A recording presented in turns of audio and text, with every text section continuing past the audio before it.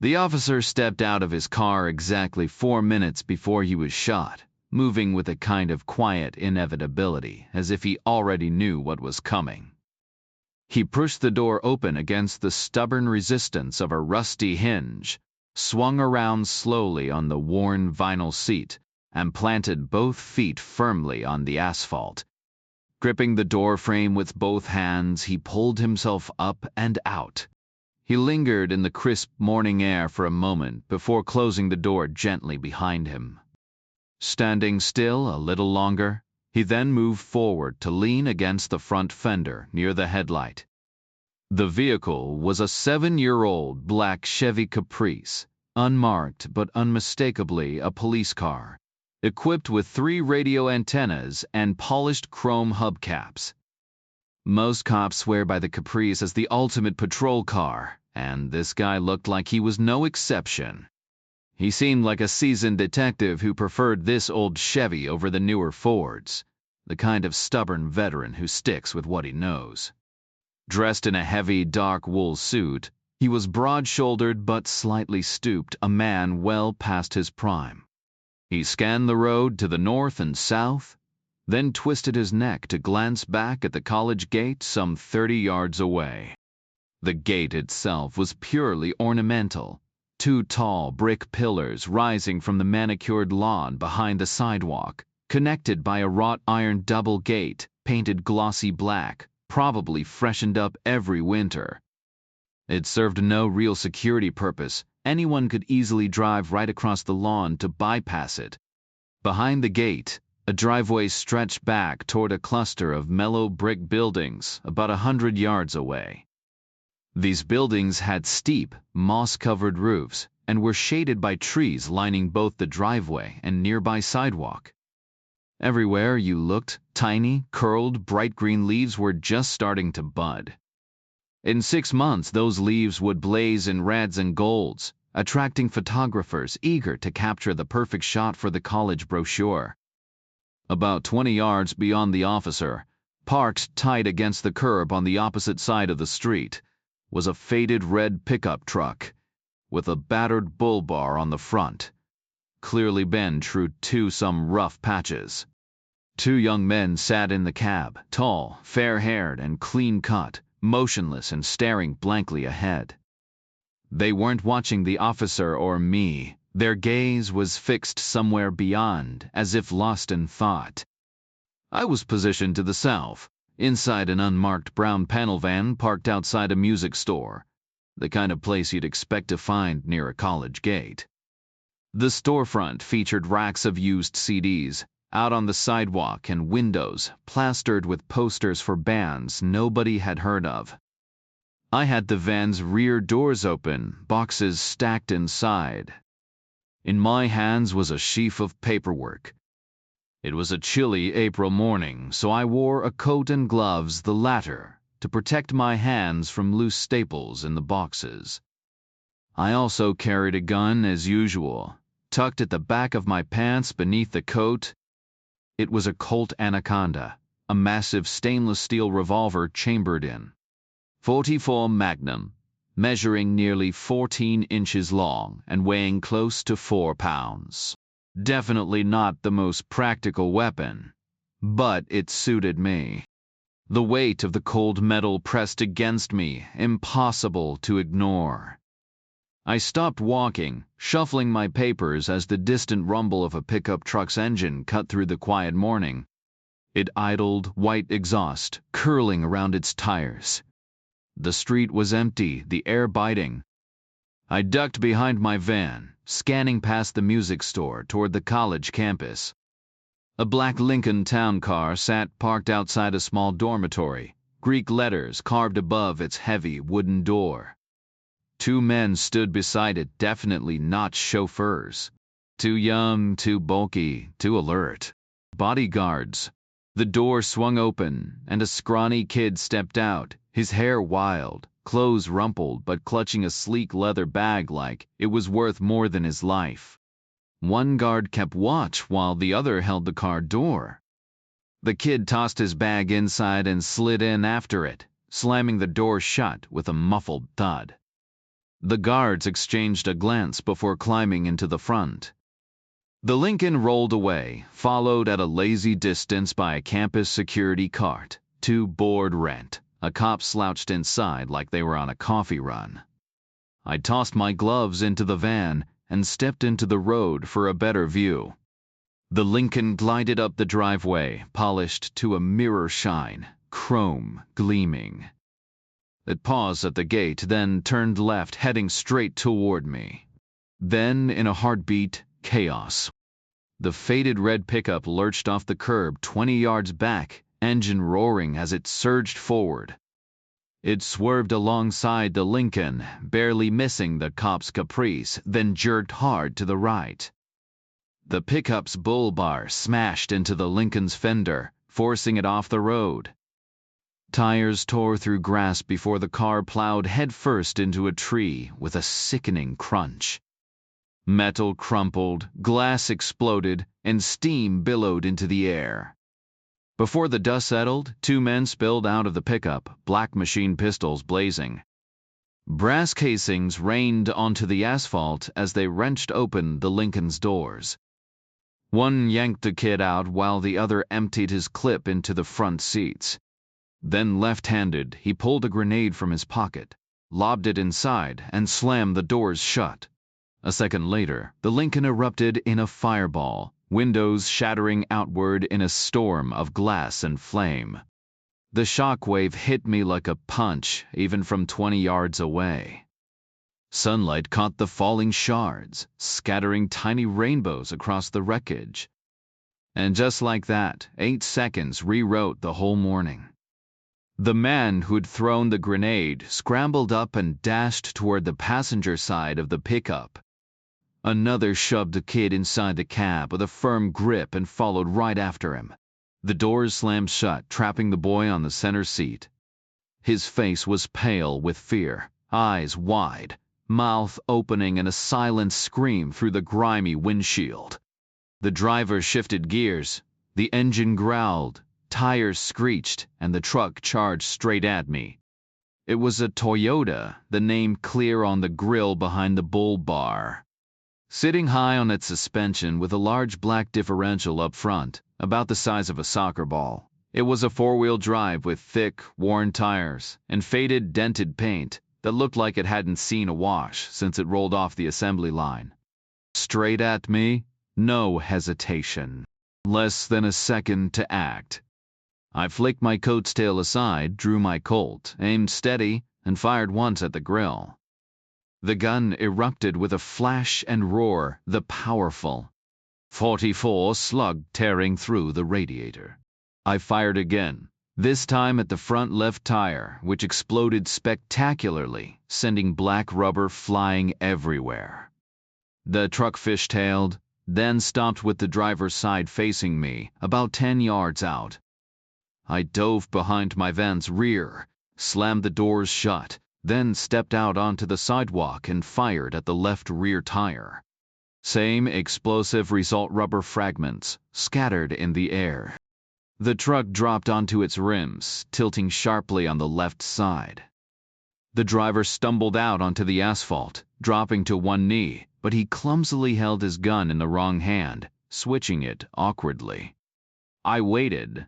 Sure, he was about to aim at me. Braced my left forearm against the weight of the Colt in my right hand, aimed for center mass as I'd been taught, and pulled the trigger. His chest burst in a crimson cloud. Inside the cab, the skinny kid sat frozen, eyes wide with shock. But the second man scrambled around the hood toward me, weapon raised. I pivoted left, steadied my arm, took aim, and fired. He collapsed behind the fender in a spray of blood. The boy in the cab finally moved, and I rushed to pull him out over the first man's body. Limp and dazed, I shoved him into the passenger seat of my van, slammed the door, and turned toward the driver's side. Out of the corner of my eye, I caught sight of a tall, heavy man rushing at me, dark clothing blending with the shadows, reaching inside his jacket. I braced my arm, fired, and saw a red explosion bloom on his chest just as I realized it was the old cop from the Caprice. He'd been reaching for his badge, a worn gold shield in a cracked leather holder, which flew from his hand, tumbling end over end, landing hard against the curb right in front of my van. Time seemed to freeze. The cop lay on his back in the gutter, his chest a bloody mess, still and silent, no pulse, no breath. His shirt was torn, head turned to the side, cheek pressed against the black top. His arms were splayed, pale veins visible in his hands. I was suddenly aware of the deep black asphalt, the vivid green of the grass nearby, and the bright blue sky overhead. The breeze whispered through new leaves while the echoes of gunfire thundered in my ears. The skinny kid stared out through my van's windshield at the fallen officer, then turned his gaze to me.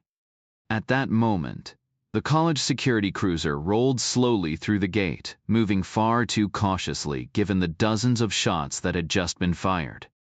The cops in the cruiser looked unsure. Maybe they were debating jurisdiction, or maybe they were just plain terrified. Their pasty faces were pressed against the windshield as their car inched toward me at a sluggish 15 miles per hour.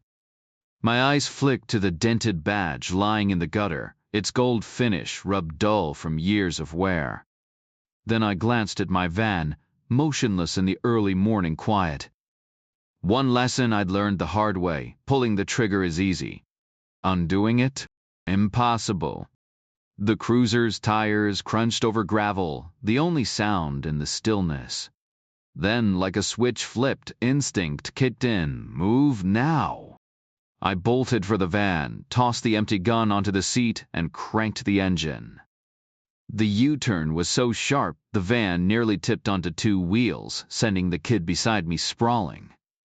He clung to his seat, wide-eyed and silent, as I slammed the gas and tore down the empty road. In the rear view, the cruiser's lights flared to life. The kid stayed frozen, mouth hanging open, his fingers gripping the door like it was the only thing keeping him from flying apart. The speedometer climbed to 70, my grip on the wheel tight enough to bleach my knuckles. "How far back?" I asked. No answer. He was curled into himself, staring at the roof like it held answers. "How far?" I snapped. "You killed a cop," he whispered. "I know. That old guy, he was showing you his badge." "How far back?" He flinched, then twisted to peer through the tiny rear windows. "Close. Maybe 100 feet. One's leaning out with a gun." A gunshot cracked over the engine's roar. I grabbed the Colt, then dropped it empty. 6 rounds spent. 2 tires, 2 guys, a radiator, and 1 cop. "Glove box," I said. "You should stop," the kid mumbled. "Explain it was a mistake. They don't care about mistakes," I said flatly. "They care about dead cops." He fumbled the compartment open. Inside, another Anacondas, loaded and gleaming. I grabbed it, rolled down the window, and icy air rushed in, carrying the rapid pop-pop-pop of gunfire. "Get down," I ordered. He crumpled to the floor just as the rear window shattered behind him. I leaned out, fired blind, then jerked the wheel toward the shoulder for a better angle. "Stay low, but watch," I said. "First out tafreres buz have tefrafreden." Just hugged his knees, shaking, like the world had already ended. "Get up," I told him. "Right now. I need you to see this." He pushed himself up, twisting until he could just barely peer over the back seat. I watched his face as he took in the blown-out rear window, realizing his head had been inches from the flying glass.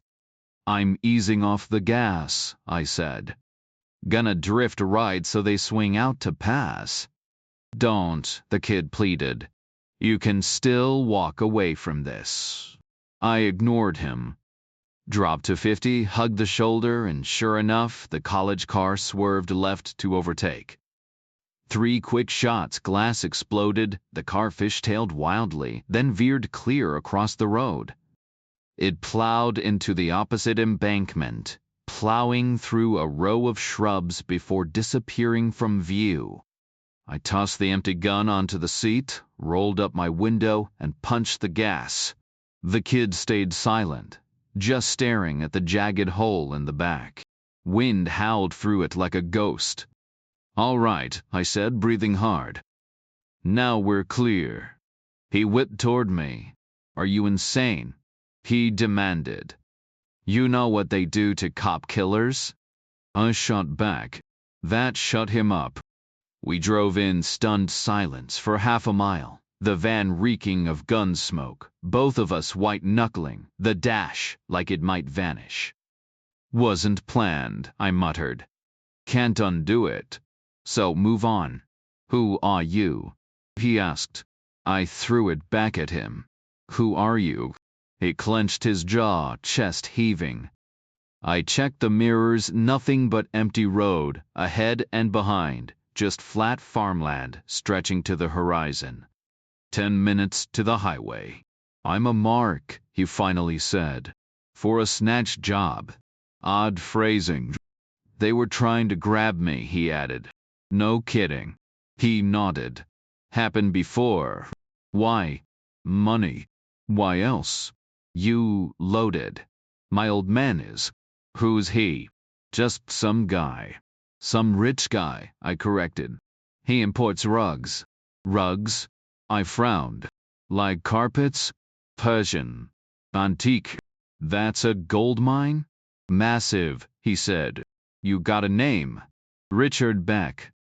I scanned the road again, still deserted.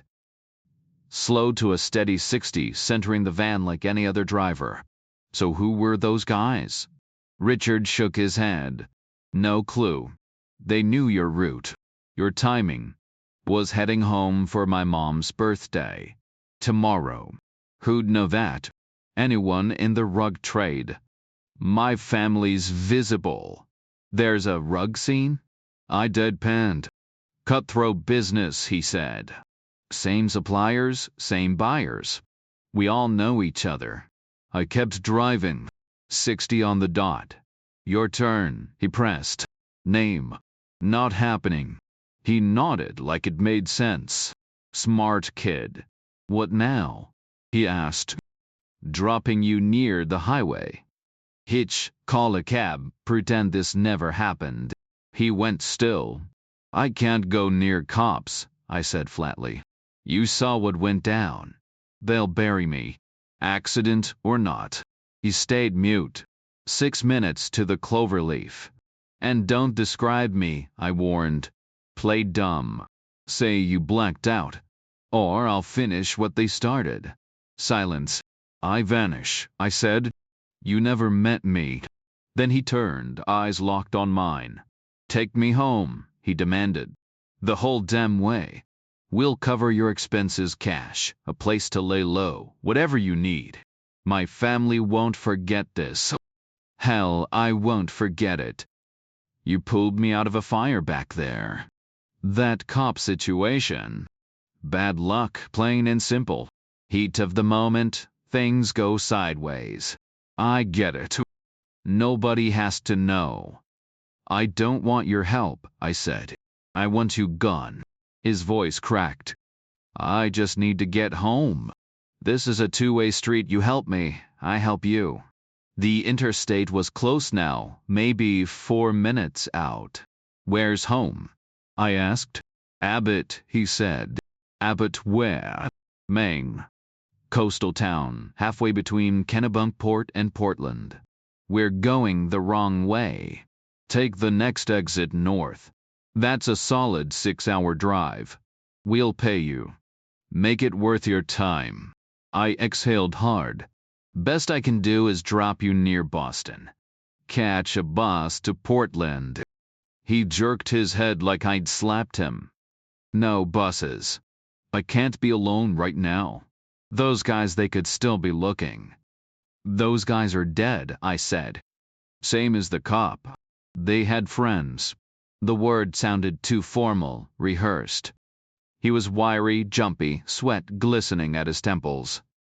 Then he yanked his hair back, twisting toward me to reveal the left side of his head. No ear, just a lump of gnarled scar tissue, pale and twisted like a wad of chewed gum. "They mailed it to my dad," he said. "First warning. How old were you?" 15. "Dad didn't pay?" "Not fast enough." Silence hung between us. Richard Beck sat there trembling, his breath shallow and rapid. "You good?" I asked. "Just get me home," he whispered. "I can't do this alone." The highway loomed ahead. "Please," he begged. "We help each other. You need to disappear too." I cursed under my breath. This van's toast. Every cop in the States got the description by now. His eyes lit up hope, desperation, same difference. The interstate exit flashed into view. "We ditch it, grab another car," I said. "Where?" "Anywhere. Cars don't exactly hide in this country." A massive shopping complex sprawled near the interchange box stores, blinding neon, half-full parking lot swarming with people. Too many eyes. I looped around, scanning, then veered toward the back of a department store. "Employee parking," I muttered. "Customers come and go. Employees park and stay." He blinked, lost. I aimed for a row of cars, wedged against a concrete wall, zeroing in on a faded Nissan Maxima, 3 years old, bland as oatmeal. Perfect. I backed the van flush against the wall, hiding the shattered rear window. The kid stood frozen. I pocketed the empty Colts and popped the van's door. "Find me wire. Thick gauge or a hanger." "You're stealing that?" he asked. I didn't answer. "Is that safe?" "Safer than getting pinched for capping a cop." He stared blankly before shuffling off to dig through a trash pile.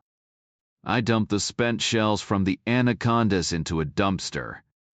He returned with a stripped length of copper wire.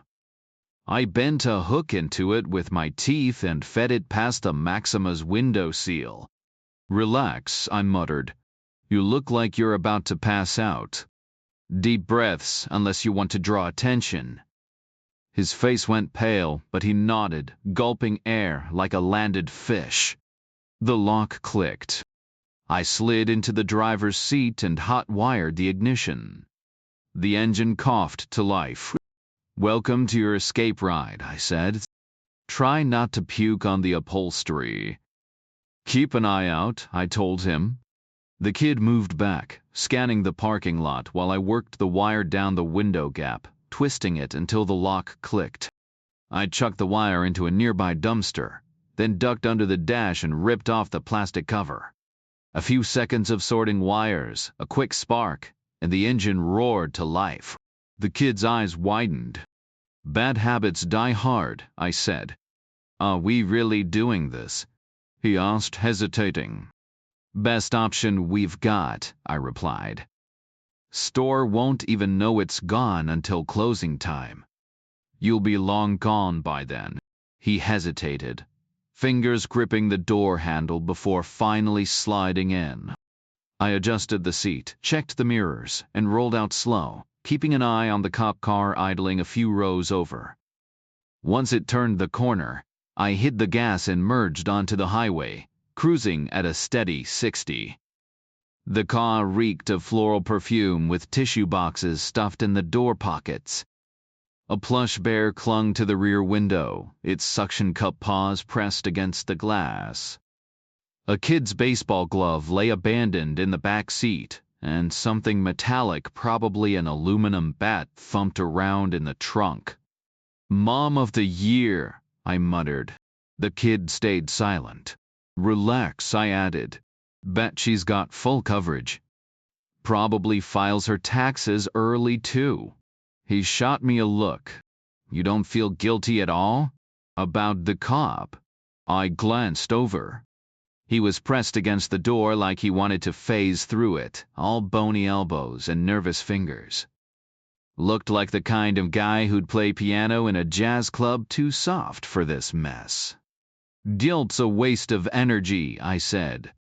What's done is done. That's your answer. Seriously, only one that matters. It's collateral damage. Doesn't mean squat unless it comes back to haunt us. He clenched his jaw. Besides, I added, blame your old man. He's the one who hired those chuckleheads to watch you. The kid stiffened. Because he's rich?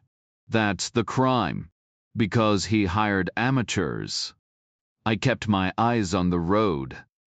They were bodyguards, right? He gave a tight nod. So, you telling me you feel bad for them? A little, he admitted. I barely knew them. They were dead weight, I said. A rusty pickup sitting outside a fancy college town? Any half-decent guard would have clocked that. You noticed, he said quietly. Army MP. Trained to see threats before they happen. He chewed that over. You got a name? Depends, I said. Still figuring out if you're worth the risk. Dead cop, stolen car on neck deep already. Silence. The Massachusetts border faded behind us. My family rewards loyalty, he finally said. You helped their son. Saved them a ransom. They won't screw you over. You need to call them? He shook his head. They'll know I'm fine when I show up. Cops'll track them down. Not a chance, he said. We don't leave trails. I let it hang, watching the road. So, I said after a mile, what's your deal? You gonna turn me in? I noticed his hand drift to his right ear, the one that was still intact. It was an automatic movement, like muscle memory. You got me out of there, he admitted. I'm not saying a word. Good, I said. Name's Reacher. We carved through a sliver of Vermont before veering northeast into New Hampshire, settling into the rhythm of a long haul. The rush of adrenaline faded and the kid shook off the daze, but exhaustion crept in for both of us. I rolled the window down just enough to let in crisp air and push out the lingering scent of fear. The wind roared, but it kept my eyes open. We talked in fragments. Richard Beck was 20, a college junior studying some avant-garde art program that sounded like glorified doodling to me. Relationships weren't his strong suit. Only child. Family was complicated. Part of him wanted to break free. The other half clung to them like a lifeline. The kidnapping had left scars deeper than just the missing ear. Made me wonder what else they'd done to him. I gave him the abridged version of my army days, playing up the bodyguard angle just enough to make him feel safe for now. The Maximus tank was full, so we didn't stop for gas. He wasn't hungry. I pulled over once to hit the restroom, left the engine running to avoid wrestling with the ignition again. When I got back, he was slumped in his seat, motionless. We rolled past Concord, New Hampshire, aiming for Portland, Maine. The closer we got, the quieter he became, still tense, still torn. After crossing the state line, about 20 miles from Portland, he twisted in his seat, scanning the rear view like he was checking for shadows. Take the next exit, he said. We turned onto a narrow road, slicing east toward the Atlantic, ducking under I-95 before winding across rugged headlands. The landscape would have been postcard perfect in summer, but now it was all salt-stunted trees and bare rock, scoured raw by storms.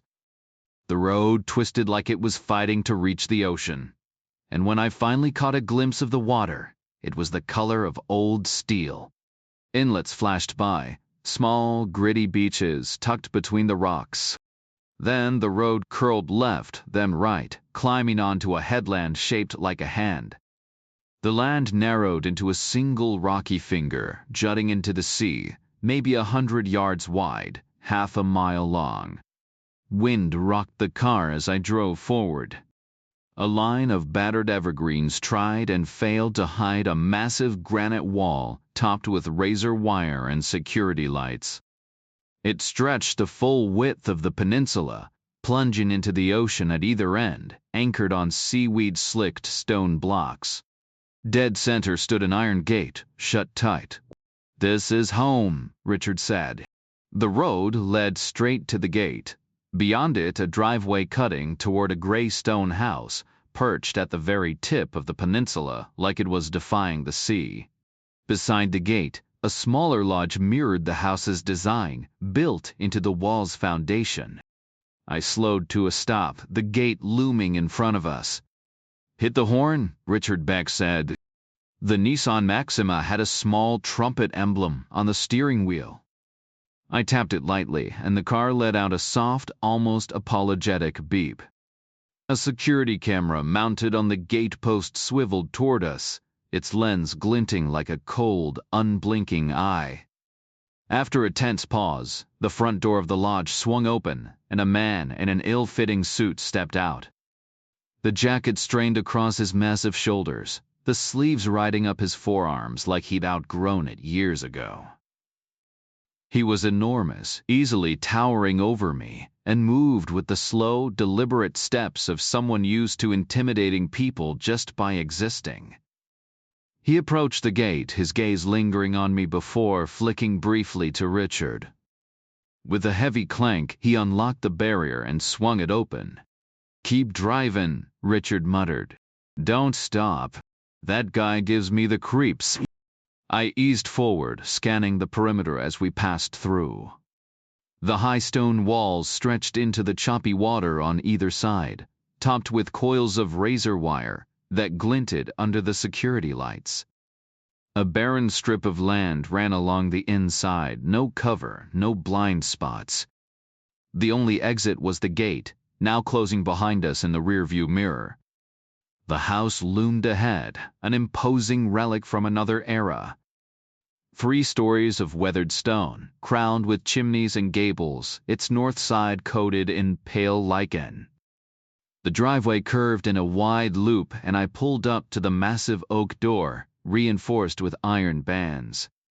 Another suit stepped out, smaller than the first, but no less unsettling. His expression was blank, his movements precise as he opened Richard's door without a word. "Wait here," Richard said, slipping past him into the shadowed interior. The guard took up position by the door, his stance casual but alert. I killed the engine, the silence pressing in as the car cooled. The ocean wind rocked the Maxima gently, and through the windshield, I could see the distant haze of Portland's skyline, just a smudge on the horizon. 40 minutes passed before the door opened again. The guard stepped aside, and a woman emerged, Richard's mother. The resemblance was unmistakable. The same delicate frame, the same sharp features. She wore jeans and a thick sweater, her hair tousled by the salt air. She paused a few feet from the car, waiting. I unfolded myself from the driver's seat, stiff from the weight, and met her halfway. Her hand was cool when I took it, her grip firm but weary. The air inside was frigid, heavy with the scent of something sharp and metallic, like old bones left too long in the cold. "My son told me everything," she said, her voice rough, either from years of cigarettes or recent tears. "I can't thank you enough for what you did." "Is he all right?" I asked. Her lips pressed together, hesitation flickering in her eyes. "He's resting now," she finally answered. I let her hand slip from mine, and she tucked it back at her side. The silence stretched between us, thick and uneasy. "I'm Elizabeth Beck," she offered. "Jack Reacher," I said. "My son mentioned your situation," she continued, choosing her words carefully. "Neutral. Safe." I stayed quiet. "My husband will be home tonight," she added. "He'll handle things." Another pause, heavier this time. Then, almost as an afterthought, "Would you like to come inside?" She turned and led the way down the hall. I followed, stepping through the doorway, only for a sharp beep to cut through the quiet. A metal detector snug against the doorframe. Elizabeth gave me an apologetic half-smile before nodding to the hulking guy in the suit. He moved forward, hands already raised. 2 guns, I said. Empty. Coat pockets. He retrieved them smoothly, like he'd done this 1,000 times before, then set them on a side table before patting me down rough, efficient, no wasted motion. Elizabeth winced. "Sorry about this," she murmured. When he stepped back, the silence returned, awkward as ever. "Do you need anything?" she asked. I could have listed a dozen things. Instead, I just shook my head. Long day. I could use some sleep. Her smile was brief, almost relieved, like having me unconscious was one less problem to deal with. "Of course," she said. "Duke will show you to a room." For a second, she studied me. Under the exhaustion, she had the kind of face that must have stopped traffic decades ago, sharp cheekbones, smooth skin, the kind of beauty that didn't fade, just hardened. Then, she turned and vanished into the house. I glanced at the suit. Duke, presumably. "When do I get the guns back?" No answer. Just a jerk of his chin toward the stairs. We climbed to the 3rd floor, where he shoved open a door to reveal a plain, oak-paneled room, heavy furniture, an old rug that might been valuable or just worn thin. Duke played tour guide, pointing out the bathroom before brushing past me again. "Dinner's at 8, he said, then left, shutting the door behind him. No click, but when I tested it, the door was locked. No keyhole on my side. I crossed to the window. Ocean stretched to the horizon, nothing between me and the other side of the world. Below, waves clawed at jagged rocks, the tide creeping higher. Back at the door, I listened. Nothing. A careful scan of the room. No cameras. Microphones didn't matter. I wasn't planning on talking. I sat on the bed, pried off my right shoe, and dug a pin from the heel. A twist, a shake, and a small black device tumbled onto the mattress. Just a simple email gadget. Nothing fancy. But sometimes simple was all you needed. The device looked like an ordinary commercial gadget, but it had been modified to transmit to a single destination. Roughly the size of an old-school pager, it had a miniature keyboard with keys so small they made typing a chore. I powered it up, tapped out a quick message "I'm in," and hit send. But here's the thing: I'd actually been in for nearly 2 weeks by then. It all started on a rainy Saturday night in Boston, when I watched a dead man stroll across the sidewalk and slide into a car. No hallucinations, no doppelganger nonsense. This was the real deal, a guy who'd been buried 10 years earlier, now walking around with the same scars that had killed him. I'd been heading to some dive bar I'd heard about, cutting through the crowd outside Symphony Hall. The place was packed with well-dressed seniors, their perfume and cologne thick in the damp air. Cars idled at the curb, wipers slapping lazily against the drizzle. Then, out of nowhere, the guy stepped into my path, 50-ish, no hat, cashmere coat draped over his shoulders. We did that awkward sidewalk dance where you both try to move and end up blocking each other. For a second, I thought he didn't recognize me. Then something flickered in his expression, not quite recognition, but close. He brushed past me, slipped into the back of a black Cadillac DeVille, and vanished into the night. I didn't panic, didn't question it. My gut said what my eyes saw: history had just rewritten itself. That was day 1. Forget the bar. I hauled back to my hotel and started dialing old contacts from my MP days. Most were long gone, but I finally got hold of a warrant officer named Powell, who at least claimed to remember me. Need a plate traced, I told him. Personal favor. He took the details, promised to call back in the morning. He never did.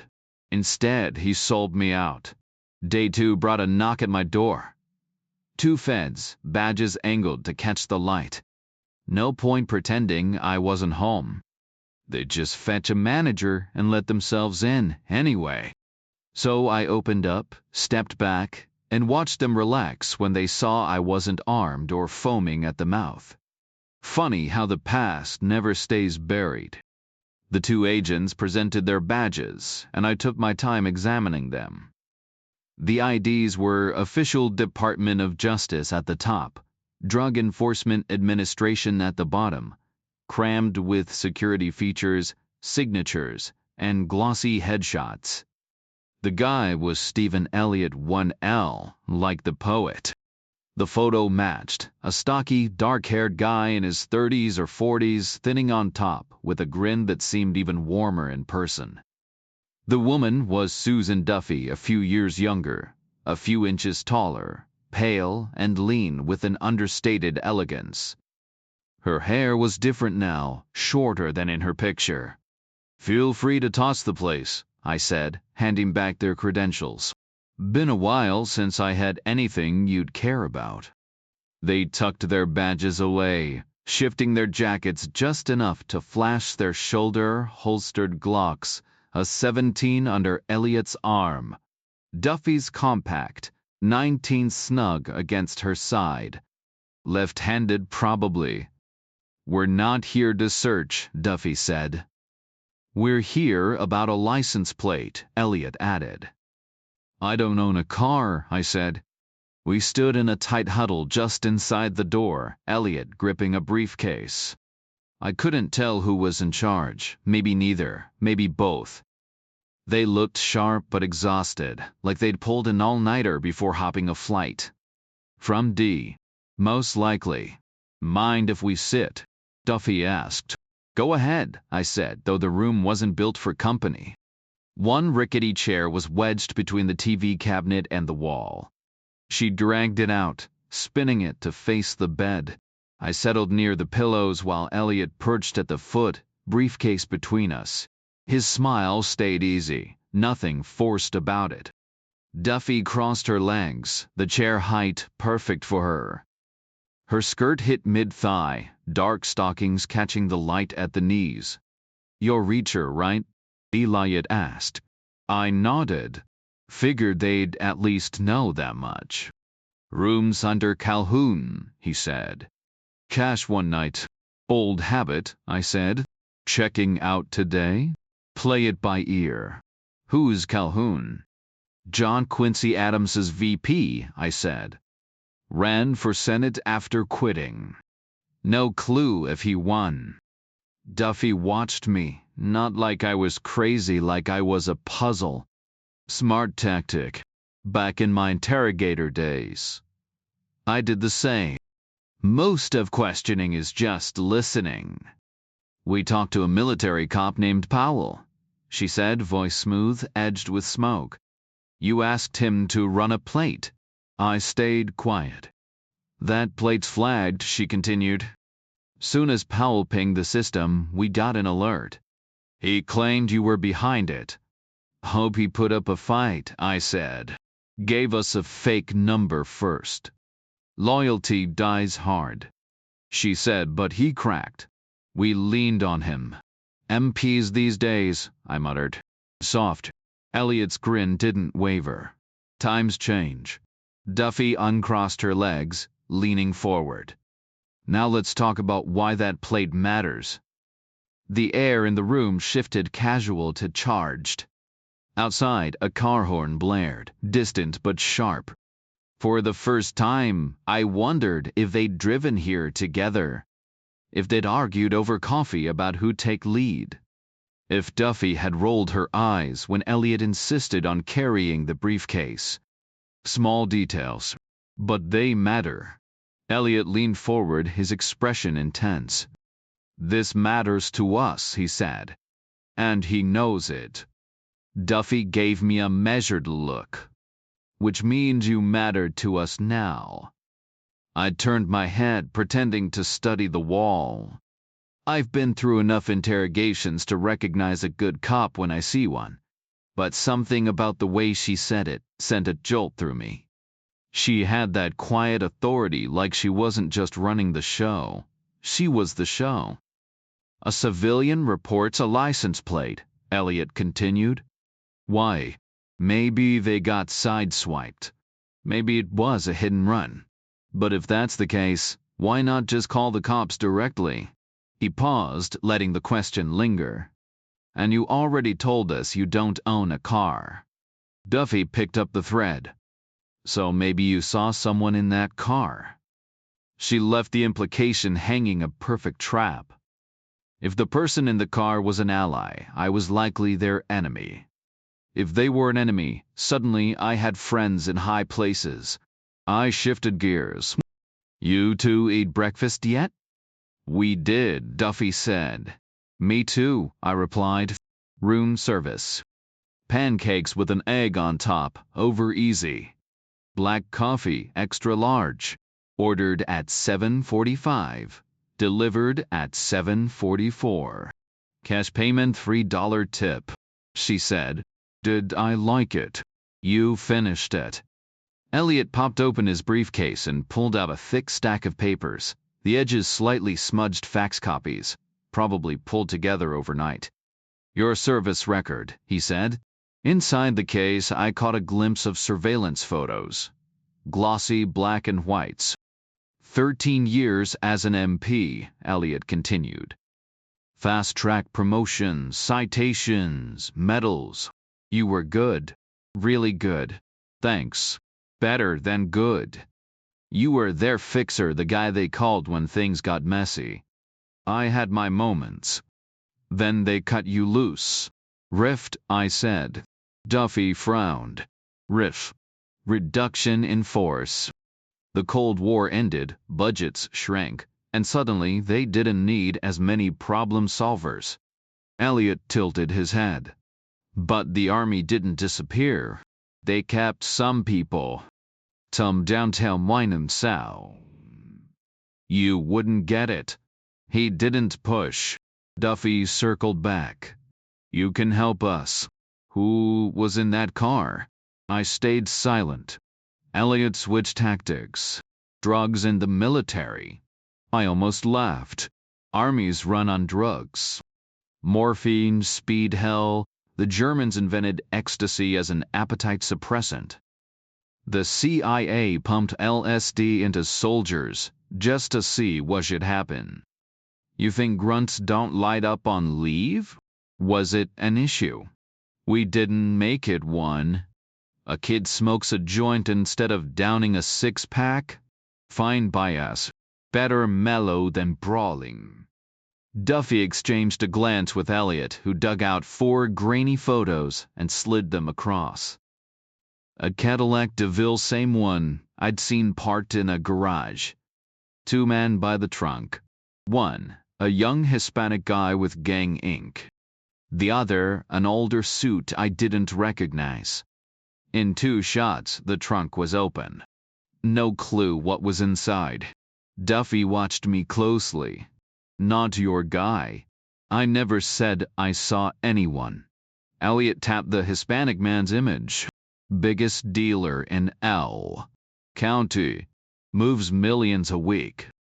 Lives like a king, just can't prove it. The guy flew all the way from Los Angeles to Portland, Maine, just to meet someone, I said, tapping one of the photos. This is Portland. Duffy gave a quick nod. Downtown parking garage. I took these shots myself about 2 months back. Who's the mystery man? Still piecing that together, Duffy admitted. The Cadillac's registered to a company called Bizarre Bazaar, headquartered in Portland. Started as some fringe import-export business dealing with the Middle East back in the day. Now, they specialize in Persian rugs. Owner's name is Zachary Beck. We're assuming that's him in the pictures. Elliot let out a low whistle. That's big. If the LA guy's making cross-country trips just to chat with him, Beck's way higher up the food chain. And if he's above that guy, we're talking major league. He smirked. Rug importer, my foot. More like a drug kingpin playing dress-up. Never seen him before, I said. Don't sweat it, Duffy replied, leaning forward. Honestly, it's better for us if he's not your guy. We already have eyes on Beck. What we need is someone new, an associate, a weak link. That's how we get to him. You can't just take him down directly. The silence that followed was thick, almost awkward. Elliot cleared his throat. Complications. We've got solid probable cause on the LA player, and these photos put him right next to Beck. Problem is, the photos are useless, Duffy cut in. My mistake. The garage was private property, no warrant. Fourth Amendment tosses them out. Can't you fudge it? Say you were outside? Not a chance. The layout's too obvious. Any decent defense attorney would shred us. Elliot locked eyes with me. We need to know who you saw. Duffy's voice softened. The kind of tone that could make a man volunteer for a suicide mission, except she wasn't even trying. She just needed answers. Why? I asked. Because I have to fix this, she said. Everybody screws up. She exhaled. We sent an undercover agent after Beck. A woman. She vanished. The room went still. When? 7 weeks ago. You searched. Nowhere to start. Beck's a ghost, no property under his name, no paper trail. His house is probably buried under layers of shell companies. And his security, top tier. We've tried tailing him. His guys are better than ours. For the D. For us, Duffy corrected. We're flying solo. Justice Department pulled the plug after my screw-up. Even with an agent missing? They don't know she's missing. She was off the books, our last-ditch play. I stared. So this whole operation's rogue? Pretty much. I'm running it under the radar, pretending it's something else. But it's just me and my team. 7 people. And now you. Silence settled again. They'd come straight to me, desperate. No backup, no safety net. And despite everything, I liked them. They reminded me of the good ones, the kind of people who actually gave a damn. Let's trade, I said finally. Information for information. We'll see where it takes us. Duffy didn't hesitate. What do you need? I told her, hospital records. 10 years old. From a place called Eureka, California. And exactly what to look for. I said I'd wait in Boston until she got back to me, no paper trail, just a verbal agreement. Then they were gone, and the next 2 days dragged by with nothing. Boston's fine for a short stay, what I'd call a 2-day town. After that, the charm wears off. Honestly, most places do for me. I don't like staying still. By day 5, I was itching to leave, convinced they'd forgotten me. Miami sounded better, warmer at least. Then, just before noon, the phone rang. Her voice was a relief. We're heading up, she said.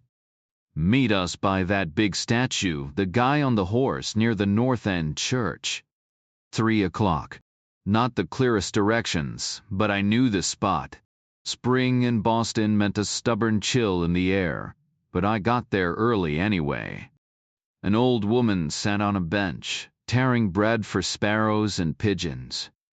She glanced at me, then moved away like I was trouble.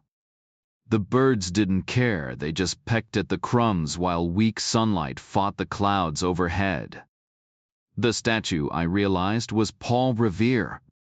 Duffy and Elliot showed up right on time.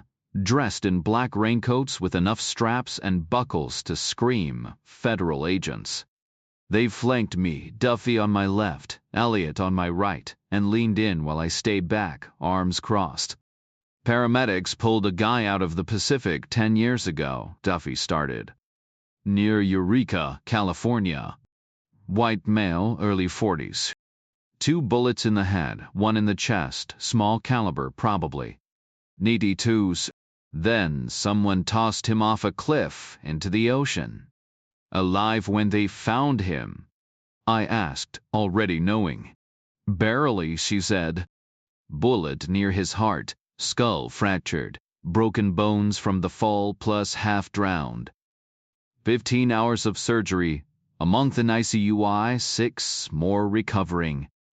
No ID, no missing persons match. Just another John Doe. I nodded. Fingerprint databases only show what they're told to. What happened after? He walked out after 6 months. Never came back. Never said a word about who he was. Amnesia. Diagnosed sure, but the doctors thought he was faking the rest. Psychiatrists, case files, the whole deal.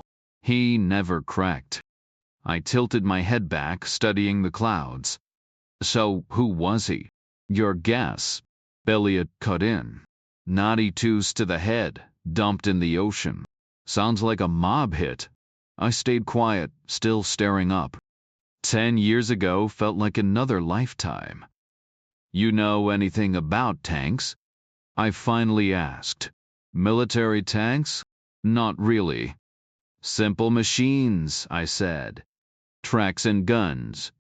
When it comes to tanks, speed and reliability matter. Sure, nobody wants a gas-guzzling clunker. But, let's be real, if we're both rolling around in armored beasts, there's only one question that counts. Which one of us can land the first shot? I said, if we're a mile apart, does my gun outrange yours? Or are we both in each other's crosshairs? Elliot frowned. So, physics doesn't play favorites. If I can hit you from that distance, you can hit me too. That's where ammo comes in. Say I hang back just far enough that your shell bounces off my armor like a pebble. Now, can I design a round that doesn't bounce off yours? That's the game. And the guy floating in the ocean? Army intel. Had a weapons specialist wrapped around his finger. Duffy leaned in. Why was he out there? Remember the Gulf War on CNN? I asked. Elliot nodded. Forget the flashy smart bombs. The real MVP was the Abrams tank. Wiped the floor with the Iraqis, 400-0. But broadcasting it live meant the whole world saw our hand. Time to cook up something new. And Duffy pressed. You want a shell to fly farther and hit harder? Pack in more propellant or shave off weight. Or both. Problem is, extra fuel means you gotta cut weight somewhere else. So they got creative, took out the explosive charge. Duffy raised an eyebrow. So it just dings off the armor? Nope. They reshaped it into a giant lawn dart tungsten and depleted uranium, the heaviest metals around. Built-in fins, rocket-assisted. Called it the Long Rod Penetrator. Duffy then flushed. I grinned. They renamed it APS-D's armor-piercing fin stabilized discarding sabot. Hits with enough force to melt through armor, flash frying everything inside.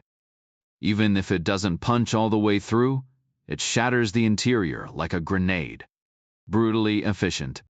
The guy in the ocean, Elliot cut in, was stealing blueprints to sell to Iraqi intel.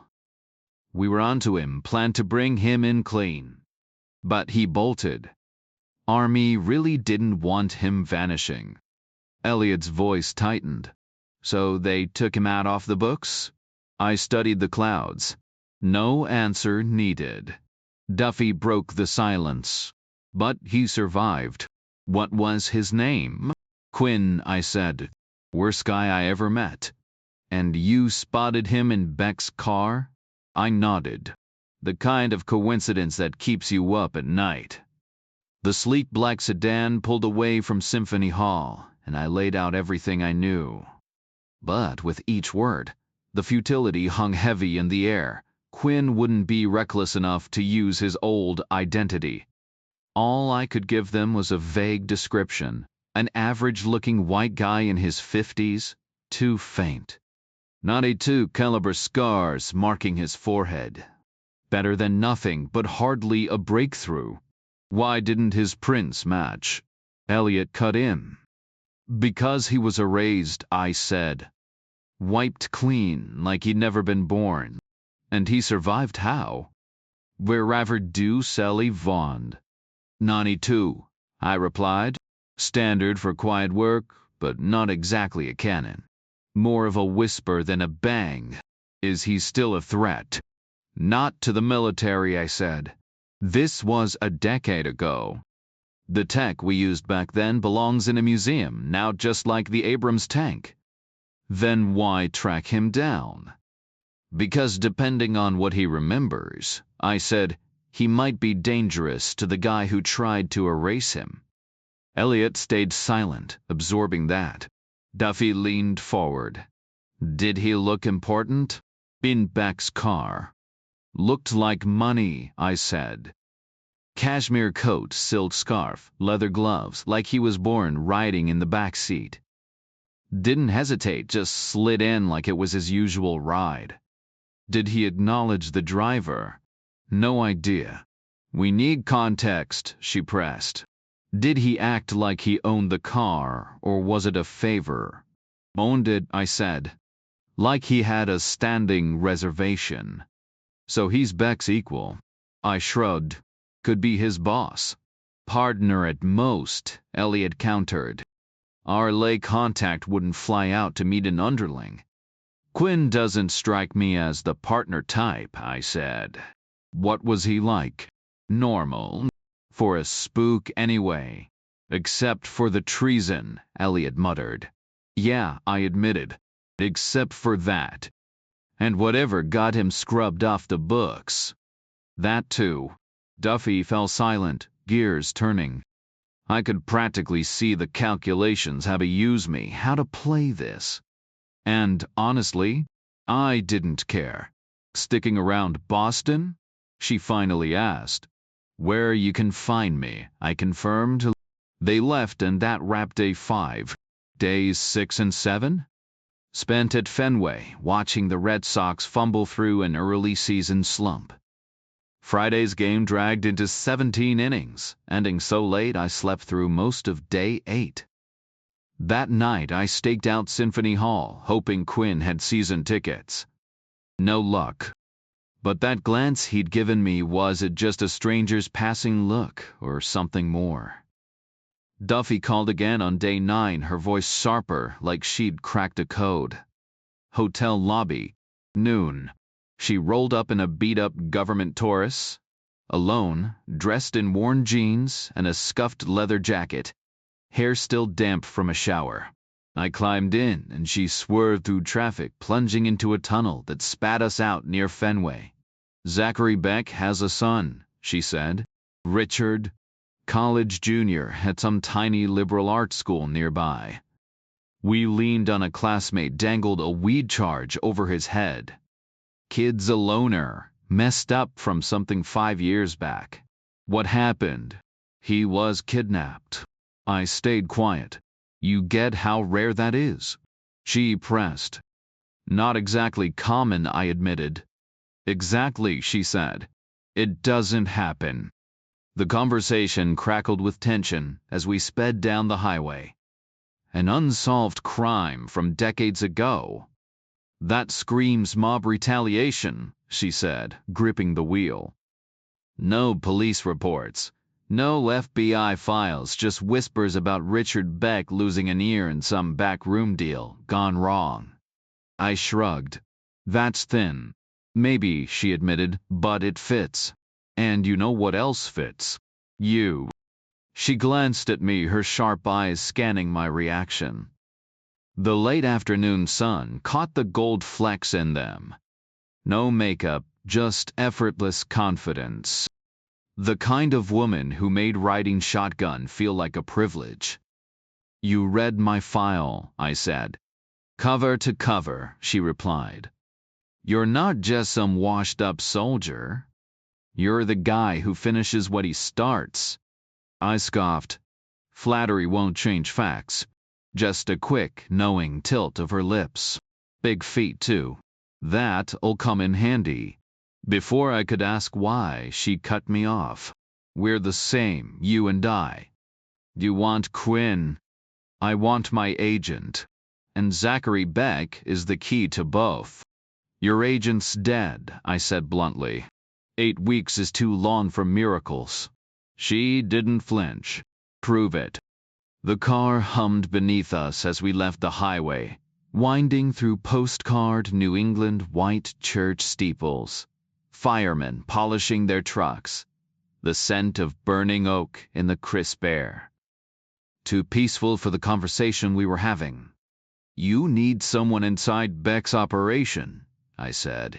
"And you think I'm your ticket in?" "Richard Beck's heading home soon," she said.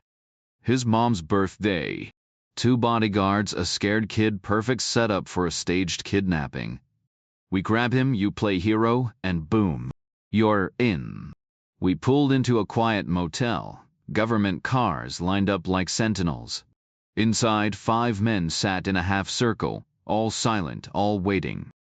Duffy stepped into the light from the window, a silhouette with authority. "Last chance to walk," she said. "This is unofficial. High risk. No backup." Not a single chair creaked. She nodded. 48 hours. "We'd take the bodyguards out, snatch Richard, and get our man inside." Her gaze locked onto mine. "You game?" The room was silent for a long moment as everyone processed the plan. It was shaky at best, more holes than substance, like trying to hold water in a sieve. Reacher would swoop in, play the hero, and the kid would be so relieved he'd practically carry him home on his shoulders. A neat little package: snatch, save, celebrate. Too neat. I locked eyes with Duffy, then let my gaze drift to the window. Outside, the world was alive: green trees, rolling hills, sunlight filtering through new leaves. Meanwhile, inside, we were stitching together a scheme that barely held up under scrutiny. How many flaws had Duffy already picked apart? And why did she seem so sure I'd be into this? "Only one person needs to buy it," she said. "Richard Beck. The whole thing's a show, but he has to believe it's real." Elliot turned to me. "Weak spots." "2 big ones," I said. "First, how do you take out the bodyguards without actually taking them out? I'm guessing you're not looking for real casualties." "Flashbang blanks, chaos," he said. "They'd be rattled, not wrecked. Kid sees the smoke and noise, assumes they're done." "Fine," I said. "But second, this whole thing hinges on me being some random guy who just happens to be tough enough to save the day. So why wouldn't I do what any normal person would? Call the cops. Wait for backup. Stick around to give a statement. Why would I haul him straight home like a personal chauffeur? Duffy, cut in. He'll be scared. He'll beg you to. And why would I listen?" I shot back. "If I'm Mr. Law-abiding citizen, cops are step 1. We're not just selling this to Richard, we're selling it to Zachary later. He'll pick it apart if it doesn't add up." "Maybe the kid talks you out of it," she tried. "A terrified kid versus logic? No shot. It's too clean. Zachary would see right through it." Elliot rubbed his temple. "What if you're being chased? No time for cops." "Then I'd floor it to the nearest station," I said. Duffy exhaled hard. "Damn." I leaned back, scanning the room. The team sat quiet, 2 younger guys, built like linebackers, 2 average Joes, 1 grizzled old-timer. Outside, the world kept turning. Inside, I turned the problem over. Kidnap. Rescue. Beck's house. I needed to get inside that house. Find Quinn. Play the long game. I rewound the scene from the kid's perspective, then his father's. It's a start, I said finally. But I can't just be some guy who won't call the cops. I paused. I need to be the guy who can't. Duffy frowned. Will Duffy frowned. How? I held her gaze. An accident. In the chaos. Some bystander gets hurt badly. Maybe I hit them with the car. Something that makes me radioactive to law enforcement. Silence settled again. The plan wasn't pretty. But then again, neither was the job. An elderly woman strolled by with her poodle. Maybe I take her out. My pulse races and I bolt.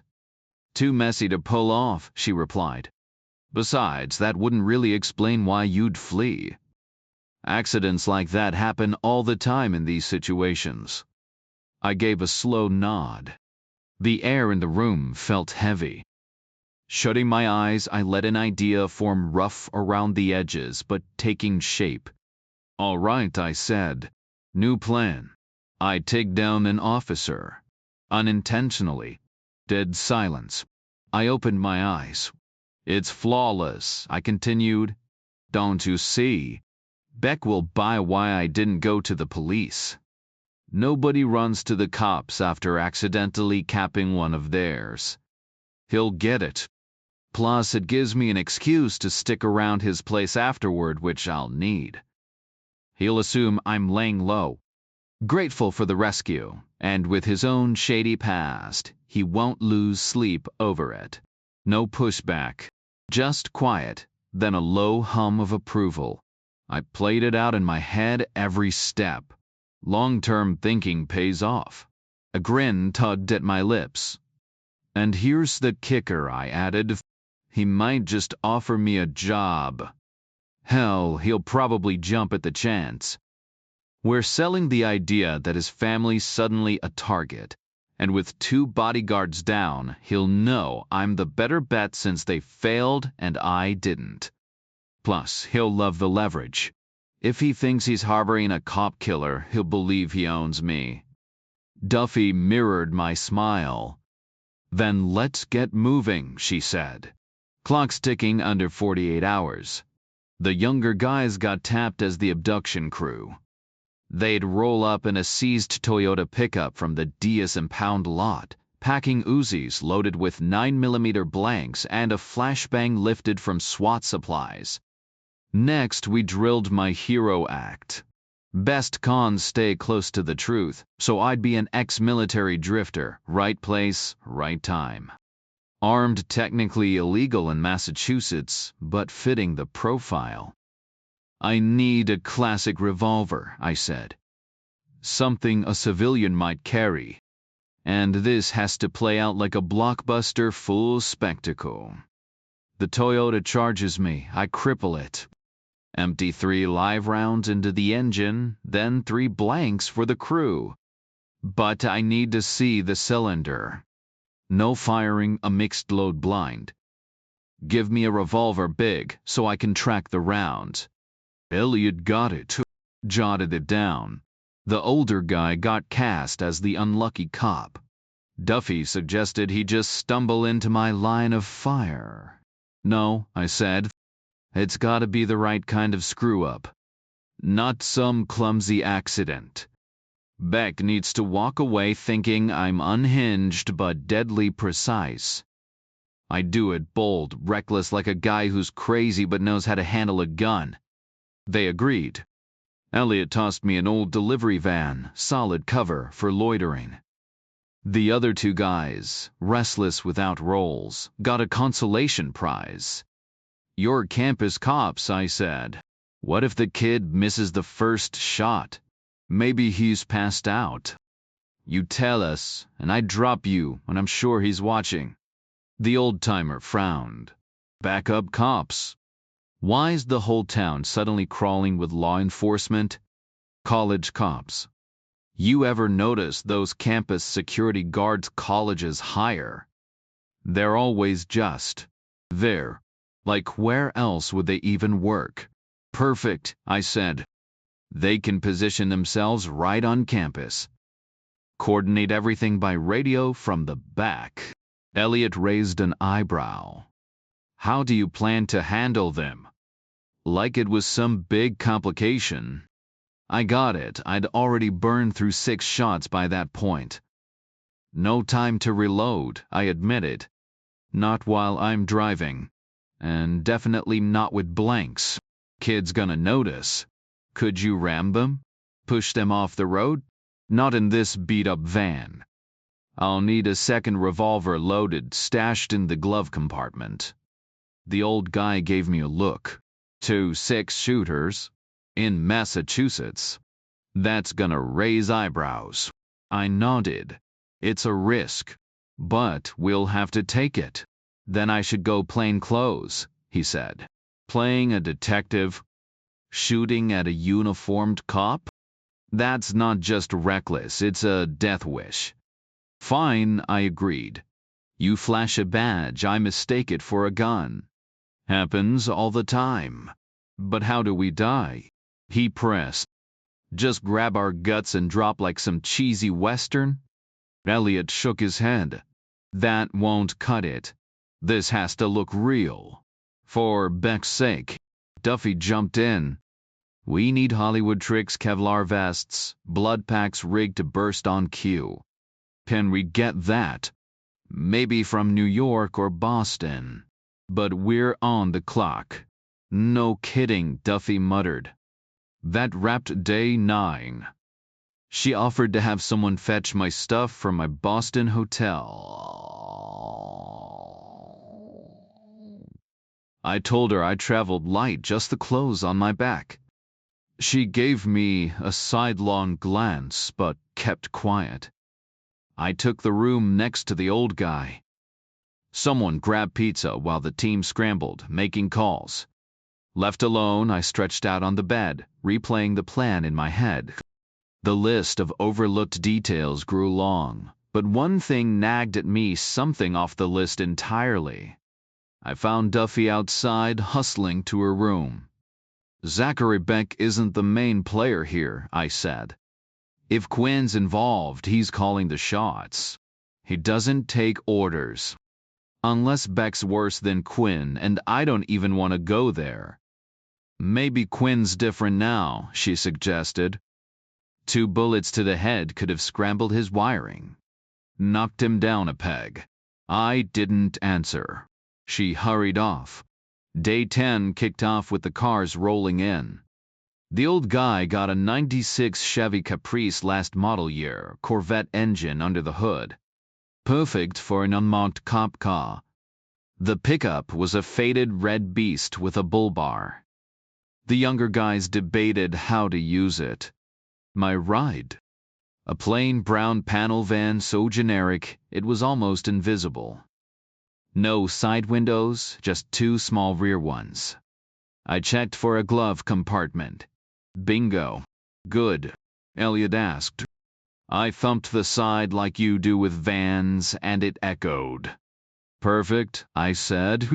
We'll want is begrand." 34 magnums. 3 live soft nose rounds, 9 blanks. "Make the blanks loud." "Why soft nose?" "Ricochets," I said.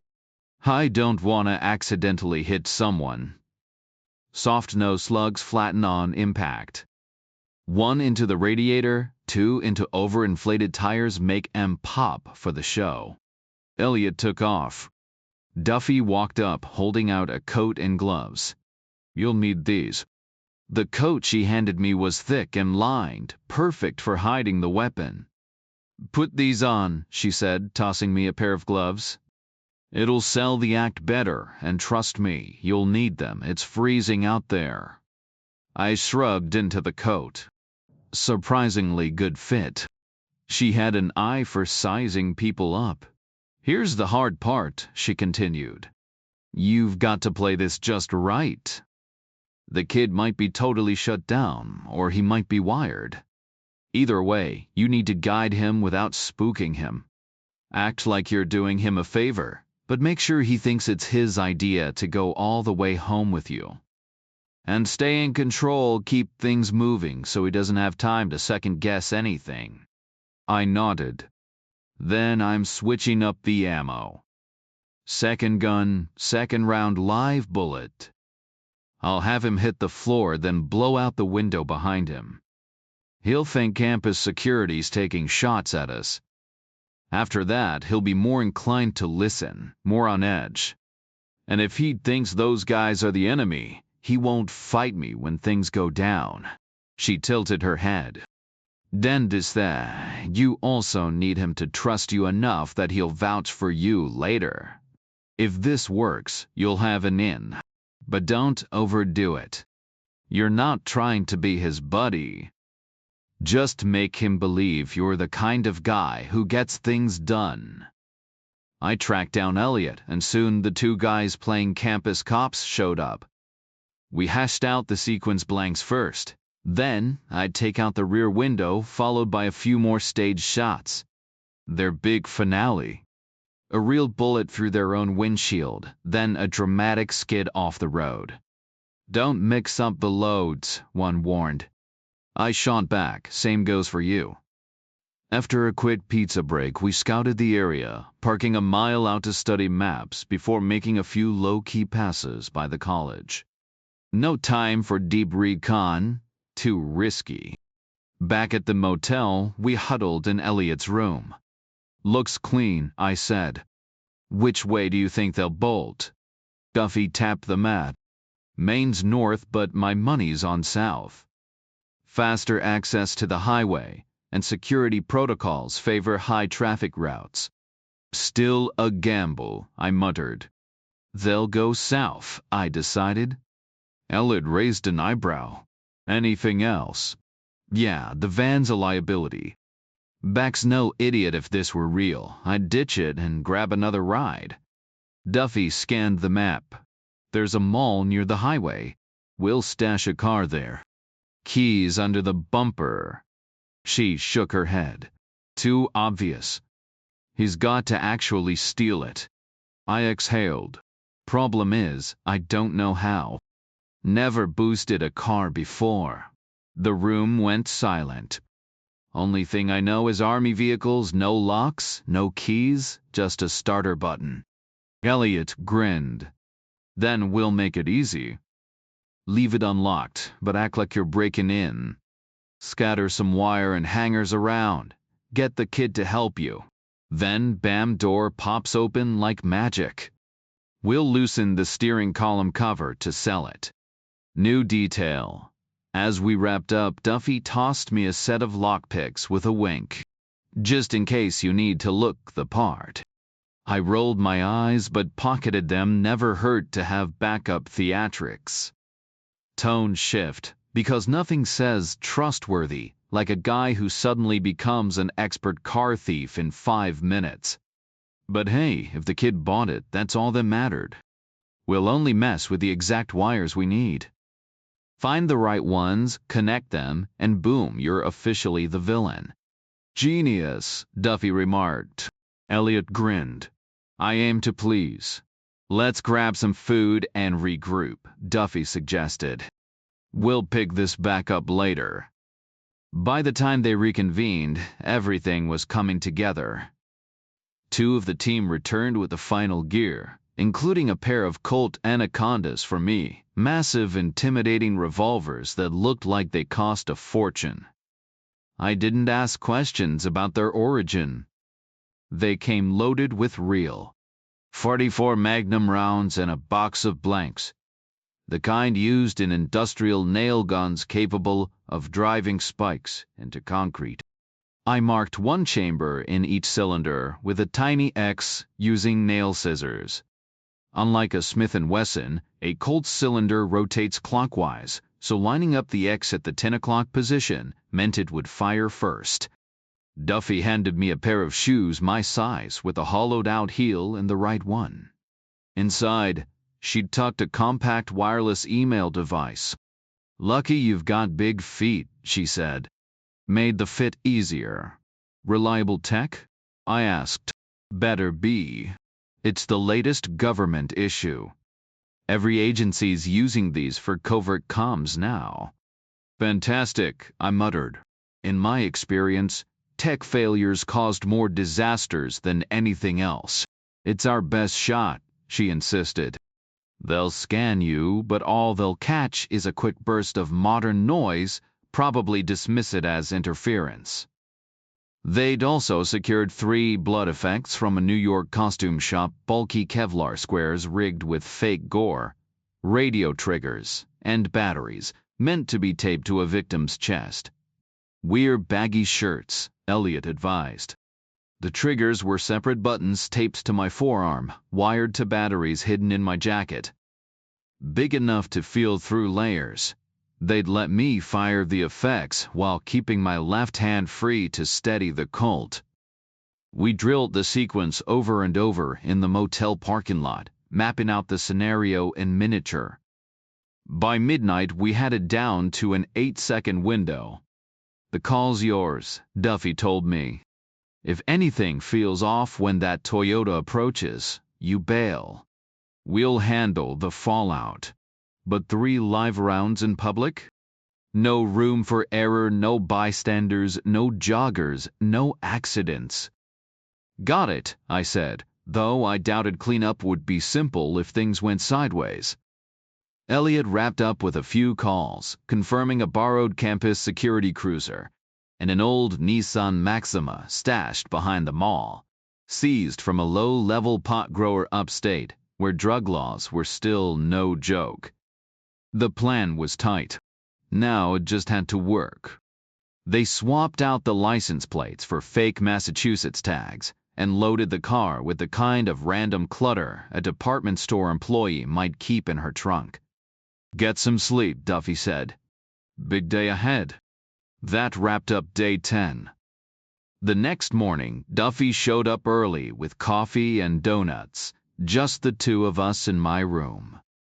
We ran through the plan one final time. She handed me photos of her undercover agent, a 30-year-old blonde who'd been working at Bizarre Bazaar under the name Teresa Daniel. The woman was small, sharp-eyed, and looked like she could handle herself. I studied the pictures, committing her face to memory, but my mind kept flashing to someone else.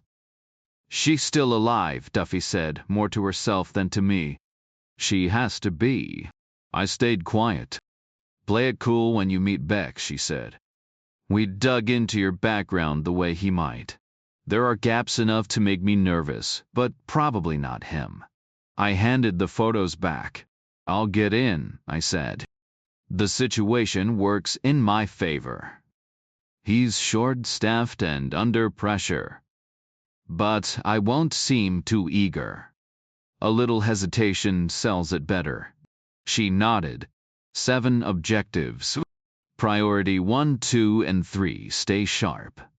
These people are dangerous. "I don't need convincing," I said. "If Quinn's involved, we already know how bad it gets.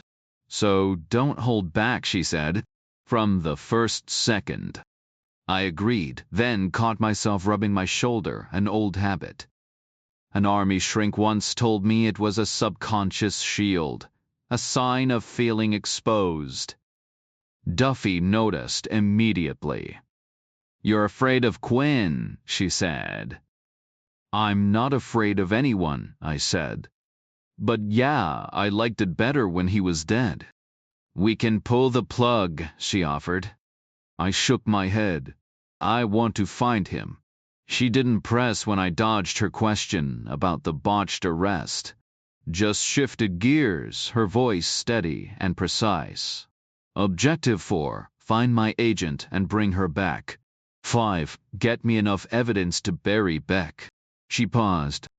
6. Deal with Quinn however you have to. 7. Get out alive. I nodded.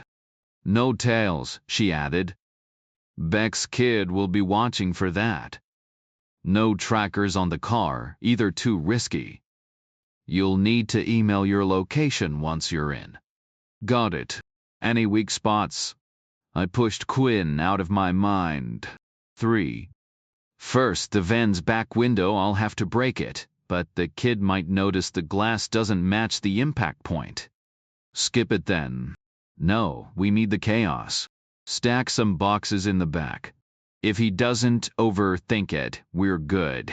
Second, Beck's going to call the cops, maybe the press. He'll want confirmation. We'll feed the cops a story. They'll handle the media. A beat of silence. Then, almost as an afterthought, she added, And the third problem? I exhaled. Me. They'd keep up the charade as long as necessary. What's the biggest flaw in this plan? She asked. The security detail, I said. How long can you keep them locked down? They can't get near a phone, or Beck gets tipped off. That means no formal arrests, no paperwork just holding them off the books. How long before someone notices? She shrugged. For maybe 5 days max. After that, we can't cover for you. So move fast. I will, I said. What's the battery life on that email device? About 5 days, she said. You'll be done by then. No charger, too risky. But if you find a cell phone charger, it'll work. Got it, I said. She held my gaze for a second, then stepped closer and kissed my cheek, quick, unexpected.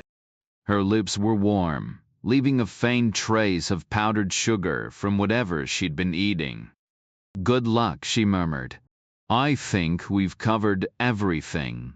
We hadn't. There were holes in the plan, big ones, and later they'd come back to bite me. Chapter 3 Duke, the muscle, showed up at my door 5 minutes before 7, way too early for dinner. I heard the lock click, then his heavy footsteps. I was on the bed, the email device tucked back in my shoe where it belonged. Get some beauty sleep, tough guy? He asked. Why am I locked in? I shot back. Because you popped a cop, he said. I looked away.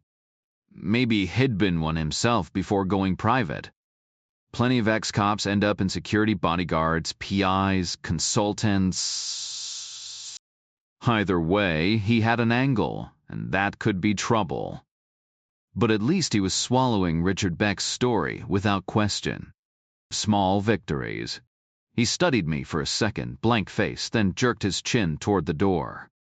I followed him down 2 flights of stairs, through dim hallways that smelled of salt and old carpet. The place was drowning in rugs, some stacked too deep, their colors muted under the low light. He stopped at a heavy oak door, pushed it open, and nudged me inside. The room was big, square, paneled in dark wood, more rugs underfoot. The windows were narrow, recessed deep into the walls, framing nothing but black rock and churning ocean beyond.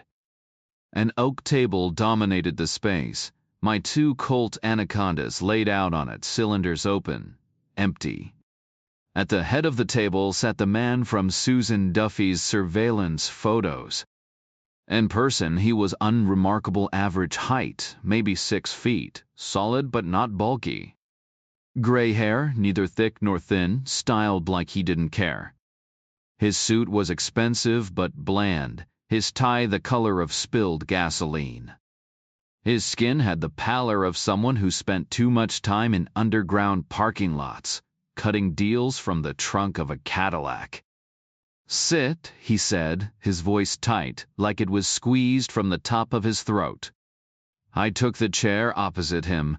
Zachary Beck, he said. Jack Reacher, I replied. Duke shut the door softly and planted himself against it, arms crossed. The room fell silent except for the ocean, not the gentle lapping of waves, but the relentless smash and drag of water on rock, like the tide was trying to tear the cliffs apart. So Beck said, "A glass of amber liquor sat in front of him, bourbon or scotch, thick and oily." He nodded at Duke, who grabbed a second glass from a side table and slid it toward me. Same drink, same slow swirl in the heavy crystal. I didn't touch it. The seventh wave, they say, is always the biggest. I started counting. He held it gingerly between his fingers, pinching the very bottom like it might bite him. Crossing the room, he stooped slightly to set it down in front of me with deliberate care. I didn't need an explanation, I already knew what it meant. "So," Beck repeated. I stayed silent, letting him fill the space. "My son told me about your situation," he said, echoing his wife's exact words. "The law of unintended consequences," I replied. "It complicates things for me," he admitted, rubbing his temple. "I'm just a simple businessman trying to figure out where my obligations end." I kept waiting. "We're grateful, of course," he added quickly. "Don't mistake that. But there are legal complications, aren't there?" His voice carried an edge, like the law was some personal inconvenience designed to torment him. "It's not exactly brain surgery," I said. "All I'm asking is for you to look the other way. Just for now. Call it returning a favor, if your moral compass can handle that kind of thing." The room fell silent again. Outside, the ocean roared, a chaotic symphony of waves crashing, seaweed scraping against rock, the relentless pull of the tide dragging everything east. Beck's eyes darted table, floor, empty air, as if searching for answers in the grain of the wood. His narrow face, weak jaw, and close-set eyes gave him the look of a man perpetually calculating. His lips pressed tight, forehead creased in thought. The whole act was convincing. Just another stressed-out executive wrestling with impossible choices. "Was it a mistake?" he finally asked. "The cop?" I said. Looking back, sure. At the time, I was just doing what I had to. He took another long moment before nodding. "Fine," he said. "Given the circumstances, we might be able to help." "You did us a solid." "I need cash," I said. "Why?" "I've got places to be." "When?" "Now." "Is that smart?" "Not really. I'd rather wait a few days until things cool off, but I don't want to overstay my welcome." "How much?" $5,000 should cover it." His eyes locked onto mine, sharper this time. "Before you go, if you go, I've got questions," he said. "Two things matter most. First, who were they?" "You don't know." "I've got rivals. Enemies. Enough to pull something like this." He scoffed. "I'm in the rug business." Sounds harmless, right? But I deal with warlords and sweatshop owners in backwater hellholes where kids work until their fingers bleed. Everyone thinks I'm cheating them, and maybe I am, but no worse than they are. It's a cutthroat game. My competitors? Just as ruthless. So, yeah, I've got a list of people who'd snatch my son to get to me. Hell, one already did 5 years back. I'm sure he told you. I stayed quiet. "I need to know who they were," he insisted. So I walked him through it every second, every move. I described the two Blondia guys in the Toyota down to the last detail. "Means nothing to me," he muttered. I didn't respond. "Did you catch the license plate?" I thought back. Only saw the front. No plate. "Great," he said dryly. "So they're from a state that doesn't require one. That narrows it down to... what? Half the country." Silence stretched between us. Finally, he shook his head. Seems like nobody's got any real answers, he said. A contact of mine reached out to the local police department indirectly, of course. The scene was messy. One town officer dead, a campus cop killed, plus 2 unidentified men in a Lincoln town car, and 2 more in a Toyota pickup. The sole witness, another campus cop, is still out cold after a wreck miles away. Right now, nobody has a clue what went down or why. No one's linked it to a kidnapping attempt. All they see is a massacre, without motive. Best guess, gang violence. What about the Lincoln's plates? I asked. He paused. Corporate registration. Doesn't trace straight back to us. I nodded. Good. But I need to be on the West Coast before that other cop wakes up. He got a clear look at me. And I want to know who screwed up, I added, eyeing the anacondas on the table cleaned, oiled, ready. Thank God I'd tossed the empty casings. I picked up my glass, wrapping my whole hand around it, and took a whiff. No idea what was in it. Would have killed for coffee instead. I set it back down. Richard doing okay? He'll live, Beck said. But I'd like to know who's coming after me. I told you what I saw, I said. No IDs, no familiar faces. I was just in the wrong place at the right time. What's your next big concern? Another pause. The ocean roared outside. I'm careful, Beck said. Don't want to insult you. But I'm wondering who you really are. I'm the guy who kept your son from losing his other ear, I said. Beck shot Duke a look, and he stepped forward, snatching my glass with that same awkward pinch at the base. Now you've got my prints, I said, crystal clear. Beck nodded, weighing his options. He gestured to the guns. Nice pieces. I stayed silent. He nudged one with his knuckle, sending it sliding across the oak with a deep, resonant scrape. Was there a scratch by one of the chambers? I listened to the waves. No idea. Came like that. You bought them used. At a gun show in Arizona. Why not a store? Background checks annoy me. Didn't ask about the scratches? Figured they were reference marks. Some obsessive testing accuracy, marking the best or worst chamber. Chambers vary that much? Everything does. That's how manufacturing works. Even with $800 revolvers? Depends how picky you are. Measure down to 1/1000th of an inch and yeah, everything's different. Does it matter? Not to me. Point a gun at someone, and I'm not worried about which blood cell I hit. He sat quiet, then pulled a bullet from his pocket brass casing, lead tip. He stood it up like a tiny artillery shell, knocked it over, and rolled it under his fingers before flicking it toward me. It curved gracefully, humming against the wood. I caught it as it fell off the edge. In 44 Magnum. Unjacketed, heavy as sin. Probably cost $1. Still warm from his pocket. Ever play Russian roulette? He asked. I need to ditch the car I stole, I said. The gun was already gone when I walked in. We took care of it, he told me. His voice was calm, like he was discussing the weather. Where? I asked. Someplace safe.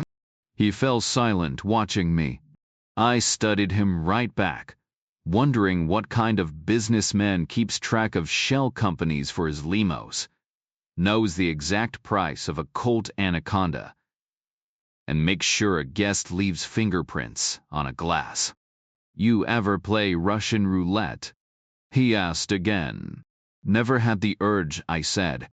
He leaned forward, his expression hardening. I'm under attack. 2 of my men are dead. Right now, I need more people, not fewer. I let the silence stretch, pretending to weigh his words. You offering me a job? I finally asked. Not sure I can stay. I'm not asking, he said. I'm deciding. You seem useful. That $5,000 could be yours, just for sticking around. He paused. Or not. But let's be clear, if I want you, I've got you. There's a dead cop in Massachusetts, and your name and prints are already in play. But I don't know who you really are. Get comfortable with that, I said. How well does anyone really know anybody? I make it my business to find out. Test people. What if I asked you to take out another cop, just to prove loyalty? I'd say no. The first one was an accident, one I regret. And I'd start questioning what kind of businessman you actually are. My business stays mine, he snapped. Play Russian roulette with me. What's that supposed to prove? A Fed wouldn't do it. Why are you so worried about Feds? That's my concern. I'm not a Fed, I said. Then prove it. His voice dropped lower. Hell, I'm already taking a risk just letting you in here. You saved my kid, I appreciate that. Enough to talk, enough to maybe give you a place to lay low. But I need to know you're solid. I'm not looking for work, I said. Just a place to disappear for a couple days. We could make you vanish forever, he said. But first you pass the test. Russian roulette is the test? The only one that matters, he said. The room went still. Outside, the ocean roared, waves crashing against the rocks, spray hitting the windows like scattered bullets. I picked up the anaconda. Duke shifted by the door, his star spigs already drawn ugly Austrian, and pointed right at me. I ignored it, focusing on the revolver. I loaded a single round, spun the cylinder, and snapped it shut. The sound was crisp in the quiet. Play, Beck ordered. I spun the cylinder again, raised the gun, and pressed the cold barrel to my temple. His eyes locked onto mine. I held my breath, squeezed the trigger. The hammer clicked. Empty. I exhaled, lowered the gun, and set it down. My finger left the trigger guard. The game was over for now. Your move, I said, sliding the gun across the table. Just wanted to watch you do it, he replied. I grinned. Want an encore? Beck stayed silent. I grabbed the revolver, spun the cylinder, let it slow to a stop. Pressed the barrel to my temple so long I had to cock my elbow out awkwardly. Squeezed the trigger. A sharp click echoed in the quiet.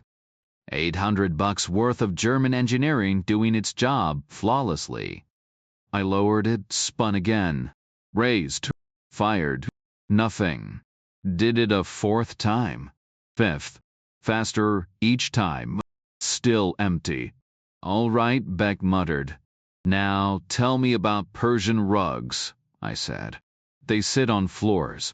People pay stupid money for them, he said with a shrug.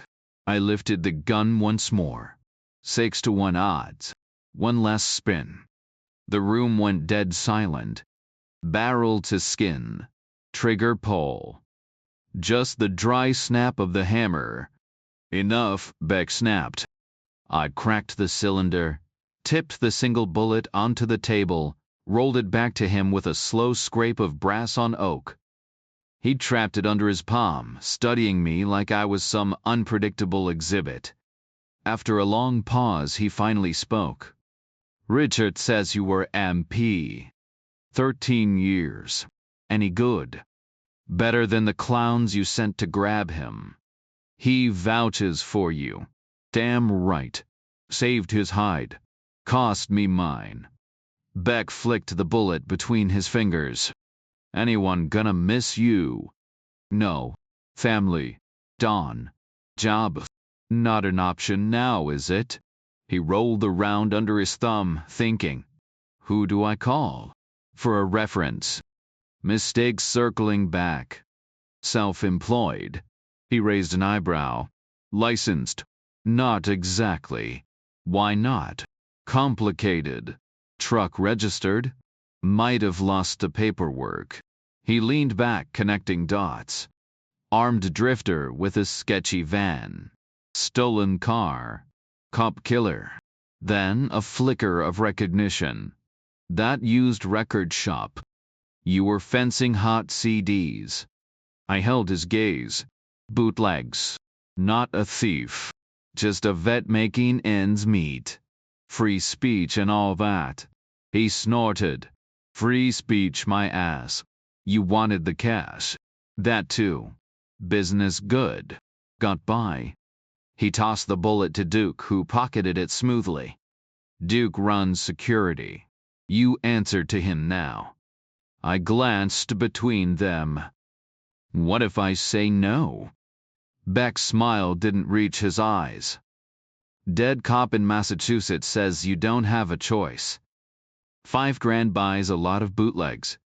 Dinner that night was in the kitchen with the hired help Duke, a grease-stained handyman, a maid, and a cook. The gatehouse giant was a no-show. Probation had its perks, no small talk, just the clink of forks and the weight of being watched. The five of us crowded around a simple wooden table in the kitchen, eating the same meal served in the dining room, maybe even better, since I doubted the cook would sabotage ours. She was a bitter woman in her 60s, while the maid seemed nervous, like she hadn't been there long.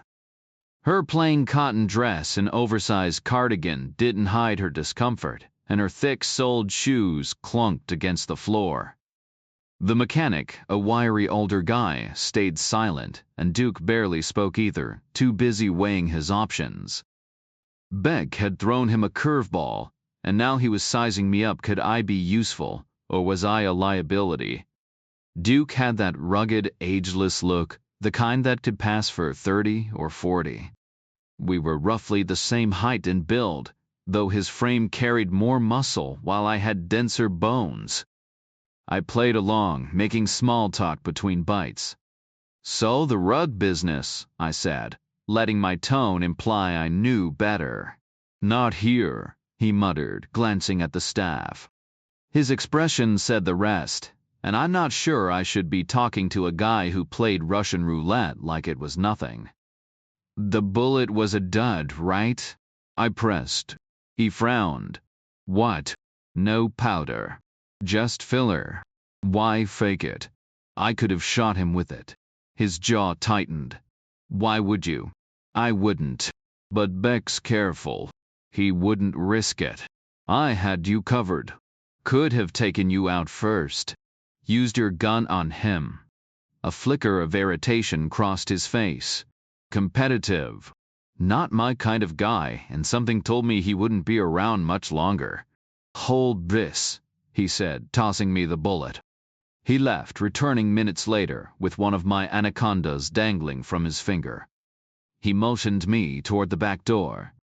The metal detector embedded in the frame beeped as we passed. No alarm, just another layer of their fortress. Outside, the wind bit through my clothes. The rocky yard sloped toward the ocean, waves crashing against the granite below. Moonlight glinted off the choppy water, and clouds raced across the sky. Bullet, Duke ordered. I handed it back. Watch. He loaded it, spun the cylinder, and aimed at the rocks. The gun roared, muzzle flash lighting up the dark. The echo rolled out over the water, swallowed by the endless night. A sharp crack echoed off the rocks, followed by the unmistakable ping of a bullet ricocheting before vanishing into the distance. It probably sailed a good 100 yards into the Atlantic, maybe took out an unlucky fish. Not a bluff, he said, spinning the revolver cylinder. Fast enough for you? Sure, I said. He flicked the spent casing onto the ground where it clattered against the stone. You're a real piece of work, he muttered. Cop killer. You used to wear a badge? He gave a slow nod. Back in the day. Duke first name or last? Last. Why does a rug dealer need guys with guns? Mikey said it's a cutthroat business. Big money, big risks. You actually want me here? He shrugged. Maybe. If things go south, extra meat for the grinder. Better you than me. I pulled the kid out of the fire. Join the club. We've all saved somebody. The kid. Mrs. Beck, the old man himself. How many men you got? Not enough, he admitted.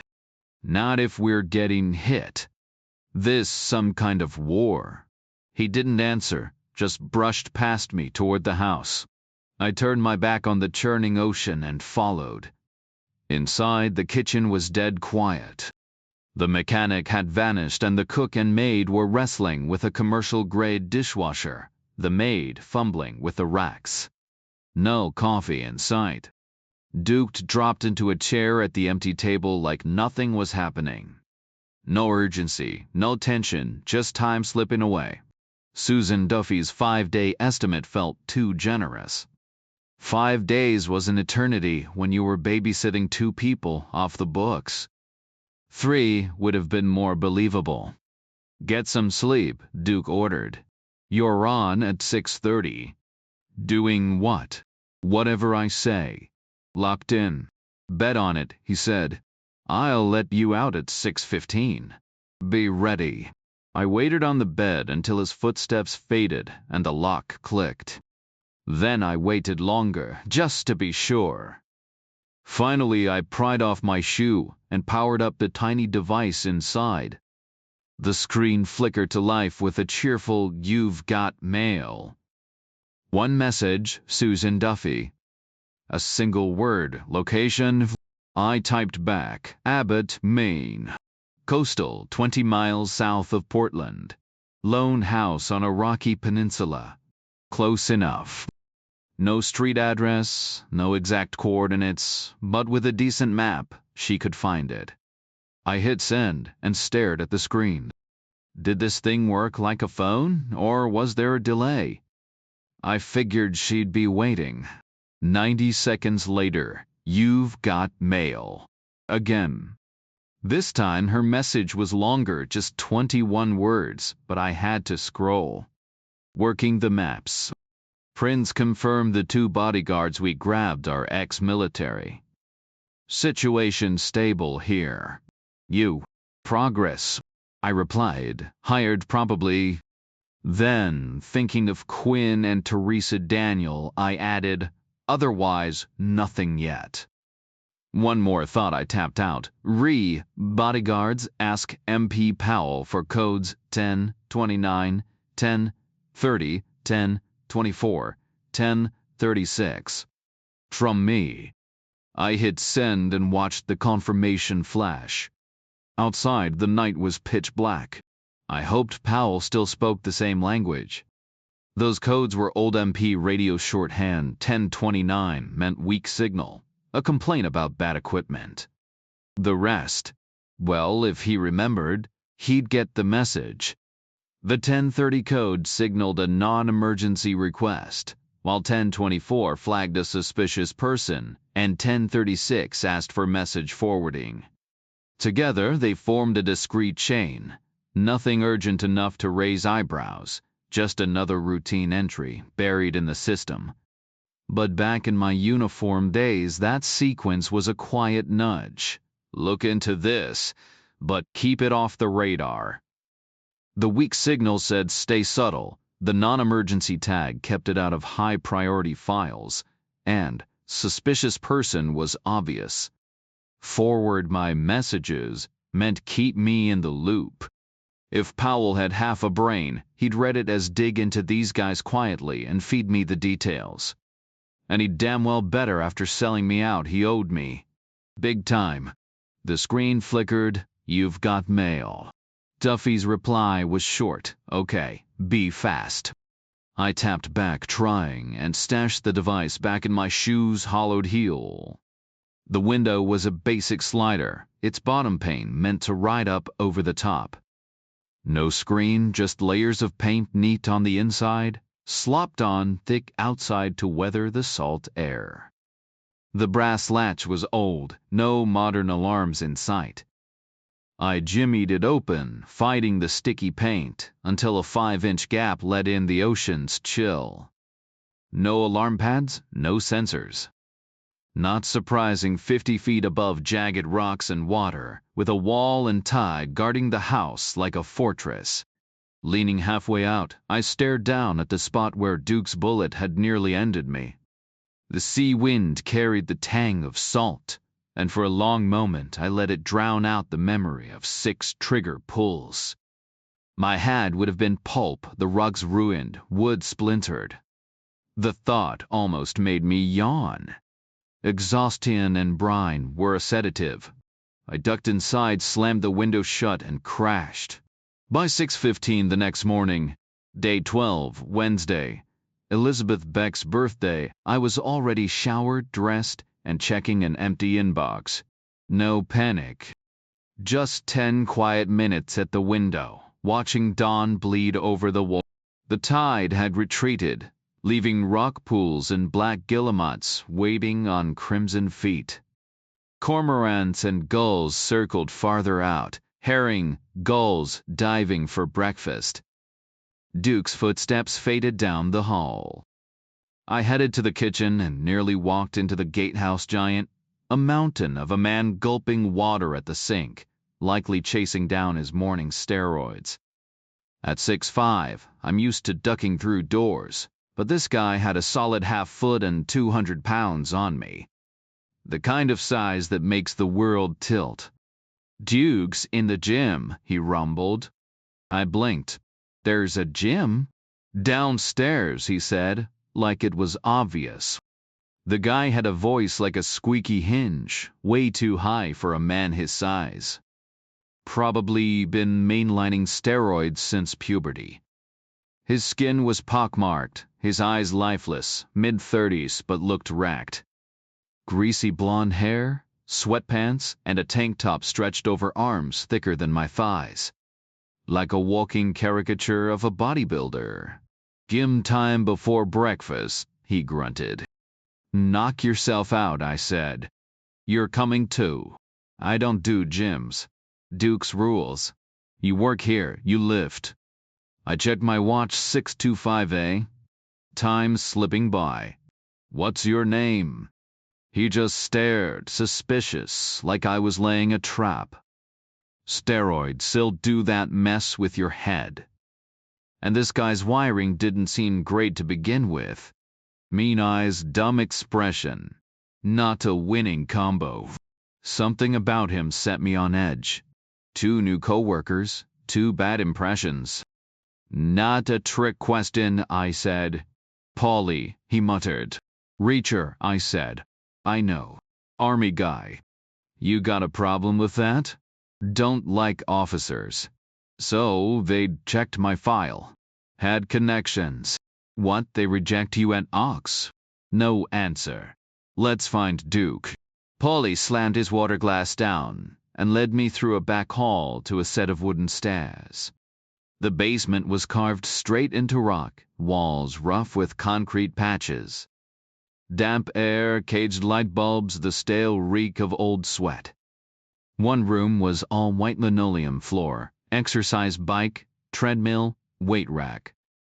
A heavy bag swayed from the ceiling, boxing gloves on a shelf. Free weights cluttered the floor near a bench where Duke stood, rumpled in his dark suit, looking like he hadn't slept.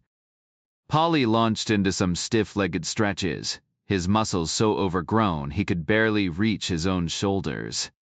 I eyed the weight machine, cables, pulleys, enough plates to crush a car. "You lifting?" I asked Duke. "None of your business." "Same here." Polly shot me a look, then flopped onto the bench, wedging himself under a barbell loaded with enough iron to sink a boat. He gripped it, tongue flicking like a lizard, then heaved it up.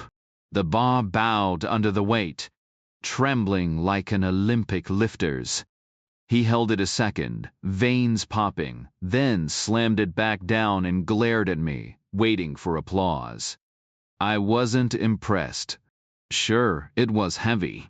Sure, he was strong. But steroid strength is just bulk, no finesse, no real power. Just a guy who traded his brain for biceps. The weight bench was bulky and exhausting just to move around. You ever bench 400 pounds? He shouted, slightly winded. Never had the urge, I replied. You should try it, he said. Not interested, I shot back. Scrawny guy like you could use the workout. I'm management, I said. If I need something heavy lifted, I'll find some musclehead to do it for me. His glare was intense, but I ignored him, turning my attention to the heavy bag hanging nearby. It was a standard gym model, well worn. I gave it a light push with my palm, watching it sway on its chain. Duke was watching me, then flicked a glance at Polly, picking up on something I'd missed. I shoved the bag again. Back in training, we'd used these things to practice kicks in dress uniforms simulating street clothes. Once, years ago, I'd split one open with my heel, sand spilling everywhere. That might have impressed Polly, but I wasn't about to try it now. Not with the email device tucked in my shoe. Should put it in the left one, I thought, then remembered Duffy was left-handed. Maybe she thought she was doing me a favor. I don't like you, Polly announced, staring right at me. His eyes were small, his skin practically glowing with whatever chemicals were leaking out of him. Let's arm wrestle. What? Arm wrestle, he repeated, stepping closer. He moved quietly for a guy his size, looming over me, blocking the light. The sharp stink of sweat rolled off him. No thanks, I said, but Duke was watching, so I took a closer look at Polly's hands. Clenched but not massive. Steroids don't beef up your grip unless you train for it, and most guys don't bother. Chicken, he sneered. I stayed silent. Chicken, he said again. What's the prize? I asked. Bragging rights, he shot back. Fine. Fine what? Fine, let's do it. He looked surprised but moved fast, backing up to the bench. I shrugged off my jacket, draped it over the exercise bike, and rolled up my sleeve. My arm looked scrawny next to his, but my hand was bigger, fingers longer. And my muscle was natural, no pharmacy required. We knelt across from each other, elbows planted. His forearm was slightly longer, which meant his wrist would bend awkwardly advantage me. We locked hands. His palm was clammy.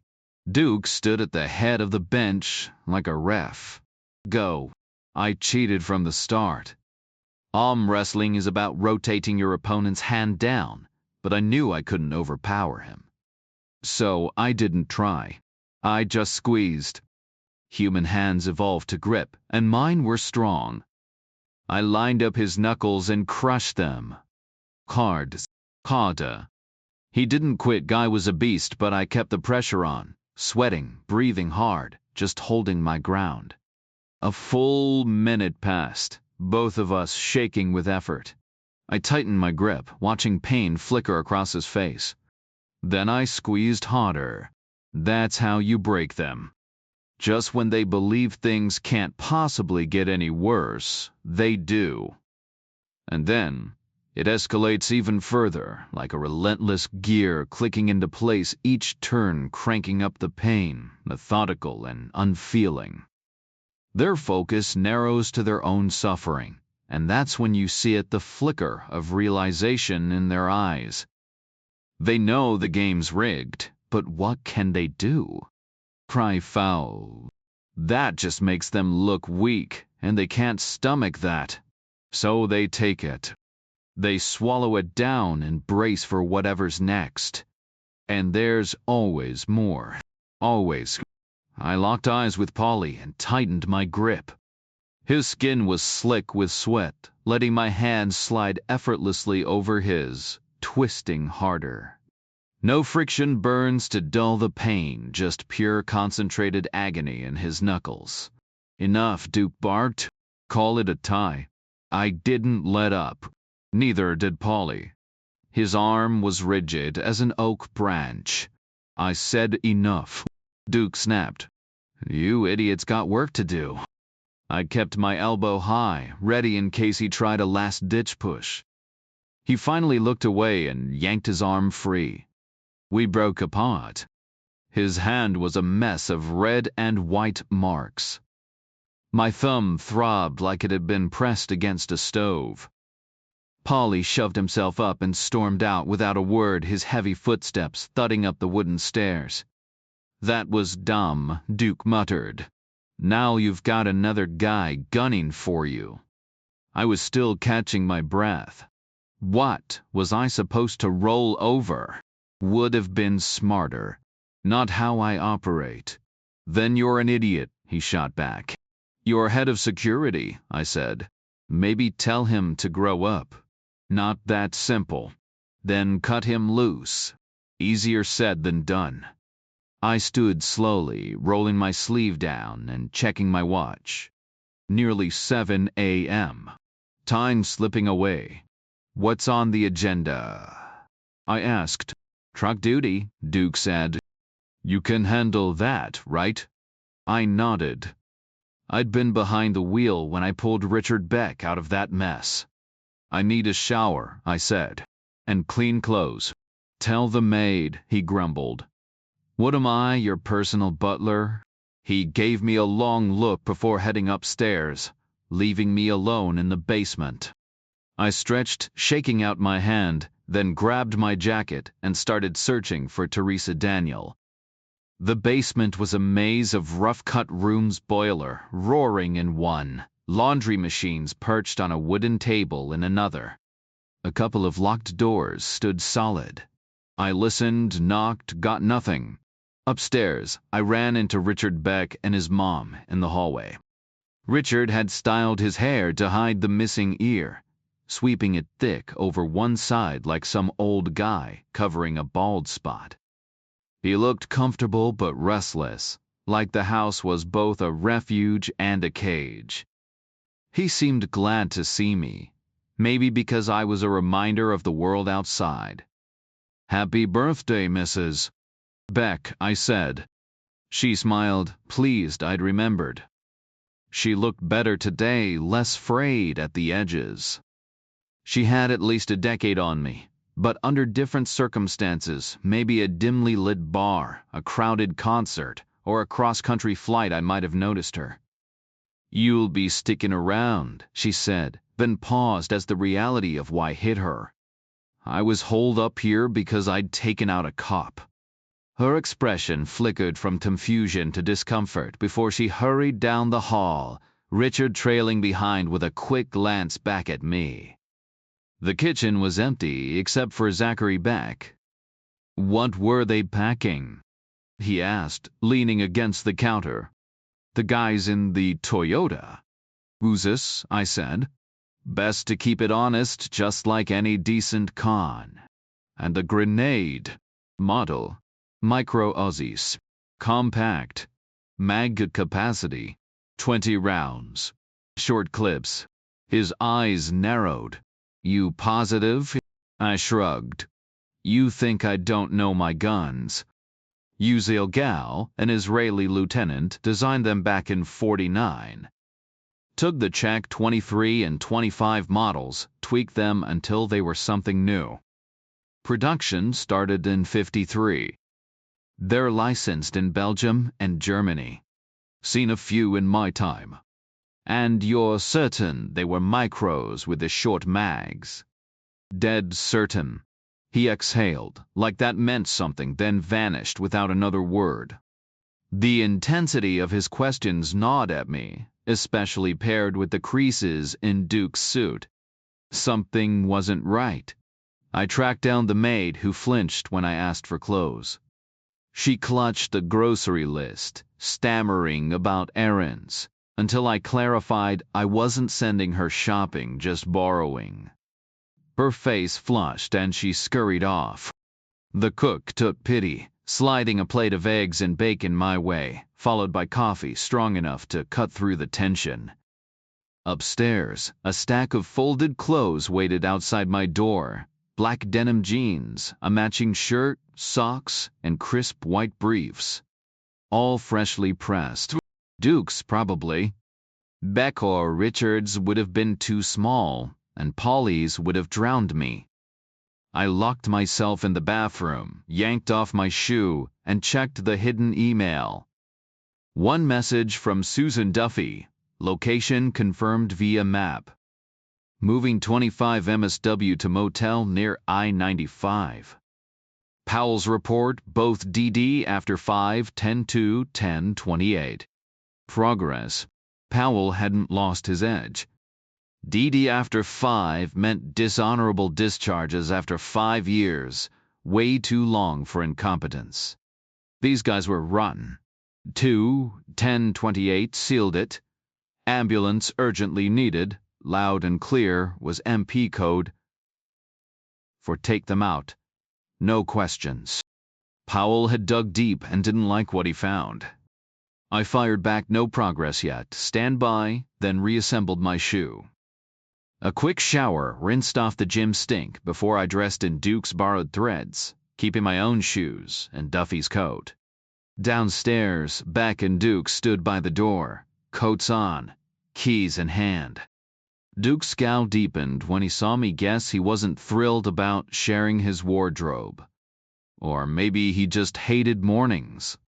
The front door hung ajar as I spotted the maid speeding away in a beat-up sob, probably heading to grab groceries, maybe even a cake for someone's birthday.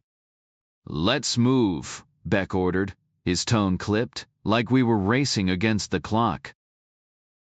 They ushered me outside where the crisp morning air hit me, the sky clear and sharp.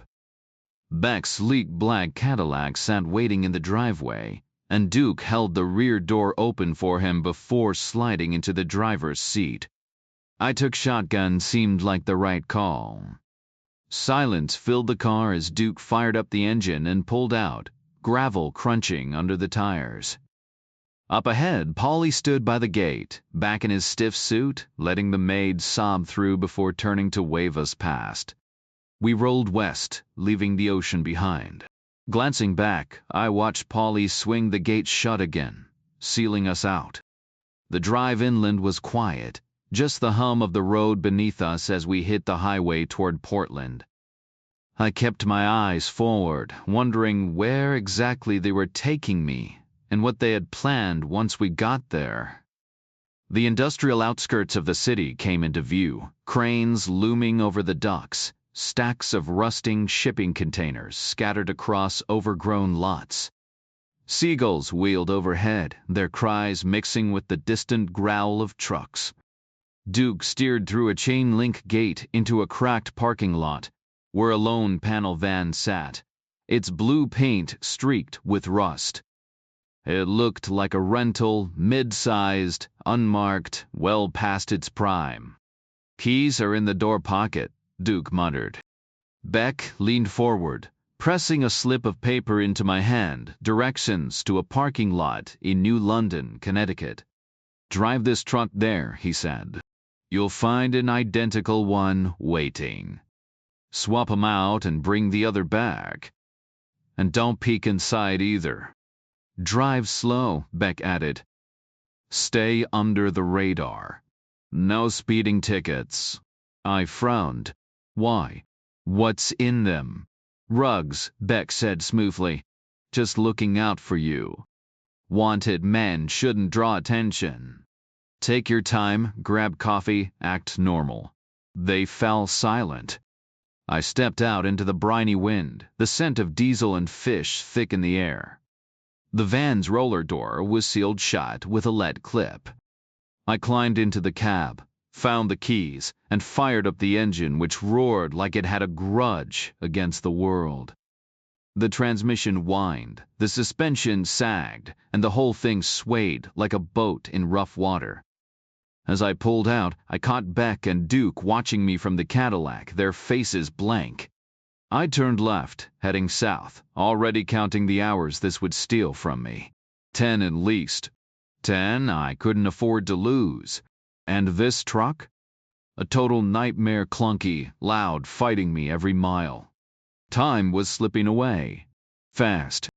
The side mirrors were large, sturdy rectangles mounted on the doors, giving me a clear view of anything more than 30 feet back. Cruising south on I-95, the road was nearly empty, no obvious tails, but I couldn't shake the doubt. I eased off the gas just enough to twist in my seat, propping my left foot on the pedal while I yanked off my right shoe. Balancing it in my lap, I fished out the handheld device and typed one-handed, steering with the other. Urgent, meet me at first rest stop, south of Kennebunk. Exit now. Bring soldering iron and lead solder, hardware store or Radio Shack. Sent. Tossed the device aside, jammed my foot back in the shoe and straightened up. Mirrors still clear. Kennebunk to New London? Roughly 200 miles. At 50 miles per hour, that's 4 hours. Push it to 70 best, this truck could manage, and I'd shave it down to under 3. Either way, I had maybe an hour's window to figure things out. I stuck to the slow lane, letting cars blow past. No one lingered behind me. That should have been reassuring, but the absence of a tail felt like its own kind of warning. 29 minutes later, I passed the Kennebunk exit. A mile beyond, a sign promised gas, food, and restrooms in 7 miles. 8.5 minutes of tense driving brought me to a tree-lined ramp curling uphill, spring leaves too thick to see through. The rest area materialized as I crested the rise, a typical highway pit stop with diagonal parking slots and a cluster of brick buildings. Near the bathrooms, a dozen cars were parked. Susan Duffy's Taurus sat at the end of the row, her and Elliot waiting beside it. I rolled past, signaled wait, and parked 4 spots down. Killing the engine, I savored the quiet for a beat. Stashed the device back in my shoe, then stretched like any tired driver stepping out for air. Did a full turn, scanning the ramp. Nothing. The highway's hum was loud but distant, muffled by trees, making the place feel oddly secluded. 72 seconds, a mile's gap at 50 miles per hour, and still no one. If they weren't close, they weren't following. I jogged over. Elliot looked uncomfortable in civilian clothes. Duffy, in faded jeans and that beat-up leather jacket, looked like she'd stepped out of a magazine. No hellos. New London, Connecticut, I said before Elliot could ask. What's in the truck? No idea. No tail, Duffy observed. Could be electronic, I said. Back of the truck if they're smart. You get the soldering iron? On its way, she said. Why? Lead seal. We'll need to reseal it. Her eyes flicked to the ramp, restless.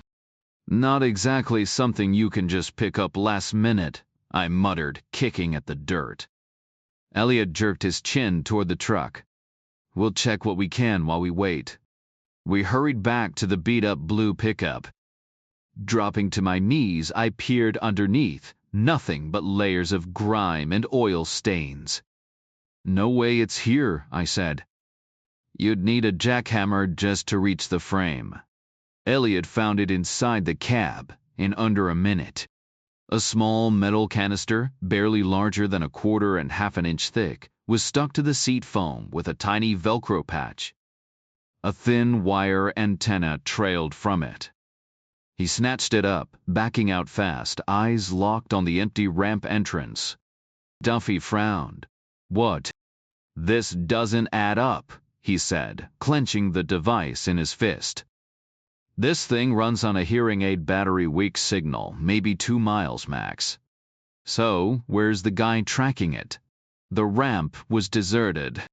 The wind bit at our faces as we stood there, listening to the distant hum of traffic. Nothing moved. How long since we got here? Elliot asked. 5 minutes tops, I said. He shook his head. That means the tail's gotta be 4 or 5 miles back. No way he's picking this up from that distance. Unless there is no tail, I offered. Maybe they actually trust me. Then why plant this thing? Could have been here for years. Maybe they forgot about it. Too many guesses, he muttered. Duffy suddenly turned toward the trees. What if they're parked on the highway shoulder? Right across from us. Elliot and I spun, scanning the thicket. It made sense no surveillance team would pull into a rest stop and park next to their target. Let's check, I said. We pushed through a narrow strip of grass, then into the wild tangle of shrubs and trees separating us from the highway. Vines snagged at our clothes, branches scraping as we fought our way forward. April was bad enough, summer would have been impossible. At the edge of the thicket, we paused. The shoulder stretched empty in both directions, just flat asphalt and occasional cars whipping past. No parked vehicles. No watchers. Elliot exhaled sharply. Still doesn't make sense. Maybe they're short-staffed, I said. Duffy cut in. Or they're on Route 1. Runs parallel to I-95 the whole coast down. Probably never more than 2 miles off. We turned east, as if we could see through the trees to some phantom car idling miles away. That's how I'd do it, Duffy said. I nodded. It tracked, though signal drift would be an issue. They'd still get my general direction. Possible, I admitted. Likely, Elliot corrected. Duffy's right. They're staying out of sight as long as they can. Then we assume they're there. How long does Route 1 stay close to the interstate? Duffy didn't hesitate. All the way down. We were way past New London, Connecticut. The roads split near Boston, but eventually merged again. Got it, I said, glancing at my watch. Been here 9 minutes, long enough for a bathroom break and coffee. Time to get moving. I instructed Elliot to stash the transmitter in his pocket and take Duffy's Taurus south at a steady 50. I'd catch up in the truck before New London. Figuring out how to reposition the transmitter could wait. As Elliot drove off, Duffy and I stood there, watching her car vanish down the highway before turning our attention to the on-ramp. The clock was ticking, 1 hour and 1 minute left, and I still needed that soldering iron. How's it looking up there? Duffy asked. A disaster, I replied, describing the 8-foot granite walls, razor wire, guarded gates, metal detectors, and the door with no keyhole. Then I mentioned Polly. Any sign of my agent? She pressed. Just got there, I said. She's in that house, Duffy insisted. I have to believe that. I stayed silent. You need to move faster, she said. Every hour you waste puts you and her in deeper trouble. I know, I snapped. What's Beck like? Crooked, I said, detailing the fingerprints on the glass, the vanishing maxima, and the Russian roulette. You actually played. 6 times, I said, eyes fixed on the ramp. She stared. You're insane. 6 to 1 odds you should be dead. Ever tried it? I said, not a chance. Those odds don't work for me. Most people think like that. Beck did too. But the real odds? More like 600 to 1. Maybe 6,000. A single bullet in a well-oiled anaconda? The cylinder's momentum drags it to the bottom every time. Gravity's on your side. I'm not reckless, just calculated. And it got me the job. She fell silent for a moment. Got a gut feeling. He looks like a rug importer, I said. Place is covered in them. But he's not, I said. I'd bet everything on it. Asked him about the rugs, barely reacted. People love talking shop. He didn't. You have a pension to bet? Nope, I admitted. Just then, a gray Taurus, almost identical to Duffy's, roared up the ramp. The driver slowed, scanning the area, then gunned it straight for us. It was the old guy I'd left near the college, now behind the wheel. He screeched to a stop, heaving himself out with the same stiff motion as before, clutching a bulky Radio Shack bag. Fresh shirt, same bloodstained suit. Looked like he'd lost a fight with a ketchup bottle. They got to running errands already? He asked. No clue what they've got me doing, I said. We've got a seal problem. He nodded. Figured. Shopping list like that? Had to be. Done one before. Old school, he said, crouching to unpack the bag. Back in the day, we did 10 a shift. Truck stops in and out before the driver finished his soup. Out came the soldering iron and a spool of dull solder. Time to get to work. He rigged up an inverter to run the soldering iron off his car's cigarette lighter, which meant leaving the engine running.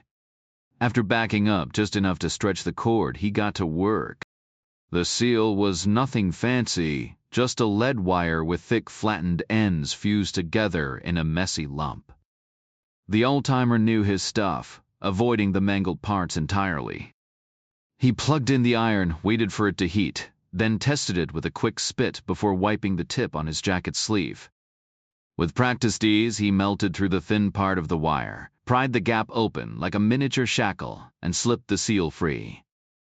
Tossing it onto the dash, he stepped back as I yanked the door lever. All right, Duffy said, peering inside. What's the haul? Rugs. Hundreds of them, rolled tight and tied with rough sisal twine, standing upright like some weird geometric forest. The taller ones were stacked near the cab, tapering down to shorter rolls by the door, giving the whole setup a terraced look. The backs were coarse and faded, the string yellowed with age. The air smelled like raw wool and faint traces of dye. We need to check them, Duffy muttered, though she already sounded defeated. How much time? The old guy asked. I checked my watch. 40 minutes. Pick a few at random, he suggested. We pulled a couple from the front. No cardboard tubes, just wool, rolled tight and bound with stubborn knots. The string was coarse, foreign, like something out of another era.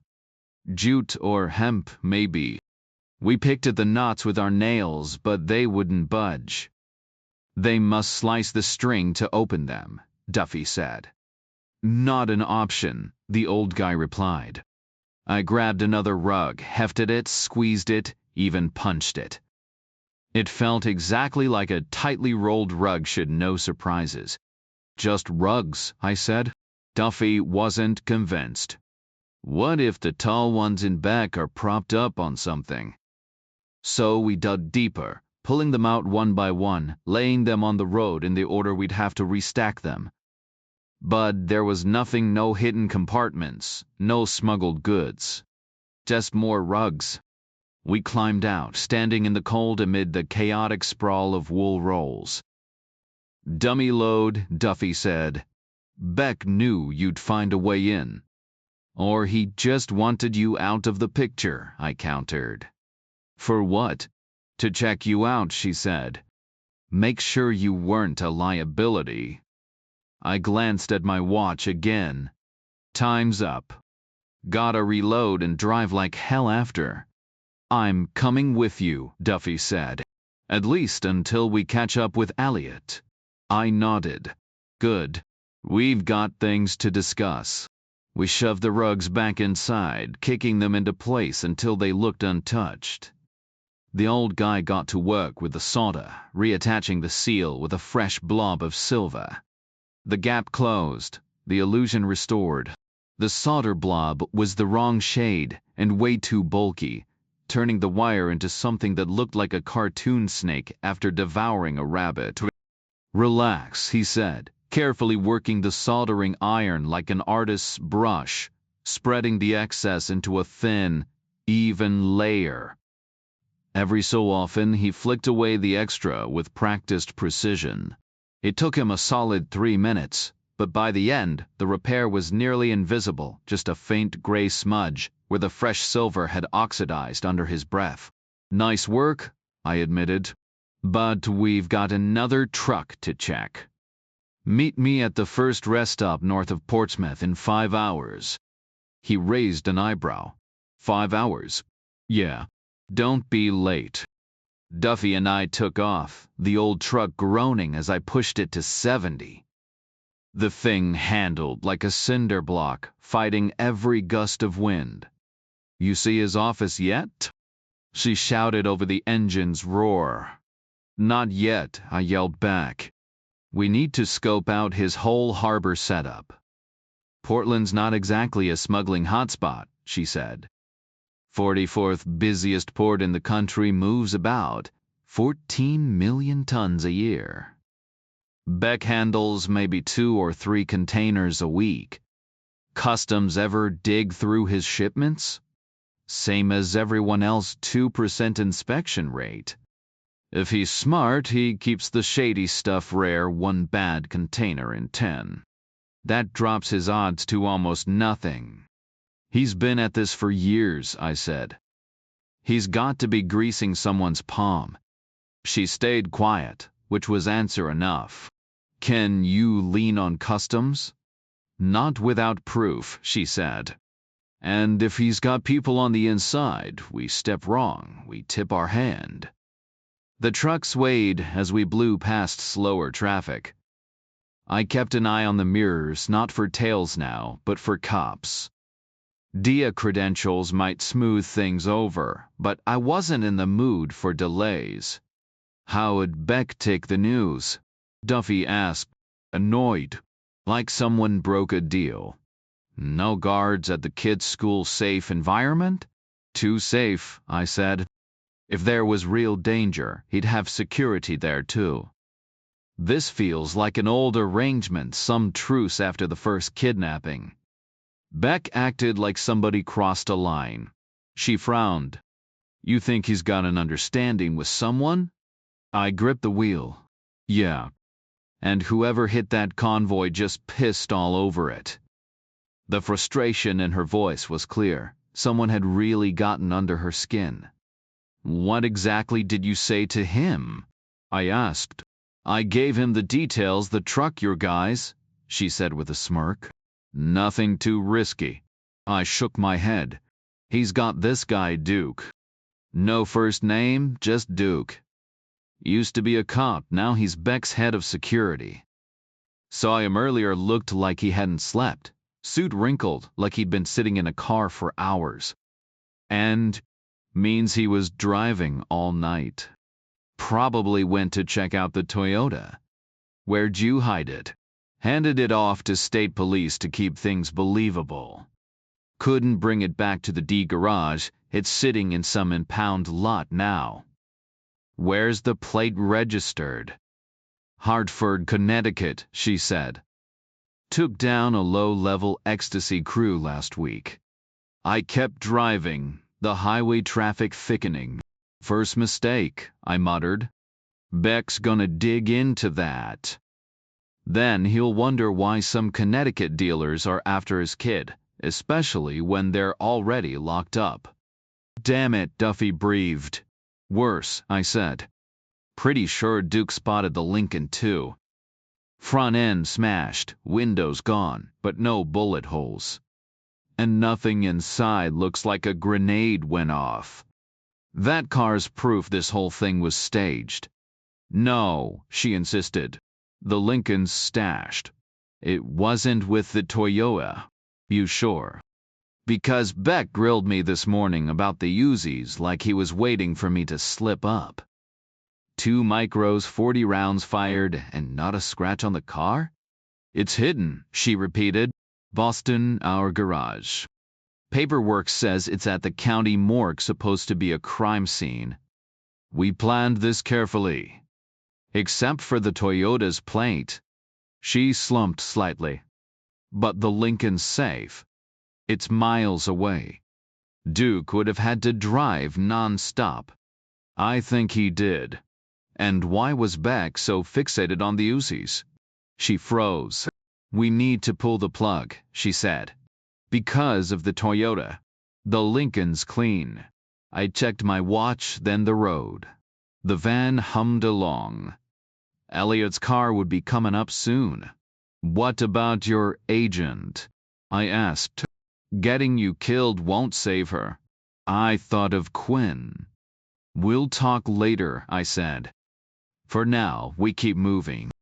8 minutes later, we passed Elliot's Taurus, steady at 50 in the slow lane. I matched his speed and he fell in behind. We looped around Boston, pulling into the first rest stop south of the city.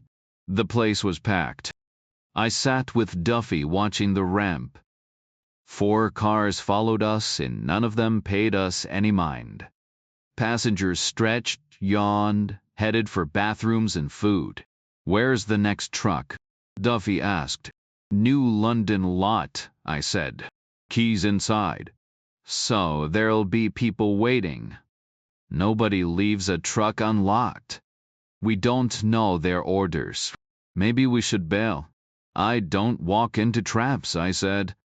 And that next truck might have something useful. Fine, she said. We'll check it in New Hampshire. You think I'll make it that far? I asked. She hesitated, then reached under her arm where her Glock was holstered. You want to borrow this? How long do you need it? Until I don't. What about your Colts? Gone. Confiscated. She shook her head. I can't just hand over my service piece. You're already off the grid, I pointed out. She muttered something under her breath, then unclipped the holster and passed me the Glock. The metal was still warm from her body heat. I weighed it in my hand, liking the solid feel of it. She rummaged in her bag and tossed me 2 extra mags. I stuffed them in one pocket, the gun in the other. Appreciate it, I said. See you in New Hampshire, she replied. We'll scope out the truck. Then we'll figure out our next move. Sure, I said, though my mind was already made up. Elliot stepped forward, pulling the transmitter from his jacket. Duffy moved aside as he tucked it back under her seat. Then they headed off together toward the government-issue Taurus. I gave it a few minutes before I hit the road again. New London wasn't hard to find, just another worn-out port city. Never had a reason to visit before. Navy territory, probably where they assemble submarines, or at least nearby. Groton, maybe. Beck's directions led me off the highway early, winding through crumbling industrial zones. The buildings were old brick, waterlogged and stained with decades of grime. I pulled over about a mile short of the lot, took a couple of turns to loop around, and parked next to a broken meter. I checked Duffy's Glock, a 19, barely a year old, fully loaded. The spare mags were topped off too. Stepping out of the truck, I heard the deep groan of foghorns out on the sound. A ferry was coming in. Wind pushed trash along the cracked pavement. A woman leaned out from a doorway and flashed me a tired smile. Navy Town.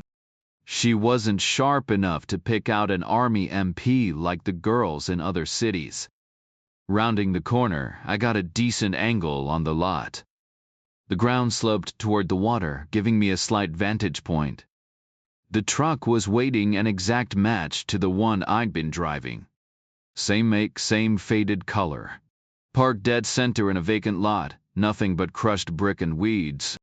No sign of anyone watching, though 1,000 grimy windows could have hidden eyes. I didn't feel anything. And sometimes that's all you've got. I stood there until the chill set in, then walked back to the truck. Drove it around the block and into the lot, parking it nose to nose with its twin.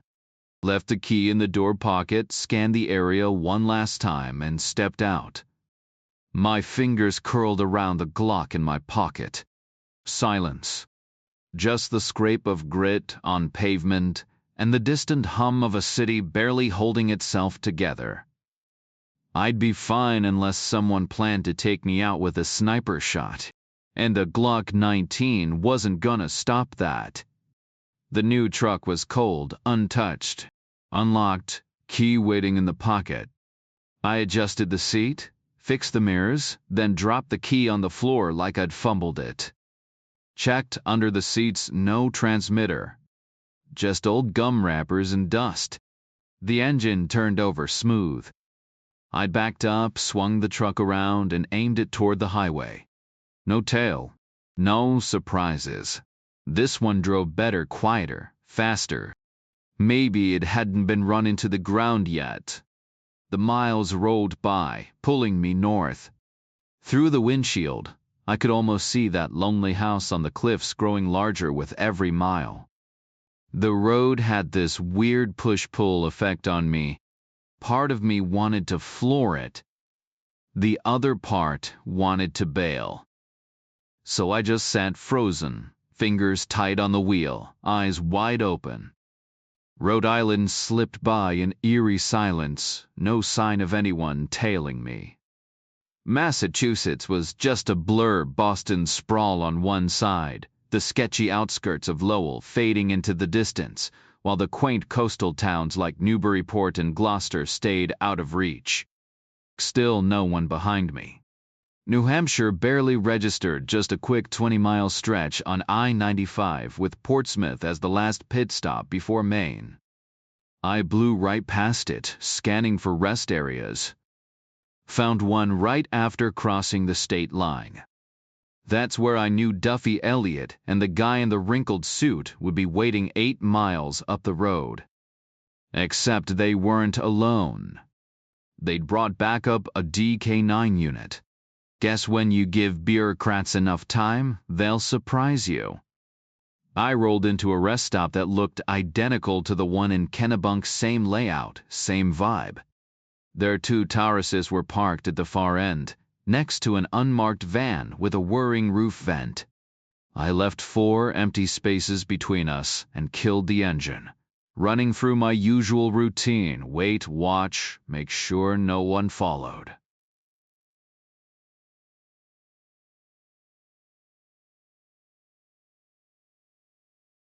The thick tree line shielded me from the highway. Maine wasn't kidding around with its forests. I stepped out, and the old guy in the stained suit wasted no time, pulling his car up and getting straight to work with his soldering iron. Duffy grabbed my elbow, steering me aside. "Made some calls," she said, holding up her Nokia like it was Exhibit A. "Got good news and bad news." "Hit me with the good first," I said. I could use it. Beck's shipping logs from customs show everything comes out of Odessa, Ukraine, Black Sea port. I know where Odessa is. Plausible for rugs, since they funnel through Turkey. But Odessa's also a heroin hub. Everything that doesn't come straight from Colombia routes through Afghanistan, Turkmenistan, across the Caspian. If Beck's using Odessa, he's in the heroin trade, which means he's got 0 ties to ecstasy. Different worlds. So even if he gets the Toyota's plate, tracks down a name and address, it won't mean squat to him. He's starting from scratch. Might buy you a few days. That's the good news. Better than nothing. Trust me, those worlds don't overlap. And a few days is all you've got anyway. We can't hold those bodyguards indefinitely. Now the bad news. She hesitated. There's a chance someone might have caught a glimpse of the Lincoln. How? Garage security wasn't exactly Fort Knox. Nothing confirmed, but we can't rule it out. Just then, the truck's roller door rattled open, slamming against its frame. Elliot's voice cut through the air, urgent. We hurried over, expecting a breakthrough. Instead, we found another transmitter, same tiny metal can, same stupid antenna, glued inside the cargo door at head height. Fantastic, Duffy muttered. The truck was packed with rugs, rolled tight and tied with rough twine stacked in neat rows. Could have been the same load we'd seen before. Should we check them? The old guy asked.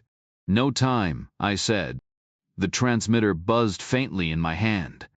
If anyone was listening on the other end, they'd assume I had about 10 minutes tops before raising suspicion. Bring in the dog, Duffy ordered. A new guy, someone I hadn't seen before, popped open the back of the Dia van and stepped out with a beagle on a leash. The dog was stocky, built low to the ground, its harness snug around its chest. Big floppy ears, eyes bright with anticipation. I've always liked dogs. There's something about them, loyalty, maybe. Makes me consider getting one someday. This one, though, acted like I didn't exist. It trotted obediently beside its handler toward the blue truck, then stood waiting for instructions. The guy hoisted it into the cargo space, setting it down on the stack of rolled-up rugs. A quick snap of his fingers, a murmured command, and the leash came off. The beagle went to work, scrambling up and down the uneven layers, stubby legs struggling with the height differences. It sniffed every inch before circling back to its starting point, tail wagging, tongue lolling like it was grinning. All right, where's the fun part? Clean, the handler announced. Legit load, Elliot confirmed. Duffy frowned. Then why's it heading back north? Nobody ships rugs to Odessa. Test run, I said. For me? They wanted to see if I'd take the bait. Reseal it, Duffy ordered. The handler scooped up the beagle while Elliot yanked the truck door shut. The older guy grabbed his soldering iron and Duffy pulled me aside. So, what's your call? Abort, she said flatly. That Lincoln's the wild card. It could get you killed. Over her shoulder, I watched the old guy work, the solder already smoothing into place. They bought the story, I said. Had to. It was solid. Unless they checked the Lincoln. Why would they? The old guy leaned in, ready to cool the joint with a breath. Duffy's fingers tightened on my arm. Why was Beck talking about Uzis? No idea. Done, the old guy called. Duffy's grip didn't loosen. Decision? I pictured Quinn, the slow drag of his stare, the twin. 92 scars above his brow like some twisted set of extra eyes. I'm going back, I said. If they had doubts, they'd have made a move this morning. She didn't argue. Just let go. Chapter 5. She let me walk away, but the gun stayed in my waistband. Maybe she forgot. Maybe she didn't. Either way, it sat better there than the Colt ever had. Spare mags tucked into my socks, I hit the road and rolled back into the Portland docks lot exactly 10 hours later. No black Cadillac waiting. No welcome party. Just me, the key dropped in the door pocket, and the hum of fatigue after 500 miles of highway drone. 6 p.m. The sun had dipped behind the city skyline, leaving the air sharp with ocean damp. I buttoned my coat, paused like a man with nowhere to be, then drifted north, scanning the buildings. The place was a graveyard of cheap office trailers, no wheels, just cracked pavement and overstuffed parking spots filled with mid-tier sedans. The kind of spot where real work happened.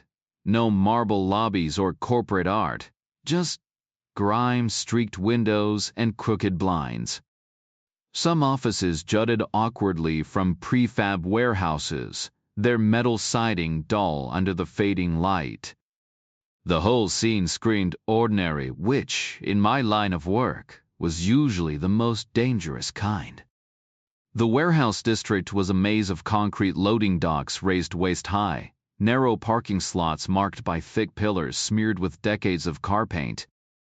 It took me 5 minutes to spot Beck's black Cadillac, parked crooked on a patch of cracked asphalt near a side entrance. The door looked out of place, like it belonged on some suburban home, unpainted hardwood, weathered gray from ocean air, with a faded sign screwed to it. Bizarre, bizarre. The lettering was a throwback, the kind of psychedelic script you'd see on a 60s concert poster, like this place should have been selling tie-dye and tickets to a Grateful Dead show. A car rolled up, slow and heavy. I ducked behind the next building, listening as its tires thumped through potholes. A black Lincoln Town car, identical to the one we'd wrecked outside the college. Probably rolled off the assembly line right after it. The driver parked behind the warehouse, and a guy I didn't recognize climbed out. Medium height, stocky, with a buzz cut and pockmarked skin. He stretched like he'd just driven cross-country, scowling like the world owed him something. Dangerous, but not top-tier, more like the kind of guy who'd overcompensate for being low on the food chain. He grabbed a radio scanner from the car, its chrome antenna glinting, then disappeared inside. I stayed put, replaying the last 10 hours. I'd made 3 stops brief enough to be innocent. If they'd been tracking me visually, that was another story. But no, LinkedIn had tailed me. Duffy was probably right, this guy had been waiting on Route 1. After a minute, I stepped out and pushed through the door. The office inside was empty, but recently abandoned. 3 desks, cluttered with coffee cups, scribbled notes, and pencil-filled souvenir mugs. Electric heaters hummed, filling the air with a faint floral scent. At the back, a closed door, muffled voices, Beck, Duke, and the new guy, talking fast, tense. Not planning a company barbecue? On the walls, 2 maps stood out. One showed the entire globe, the Black Sea dead center. Odessa hugged the left edge of Crimea. No markings, but I could trace the path a slow freighter would take through the Bosphorus, across the Mediterranean, past Gibraltar, then straight to Portland. A 2-week trip, maybe 3. Ships don't move fast unless they're running from something. The second map was a detailed layout of the U, but Portland was barely visible under a smudged, oily mark, probably from too many fingers tracing routes and estimating travel times. If a kid stretched their hand across the map, that distance might equal a full day behind a wheel. Not exactly prime real estate for a logistics hub, considering how isolated it was from major cities. The paperwork scattered across the desks might as well have been in another language. Dates and cargo weights were the only things I could vaguely decipher. Prices were scribbled next to mysterious codes. Could have been for Persian rugs. Could have been for smuggled electronics. Hard to say. On the surface, though, it all looked legit, just another boring shipping office. I wondered if Teresa Daniel had ever sat at one of these desks. The muffled voices from the back room had shifted, less chatter, more tension. I stepped back into the hallway, slid the Glock from my waistband into my jacket pocket, finger resting against the trigger. No safety switch on these things, just a little lever that clicks when you pull. I tested it, just enough to feel the resistance. Better to be prepared. If things went south, Duke was first. Then the radio guy. Beck. He'd be last, too slow to be a real threat. Both hands in my pockets now. One hand says I'm armed. 2 hands. Just a guy killing time. I took a deep breath, then stomped back in like I owned the place. Hey, anybody home? The office door flew open. Beck, Duke, and the new guy, no weapons, just suspicious glares. Duke rubbed his eyes, exhausted. How'd you get in here? Door was unlocked. Beck narrowed his eyes. How'd you know which door? Couldn't mention the sign. Duffy had tipped me off, not him. Your car's right outside, I said. He gave a slow nod. Right. No small talk. The scanner guy must have already filled him in. The new guy, younger than all of us, maybe mid-30s, just stared. Flat face, dead eyes. Army brat turned mercenary, probably. Seen a dozen like him. Drive okay? I asked. Silence. Caught you hauling in that scanner, I said. Found the first bug under the seat. Why'd you look? Old habit. Where was the second one? Back seat, he said. You skipped lunch. Nobody handed me cash yet. He didn't crack a smile. Welcome to Maine. Money's earned, not given. Fair enough. Name's Angel Doll, he said, like it should mean something. Jack Reacher. The cop killer, he shot back, voice dripping with something between awe and disgust. He held my gaze a second too long before glancing away. Weird dynamic. Beck was the boss, Duke was muscle, but this guy acted like he called the shots. We're busy, Beck cut in. Wait by the car. They disappeared behind the door. Message received. Nothing useful out here. I wandered back outside, studying the security setup. Basic but functional contact sensors on every window and door, thin wires snaking along the baseboards, all leading to a metal box beside a cluttered bulletin board. Faded notices about fire drills and health benefits. The alarm panel had two tiny lights, red for armed, green for safe. Not exactly Fort Knox. But then again, neither was I. The place had zero security, no checkpoints, no surveillance, nothing. Just a basic outer boundary, barely enough to call it protection. I didn't linger by the car. Instead, I took a quick walk to scope things out. The whole complex was a maze of identical warehouses, tangled with a winding access road for trucks. Probably a one-way loop haul containers in from the northern docks, unload into storage, then send delivery trucks southbound.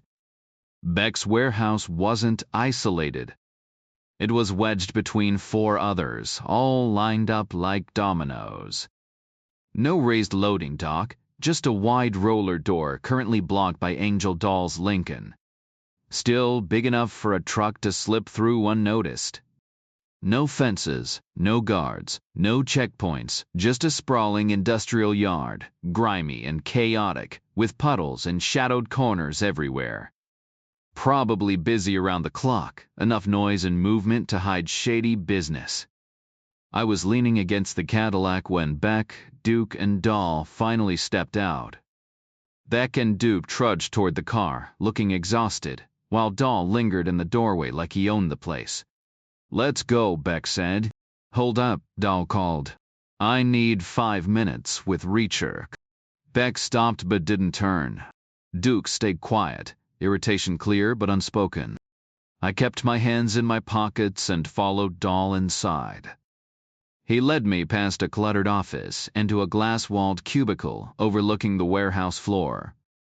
Forklifts hummed below, steel racks towering 20 feet high, packed with tightly rolled rugs. The cubicle had a dented metal desk, a battered chair leaking yellow foam, and a computer. Doll dropped into the chair with a smirk. I stood at the edge of the desk, looking down. What? I said. See this? He tapped the computer. I've got access to every DMV database in the country. So I can run plates. Silence. Then fast, smooth, he pulled a gun from his pocket. A Soviet PSM, sleek and compact, designed not to snag. The safety was forward. I couldn't remember if that meant locked or loaded. What do you want? I asked. Confirmation, he said. Before I cash in and move up the ladder. How? By giving them something they don't know yet. Maybe pocket that $5,000 meant for you. My finger brushed the Glock's trigger lock in my pocket. Through the window, Beck and Duke stood by the car 40 feet away, too close. I ditched the Maxima for you, Dahl said. Where? Doesn't matter. His grin widened. You stole it, didn't you? The car had Massachusetts plates, but something was off. Fake, he said. That number doesn't exist. I stayed silent. My past mistakes had a way of circling back. Ran the VIN, he continued. Came back as a Maxima registered in New York to some lowlife who got busted by the feds 5 weeks ago. He leaned in. Care to explain? I didn't. Maybe they'll let me handle you myself, he mused. Could be fun. You think? Done it before, he said, like it was a badge of honor. I let go of the Glock in my pocket and raised my empty hands. DMV records lag, I said.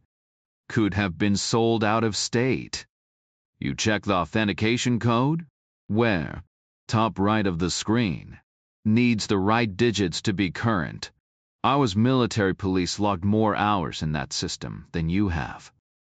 Can't stand MPs, he muttered, gun still trained on me. Don't care, I said. Just saying I know how it works. Made the same mistake myself. He hesitated. Bull. Then go ahead. Humiliate yourself. Doesn't bother me. He hesitated, then swapped the gun to his left hand and started clicking through the DMV database, keeping one eye on me. I edged closer, feigning interest in the screen. When he entered the plate number memorized, apparently I shifted behind him. Where? He snapped. Right there, I said, raising my hands as if to point. But my fingers never reached the screen. My right hand lopped onto his throat. My left snatched the gun from his grip. It clattered to the floor steel on cheap linoleum. Through the office window, Beck and Duke stood with their backs to us, oblivious. Dahl thrashed, clawing at my wrists before going for my eyes. I jerked back, twisted his head sharply, and felt the snap. I righted the chair, tucked it neatly under the desk, and picked up his pistol. The magazine was full 8.5, 45mm Soviet rounds. Not the fastest, but they packed a punch.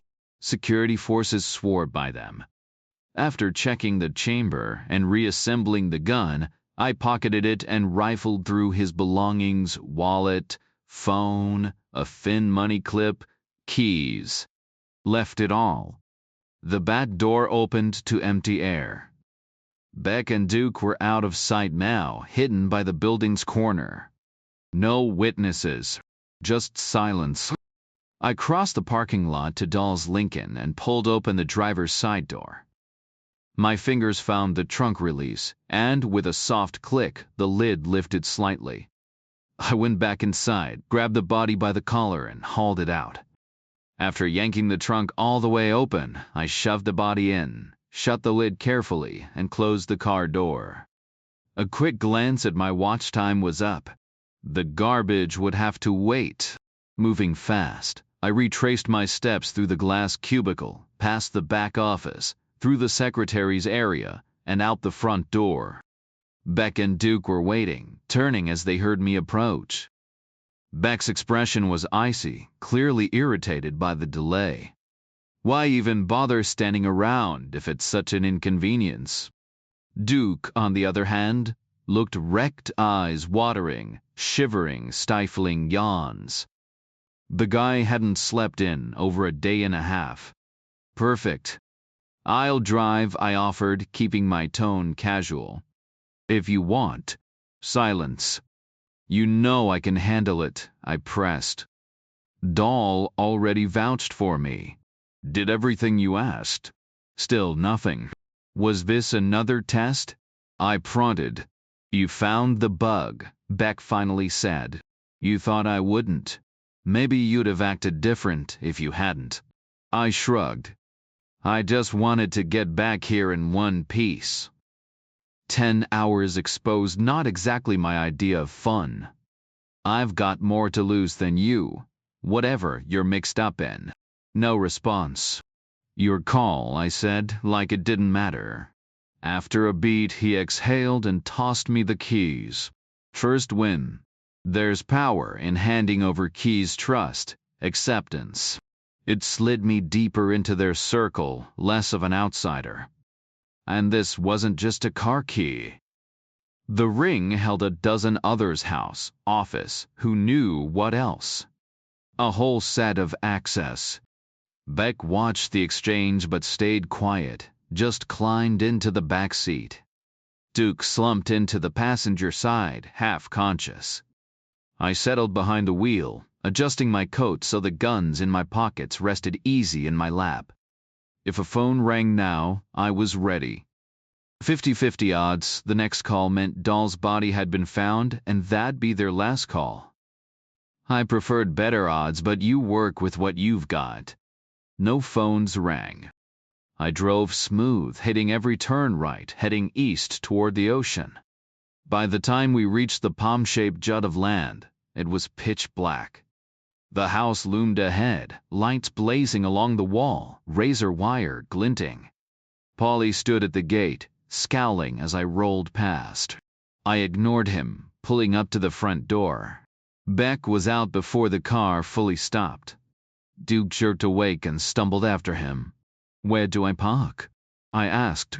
Garage, idiot, Duke muttered. Around the side. Second win. 5 minutes, alone. I circled the driveway and veered down the south side. The garage was tucked inside a small courtyard, probably a stable back in the day. Cobblestones led to 4 converted stalls, a vented cupola above. The left bay stood open, empty. I rolled the Cadillac in, killed the engine. The space was dim, cluttered with the usual garage debris, oil cans, buckets, old polish bottles. Upstairs, I guessed, was where the mechanic lived. Quiet, out of the way. Perfect. I had work to do. The garage was cluttered with an old tire inflator and a heap of greasy rags. I pocketed the keys and stepped out of the car, listening for any sign of movement inside the house. Nothing but silence. Moving casually, I sifted through the rags until I found one roughly the size of a dish towel, stained black with years of grime. I pretended to buff a smudge off the Cadillac's fender, scanning the area. No one in sight. Quickly, I bundled Dahl's pistol, Duffy's Glock, and the spare mags into the rag and tucked it under my coat.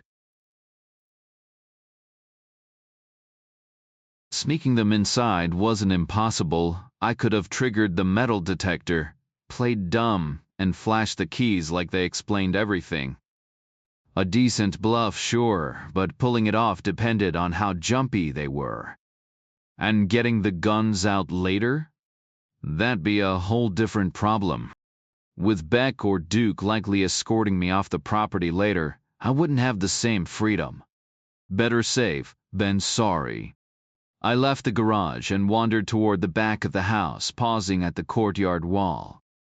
The ocean stretched out, dark and endless, waves rolling in slow and heavy. Perfect cover. I crouched, wedged the wrapped guns into a shallow dip in the dirt, and scattered some scraggly weeds over them. Unless someone tripped over the spot, they'd stay hidden. I straightened up, hunched in my coat like a guy lost in thought, and headed back inside. The metal detector beeped as I stepped into the kitchen. Duke, the mechanic, and the cook all turned. I paused just long enough to fish out the keys with an exaggerated shrug.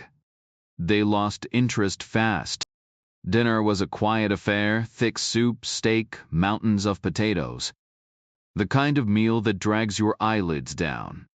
Duke barely stayed awake, too exhausted to talk. The kitchen was warm, the plates piled high, and an extra portion sat untouched on the counter. Maybe someone had a second stomach. I ate fast, listening for the phone, ready to bolt at the first ring. Smash the gate, maybe even flatten Paulie on the way out. But the house stayed silent except for the clink of forks. No coffee. Unforgivable. I settled for tap water that tasted like a swimming pool. The maid shuffled in before I finished my second glass. She looked straight out of rural Ireland, her cardigan pulled tight like armor. "Mr. Beck wants to see you," she murmured, her accent faint but unmistakable. "Now." She nodded. "I think so." He was waiting in that oak-paneled dining room, the same one where I'd played his twisted game of chance. The car was registered out of Hartford, Connecticut, he told me. Angel Doll ran the plates earlier today. I shrugged. No front plates in Connecticut. Just filling the silence. "We know the owners," he said, his voice flat. I held his gaze, processing his words. "How? Business associates. Rug business. That's not your concern. Then who are they?" "Also not your concern," he replied. I stayed quiet. "Problem is," he continued, "the guys you described don't match the owners. At all." "You sure?" He nodded. "You said tall and fair. These guys are Spanish. Short, dark. Then who did I see?" "Two options," he said. "Either someone stole their truck, or they hired new help." "Could be either," I said. He shook his head. "Not the first. I called them. No answer. Asked around. They're gone. No reason to vanish over a stolen ride. So they beefed up their crew." He nodded. "And decided to bite back." Silence. "You positive they had Uzis?" he asked. "That's what I saw. Not MP5Ks. No." I glanced away. "No contest. The MP5K is a sleek, compact H&K subgun, futuristic, like something out of an action flick. An Uzi looks like a garage project gone wrong." "No doubt," I said. "Chance it was random?" "1,000,000 to 1." He exhaled. "So they've declared war, and now they're ghosts. Why?" "No clue." The ocean was quiet, waves rolling in without a sound. "You gonna track them down?" "Damn right," Beck said. Duke was waiting in the kitchen, pissed and tapping his foot. "Wanted me upstairs, locked in for the night." I didn't argue. A locked door with no inside key is a solid alibi. "6:30 tomorrow," he snapped. "Back on duty." I listened for the click of the lock, his footsteps fading. Then I got to work with my shoe. Duffy had left a message. "Back okay?" I replied, "Leave a car a mile from the house. Key on seat. No lights, quiet approach." A pause. Probably her in some motel, laptop humming. Bang. "You've got mail." She fired back. "Why? When?" "Don't ask." "Midnight." Longer delay. Then, okay. I added, "Retrieve it at 6. Stay quiet." "Okay." Beck knows the Toyota guys. A painful 90 seconds later. "How?" "Business relationship." "Details?" "None given." "Shit." I waited. She was probably hashing it out with Elliot. Rapid fire, not making eye contact. I typed, "How many busted in Hartford?" "All 3. "They talking?" "Not a word." "Lawyers?" "None." "Good." Lawyers would have been a disaster. Beck could have gotten to them. Keep them isolated. 2-3 days max. Do it. Another lag. Then, what's Beck thinking? That they've gone to war. And vanished. She texted back, "What's your plan?" I hesitated before typing, still figuring it out. Her next message popped up. "Leave in the car, take it if you need to get out." I answered with a vague, maybe. Silence stretched between us again until she finally added, "Power down the unit. Conserve the battery." A small grin tugged at my lips. Classic Duffy, always thinking ahead. I stayed stretched out on the bed, fully dressed, waiting for a call that never came. By midnight, I gave up and rolled off, pushing back the thick rug to press my ear against the hardwood floor. Best way to catch the faintest noises in a place like this. The hum of the furnace. The low whistle of wind outside, nothing else. No voices, no footsteps. Just the steady quiet of a solid stone house. Duke was probably out cold, dead to the world. Good. Exhaustion had its perks, and he was the only one I had to watch. I tightened my laces, shrugged off my jacket, and kept on the black denim the maid had handed me earlier. The window slid up without a sound, and I perched on the sill, scanning the room before twisting to check the night. A sliver of moon, scattered stars, thin clouds drifting. The air smelled sharp with salt, the ocean rolling slow beneath it. Then came the tricky part. I swung my legs out, twisting onto my stomach, toes searching for a groove in the stonework. Found one just deep enough to brace myself. With one hand, I nudged the window almost shut, then shifted sideways, groping for the drain pipe. My fingers brushed cold, slick metal about 3 feet away. Not ideal. I'm built for power, not agility more suited to a wrestling mat than a balance beam. I adjusted my grip, stretching until my right hand hooked around the far side of the pipe.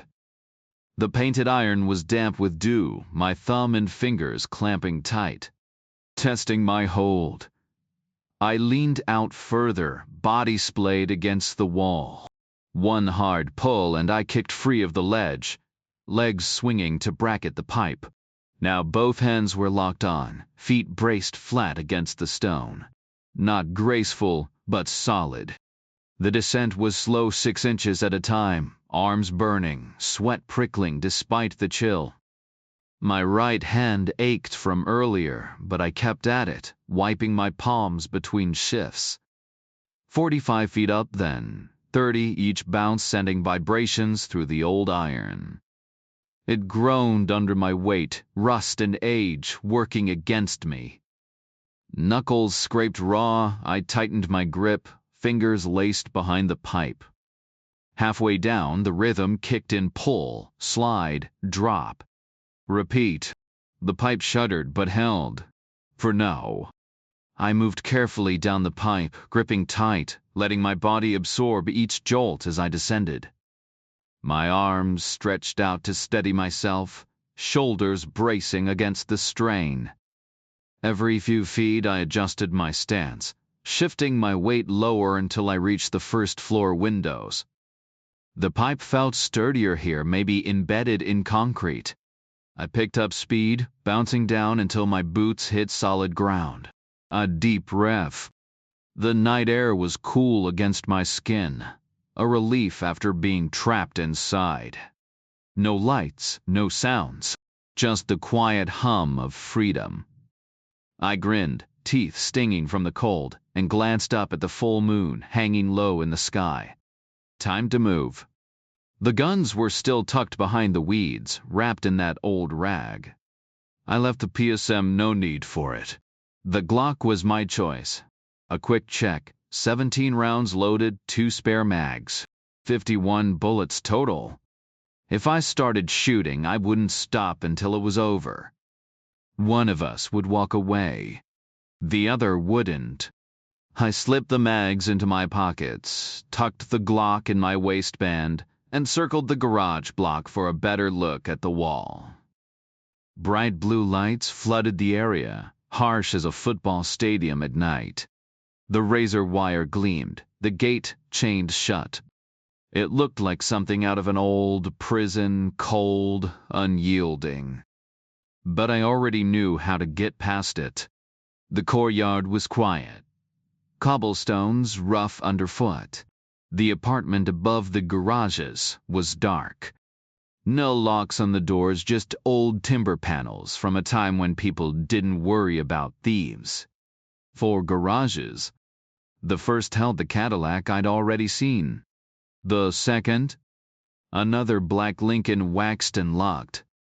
The third was empty, swept clean except for a few stray carpet fibers, gray, stiff, probably from some old rug. Then the fourth garage. I pulled the doors open, letting moonlight spill in. The maid's dusty Saab sat near a workbench, a grimy window behind it framing the ocean outside. Tools covered the bench, old, well used. My fingers closed around a bradawl, its oak handle smooth in my grip. I clamped the steel spike in the vise, bent it at a sharp angle, and pocketed it. Next, a chisel, its blade dull but serviceable. A whetstone and some sharpening fluid brought it back to life. Now I was ready. The steel gleamed as I worked it back and forth, the edge coming up sharp and clean. Back in high school, one of the many I bounced through, I spent a semester at a no-nonsense shop class in Guam, where your grade depended on how well you handled the grunt work, like honing blades. We all aced it. That was the kind of win we cared about. Never saw knives sharper than the ones from that class. I flipped a chisel, working the other side until the edge was perfect straight, crisp. The kind of quality you'd expect from Pittsburgh steel. A quick wipe on my jeans, no need to test it on my thumb. Some things you just know. Stepping into the courtyard, I crouched where the walls met, loading up. The chisel for quiet work, the Glock if things got loud. Priorities first, the house. Might be my only shot. The kitchen porch door had a flimsy 3-lever lock, barely a challenge. A bent bradawl did the trick in under a minute. I paused, listening hard. No late-night bakers, no Irish girl lurking. Just silence. Inside, the kitchen was cold, empty. I laid out my gear bradawl, chisel, Glock, mags, keeping them low to avoid tripping any detectors. Metal detectors have a blind spot near the floor, thanks to steel-shanked dress shoes. Manufacturers don't want them beeping at every guy in loafers. So I slid everything through, inch by inch, then stepped in after. Debated ditching the shoes quieter in socks, but shoes pack a punch if you need to kick your way out. And scrambling barefoot over rocks? No thanks. I kept them on, moving careful. The house felt solid, worth the risk. No flashlight in the kitchen, just matches. Struck one, scanning for the keys I'd left behind. Gone, of course. Too easy otherwise. Down to the basement, another match flaring at the bottom. Wires led me to the breaker box, and there, on the shelf beside it, a flashlight. Typical. The one place you'd never think to look when the lights go out. When a circuit trips, the breaker box is where you end up, not where you begin. The flashlight in my hand was a hefty maglite, black as midnight and about as long as a police baton. 60-cell batteries powered its same kind we relied on back in the Army. They swore those things were indestructible, but we learned the hard way that durability depends on what you swing it at and how much force you put behind it. I flicked it on, snuffed out the match with a quick breath, then spat on the charred end before tucking it into my pocket. The beam swept over the breaker box, its gray metal door swinging open to reveal 20 unmarked switches. No label for the gatehouse. No surprise there, why run power all the way to the main house just to loop it back to the lodge? Made more sense to tap the lodge straight from the main line. Still, a small part of me had hoped to find a switch labeled wall lights. Would have been satisfying to plunge the place into darkness with a single flick. I moved on to the 2 locked doors I'd spotted earlier. Except now they weren't locked. Rule number 1 before picking a lock? Make sure it's actually locked. Nothing stings worse than realizing you just wasted effort on a door that wasn't even secured. The first room was bare, a perfect 8-foot cube of rock walls and cement floor, swept so clean it looked like someone had gone over it with a vacuum that morning. The air was damp, thick with the musty scent of stone and the faint, lingering tang of a vacuum bag. But there was something else, too, a whisper of something rich and papery, just barely there, like the ghost of a memory. I stepped inside, killed the light, and stood in the dark, willing the scent to sharpen. But the moment I moved, it vanished, swallowed by the cold, mineral-heavy air. Some things slip away the harder you chase them. The second room wasn't empty, just unoccupied. A mattress lay on the floor, sheets tangled, blanket tossed aside. No pillows. The air smelled like old food, sweat, and something sharper fear. I checked every inch, finding nothing until I lifted the mattress.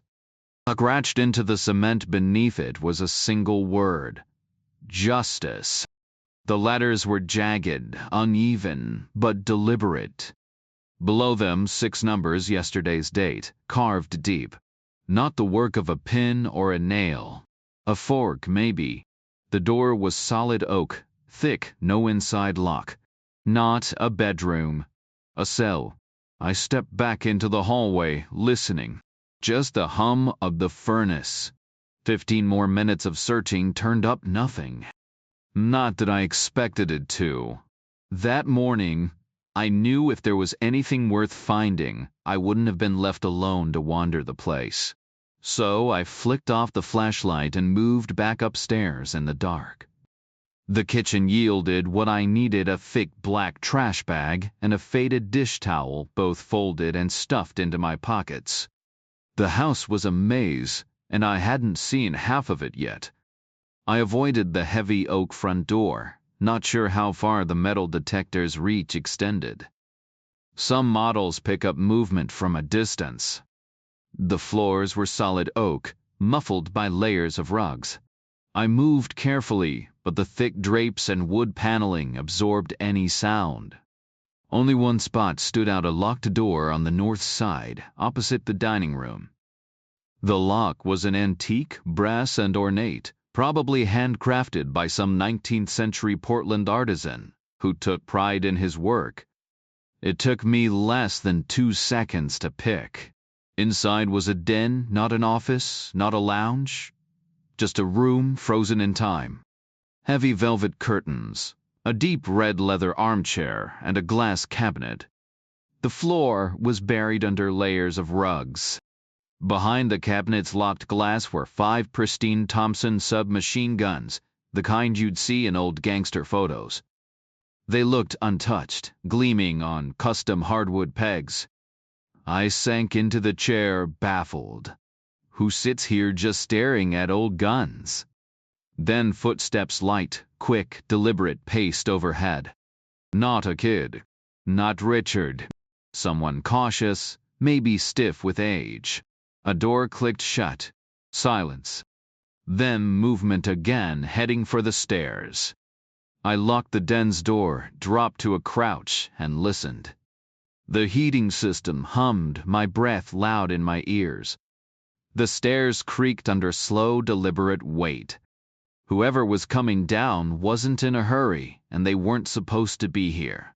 The footsteps reached the bottom. I tightened my grip on the chisel. This wasn't part of the plan. The footsteps grew fainter as they neared the basement, then faded completely in the hallway above. My mind conjured an image of someone pausing on the plush carpets, glancing between heavy curtains and wood-paneled walls, ears straining for any sign of movement. Maybe coming my way. My fingers tightened around the flashlight and chisel. The weight of the Glock pressed against my waistband was reassuring. I knew I could blast my way out if needed.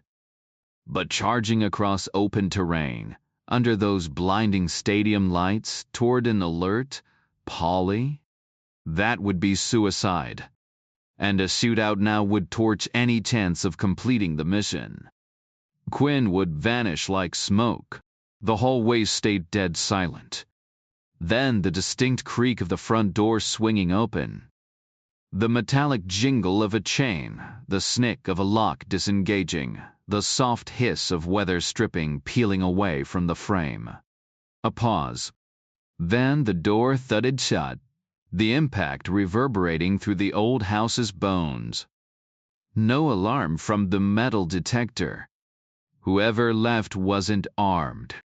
Not even packing car keys. I waited. Duke wouldn't wander around unarmed. He'd be asleep by now, pistol under his pillow. Beck. Maybe, but he wasn't slick enough to pull off a fake exit, standing there in the dark with a drawn gun, waiting to ambush me. Or was he? I shifted sideways into the red leather chair, Glock now in my left hand, barrel fixed on the door. 9mm of clearance, that's all they'd get before I fired. Patience wasn't just a virtue, it was my specialty. If they thought they could outwait me, they'd pick the wrong guy. An hour crawled by. No footsteps, no shifting fabric, no telltale creaks. The hallway was empty.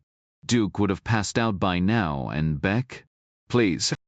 Staying statue still for that long takes discipline he didn't have. I worked the lock with the bradawl, then eased the door open from the floor. Any ambusher would be eye level, not looking down. But the hallway was a ghost town. I relocked the door, slipped downstairs to stash the flashlight, then ghosted back up. In the kitchen, I slid my gear across the floor and out to the porch, scanning the backyard through the window. Just moonlit rocks and the endless Atlantic. Hugging the house's shadowed side, I ducked along the courtyard wall, stashed the tools in their hiding spot. No way they'd survive the trash bag, and picked my way toward the ocean. Halfway there, I stopped cold. Elizabeth Beck sat on the rocks like a specter, wrapped in white, gaze fixed on the eastern horizon. 30 feet away, I held my breath. One glance to her left and I'd be silhouetted against the sky. The ocean murmured, indifferent.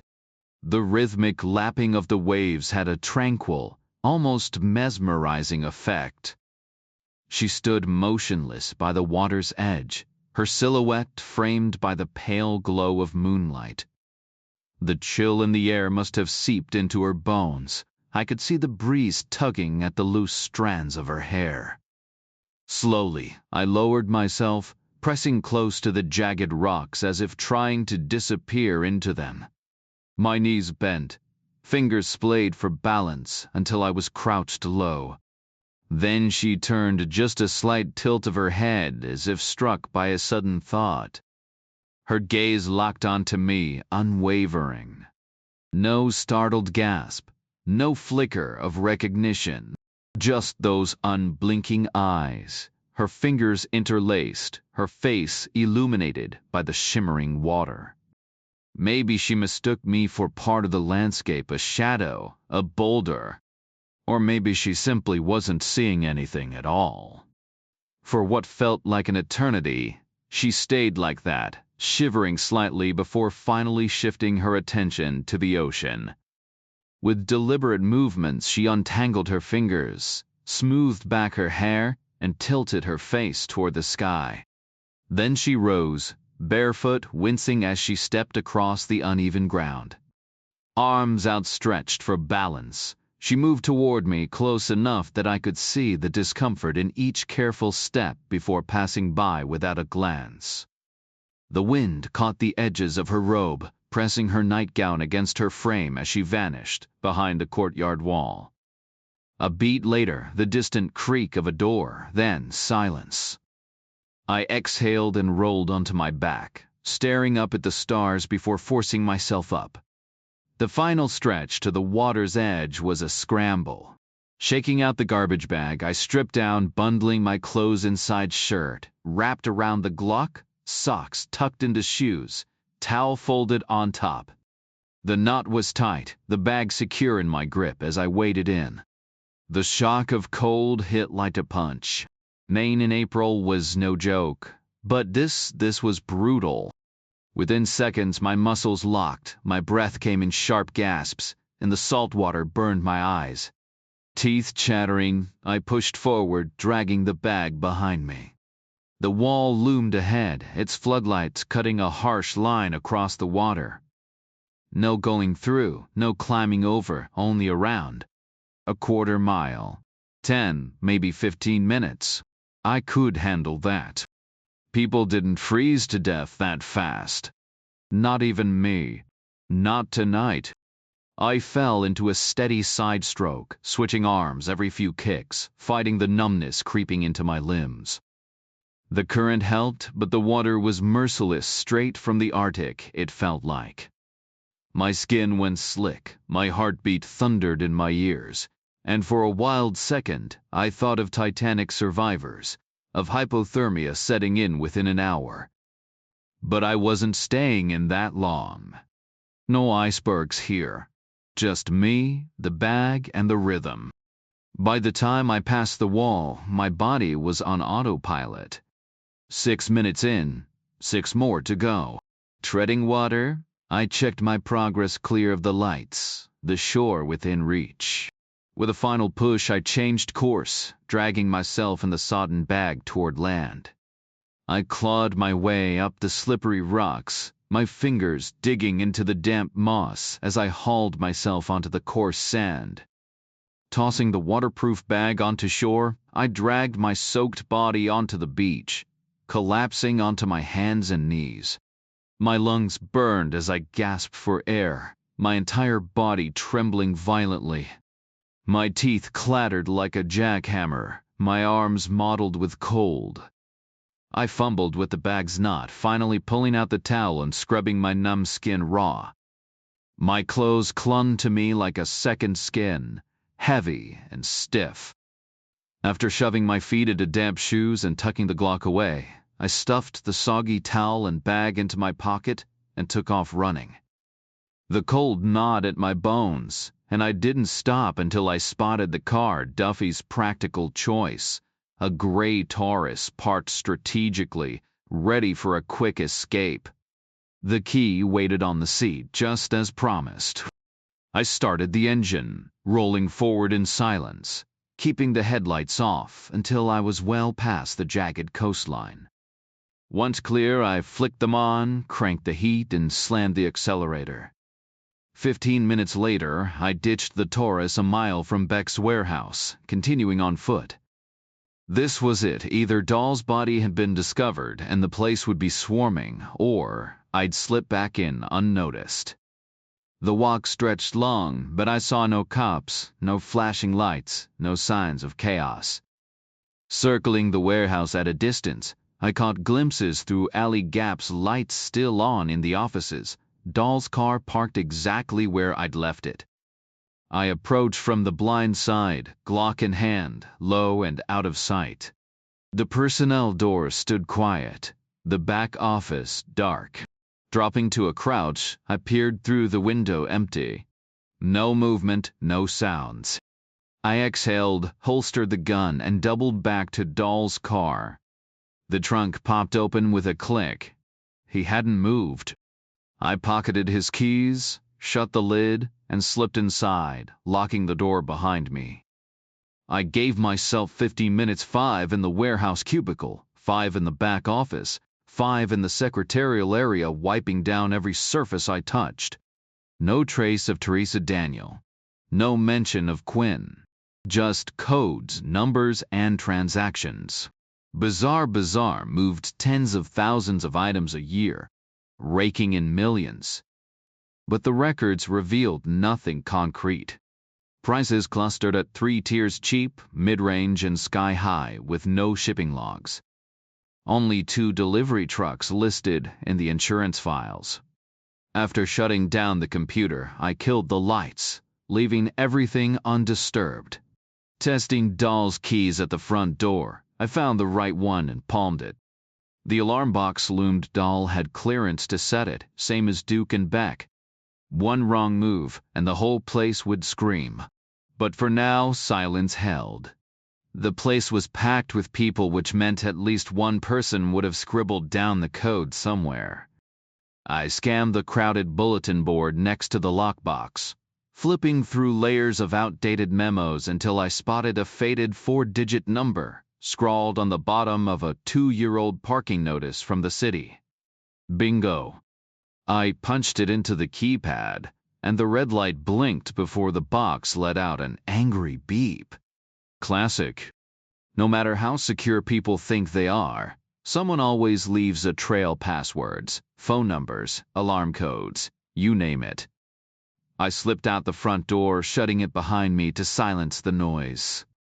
After locking up, I rounded the corner and slid into Dahl's Lincoln, firing up the engine before cruising downtown. I left it tucked away in a parking garage, maybe even the same one Susan Duffy had snapped in her surveillance photos. Wiped down every surface, pocketed the keys, and almost considered torching the thing for fun. The tank was full, and I had a couple of matches left. Nothing like a flaming car to really turn up the heat on Beck. But in the end, I walked away. Smart move.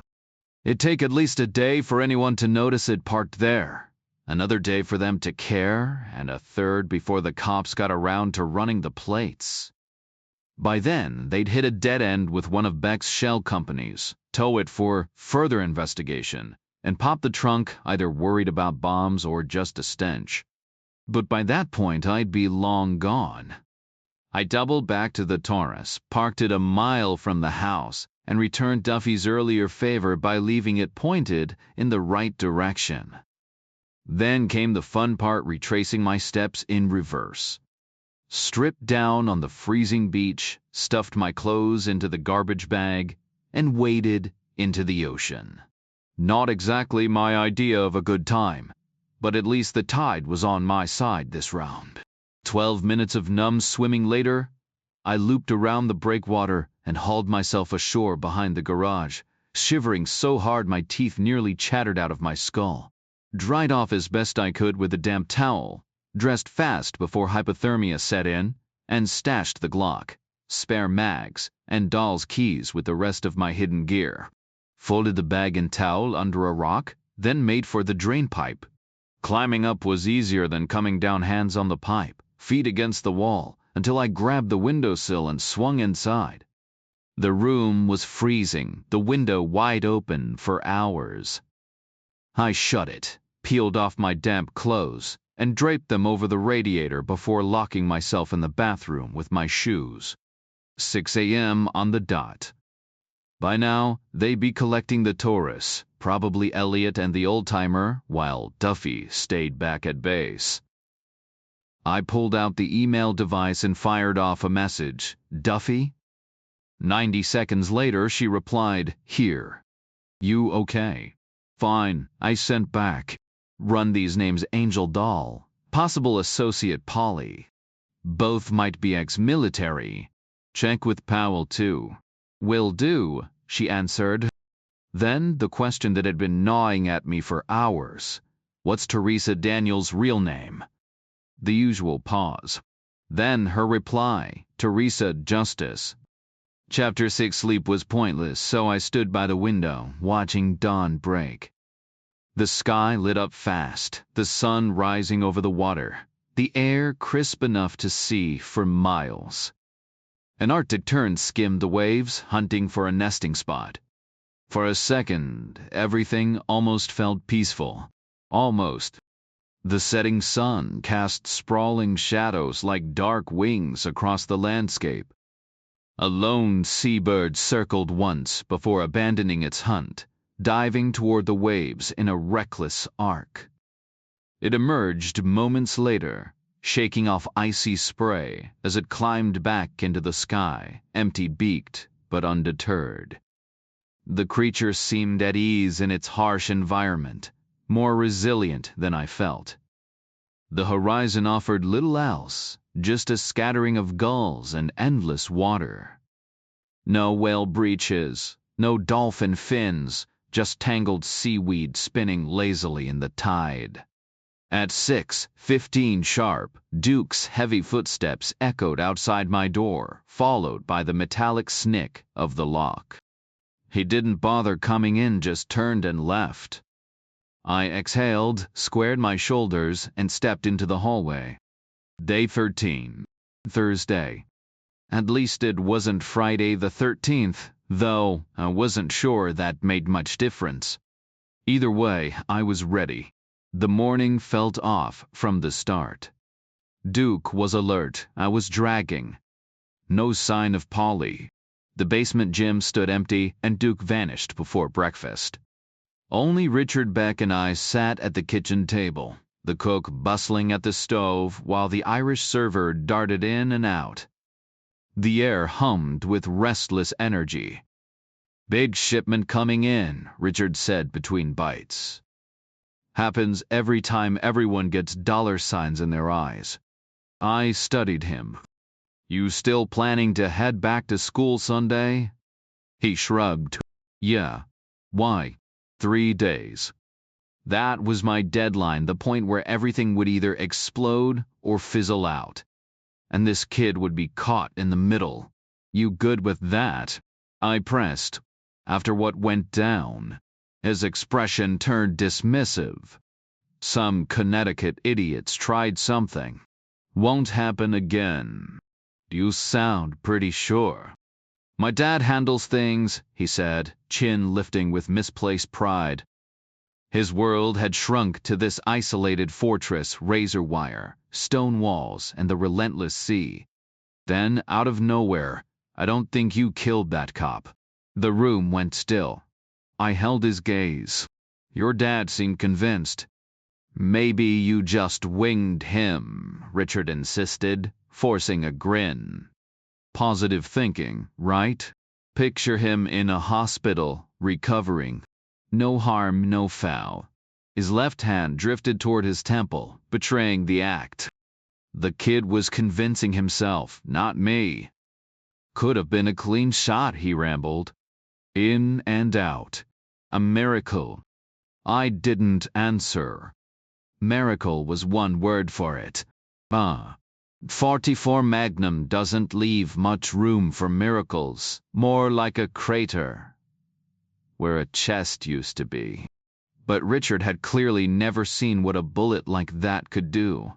His optimism was a flimsy shield, and it was slipping. The thought crossed my mind maybe he had seen it. And maybe he wasn't impressed. "Optimism," he said. "That's what you need. Picture him cozy somewhere, healing up just fine." "What's in the delivery?" I asked. "Knockoffs, most likely," he replied. "Straight from Pakistan. You wouldn't believe how many people fall for antique rugs stamped out last week." "Really?" He met my eyes and nodded. "People see what they choose to see." "Is that so?" "Every single time." I glanced away. No coffee in sight. After years of it, you start to notice how much you rely on the stuff. I was annoyed, exhausted. "Got plans today?" he asked. "Not sure," I said. "I'll probably just read," he mused. "Take a walk by the water, see if anything interesting drifted in overnight." "Stuff actually washes up?" "Occasionally. You'd be surprised what falls off cargo ships." I studied him. Was that a hint? I'd heard stories about smugglers floating contraband to shore in remote spots. Heroin could work the same way. Was he testing me? Warning me? Did he know about the gear I'd stashed? And why bring up the wounded officer? Just messing with my head. "Mostly a summer thing, though," he added. "Too chilly for boats now. Guess I'll stay in. Maybe paint." "You paint?" "Art student," he said. "Told you that already." I nodded, my eyes fixed on the cook's back like I could will her to brew a pot through sheer mental force. Then Duke walked in. He stopped beside my chair, planting one hand on the backrest and the other on the table. Leaned in close, like he had something confidential to share. Lucky you, pal, he said. I stayed silent. You're taking Mrs. Beck shopping. Where? Wherever, he said. All day. Better be. I gave a slow nod. Don't trust anyone on delivery day. Take the caddy, he said, dropping the keys. Make sure she doesn't hurry back. Or maybe don't trust Mrs. Beck on delivery day. Got it, I said. You'll find it entertaining, he added. Especially the start. Never gets old for me. No clue what he meant, and I didn't bother guessing. Just glared at the empty coffee pot until Duke left. A second later, the front door opened and shut. The metal detector chirped twice. Duke and Beck, armed and on the move. Richard wandered off, leaving me alone with the cook. Any chance of coffee? I asked. Nope, she said. I sat there until it hit me that a good chauffeur should be waiting, so I headed out back. The metal detector beeped politely at the keys. The tide was high, the air sharp with salt and seaweed. No more dizziness, just the steady crash of waves. I circled to the garage, fired up the Cadillac and backed it out. Parked near the front drive, engine running to warm it up. Tiny ships dotted the horizon, crawling toward Portland. Barely visible, sluggish. I wondered if one was Beck's or if it had already docked, ready for unloading. Maybe a customs officer was strolling past it right now, eyes forward, freshly bribed. 10 minutes later, Elizabeth Beck stepped out. Knee-length plaid skirt, thin white sweater under a wool coat. Bare legs, no stockings. Hair pulled tight. She looked cold, defiant, resigned. Like royalty marching to the scaffold. Probably used to Duke driving her. Probably uneasy riding with an alleged cop killer. I moved to open the back door. She walked right past it. Front seat, she said. Elizabeth climbed into the passenger seat, and I slid behind the wheel. Where are we headed? I asked, keeping my tone neutral. She didn't answer, her gaze fixed on the window. We'll discuss it once we're past the gate, she murmured. Paulie stood like a brick wall in front of the closed gate, his massive frame barely contained by his suit. The cold had turned his face ruddy, and he didn't budge as I stopped the car a few feet away. His eyes locked onto Elizabeth, completely dismissing me. He rapped his knuckles against her window, then mimed rolling it down. She stiffened, her fingers tightening around the seatbelt before she finally pressed the button. The glass slid down, and Paulie leaned in, resting his forearm on the doorframe. Morning, he said, brushing the back of his finger against her cheek. She didn't flinch, but her breath hitched.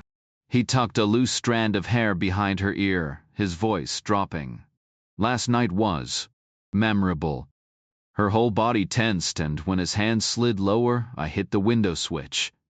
The glass jammed against his arm before retracting. I was out of the car before I could think.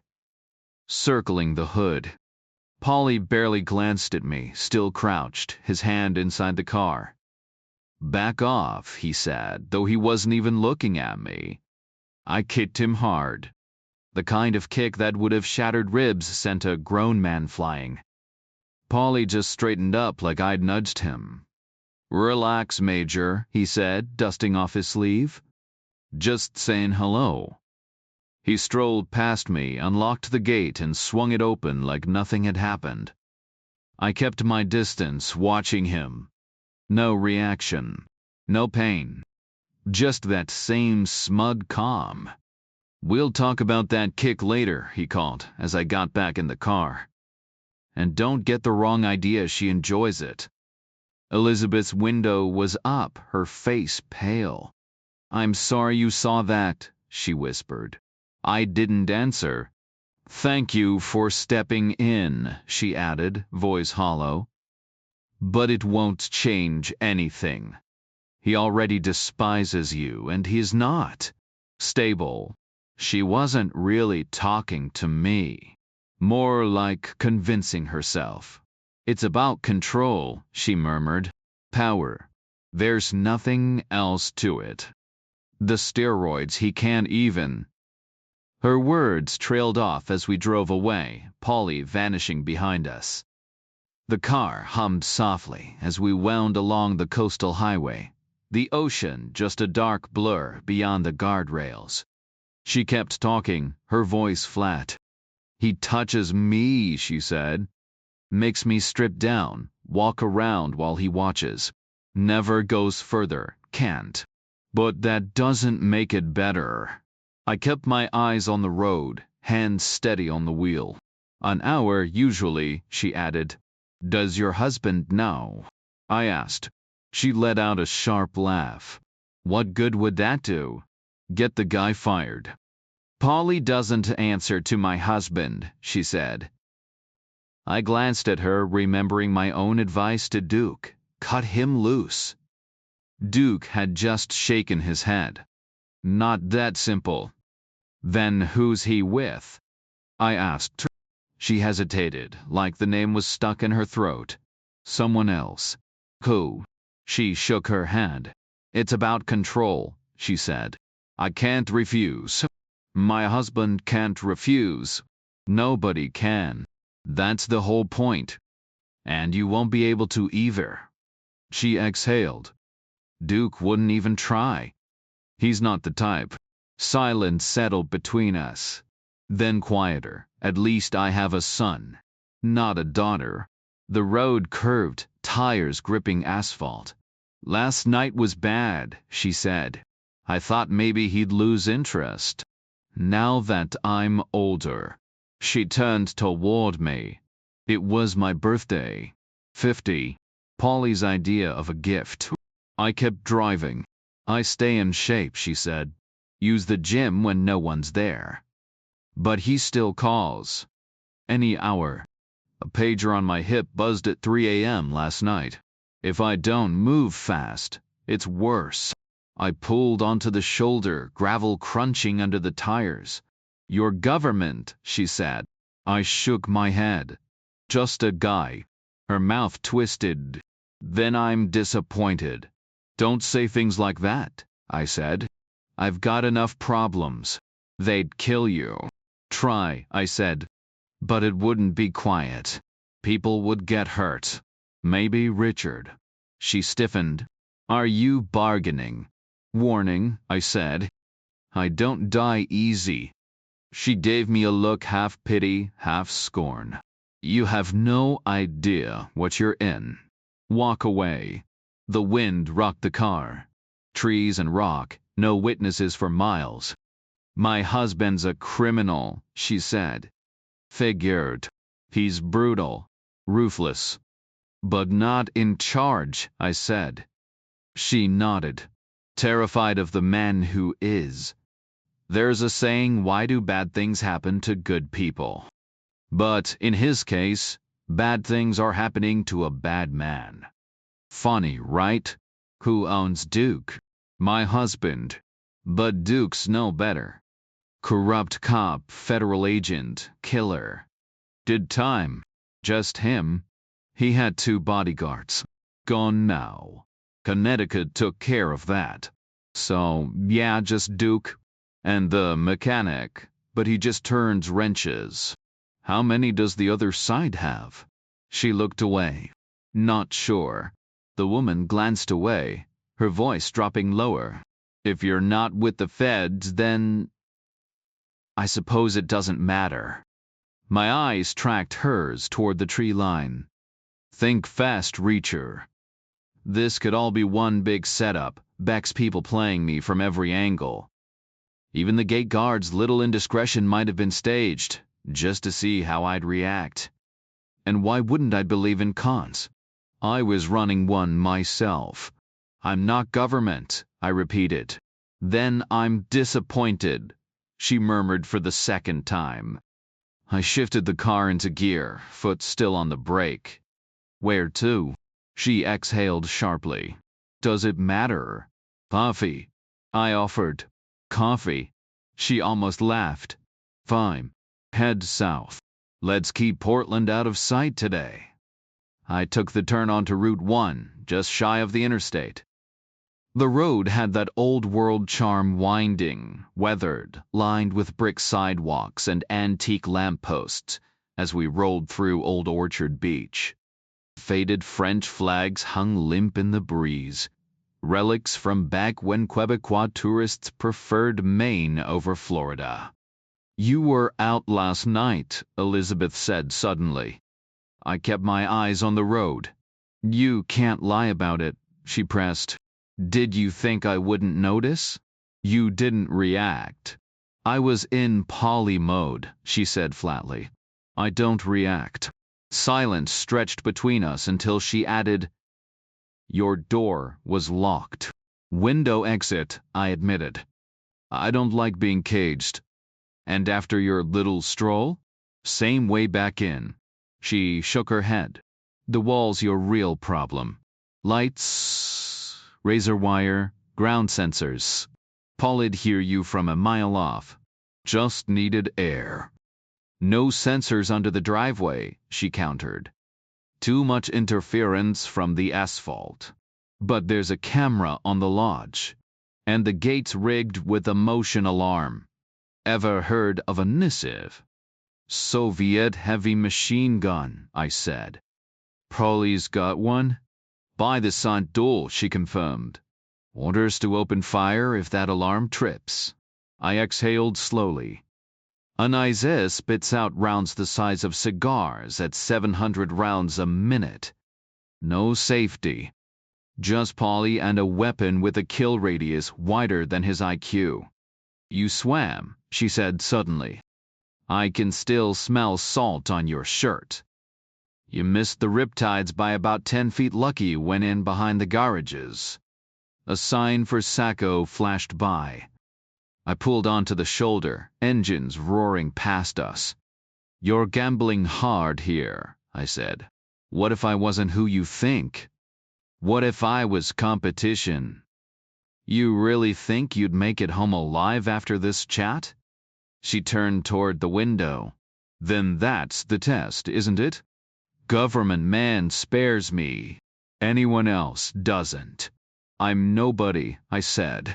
You're playing with fire. Coffee, she insisted. Sacco's got history. Mill barons used to live here. We ended up on a river island, dominated by a repurposed brick mill, now a maze of upscale shops. The coffee place, Cafe, was all chrome and glass, the aroma alone worth the detour. French wordplay aside, the brew was strong enough to strip paint, just how I liked it. I skipped the fancy drinks and went straight for a plain black coffee, large and steaming. Elizabeth Beck stood beside me, shaking her head before I could even take a sip. Stay here, she said. I'm going shopping. Alone. Meet me back in 4 hours. I stayed silent. You don't get a say in this, she added. You're just the driver. I'm broke, I told her. She dug into her purse and handed me a 20. I paid for the coffee and found a table. She followed, watching me settle in. 4 hours, she repeated. Maybe longer, but definitely not less. In case you've got things to handle. I don't, I said. Just driving you around, remember? She gave me a long look, adjusted her purse strap, and turned to leave, then froze. Something clattered to the floor. I glanced down. A small black pager lay at her feet. Her face flushed crimson. She snatched it up, fingers trembling, and sank into the chair across from me like her legs had given out. He makes me keep it there, she whispered, barely audible. Inside my underwear. Says it has the right effect when it buzzes. Checks every time I leave the house. She swallowed hard, clutching the device. Usually I move it to my bag, but not this time. Not with you watching.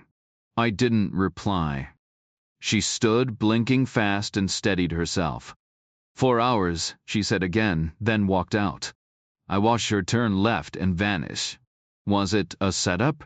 Maybe. She could have planted the pager, staged the drop. But that blush? No way. You can't fake that kind of humiliation. Not even an Oscar winner could pull it off. Elizabeth Beck was telling the truth. Still, I wasn't reckless. I finished my coffee like I had nowhere to be, then wandered the mall, doubling back until I was sure no one was tailing me. Back at the cafe, I grabbed another cup, borrowed the restroom key, and locked myself in. Sitting on the closed toilet lid, I pried off my shoe. A message from Duffy flashed. Why ask about Teresa Daniels' real name? I ignored it and typed, "Where's your motel?" A minute and a half later, she replied, "What you eat first morning in Boston?" Smart. She was testing if my device had been hacked. I answered pancakes, egg, coffee, left a $3 tip. Anything else and she'd have bolted. Her next message pinned her location, west side of Route 1, 100 yards south of Kennebunk River. About 10 miles away. "See you in 10, I sent. Traffic near Saco slowed me down, took 15 minutes. I kept checking the mirror, but the coast stayed clear. Crossing the river, I spotted the motel, a row of gray saltbox cottages trying too hard to be quaint. The Taurus from Boston was parked outside the last room. April meant vacancies and the place was quiet. Too quiet. The only unmarked car in sight was a plain sedan. I parked the Cadillac behind a wooden shed near a massive propane tank, keeping it out of view from the highway. No point in drawing attention. When I knocked, Susan Duffy answered immediately, and before I knew it, we were hugging tight, like it was instinct. Neither of us saw it coming. Maybe it was the tension, the exhaustion, but it just happened. And damn, it felt good. She was lean, almost fragile under my hands, her frame small enough that my fingers nearly met around her back. She smelled like soap, no perfume, like she'd just stepped out of the shower. "You hear anything about Teresa?" she asked. "You here alone?" I countered. She nodded. "The team's in Portland. Customs flagged a boat Beck's expecting today." We broke apart, stepping further into the room. Standard motel setup, queen bed, bland furniture, a TV, the hum of an AC unit.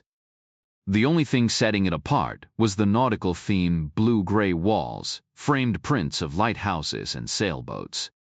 Coastal Maine through and through. "What's the plan for the team?" I asked. "Just surveillance," she said. "They're pros. No one will spot them."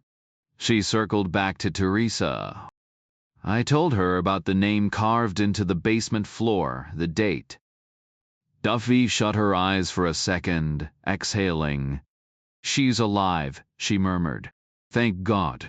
"Was alive yesterday, at least," I corrected. Her eyes snapped open.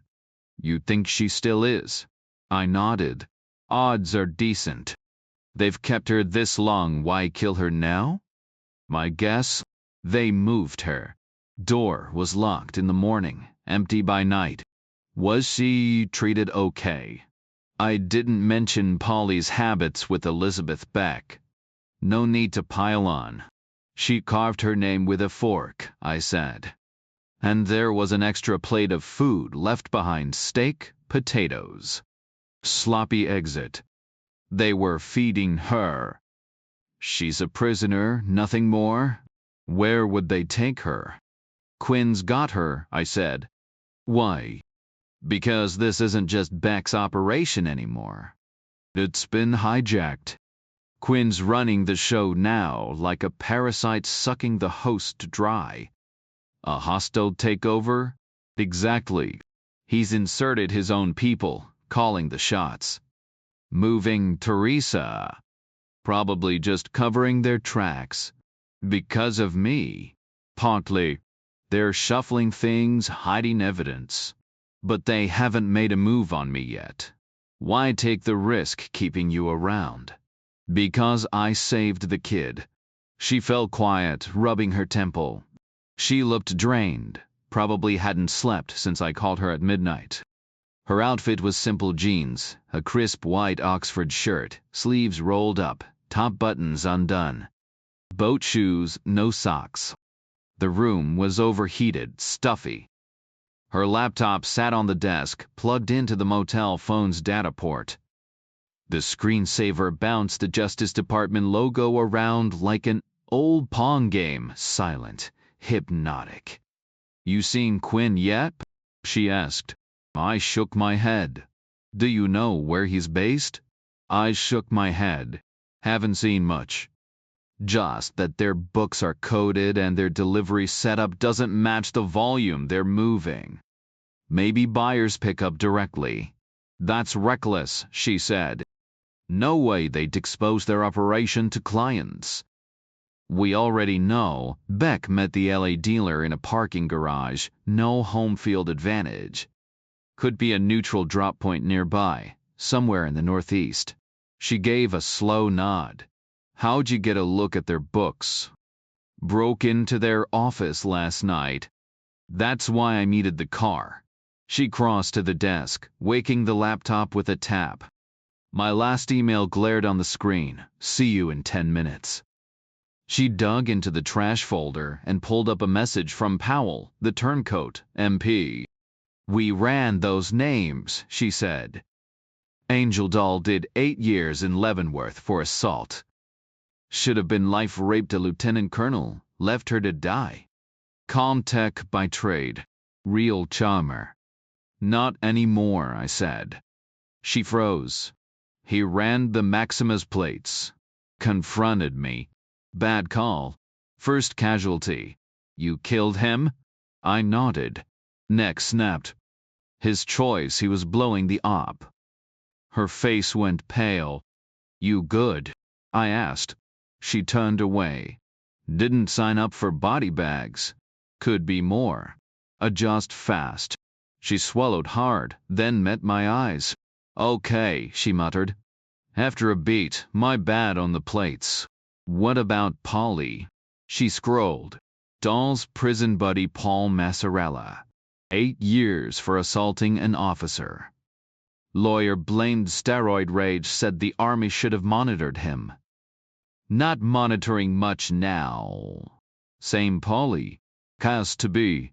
Told me he hates officers. Took a kidney shot that drop you or Elliot? Didn't flinch. What's he gonna do? Rather not guess. You still planning to go back? Beck's wife suspects I'm fake. Her eyebrows shot up. How? I shrugged. Maybe she's hoping I am. Or convincing herself. She spreading it? Not yet. Saw me sneaking out last night. Then you're done. Walk away.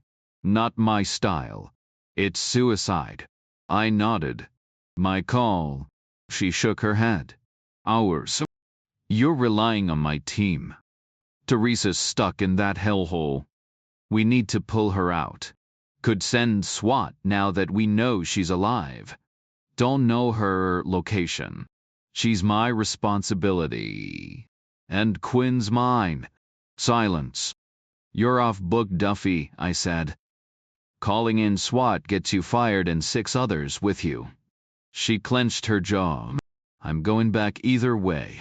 With you or solo. Might as well use me. What's Quinn to you? I didn't answer. After a long pause, she tried another angle. Would Mrs. Beck flip? Can't ask. That confirmed her doubts. No telling where that leads. So what's the play? Promotion. Duke's job puts me next to Beck. Then I get a direct line to Quinn's crew. Need that intel flying blind right now. She exhaled. We need a win. We need proof, she said. I know, I replied. How do you plan on moving up the ranks? Same as everyone else, I told her. She didn't answer, just clicked back to her inbox and walked over to the window, staring outside. I watched her. The sunlight behind her turned her shirt translucent. Her hair was pulled back, just grazing her collar, expensive looking, but I figured on a deal salary. She either did it herself or had a friend help.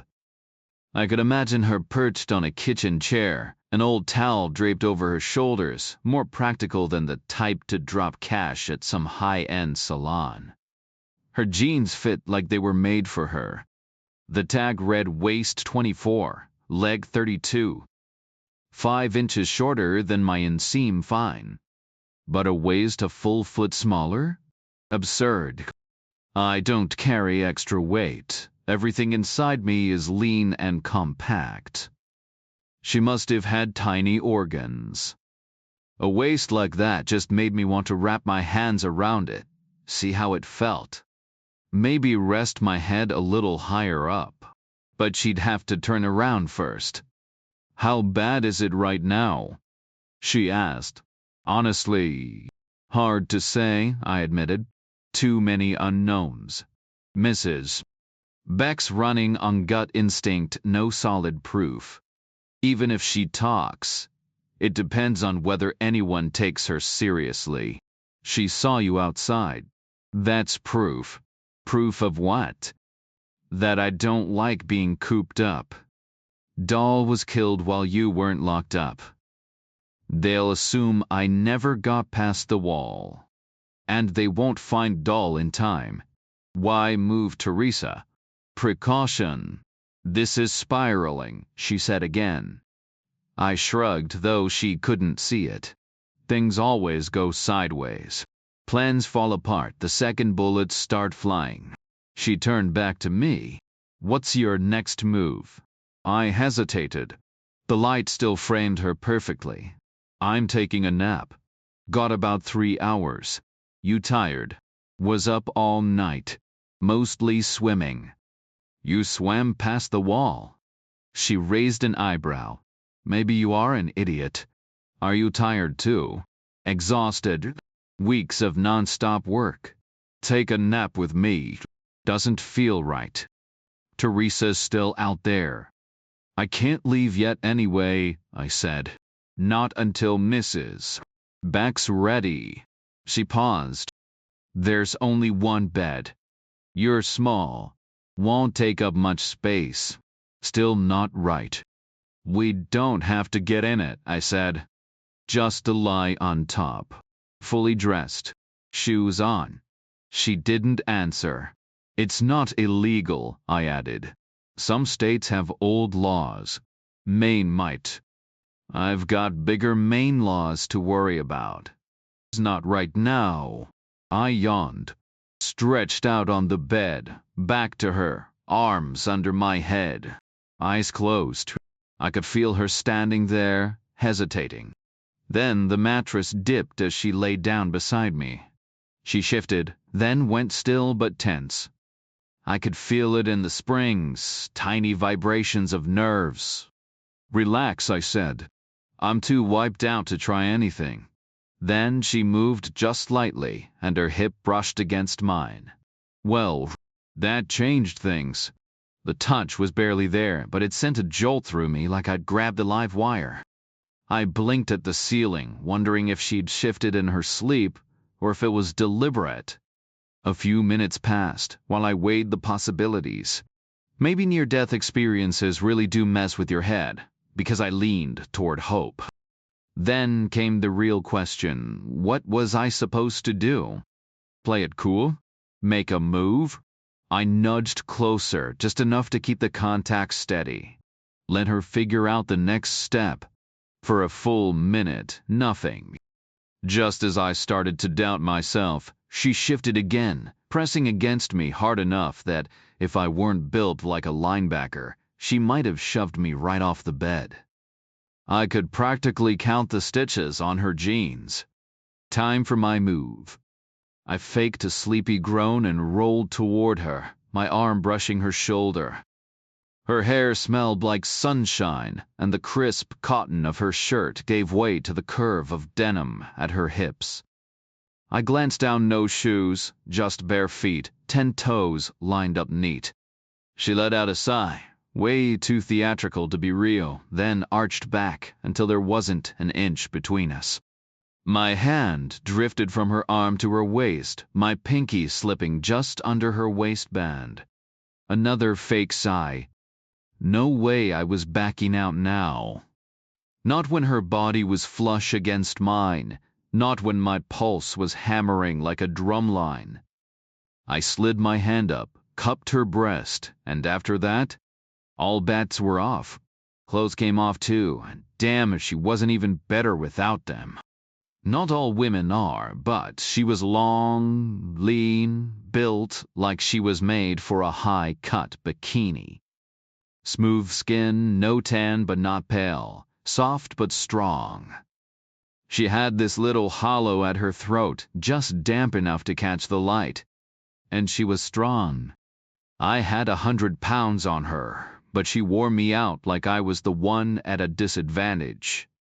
Afterward she grinned, smug. "Remember Boston?" I said. "That chair you were sitting on? I wanted you right then." "It was just a chair," she said. "Keep telling yourself that." She laughed. "Remembered the Freedom Trail? That story about the long rod penetrator? That's when I wanted you. At least someone got something out of that defense contract. If Elliot hadn't been there, I'd have dragged you behind a bush. There were people around." "Paul Revere rode past worse," she said. "Yeah, well, I'm not Paul Revere." She pressed her smile into my shoulder. "All done, old man." "Did I say that? Danger really does it for you, huh?" "Guess so." "Then admit it, you're in trouble." "Only if my heart gives out." She sat up, flawless even against gravity. "I mean it, Reacher," she said, dead serious now. "Don't go back." I gave her a tired grin. "Don't worry about me. Couple more days and I'll track down Teresa and Quinn, then I'm gone." "Not unless I say so," she shot back. I nodded slowly.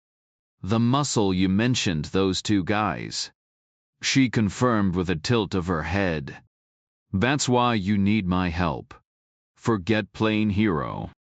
With or without you, I'm walking away clean. But if we let those guys loose, you're finished one phone call, and it's over." "Where are they?" "Stashed in that first motel back in Massachusetts where we set everything up. The guys from the Toyota and the college kids ride are babysitting. Keeping them on a tight leash, I hope. Like a choke chain." "That's a long drive," I said. "By car, yeah," she replied. "Not by phone. You want Teresa back that bad?" "Damn right," she said. "But I call the shots here." "Control issues much?" I said.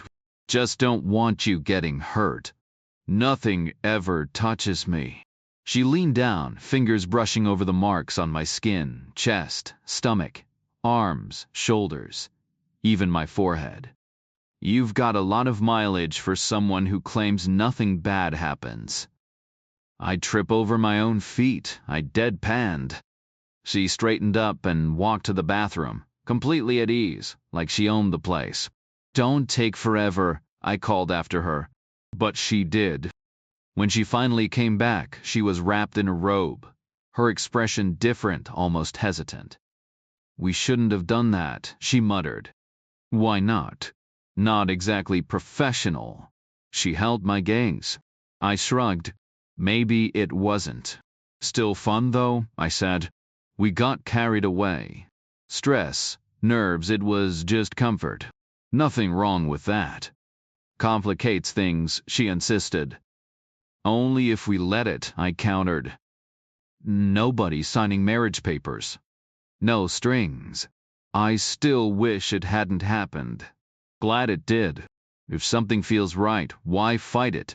That your life motto?" I looked away. Learned it the hard way. Said no, once when I should have said yes. Still bugs me. She tightened the robe around her. It was good, she admitted. Same here. But now we move on. No big deal, right? Right, I echoed. You should still think twice about going back. Sure, I said, stretching out on the bed. Weighing the times I'd held back when I shouldn't have, this wasn't one of them. Duffy fell silent, like we were both waiting for the next move. I took a scalding shower, dressed, and by the time I came out, the conversation was over. We both knew I wasn't backing out. I respected that she didn't beg me to stay. No drama, just two people who got things done. I was tying my shoes when her laptop chimed a soft, high-pitched ping, like a microwave timer. No, Cheery, you've got mail. She clicked open the message. From my office, she said. Pulled records on 11 shady ex-cops named Duke. Request went in yesterday. How old's this guy? 40s maybe. She scrolled. Southern accent. Nope. Down to 3, she said. Mrs. Beck mentioned he went federal after. Ma scrolling. John Chapman, Duke. Only one who switched to feds. Started as a Minneapolis cop, then detective. 3. Investigations, no solid hits. Then he jumped ship.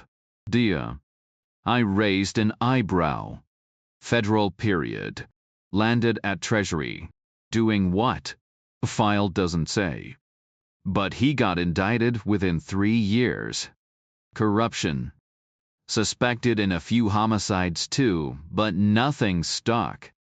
He still ended up doing 4 years behind bars. Description. I asked. White guy roughly your build. Though the mugshot doesn't do him any favors. That's him, I said. She kept scrolling, skimming the rest of the report. Be careful, she warned. Sounds like a real charmer. Not a problem, I replied. For a second, I considered kissing her goodbye at the door, but I held back. Figured she wouldn't be into it. Instead, I jogged to the Cadillac and made it back to the diner just as Elizabeth Beck walked in.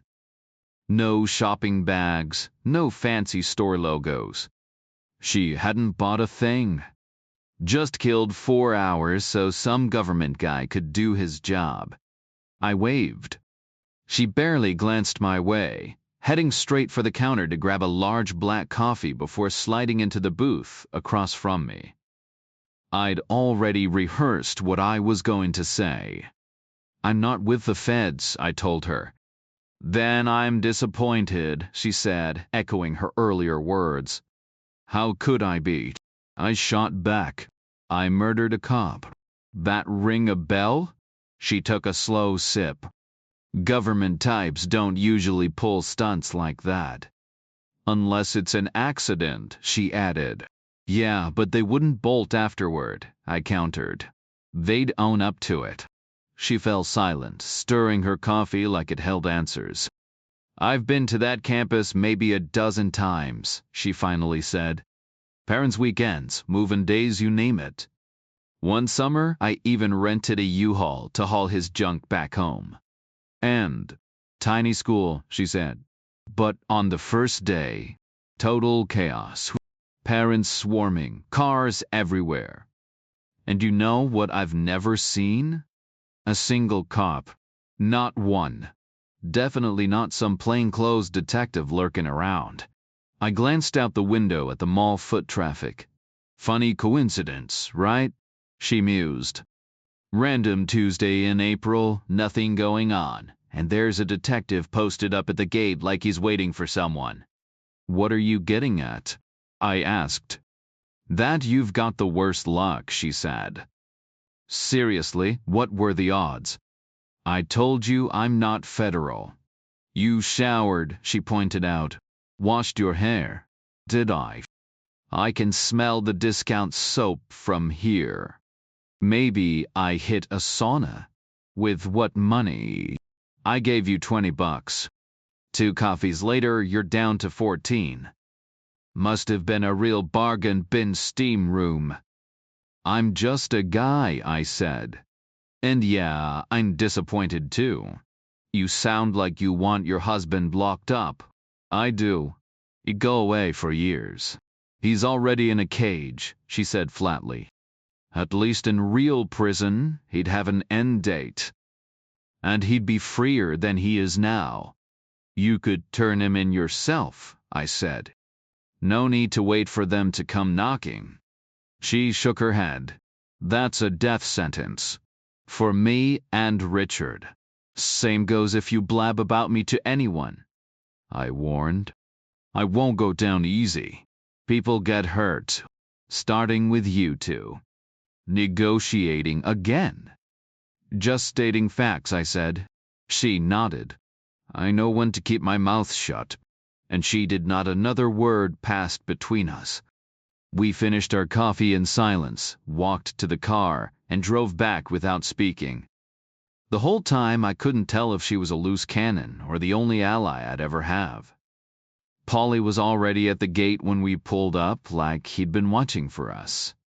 He glared first at me, then at Elizabeth. Hand over the pager, I said. I can't, she replied. Do it, I insisted. Paulie slid the chain free and swung the gate open. Elizabeth reached into her bag and passed me the pager through the window. I eased the car forward, rolling down the window as I pulled up beside Paulie, who was ready to close the gate behind us.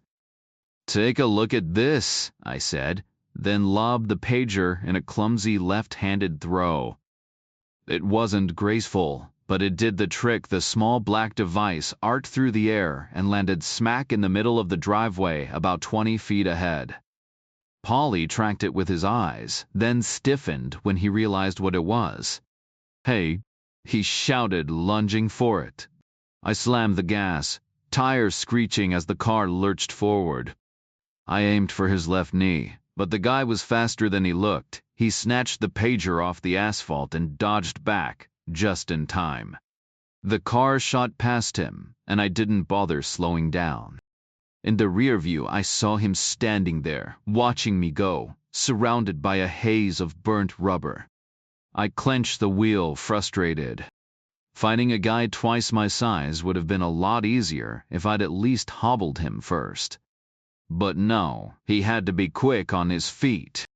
I pulled up to the front entrance and let Elizabeth out, then parked the car and made my way toward the kitchen.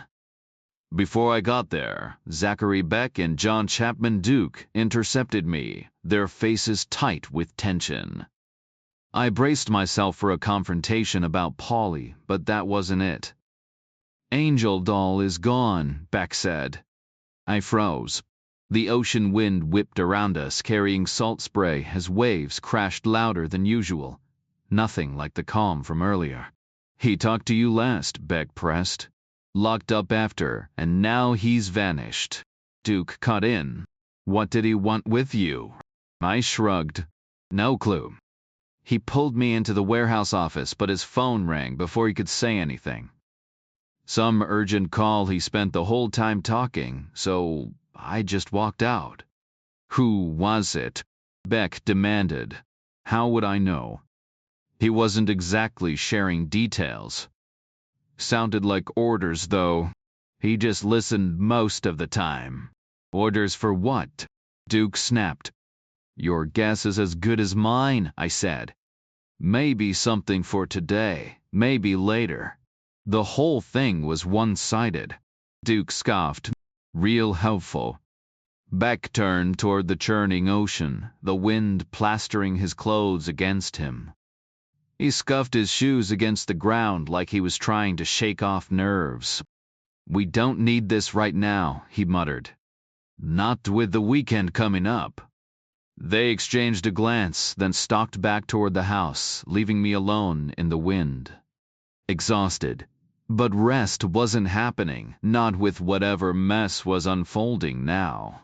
The usual quiet of the evening had been replaced by frantic energy, whatever routine I'd observed. The past 2 nights was completely gone.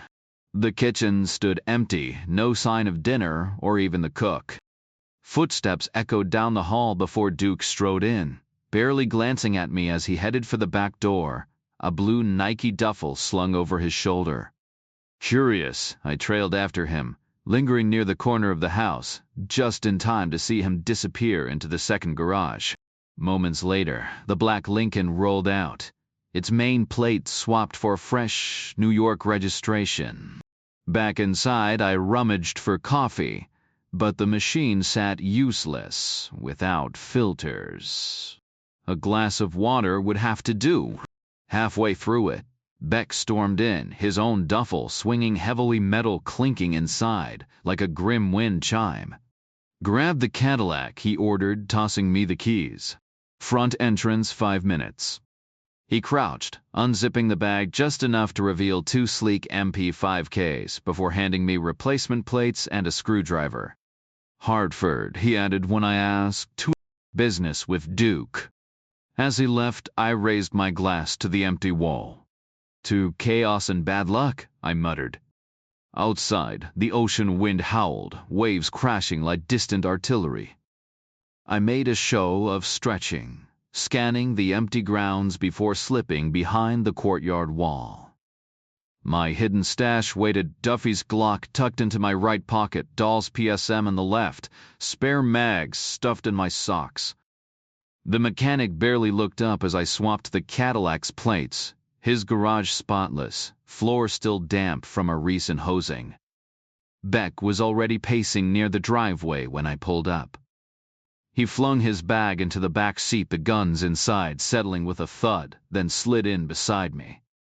"I-95 to Boston," he said. "Gas first if we need it." Paulie glowered at the gate, his jaw clenched so tight I half expected his teeth to crack. He stared me down as the gate creaked open, but I kept my eyes forward. Some problems could wait. The Cadillac purred onto the empty coastal road, eating up the miles as we merged onto the highway. Familiarity was setting in the weight of the wheel, the hum of the engine, and the weight of what was coming. The car was a sleek ride, gliding smooth and silent, but it guzzled fuel like there was no tomorrow. The gas gauge was dropping fast. I swear I could watch it sink in real time. I remembered the first fuel stop was just south of Kennebunk, the same spot where I'd met Duffy and Elliot on the way to New London. We rolled in 15 minutes later, the place feeling weirdly nostalgic.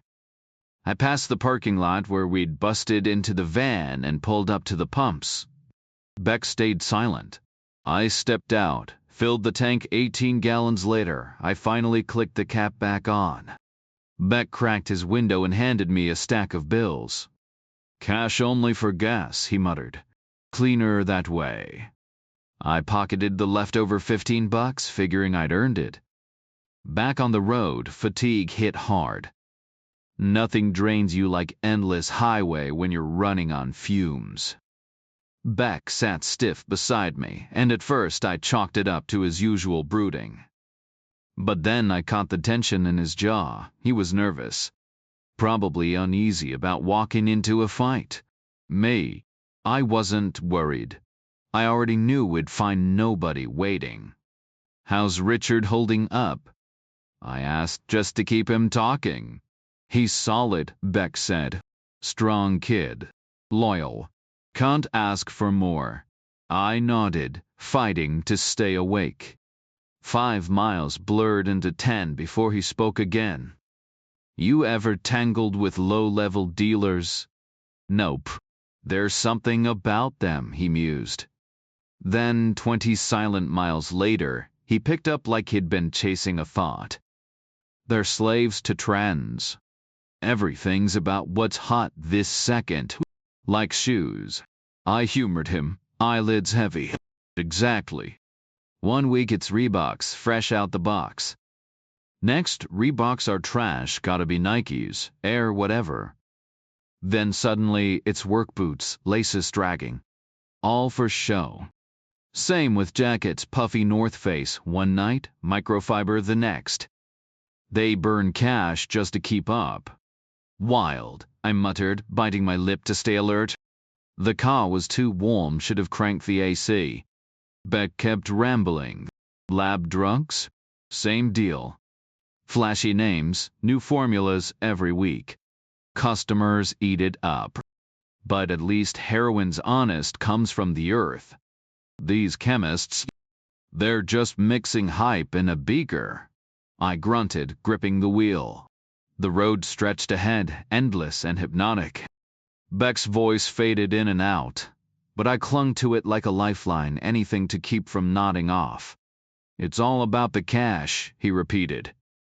When you've got too much of it with no real purpose, you start chasing trends just for the thrill. It bleeds into everything: guns, clothes, even their damn product line.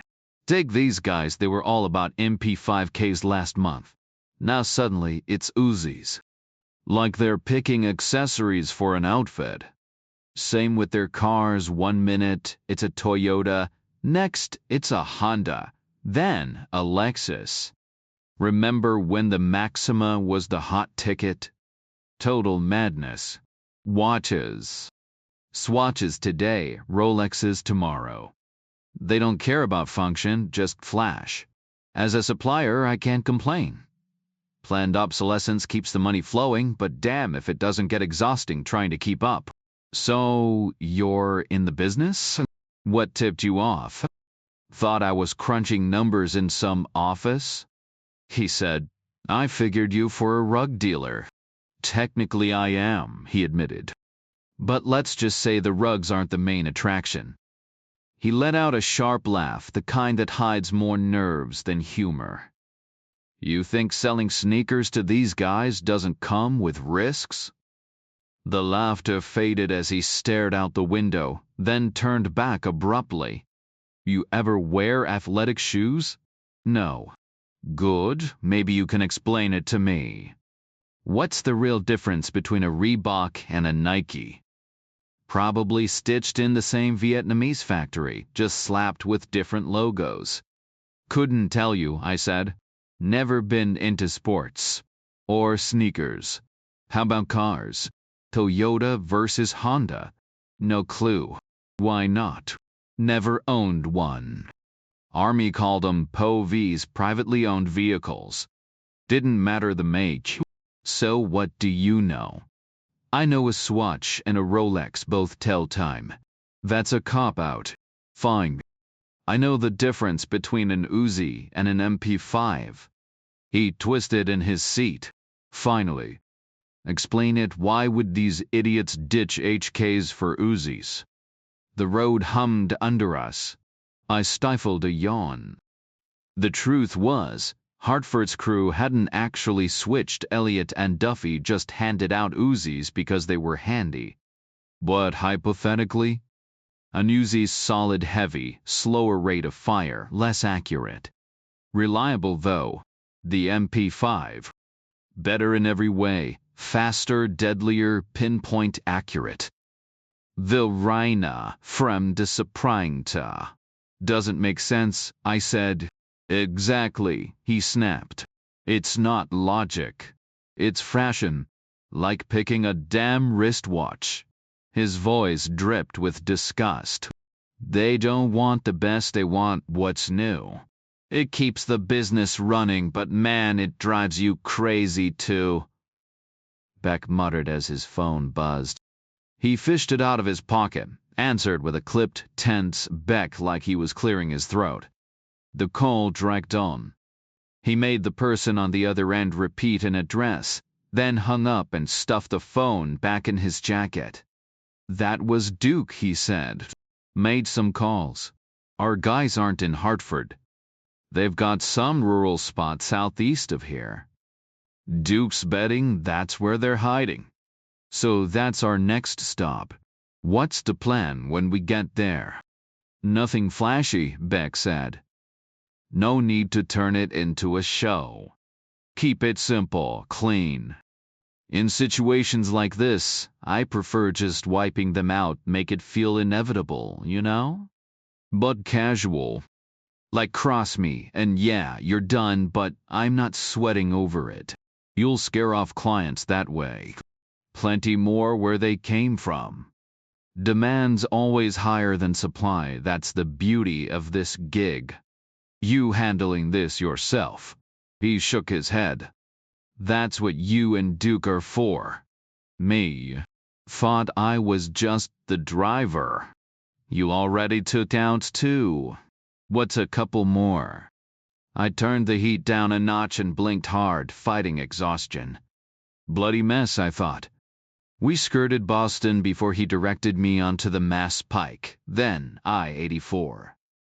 Another hour, another 60 miles. He didn't want speed drawing attention.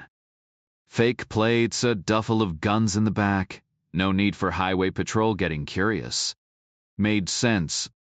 I drove on autopilot, running on fumes after 40 hours awake.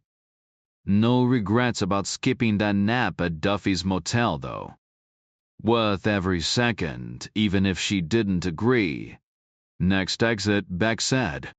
Hartford's glow seeped through the low clouds, painting everything orange.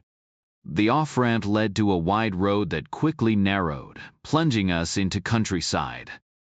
Just darkness ahead, broken by the occasional shuttered bait shop or beer cooler, then nothing but trees. Take the next right, he said 8 minutes later. The road turned rough, twisting unpredictably. No room for mistakes. Not looking forward to the drive back. Keep going. 9 more miles of nowhere. All right, Beck finally said. Duke should be up ahead. A mile and a half later, my headlights caught his Lincoln tilted on the shoulder, one wheel nearly in the ditch. I pulled up behind him, threw the car in park. 5 minutes of shut-eye would have been gold, but Duke was already at Beck's window, crouching to talk. Their place is 2 miles up, Duke said. Long dirt driveway on the left. We can get halfway by car quiet. No lights, then hike the rest. Beck didn't answer, just rolled the window up. Duke returned to his car, straightened out, and led the way. We killed the lights 100 yards short, inching onto the driveway under moonlight. The Lincoln ahead lurched over ruts, tires crunching gravel. The Cadillac mirrored the Lincoln's movements, swaying in the opposite direction, rising when the other dipped, veering right as it twisted left. We crept forward, barely moving, until Duke's brake lights flashed red and he came to a sudden halt. I pulled up behind him. Beck twisted in his seat, dragging the duffel between us before unzipping it on his lap. He passed me an MP5K and 2 extra mags. Get it done, he said. You staying? He nodded. I field-stripped the weapon, checked the action, then reassembled it, chambering around before flicking the safety on. The spare mags went into my pockets, careful not to let them clink against the other hardware. Stepping out, the night air hit me sharp, clean, waking me up. The scent of pine and damp earth mixed with the distant murmur of a creek. The car's exhaust pipes ticked softly as they cooled. Otherwise, silence. Duke stood rigid, tension coiled in his stance. A guy who'd done this before, routine mixed with the knowledge that no 2 ops ever played out the same.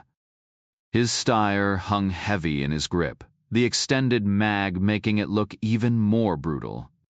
Move it, jackass, he muttered. I kept 5 feet back, walking the opposite side of the driveway like a grunt on patrol, selling the act. The place was empty, but he didn't know that. Rounding the bend, the house came into view, a single light glowing in the window, probably on a timer. Duke froze. Door? He whispered. I spotted a narrow porch and pointed. You hold the entrance. I'll scout the lit window. He didn't argue. At the porch, I broke off, circling toward the light. Dropping low, I crawled the last stretch, then lifted my head to peer inside. A dim bulb cast weak light over worn furniture, cold ashes in the fireplace, wood-paneled walls. Empty. I edged back until Duke could see me, then flashed hand signals, forked fingers under my eyes, then 5 spread fingers, followed by a nonsense sequence of gestures, just for show. Looked professional enough to pass. I doubled back to him. They're out cold, drunk, or high. Easy sweep. Weapons? Plenty, but none handy. I nodded at the porch. Hallway past the door. You take left, I'll go right. Ambush them when they investigate. Since when are you calling shots? I did recon. Don't screw this up. Back at you. I don't. And if you get in my way, you go down with them. No regrets. We're on the same team. Are we? He said. The breeze picked up, rustling the trees like it was laughing at us. We're gonna see real quick, he muttered. Take it easy, I told him. He froze for a second, muscles tight, then gave a stiff nod in the shadows. I'll breach the first door, you take the second. Like a relay. Got it, I answered, turning away with a smirk. Classic rookie move. If I went second, I'd be the one catching bullets while he got the jump. Safety off, I hissed, thumbing my H&K to single shot. His steyr clicked as he adjusted the selector. A quick nod between us, and he kicked the outer door in. I was already moving, slipping past him to slam my boot into the inner door without missing a beat. He pivoted left, I went right. Not bad for a first-time duo. We dropped into position before the splintered wood even stopped swinging. His breath came fast, ragged, the steyr locked in both hands, arms rigid, eyes wide. Just a guy trying to survive the adrenaline dump. I yanked Angel Doll's PSM from my pocket, flicked off the safety left-handed, and shoved the barrel against his ear. Not a sound, I warned. You get one question. Lie or clam up, and I redecorate this hallway with your skull. Clear. He didn't move for 10 solid seconds, gaze locked on the doorway ahead. Relax, genius, I said. Place is empty. Feds cleaned it out last week. Still nothing. You catch all that? One answer, or you're done. A jerky nod, the gun still digging into his ear. Here's the question, I said. Ready. Another nod. Where's Teresa Daniel? A beat. Then he turned slightly, and I adjusted the muzzle to stay on target. The realization hit him slow. In your dreams, he spat. I shot him. Yanked the PSM back and fired left-handed into his temple. The blast was brutal in the confined space. Brains and bones sprayed the wall.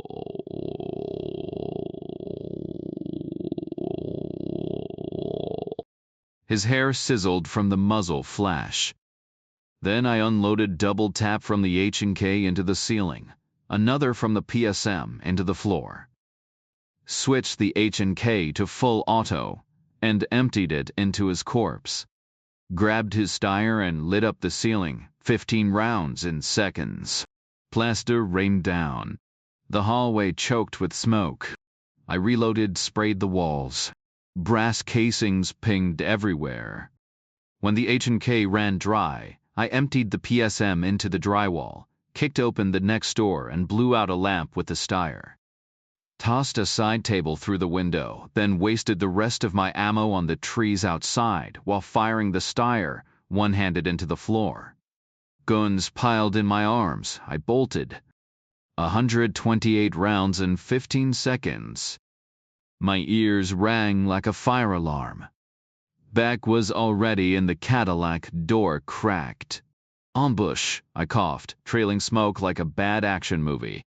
My lungs burned as I gasped for air, my pulse pounding so hard I could hear it in my ears. 8 guys, maybe more, I managed to say. Where's Duke? Gone. We need to move now, Beck. He hesitated just a second before snapping into action. Take his car, he ordered, already throwing the Cadillac into gear. Tires screeched. as he reversed down the driveway and vanished. I dove into the Lincoln, fired up the engine, and yanked the gear shift into reverse. One elbow braced against the seat, I craned my neck to see through the back window and stomped the gas. We shot out onto the road in tandem, fishtailing before straightening out like two drag racers at a green light. The speedometer hovered near 70 as we tore through the curves, fighting the road's tilt. We didn't ease up until the turnoff toward Hartford. Bet pulled ahead and I tucked in behind him. 5 miles later, he swerved into the parking lot of a shuttered liquor store, parking near the back. I stopped a few feet away, slumping in my seat, too exhausted to move. Beck sprinted around his car and yanked my door open. "Ambush?" he demanded. I nodded. They were waiting. 8, maybe more. It was a slaughter. He just stood there silent. Nothing to say. I grabbed Duke's stire from the seat and handed it over. "Got it back for you." "Why?" "Figured you'd want it." "Might have been traceable." He nodded. "It's clean. Smart move." I passed him the H&K too. He stuffed both into his bag before turning away, fists clenched, staring up at the night sky. Then his eyes locked onto mine. "See anyone's face?" "Too dark." "But we hit one of them." He dropped this. I held out the PSM. The reaction was instant, like I'd gut-punched him. He went pale, bracing himself against the car. "What?" I asked. He shook his head. "No way." "What?" "You're telling me you shot someone, and this fell out?" "Think it was Duke's shot." "You saw it happen." "Just shadows. Muzzle flashes everywhere. Duke fired, a shape went down, and this was on the ground when I got out." "That's Angel Doll's gun." "You sure?" "Unless it's a 1 in a million coincidence." "Know what it is?" "Never seen one like it." "KGB special." "Soviet era. Rare as hell here." He stepped back into the shadows, and I closed my eyes. 5 seconds of sleep would have been heaven. "Reacher," he called. "What you leave behind?" "Duke's body." "That won't help them." "Ballistics." I almost laughed, picturing Hartford forensics trying to piece together the bullet paths. They'd think a bunch of trigger-happy maniacs had turned the place into a shooting gallery. "Shells everywhere," I said. "Untraceable," he muttered, fading deeper into the dark. I hadn't left prints. Just shoe soles on the floor. "And I never fired Duffy's Glock, good thing, since some database might have tied it back to her." "Reacher," Beck barked. "Drive me home." I forced my eyes open. "What about the Lincoln?" "Ditch it here." I wiped down the wheel, controls, and door handle with my coat tail. The unused Glock nearly slipped from my pocket, but Beck was too distracted to notice. I could have juggled the thing, and he wouldn't have blinked. After tossing the keys into the weeds, I trudged back to the Cadillac. He didn't speak until we were 30 miles clear of Hartford. Then the floodgates opened. He'd spent the drive piecing it all together. "That phone call yesterday," he said. "They were setting the trap. Dahl was in on it from the beginning." "Since when?" "Since day one." "That doesn't add up," I said. "Duke went all the way down south to get that Toyota's plate for you. You handed it to Dahl and told him to run it.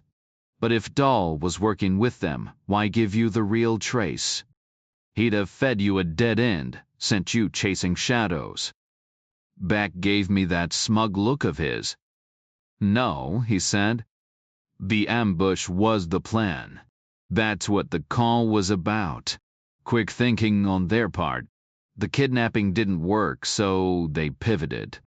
They wanted Dahl to point us straight at them so tonight could happen." I nodded slowly, playing the dutiful subordinate. "Best way to climb the ladder?" Let them think you're just a step behind. It had worked for me before 3 promotions in a row back in the service. Did Dahl know what you had planned for tonight? I asked. Yeah, he said. We went over it yesterday. In detail. When you saw us talking in the office. So he sold you out. Exactly, he said. Locked up last night, left Portland, and drove straight down to meet them. Gave them the playbook, who was coming, when, and why. I stayed quiet, thinking about Dahl's car parked a mile from Beck's office. Should have stashed it better. But here's the real question, Beck said. Was it just Dahl? Or, he hesitated, then shrugged. Or the rest of his crew, he said. The ones you don't control, I thought. Quinn's guys. Or all of them together, he muttered. He fell silent again, chewing it over for another 40 miles. Didn't say another word until we were looping north past Boston on I-95. Duke's gone, he said. Sorry to hear it, I said. Here we go. Knew him a long time, he said. I let the silence hang. You're stepping up, he said. I need someone right now. Someone I can trust. And you've handled yourself well. Promotion, I said. You've earned it. Head of security. At least for now, he said. Permanently, if you want it. I'll think about it, I said. Just remember, he said, I own you. I let that sit for a mile. You planning to pay me anytime soon? You'll get your $5,000 plus Duke's cut on top. I'll need intel, I said. Can't do the job blind. He nodded. Tomorrow, he said. We'll talk tomorrow. Then he shut down again. Next time I glanced over, he was out, cold shock finally catching up to him. His whole world was crumbling. Meanwhile, I white-knuckled the wheel, fighting exhaustion, my mind drifting back to old British Army texts from the Raj. Young officers stuck in low ranks would dine in their mess halls, polished and proper, toasting bloody wars and plagues because the only way up was a corpse above them. Dead men's shoes.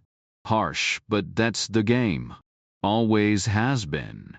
I don't remember the drive back to the Maine coast. Just autopilot and fatigue, every muscle screaming. Polly took his sweet time with the gate, probably dragged him out of bed. He made a show of glaring at me before letting us through. Dropped Beck at the front door, parked the car in the garage, stashed the Glock and mags just in case. The metal detector chirped at the keys when I walked in. Tossed them on the kitchen table. My stomach growled, but I was too wrecked to eat. I hauled myself up the stairs and collapsed onto the bed without even bothering to take off my coat or shoes. 6 hours later, the storm outside yanked me awake, rain slamming against the window like someone was pelting it with pebbles. I dragged myself up and looked out.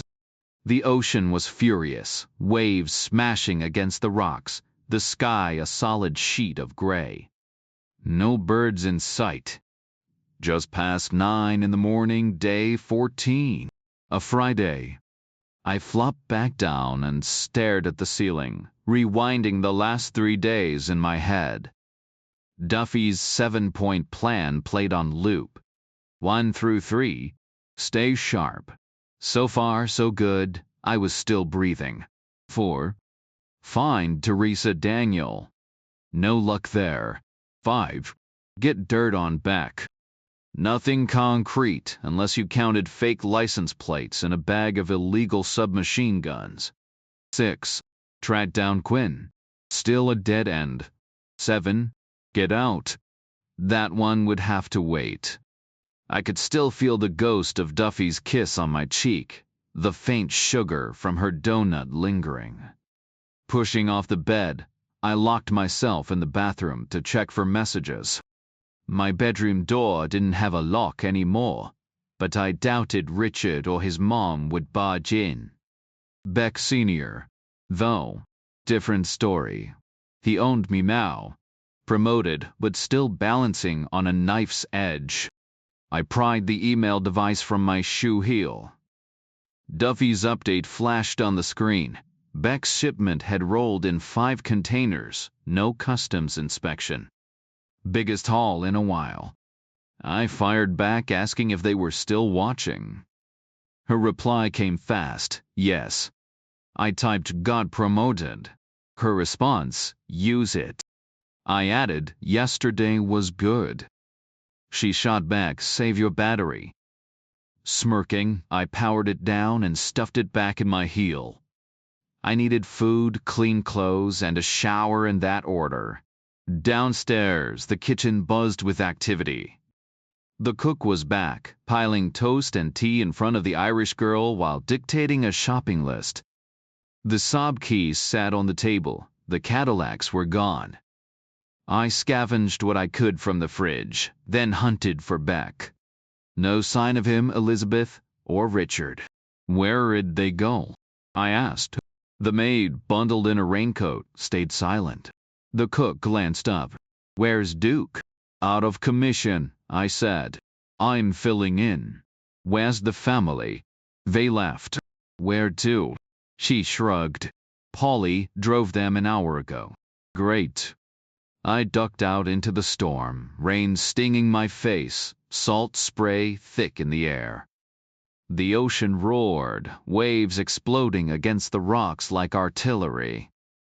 I sprinted to the garage courtyard, sheltered from the worst of the wind. The first bay stood empty, Cadillac gone. The mechanic tinkered in the third garage, oblivious. The maid dashed out, wrestling the Saab's doors open as rain soaked her through. She backed out, the car shuddering in the gale, dirt streaking its sides like melted charcoal. Once she'd vanished, I edged along the courtyard wall, listening to the waves gnaw at the shore. A bad feeling settled in my gut. I needed to check my hiding spot. The rocks were slick, the tide climbing higher. I picked my way down, the wind howling in my ears. Something felt off. The storm wasn't just weather, it was a warning.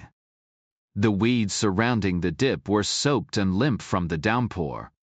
The shallow hollow was filled with water, fresh rainwater, not seawater. It sat high enough to stay untouched by the tide, but now it held nothing else. No hidden bundle, no scraps of cloth, no Glock. Everything was gone, the spare magazines, doll's keys, even the bradawl and chisel. Just an empty pit. I moved to the front of the house, facing west as the rain hammered down, my eyes fixed on the towering stone wall. For the first time, I seriously considered walking away. The gate stood wide open, probably left that way by the maid, who hadn't bothered to close it after letting someone in. Paulie wasn't around to do it. He was out driving the Cadillac. No guard, no obstacle. I could have just slipped through. But I didn't. 12 miles of empty road stretched beyond that gate, with no turnoffs, no cover. No car to steal. Either the Becks had the Cadillac, the maid had the Saab, and the Lincoln was still abandoned back in Connecticut. On foot, it'd take me 3 hours to reach anything resembling safety. 3 hours in the open, with Beck likely roaring back in the Cadillac before I could make it. And if he caught me walking away, that'd be it. No excuses, no second chances. But if I stayed, I could still play dumb. Blame Duke, he had the freedom to stash things wherever he wanted. I'd been locked up, watched constantly. And Duke wasn't around to argue. Beck might buy it. Maybe. Or maybe it wasn't Beck who found the stash. Could have been Richard wandering the shoreline. Or Elizabeth, she knew those rocks better than anyone. If it was her, she might keep quiet. The rain didn't help. Cold, relentless, sapping what little energy I had left. The thought of trudging 12 miles in it made my legs feel like lead. Weakness, maybe. But I couldn't make myself move. And then there was the bigger picture. 2 weeks of work, progress made, people counting on me. I'd taken hits before, but I'd never walked away. If I quit now, it'd haunt me forever. But the real reason I stayed? A woman. Not Duffy, not Daniel. Someone from a lifetime ago, Dominique Cole. Back when I was still a captain, a year shy of making major. One morning, I walked into my office and found the usual stack of paperwork. Buried in the mess was an order assigning a Sergeant First Class Cole, D, to my unit. That was the moment everything changed. Back then, the military had strict rules about gender-neutral language in official documents. When I saw the name Cole on the transfer paperwork, I assumed it belonged to some hulking, rough-around-the-edges guy from the Midwest, maybe a beefy Texan or a burly Minnesotan, with a buzz cut and a sunburned face. I imagined him in his mid-30s, hands like slabs of ham. So when the clerk buzzed to announce his arrival, I let him, or so I thought, cool his heels outside my office for 10 minutes, just because I could. Then she walked in. No hulking brute, just a woman in a skirt, maybe 29, with the kind of compact toned build that made petite too delicate and athletic too harsh. She had this effortless balance, firm but not rigid, strong but not sharp. Like someone had taken the springy core of a tennis ball and shaped it into a person. She snapped to attention, saluted crisply, and held it while I deliberately didn't return it. Just stared. 5 full seconds of silence before I finally said, "At ease, Sergeant." She handed me her orders and service jacket, the military's version of her resume on steroids. No chair to offer her, so she stood motionless, hands behind her back, gaze fixed on some invisible spot above my head. Her record was flawless. Expert marksman, specialist in half a dozen fields, stellar arrest stats, promotions faster than most got coffee breaks. 2 justified kills, 1 with a gun, 1 without. A rising star, no question. Whoever sent her my way was doing me a favor. "Glad to have you aboard," I said. "Sir, thank you, sir," she replied, still staring at that imaginary point. "I don't do all that sir stuff," I told her. "1 sir per sentence is plenty. Preferably 0. She got it instantly. Never called me sir again. "Ready to dive into the deep end?" I asked. She nodded. "Sure." I pulled a thin file from my desk and slid it over. She didn't glance at it, just held it loosely at her side and waited.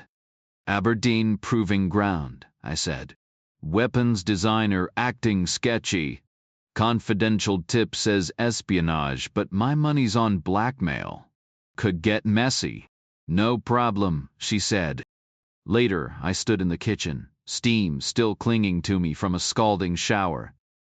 The room was warm, the storm outside making it feel even cozier, like the walls were holding the chaos at bay. The cook was elbow deep in a chicken, ignoring me. "Got coffee?" I asked. She didn't turn around. "No." "Why not?" "Caffeine," she said, like it was obvious. "That's the whole point of coffee," I pointed out.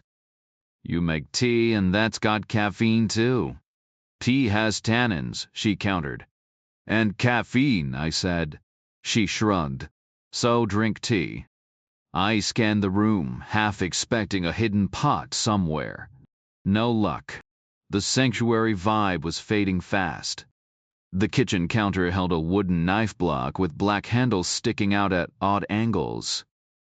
Bottles and glassware lined the shelves, and I figured under the sink there'd be cleaning supplies, ammonia, bleach, anything that could double as a weapon if things got ugly. If Beck hesitated even a second before pulling the trigger in a room full of people, I might have a shot at taking him down first. Half a second was all I'd need. You want coffee? The cook asked, eyeing me. Is that what you're getting at? Yeah, I said. That's the idea. Then just ask straight up. I did. She shook her head. You asked if there was any. Not the same thing. Fine, I said. Will you make me some? Please. She hesitated, then glanced around. Where's Mr. Duke? I paused. Maybe she had some old-fashioned fantasy about marrying the butler and retiring to a cottage by the sea. He's dead, I said. Last night. I nodded. Ambush. Where? Connecticut. She exhaled, then turned to the coffee machine. All right. Coffee it is. I watched her every move, the filters tucked beside the napkins, the coffee grounds kept in the freezer. The machine was ancient, groaning like an old man as it dripped. Between that, the rain hammering the windows and the waves crashing outside, I didn't hear the Cadillac return. The back door swung open and Elizabeth Beck rushed in, Richard right behind her, Beck bringing up the rear. They were breathless, shaking off rain like dogs after a sprint. Hey, Elizabeth said, flashing me a smile. I nodded but stayed quiet. Coffee, Richard said, already heading for the pot. Perfect. We grabbed breakfast in Old Orchard Beach, Elizabeth added.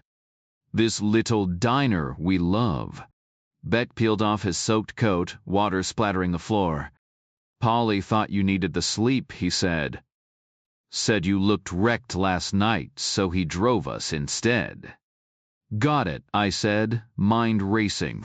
Did Polly find my stuff? Did he say anything? Richard handed me a mug. Black, right? Thanks. Beck jerked his head toward the hallway. Bring it with you. We need to talk. I followed, coffee in hand, hot enough to be a last-ditch weapon if things went south.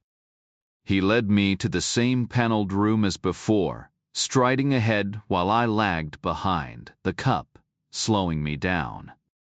By the time I walked in, he was already at the window, back turned, staring at the storm. Then he spun around, and suddenly there was a gun in his hand. I froze. Too far to throw the coffee 14 feet, easy. It just splashed midair and miss.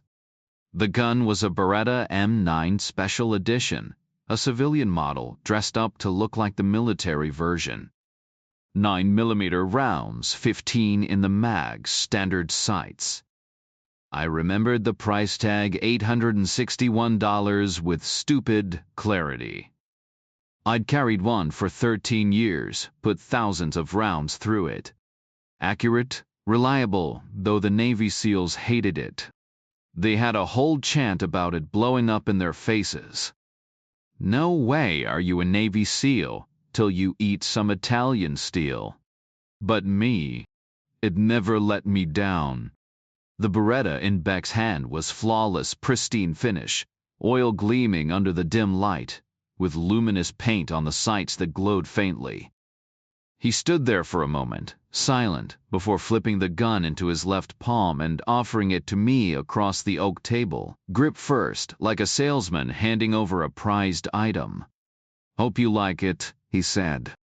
Figured you'd prefer this over Duke's flashy style. More your style, given your history. I took it, set my coffee down, and ran through the motions, ejecting the mag, checking the chamber, cycling the slide. No tricks. The rounds were live, the barrel clean. It had never been fired. Reassembling it, the weight felt familiar, like reuniting with something I'd known forever. I thumbed the safety on and slipped it into my pocket. Thanks. Beck dug into his jacket and pulled out 2 extra mags. Take these, he said, sliding them across. I'll grab more later. He paused, then grinned. Ever use laser sights? I shook my head. There's a company, Laser Devices, makes a universal mount with a flashlight attachment. Adds a little front weight, but it helps with recoil. Only about 4.5 ounces. Red dot's a nice intimidation factor, I said. Nobody likes seeing that little dot on their chest, he agreed. Costs a couple hundred. Worth it. I shrugged. I'll stick with iron sights for now.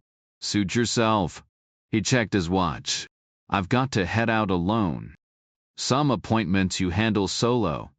Need a driver. Nah. Stay here. Move into Duke's old room. I want security closer to where I sleep. As he disappeared down the hall, I watched from the window as the Cadillac rolled through the gates, Polly lumbering out in a raincoat big enough to double as a tarp.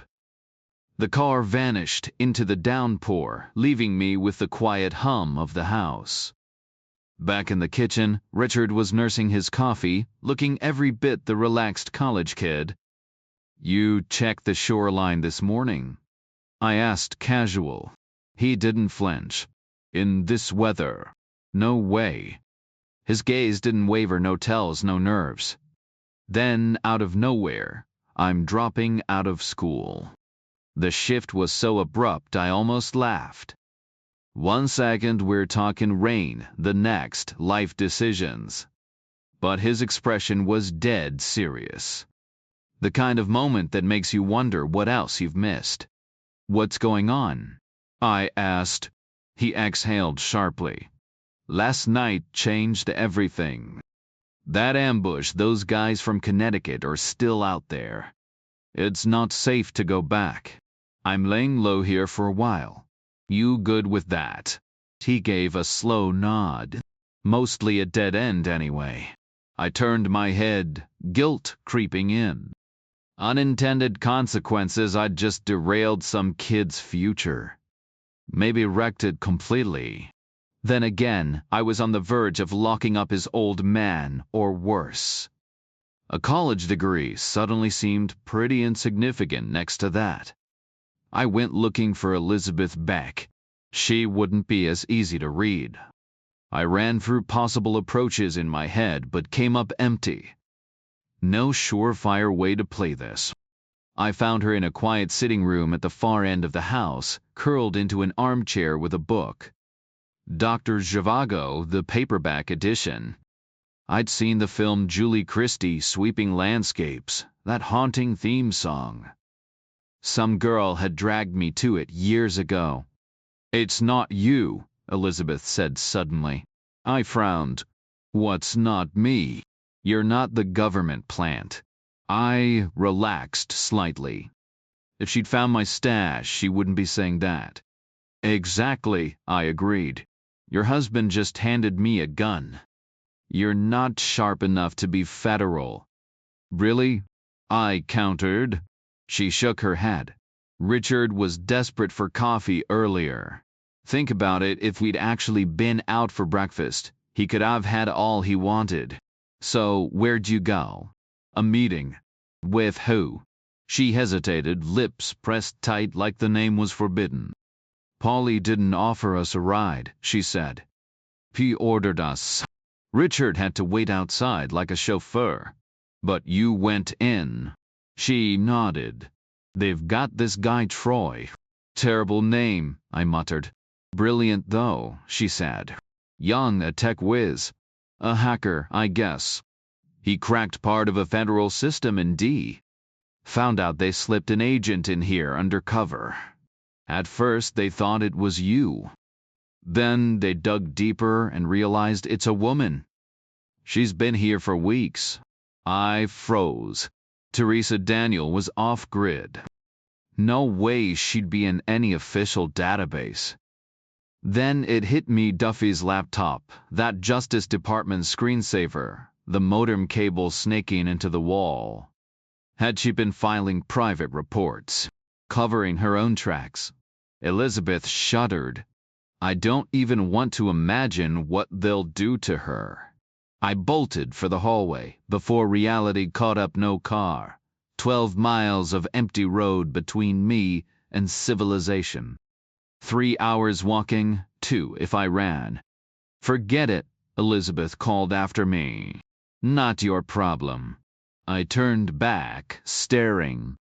Seriously, she said. It's happening right now. Too late to stop it. The second time I saw Dominique Cole was her third day on my team. Heat pressed down like a weight one of those brutal summer waves. She stood there in green fatigues and a khaki tee, arms sun-darkened, skin dusted with dry heat. Not a drop of sweat. The shirt fit just right, her name tape riding the curve of her shoulder. She held the file I'd given her, now thicker with her notes. I need a partner, she said. Guilt flickered. 3 days in, and I hadn't even assigned her one. Did she have a desk? A locker? A place to sleep? You meet Frasconi yet? I asked. When is the till? I asked. Tony. Yesterday. But he's a lieutenant. I shrugged. No rule says officers and enlisted can't work together. If it was an issue, I wouldn't care. Got something to say about it? She shrugged. Maybe he does. Frasconi. Doubt he'll care either. Then you'll fill him in? Absolutely, I said, jotting Frasconi and Cole, partners on a scrap of paper, and underlining it hard enough to leave an impression. Then I nodded at the folder in her hands. What's in there? Mixed bag, she said. Bad news first, their classified document tracking system is a mess. Could be incompetence. But my money's on someone rigging it to hide shady business. Who's the suspect? Some brainiac named Gorowski. Government scooped him straight out of Might. Everyone says he's sharp, no red flags. Russian ties? She shook her head. Polish ancestry way back. No political leanings. Was he a Red Sox fan at Métis? Why? Those guys are all a little off, I said. Look into it. Probably blackmail, she mused. Now for the good news. She flipped the folder open. They're developing a compact missile, sleek, sub-caliber. Tanks fire 120 millimeters rounds, but this thing's smaller. Working with who? Honeywell and General Defense. How much smaller? Still in the works. They're testing Sabaton designs now, that sleeve that makes the round fit the barrel. Could be metal or plastic. Discarding type, so it falls off after firing. Sabot means boot in French. Like the missiles wearing tiny shoes. I know what a sabotage is, I said. My mom was French. Like sabotage, she added. From workers wrecking machines by kicking them. With their boots, I finished. She grinned. Bingo. So the good news? The Sabaton design won't give anything away. It's just mechanics. We've got breathing room. Good. But stay on it with Frasconi. You'll vibe with him. Wanna grab a beer later? With me? She held my gaze. If we can work together, we can drink together, right? Sure, I said. Dominique Cole looked nothing like Teresa Daniel, but in my mind their faces blurred. Leaving Elizabeth Beck with her book, I retreated to my old room, quieter, safer. Locked in the bathroom, I pried open my shoe heel and powered up the email device. Duffy's message blinked. Warehouse quiet. What's their move? I skipped it and typed, we lost Teresa Daniel. 4 words, heavy as bricks. My thumb hovered over send, but I backspaced instead. Not yet. Only when I was sore. I sent, your system might be compromised. The reply took forever, 4 minutes, not the usual 90 seconds. Maybe she'd been in the shower. Finally, why? I sent rumors of a hacker in Gov systems. Mainframes or LANs. She fired back. No clue. Details. Just chatter. You logging anything on your laptop? Hell no. Anywhere? Hell no. Elliot. The silence stretched for another 4 minutes before her reply finally popped up. Probably not. I fired back. You sure about that, or just guessing? Her answer came fast. Guessing. My eyes locked onto the bathroom tiles as I exhaled sharply. If Elliot had taken Teresa Daniel out, that was the only scenario that made sense. Then again, maybe not. Maybe I was jumping to conclusions. I typed, "How secure are these emails?" We'd been trading messages non-stop for over 2.5 days, her desperate for updates on her agent, me pushing for the truth behind the name. And I hadn't exactly been subtle about it. Hell, maybe I'd signed Teresa's death warrant just by asking. My lungs burned until Duffy's response flashed on the screen, encrypted. Looks like gibberish, unless you've got the key. I let out a slow breath and typed, "You positive?" 100%, she shot back. Messay great stuff. That should been reassuring, but I knew better. Some of the NSA's billion-dollar projects ended up as headlines before they even left the testing phase. And miscommunication? That alone had tanked more operations than enemy fire ever could. I tapped out. "Get Elliot to verify the logs." Her reply was instant. On it. "Any progress?" My fingers hovered over none before I deleted it and sent "soon" instead. No need to crush her hope just yet. I took the stairs down to the main hall, where Elizabeth's parlor door stood ajar. She hadn't moved, still slumped in her armchair with Dr. Zhivago abandoned in her lap, her gaze fixed on the storm outside. The front door groaned as I pushed through it, setting off the metal detector with the weight of the Beretta in my jacket.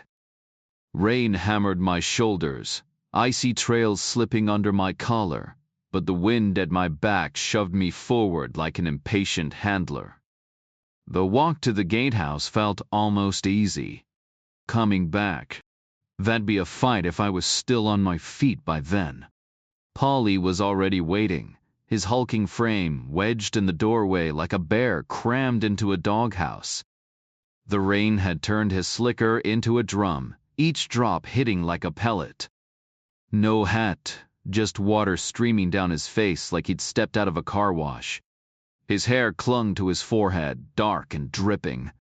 I kept my hands buried in my pockets, fingers curled around the Beretta. Safety off. Using it would mean paperwork, replacements, complications I didn't need yet. But I'd pull the trigger if I had to. I stopped just outside his reach. "We need to talk." His lip curled. "Not interested." Arm wrestling, then?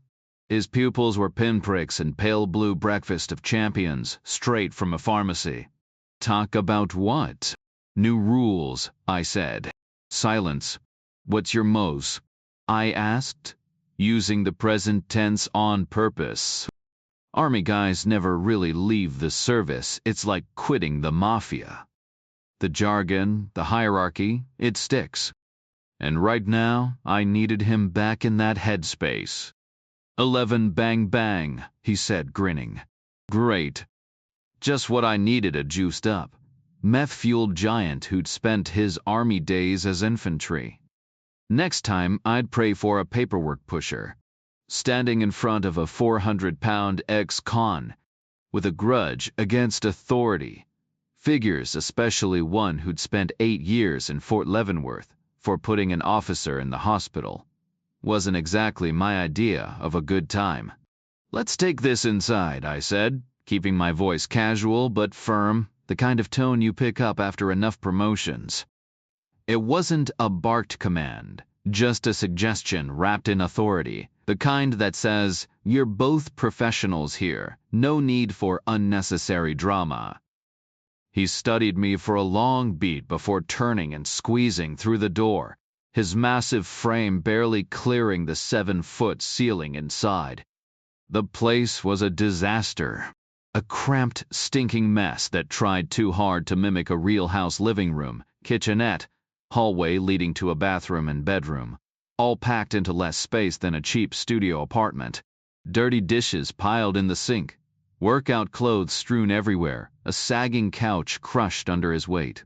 The air reeked of sweat and something sharp like wet fur.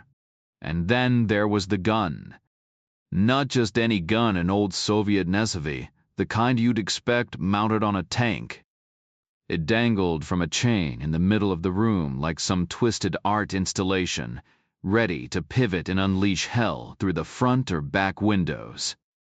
Ammo cases stacked against the wall, Cyrillic lettering and red stars stamped on each. 2 phones, alarm panels, a grainy security feed from the gate. The whole setup screamed paranoia. "You kicked me," he said flatly. "Warning shots," I replied. "About what?" "Duke's gone," I said. He gave a slow nod. "Heard. So now it's me," I said, holding his gaze. "You handle the gate. I handle the house. Beck trusts me enough to arm me." I let that sink in, watching for the reaction the moment his brain caught up. He should have been sneering by now, taunting me about the weapon he hadn't found on me. But nothing. Just a blank stare, like his thoughts were buffering. "Got it?" I pressed. "Used to be Duke," he muttered. "Now it's you." No accusation. No smirk. Which meant he wasn't the one who'd stumbled onto my hidden gear. "I'm in charge of their safety now," I said. "All of them. Including Mrs. Beck. That little game of yours? It's over." Silence. Just the weight of his stare and the growing ache in my neck from looking up at him. The room felt smaller by the second. I'm used to looking down at people literally and figuratively. "All right," I repeated. "Or what?" "Or we'll be stuck in this little dance forever." "Sounds fun," I said, shaking my head. "But trust me, you wouldn't enjoy it. I'd dismantle you piece by piece." "You sure about that?" "Ever throw a punch at an MP?" I asked. "Back in your army days." He didn't answer. Just glanced away, silent. Probably replaying his arrest in his head, how he'd resisted, how he'd been persuaded to cooperate. Maybe took an accidental tumble down some stairs between the crime scene and the holding cell. Funny how those things happen. Dev sent 8 guys for him, not 6. "And then I'd fire you," I added.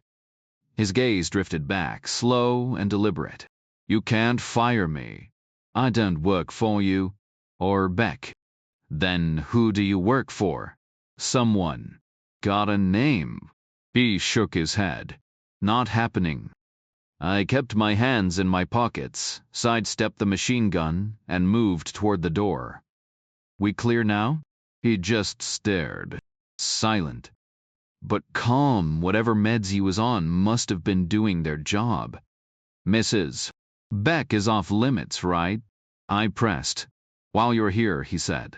"You won't be here forever." "God, I hope not." His phone rang an outside line, probably. I doubted Elizabeth or Richard was calling him. The sharp ring cut through the quiet. He answered, muttered his name, then just listened. A faint voice crackled through the receiver, too distorted to make out. The call lasted less than a minute. When it ended, he set the phone down and, with deliberate precision, nudged the machine gun into a slow swing on its chain. A clear imitation of what I'd done with the heavy bag in the gym our first morning. "I'm watching you," he said. "Always." I ignored him, pushed the door open, and stepped into the rain.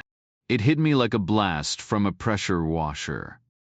I hunched forward, forcing my way through it, holding my breath until I was clear of the 40-yard kill zone the back window covered. Only then did I exhale. Not Beck. Not Elizabeth. Not Richard. Not Polly. No dice. The phrase brought back a memory, Dominique Cole saying it to me over beers. Our first meetup had gotten postponed, then rescheduled, and by the time we finally sat down together, a week had passed. Back then, sergeants and captains didn't mix much on post, so we'd gone to some dive bar in town. The place was exactly what you'd expect. Dim, loud, packed with pool tables, neon signs, and a jukebox blaring through the haze of cigarette smoke. The AC was losing the battle against the summer heat. I was in fatigues, and an old t-shirt, civilian clothes weren't exactly in my rotation. Cole showed up in a dress. Simple, black, knee-length with tiny white dots. Not flashy, just understated. "How's Fresconi working out?" I asked. "Tony." She shrugged. "He's a good guy." That was all she said about him. We ordered Rollin' Rocks, my go-to that summer. The noise forced her to lean in close to talk. I didn't mind the proximity, but I wasn't kidding myself. It was just the volume, nothing more. And I wasn't about to push it. Sure, there weren't strict rules back then, but I knew better. The Army was still catching up on the whole harassment thing, and I wasn't going to be the guy who took advantage. Her career was on a bullet train straight to the top, Master Sergeant, First Sergeant, no question. E9 status. Practically had her name on it already. But after that, the ladder got narrow. Command Sergeant Major. Only one per regiment. Sergeant Major of the Army. Just one, period. She'd hit that ceiling no matter what I said. "We've got a tactical issue," she said, swirling her beer. "Maybe even strategic." "Explain." Gorowski the Brainiac. Not blackmail, not some dirty secret. Straight up threats against his family. Coercion, plain and simple. How do you know? His file's squeaky clean. Vetted 6 ways to Sunday.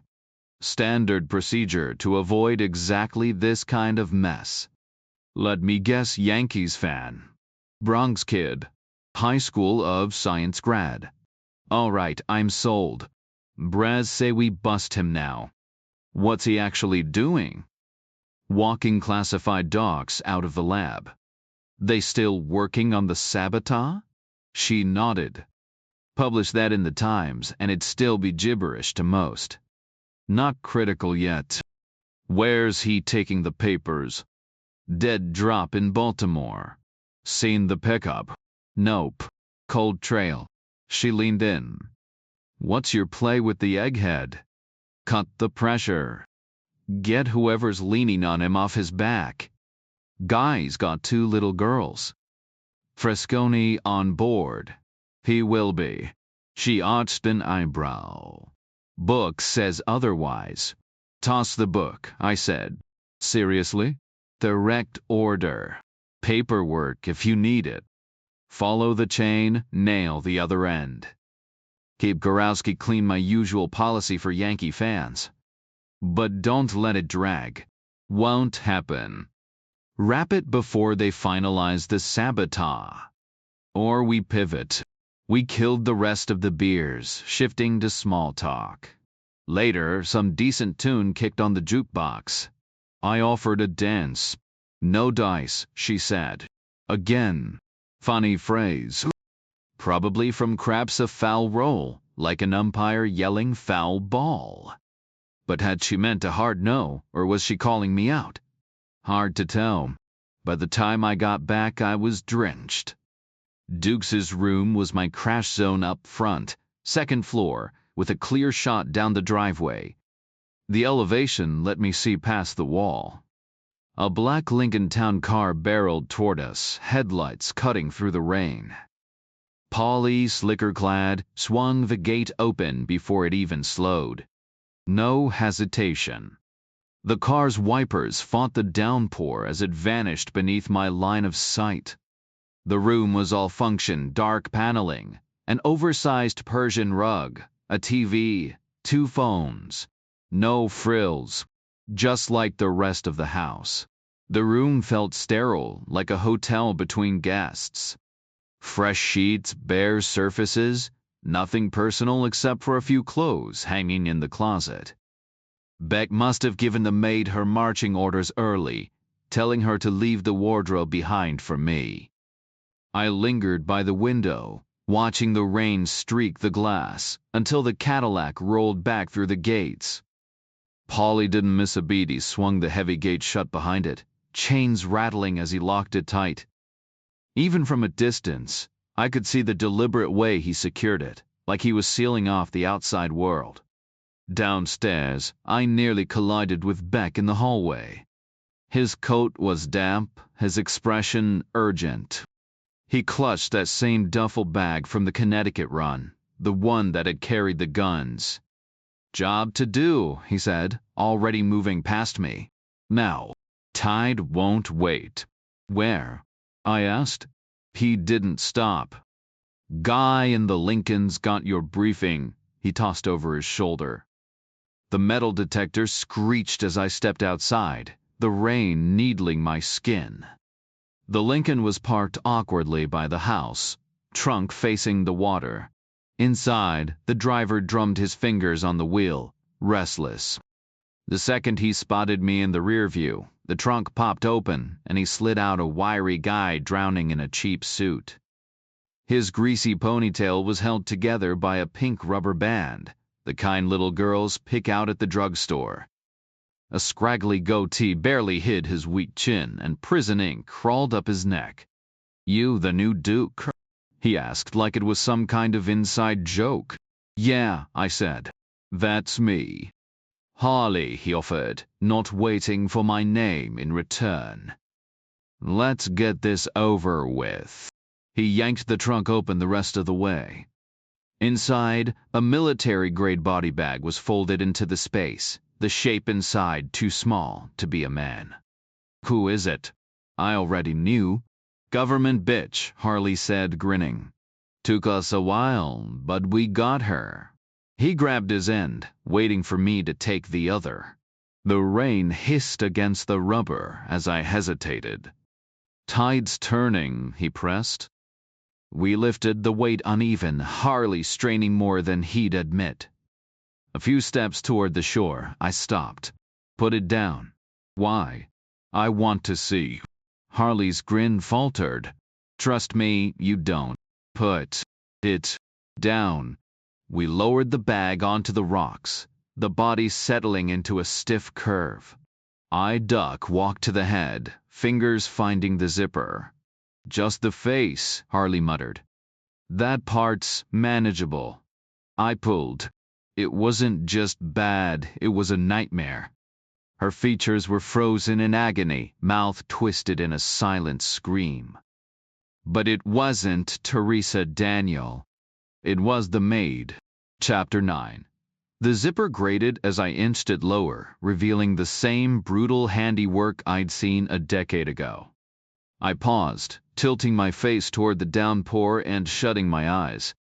The cold rain streaked down like silent weeping. "Time to move," Harley muttered.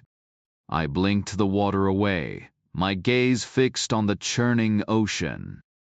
Without another glance, I yanked the zipper shut and rose unsteadily, making my way to the base of the bag. Harley stood silent, patient. Together, we hoisted the weight and trudged across the jagged shoreline, following him toward a distant outcrop where two massive slabs of rock formed a narrow, water-filled gap. "Hold for the next swell," Harley instructed. A towering wave crashed in, sending salt spray into the air. We flinched as the surge flooded the crevice, the tide licking at our boots before retreating. The gap drained with a gritty rattle, the ocean's surface frothing under the relentless rain. "Now lower it," he panted. We positioned the bag so its top half jutted over the ledge, the zipper facing skyward. My fingers clenched the lower corners, rain stinging my eyes as Harley crouched, shoving the bag farther into the abyss. Wave after wave lifted the bundle, each surge letting us nudge it deeper until gravity anchored the body against the top. Harley waited, then yanked the zipper open and scrambled back, gripping his end tight. The seventh wave roared in, drenching us as it filled the gap, then receded, dragging the body free in one swift motion. For a heartbeat, pale limbs and drifting hair flickered beneath the surface before vanishing into the depths. The waters swirled crimson before the next wave scrubbed it clean. "Strong currents here," Harley remarked, wiping his face. "Once they go under, they don't come back. Sharks, crabs, plenty down there to take care of things." His grin revealed broken teeth, a sight I quickly turned away from. The rocks were empty now, as if nothing had ever happened. Rolling up the deflated bag, we trudged back toward the house. Beck stood framed in the kitchen doorway, watching. He retreated as we approached, leaving damp footprints behind. Harley lingered awkwardly while I cut straight to the point. "She was federal?" "Without a doubt," Beck said, nodding at the sports bag on the table. He unzipped it, pulling out a grease-stained cloth. Unwrapping it, he revealed Duffy's Glock, its dull metal glinting under the kitchen light. "The evidence had been stashed in the car we'd loaned her," the Saab, he explained. I forced myself to respond. "The spare tire compartment." He gave a slow nod. "Under the trunk lining." He placed the Glock on the table, then pulled 2 extra magazines from the rag and set them beside it. Next came the makeshift lockpick, a bent bradawl followed by a sharpened chisel, and Angel Doll's keyring. My chest tightened. "She used the bradawl to pick locks, I assume," Beck said. I swallowed hard. "How does this confirm she was federal?" He flipped the Glock over, tapping the slide. "Serial number. We ran it through Glock's database. This piece was part of a bulk order for you. Law enforcement 17s for men, 19s for women." I couldn't tear my eyes from the engraved digits. "Did she admit it?" "Of course not," he scoffed. "She spun some story about finding it. Even tried pinning it on you. Standard denial tactics, they're trained for it." My gaze drifted to the window, where the ocean churned under a dull sky. Why had she taken it? Some misplaced sense of responsibility.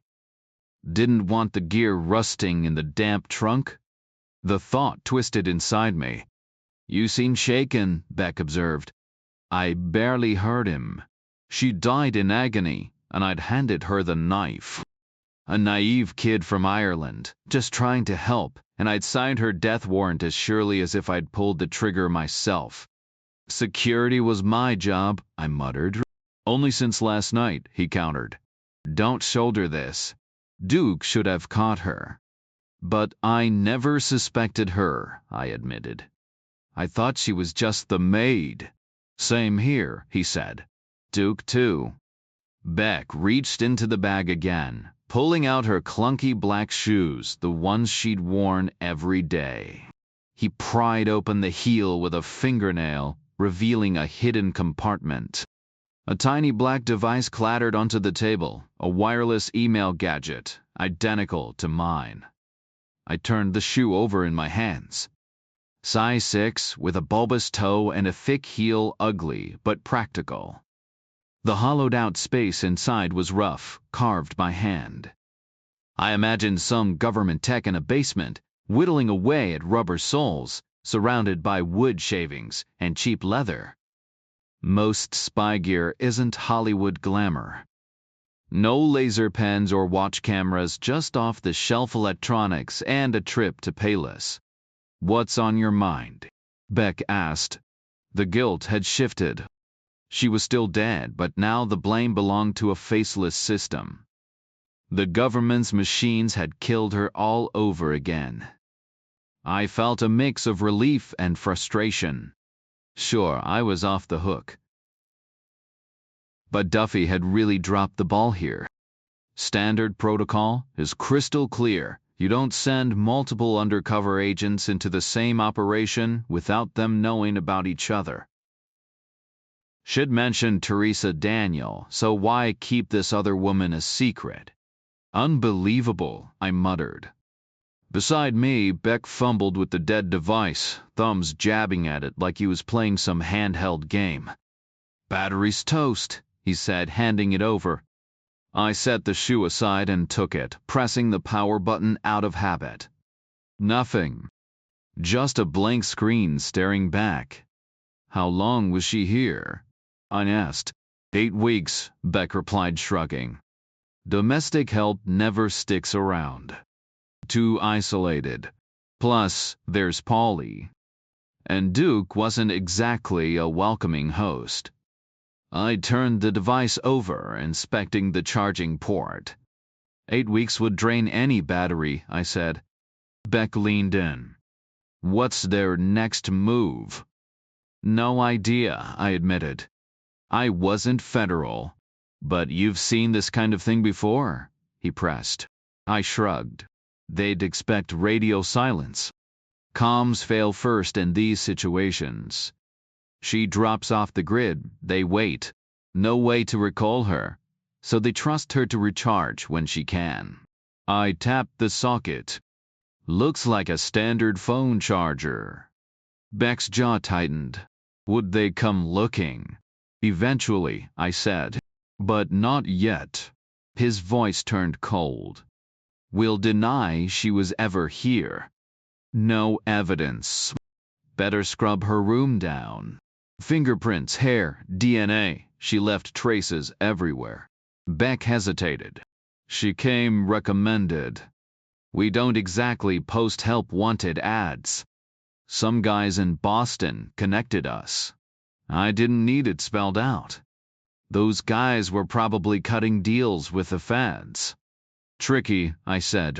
Puts them in a bad spot. He nodded grimly, picking up the keys near the chisel. Angel dolls, he muttered. Silence settled between us. Then he sighed. It's a mess. Doll ties to Hartford, our Boston friends tied to the feds, and now Doll's linked to them too. Hartford's probably in bed with the government. Doll's dead, but I've still got targets on my back. I need you, Reacher. I glanced at Harley, who was staring out at the rain. Just Doll? I asked. Beck nodded. I've checked. The others are loyal. They apologize for him. Good, I said. He stuffed my stash back into his bag, tossing the dead device and the maid's shoes on top. They looked pathetic, like abandoned relics. Lesson learned, he said. I'm checking shoes from now on. Bet your life on it. I already was. Upstairs, I eyed Duke's closet, 4 pairs of shoes, decent enough, close to my size. But swapping them now would raise eyebrows. If I was ditching mine, I'd do it right, no half measures. Leaving them lying around wasn't an option. They had to disappear completely. The situation was far from simple at that moment. After what had gone down in the kitchen, I couldn't just stroll downstairs holding the shoes like they were nothing. What kind of excuse would even work? Oh, these old things? Just tossing them in the ocean for fun. Yeah, right. So I kept them on, partly because I still needed them, and partly because I wasn't ready to burn bridges with Duffy just yet. Locking myself in Duke's bathroom, I pried the email device from my heel. The screen flickered to life with a single line: "We need to meet." My reply was short and to the point. Damn right we do. After shutting it off, I secured it back in place and headed downstairs. Beck was waiting. Ride with Harley, he said. We need the saw back. The kitchen was spotless, no cook, no mess, just cold silence, like a diner after closing time. Lunch? I asked, though the memory of the ocean swallowing that bag, the hair swirling like dark seaweed, the blood thinning into nothing, none of it left me with much of an appetite. Starving, I lied. You're ice cold, Reacher. Seen it before. Probably see it again. He nodded. Cook's off. Grab something in town. I'm broke. With a sigh, he pulled a thick roll of cash from his pocket, hesitated, then shoved the whole wad at me close to $1,000. Walking around money, he said. We'll sort salary later. Outside, the rain had settled into a steady drizzle. Harley was already in the car, impatient, fingers tapping the wheel. I climbed in, adjusting the seat to keep my knees from hitting the dash. Polly took his sweet time unchaining the gate. Harley cranked the heat, fogging the windows as we waited. The damp air clung to everything. You and Polly work for the same guy? I asked. Obviously, Harley said. Who is he? Beck didn't tell you. Nope. Then I won't either. Hard to do my job blind, I said. Not my problem, he shot back, flashing that jagged grin. I pictured my fist plowing through his teeth and lodging in his throat. But I kept my hands to myself.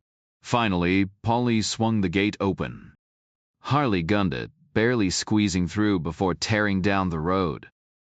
The wipers slapped against the rain as we headed west, no other option for the first dozen miles. Then north on Route 1, away from Elizabeth Beck's scenic detour toward Portland. Visibility was garbage. Just blurry taillights ahead, and Harley's erratic driving either flooring it or slamming the brakes. A plane roared overhead, barely visible through the gloom, vanishing into the clouds. By the time we hit the strip mall, I was ready to get out of that car. Harley hadn't said a word, just kept drumming on the wheel like he had a personal vendetta against silence. The shopping center looked like the kind of bargain strip mall you'd find wedged between highway exits near an airport, the type of place where rent stays cheap and foot traffic stays low. A row of about 20 cars sat parked, nose first against the curb, and the faded Saab was fifth in line. Harley rolled the Lincoln to a stop right behind it, drumming his fingers on the steering wheel. It's all yours, he said, nodding toward the door pocket. Keys in there. I stepped out into the drizzle, and before my door even clicked shut, Harley was already pulling away. But instead of merging back onto Route 1, he swung left at the end of the lot, then took a sharp right. His tires crunched over a makeshift exit, just uneven concrete slabs leading into the next parking area. I tugged my collar higher and watched as the Lincoln crept past rows of brand-new prefab buildings, their corrugated metal siding gleaming under the rain. Some kind of industrial park with freshly paved roads still slick from the downpour. The car reappeared briefly between two structures, moving slow, like it was searching for a spot, then vanished again behind another warehouse. I turned back to the Saab parked outside a discount liquor store. To one side, a car audio shop blasted bass-heavy demo tracks. On the other, a storefront displayed gaudy faux crystal chandeliers. No way the maid had been sent for a new light fixture or a subwoofer upgrade. That left the liquor store. And if she'd walked in expecting a quick errand, she would have found herself staring down 4, maybe 5 guys minimum. A split second of shock, then instinct would have kicked in. But they'd have been ready for that. They wouldn't have come unprepared. I scanned the empty sidewalk before pushing into the store. The window was stacked high with cardboard displays, blocking any view inside. The place smelled like dust and stale air, the shelves crowded with inventory but no customers. Behind the counter, a guy in his 50s with dull gray hair and a washed-out complexion looked like he hadn't seen sunlight in years. No point in small talk, I cut straight to it. That Saab out there, I said, jerking my thumb toward the window. He made a show of squinting past the clutter. Yeah, I see it. You see what happened to the driver? No, he answered, too quick. People who tell the truth usually hesitate, maybe throw in a sorry or ask why. But a fast no, that's usually a lie.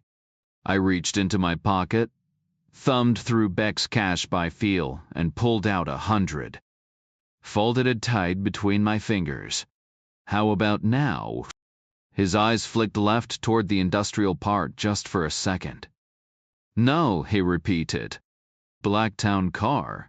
I pressed. Drove off that way. Didn't see it. I was busy. Yeah, this place is a real hive of activity. Must be exhausting. I was in the back. On the phone. I held the bill up a moment longer. $100 tax-free? That cover a decent chunk of his week. But he wouldn't even look at it. That told me everything. All right, I said, tucking the cash away. I left, fired up the Saab, and drove a couple blocks south before stopping at the first gas station. Inside, I grabbed a bottle of water and a couple candy bars.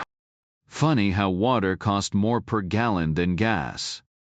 I stepped outside and took cover near the entrance, unwrapping a candy bar as I scanned the area. No cameras in sight. Perfect. I ducked into the payphone booth, fed it coins, and dialed Duffy's motel number from memory. The plastic canopy barely kept the rain off as I hunched inside. She picked up fast. Head north to Saco, I told her. Now. Meet me at Cafe in the Brick Mall by the river. Loser pays. I finished the candy bar behind the wheel as I drove south.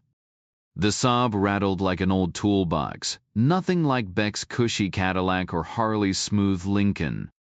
The seats were worn thin, the odometer had seen better days, but it handled the rain just fine. Good tires, working wipers, wide mirrors. No tail. I got to the coffee shop first and ordered a double espresso to cut through the chocolate lingering on my tongue. Duffy walked in 6 minutes later, pausing in the doorway before spotting me. Her hair was damp, finger-combed, like she'd dashed through the rain without an umbrella. She wore fresh jeans and a blue cotton shirt under a leather jacket, all swallowed by a raincoat 2 sizes too big, probably borrowed from the old guy. Not Elliot's. He was smaller. Is this place clean? She asked. I ignored her. What? She pressed. You're buying, I said. You lost. Another espresso for me, and you owe me for the first one. She blinked, then came back with my coffee and a cappuccino for herself, sliding exact change across the table. Up here in Maine, coffee cost more than gas. But then again, so did everything else. What's going on? She asked. I stayed silent. Reacher talked to me. You planted another agent 8 weeks ago, I said. Why keep it from me? What? You heard me. What agent? She died this morning. No anesthesia. Double mastectomy. Duffy froze. Teresa? Not Teresa, I said. The other one. Her face went pale. Not a flicker of guilt, just shock. Real, raw shock. The kind you can't fake. There was no other one, she said. Just Teresa. Are you saying she's not Teresa? I repeated. A kitchen maid. Same email setup in her shoe. Same guy hollowed out the heel. I'd know his work anywhere. That's impossible, she whispered. I held her gaze. I would told you, she said, voice tight. Why would I meet you if I had someone else inside? I looked away, then back. Now I was the one feeling stupid. Who was she really?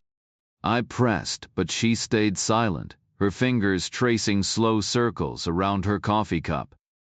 The foam clung stubbornly to the surface as she turned it, lost in thought.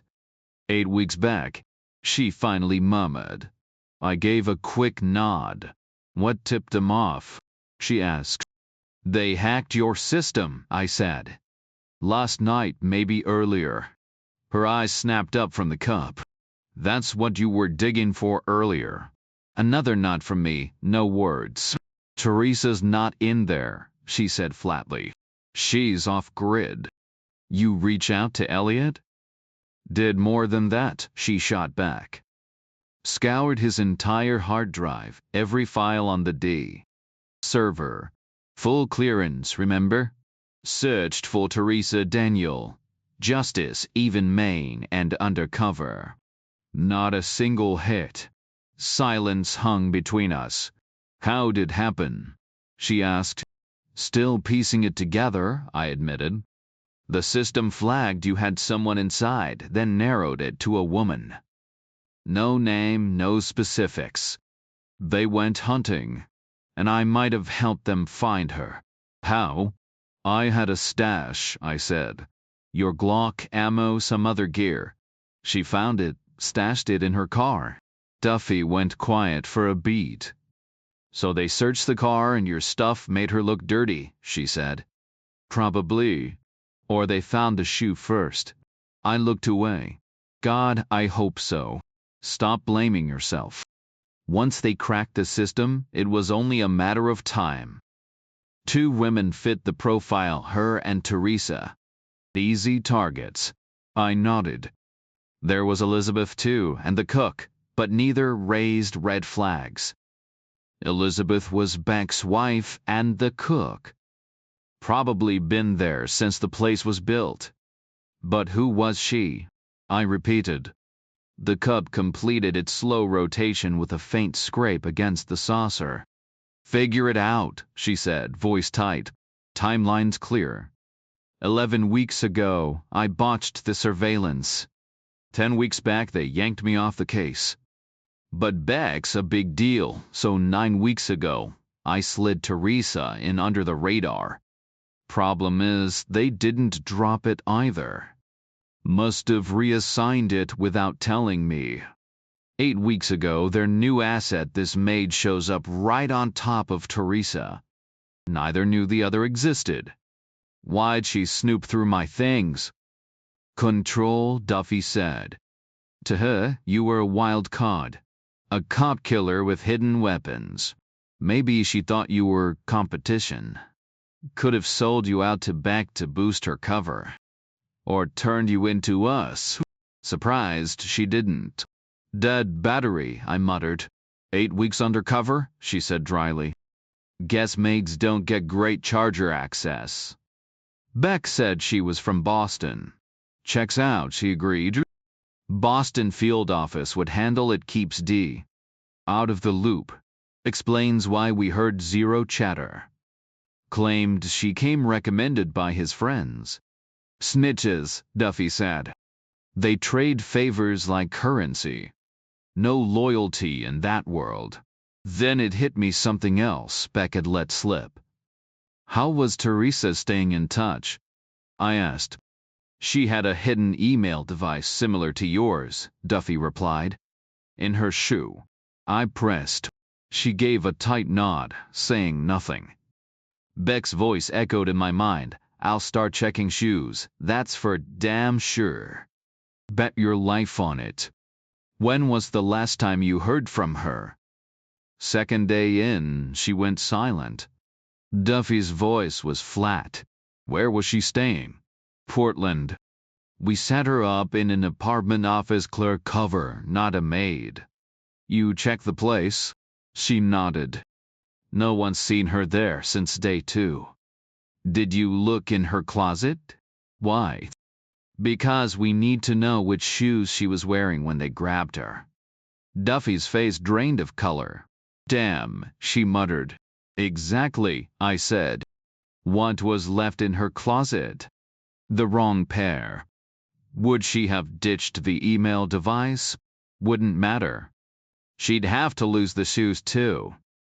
The hollowed-out heel would give her away. We have to find her, I said. No kidding, Duffy shot back. After a beat, she added, she got lucky today.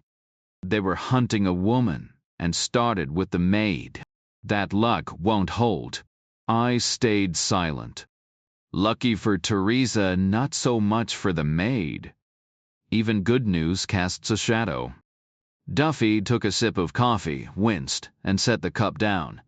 But what tipped them off? She said. That's what I can't figure. 2 days in, and she's blown? 9 weeks before they even cracked the system. What was her cover story? Standard for this op. No ties, no family, no past. Like you, except yours wasn't an act. I nodded. A pretty 30-year-old ghost. Easy prey for guys like Polly or Angel Doll. Maybe too tempting to resist. And their crew. Worse. Harley, for one, didn't exactly scream refined gentleman. Maybe nothing tipped them off, I said. Maybe she just vanished. Happens all the time. Young women, no connections. Thousands a year. But you found the room they were holding her in. Every missing woman somewhere. They're only missing to the rest of us. Duffy held my gaze. You really think it's like that?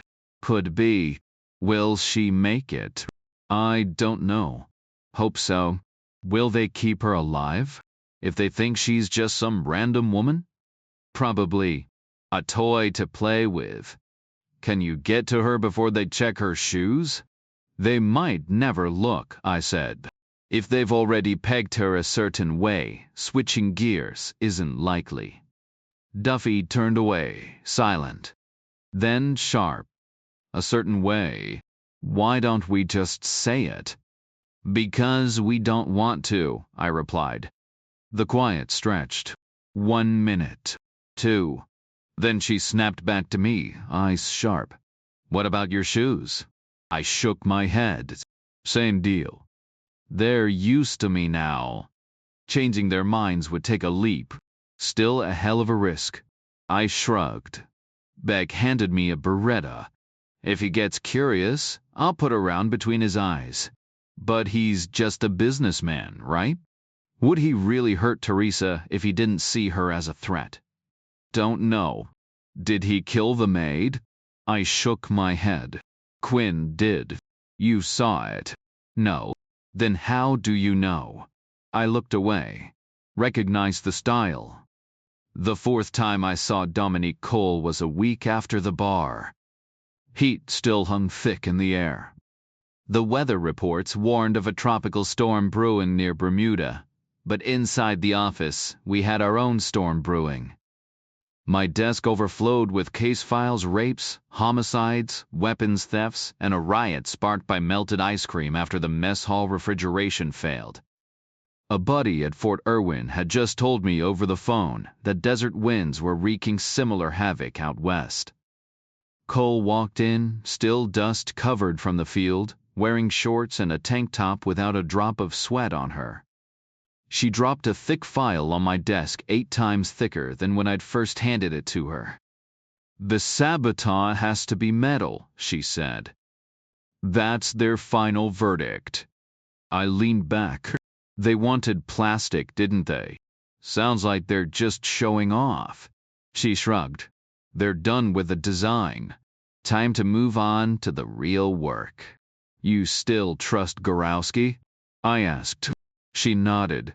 He's a good guy, smart, useful to the army. It'd be a shame to burn him.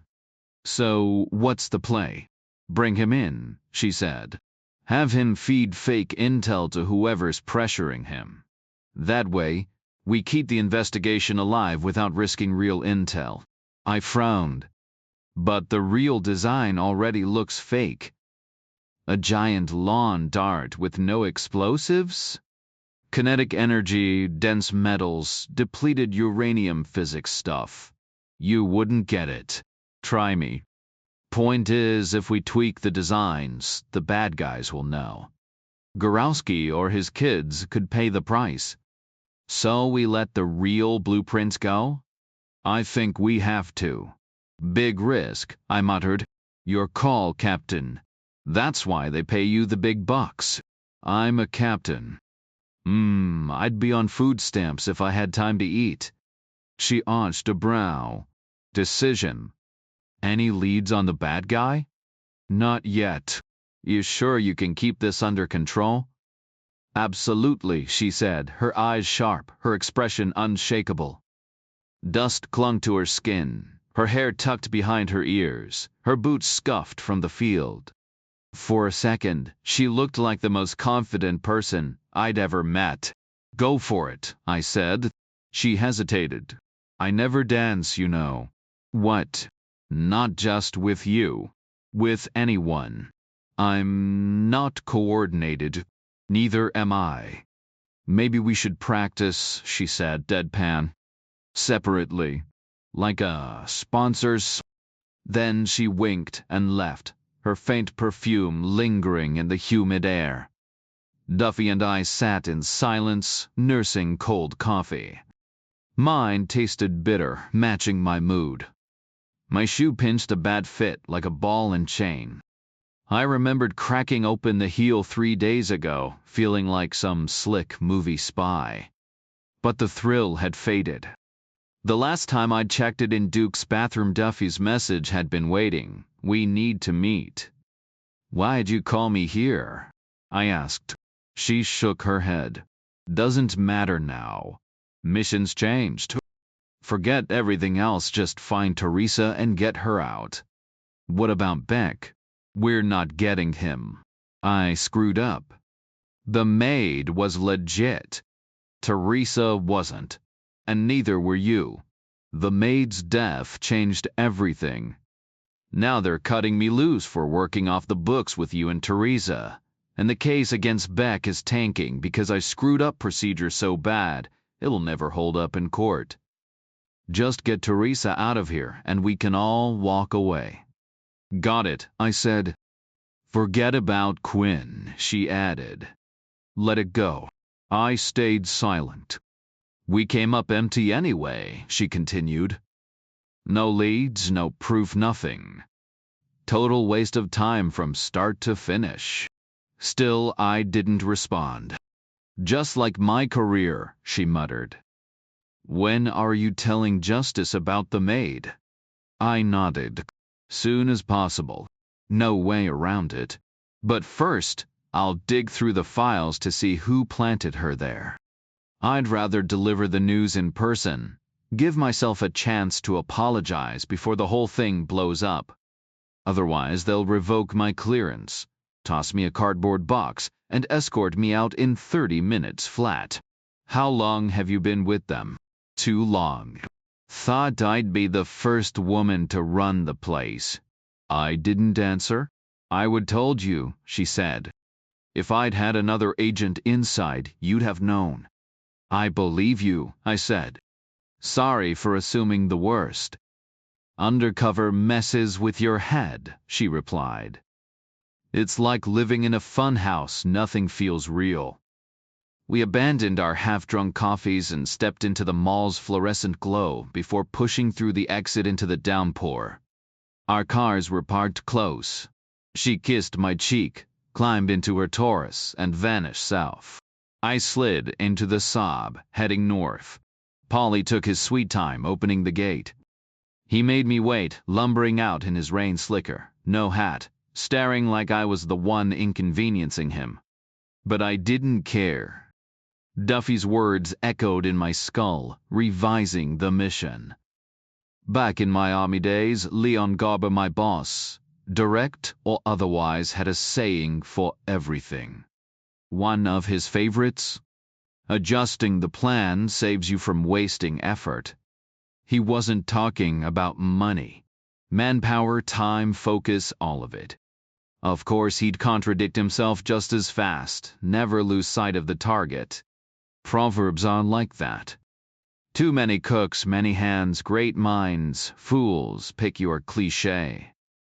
But strip away the contradictions, and Leon was all for reassessment. Thinking never hurt anybody. And I was thinking.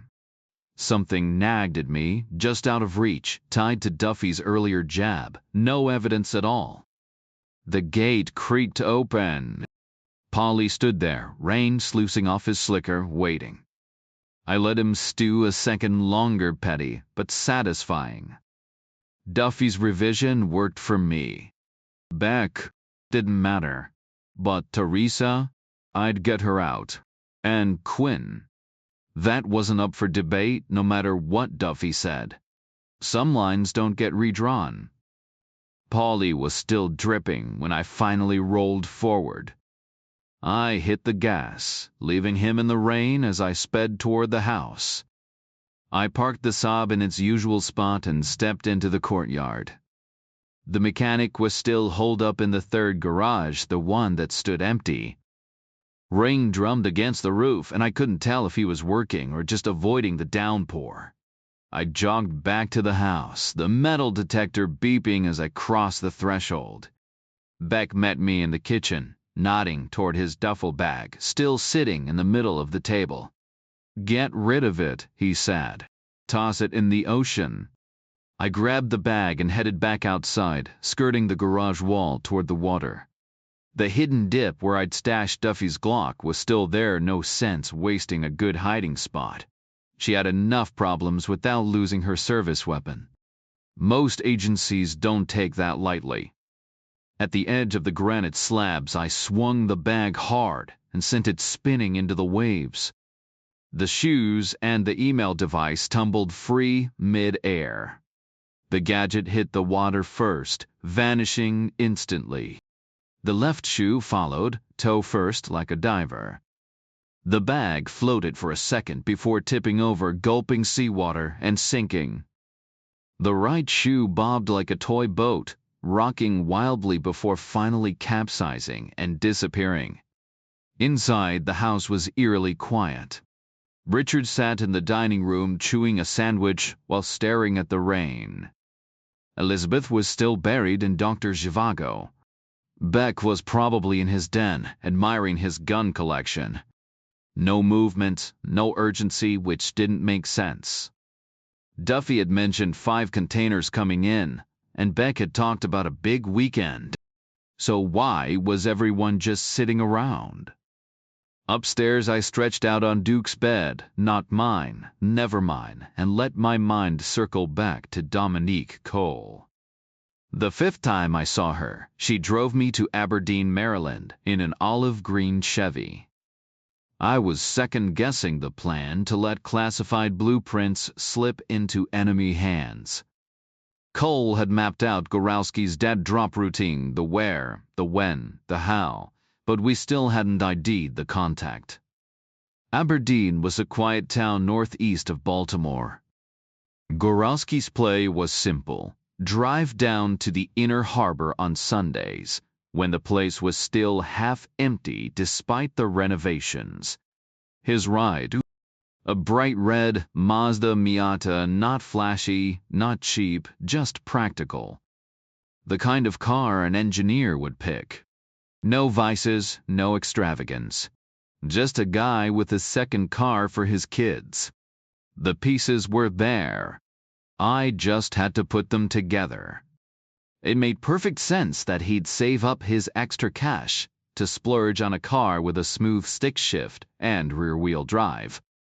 That Sunday, we tailed him to a parking lot near one of Baltimore's marinas, where he settled onto a bench. He was a stocky guy, broad-shouldered but not tall, with a thick thatch of hair. The Sunday paper was tucked under his arm. For a while, he just stared at the sailboats bobbing on the water before tilting his face toward the sky, eyes closed, soaking in the sun like a cat on a windowsill. After a few minutes, he snapped out of it, unfolded the paper, and actually read it every section except sports, which struck me as odd for a Yankees fan. Then again, maybe he was sick of the local Orioles coverage shoved in his face. 5th time, Cole murmured. 3rd visit since they wrapped up the sabotage case. Same routine? I asked. Exactly, she said. He spent 20 minutes flipping through the paper, absorbed. Then, right on cue, he glanced up, slipped a tan military envelope from between the pages, and, with a casual flick of his left hand, straightened the section he was reading, just as his right hand dropped the envelope into the trash can beside him. "Smooth," I muttered. "Very," Cole agreed. "This guy's no amateur." He didn't rush off. Instead, he lingered another 10 minutes, folded the paper neatly, and strolled to the water's edge, staring at the boats like he was considering buying one. On his way back to the car, he pulled a stub of chalk from his pocket and marked a lamppost the 5th tick in a row, the earlier ones fading in sequence. 5 weeks, 5 drops. I kept my binoculars trained on the trash can. "So what now?" "Nothing," Cole said. "I've sat through 2 Sundays already. Nobody's coming, not today. Not tonight. When's trash day?" "Tomorrow morning.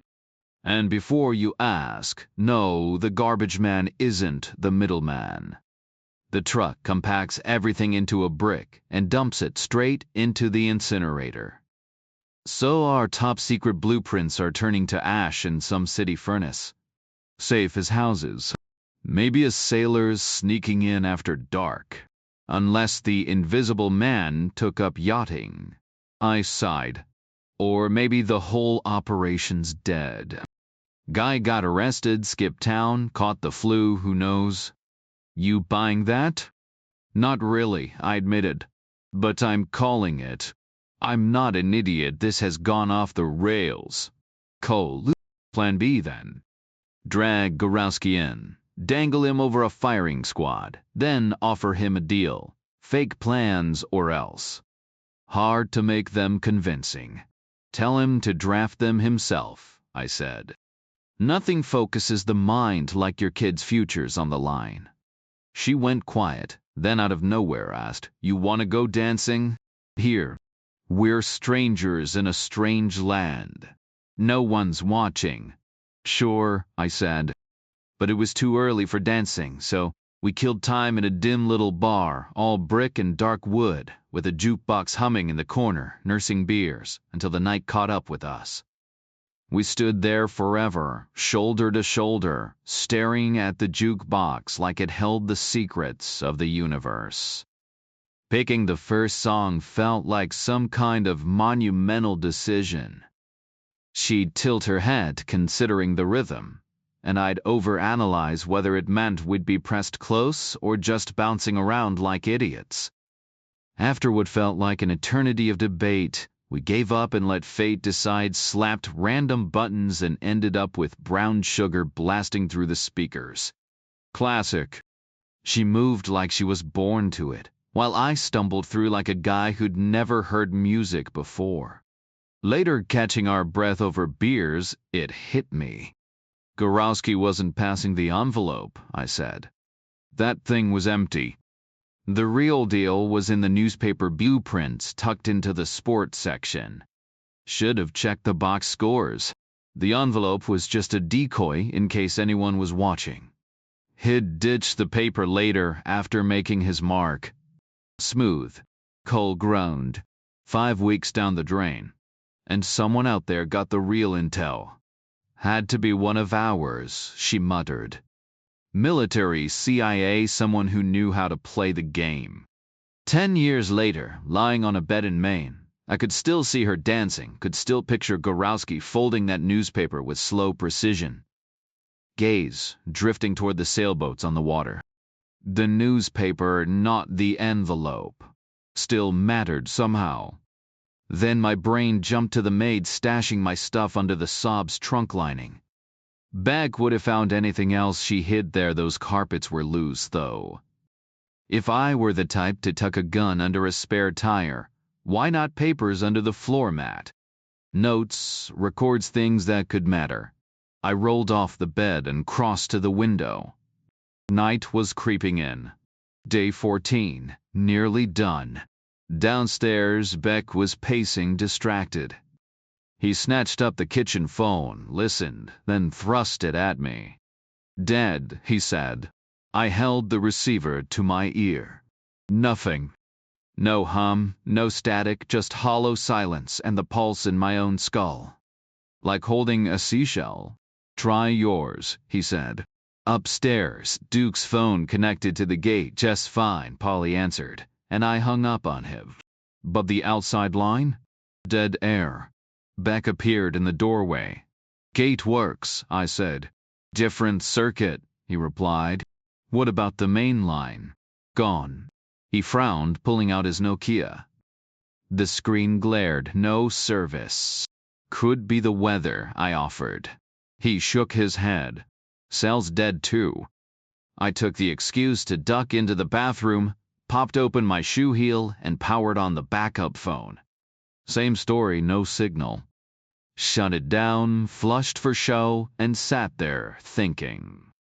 I wasn't a tech guy, but this didn't feel like coincidence. Phones go down, sure. Cells drop out. But all of it at once. That was something else. The odds of both landlines and the nearest cell tower going down at the same exact moment. Practically zero.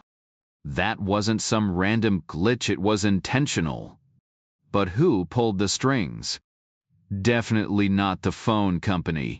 They wouldn't schedule disruptive maintenance during Friday rush hour. Sunday at dawn, maybe.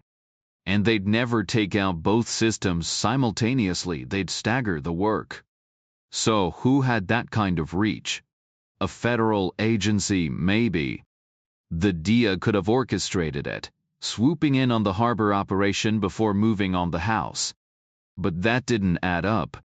The DIA had multiple SWAT teams that hit both locations at once. And if they wanted Beck isolated, they'd just block the road. 12 miles of empty highway meant he was trapped, phones or no phones. Then it hit me, Duffy. She had the connections to call in a favor, something small scale and temporary. One landline spur, one cell tower near I-95, dead for a few hours.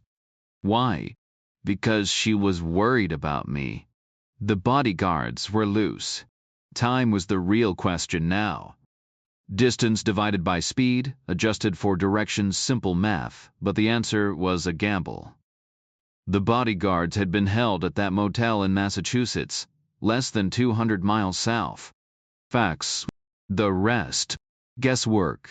They'd busted out, stolen a government car and panicked, driving like hell for an hour before regrouping.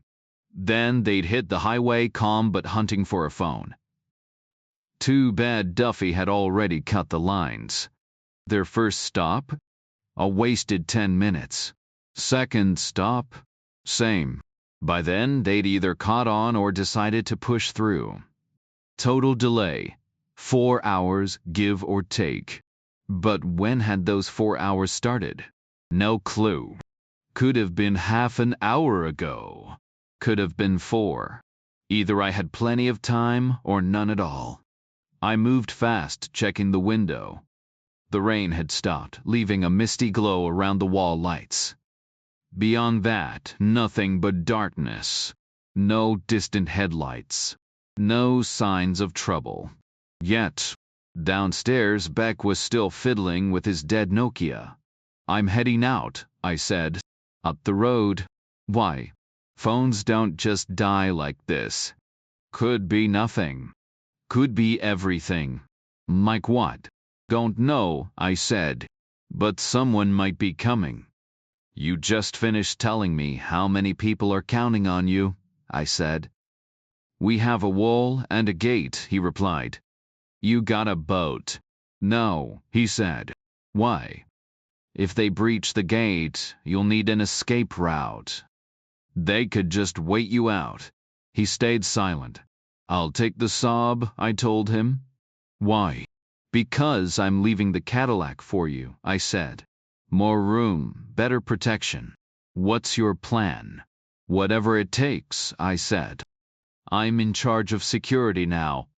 If something's coming, I'll handle it. What do I do? Keep a window open and listen, I said. At night with all this water, gunfire carries. If you hear shots, load everyone into the Cadillac and go. Fast. Don't stop. I'll buy you time. You got somewhere safe? He nodded but didn't say where. Then go there, I said. If I make it, I'll be at the office. Parked outside. Check for me later. Got it, he said. Now call Polly and tell him to open the gate. Done, he muttered. I left him standing there and stepped into the cool night air. Circling the courtyard, I dug my gear out of its hiding spot and tossed it into the Saab's back seat. The engine growled to life as I backed out, then rolled slow around the driveway before hitting the gas. Up ahead, the wall lights glared, and Polly stood waiting at the gate. I timed it just right, no need to stop. 4 miles west, I spotted a dark Taurus parked on the shoulder. No lights. The old man sat behind the wheel. I killed my headlights, pulled up beside him, and rolled down my window. He mirrored me, flashlight and gun aimed until recognition clicked. Then he lowered both. The bodyguards are gone, he said. I figured, I replied. When? About 4 hours ago. My eyes flicked ahead, no time to waste. We lost 2 men, he added. Dead. He nodded grimly. Did Duffy report it? Can't, he said. We're off the books. This whole mess doesn't exist. She'll have to, I said. 2 dead agents, that's not something you bury. She will, he said. Later. After you deliver. Beck's her only leverage now. How'd it happen? He shrugged. They waited. 2 against 4 should have been easy. But our guys got careless. Motel lockdowns get old fast. Which 2 bought it? The kids from the Toyota. I didn't respond. 3.5 days better than I'd expected. Where's Duffy now? Scattered, he said. She's in Portland with Elliot. She nailed the phone trick. Yeah, he agreed. She's sharp. And she's worried about you. How long's the blackout? 4 hours. That's all she could swing. They'll be back online soon. They'll come straight here. My thoughts exactly, he said. That's why I'm here. 4 hours means they're already off the highway. Phones don't matter now. Agreed. Got a plan. Was waiting for you, he admitted. We knew you'd piece it together. They armed. 2 Glocks, he said. Full mags. A pause. Then quieter, -4 rounds. Headshots. Both guys. This won't be clean. Since when is it ever? He said. We need position. I told him to ditch his car and ride with me. He climbed in, and we rolled into the dark. The guy had on the same trench coat Duffy wore earlier at the diner. Guess he took it back. We cruised another mile before I spotted the perfect spot, a tight bend, where the pavement rose slightly like a miniature overpass. The edges dropped off steeply into jagged terrain, leaving barely any shoulder. I maneuvered the car back and forth until it sat sideways, completely blocking both lanes. Stepping out to inspect, I knew it was effective, but way too obvious. Anyone speeding around that curve would slam their brakes, reverse, and open fire immediately. We gotta make this look like a wreck, I said. Something messy. I grabbed my gear from the back seat, setting it aside just in case. Then I had the old man lay his coat on the asphalt. I emptied my pockets and tossed mine next to his. If we flipped the Saab onto them, maybe we could avoid serious damage. Planting our shoulders against the car, we rocked it hard.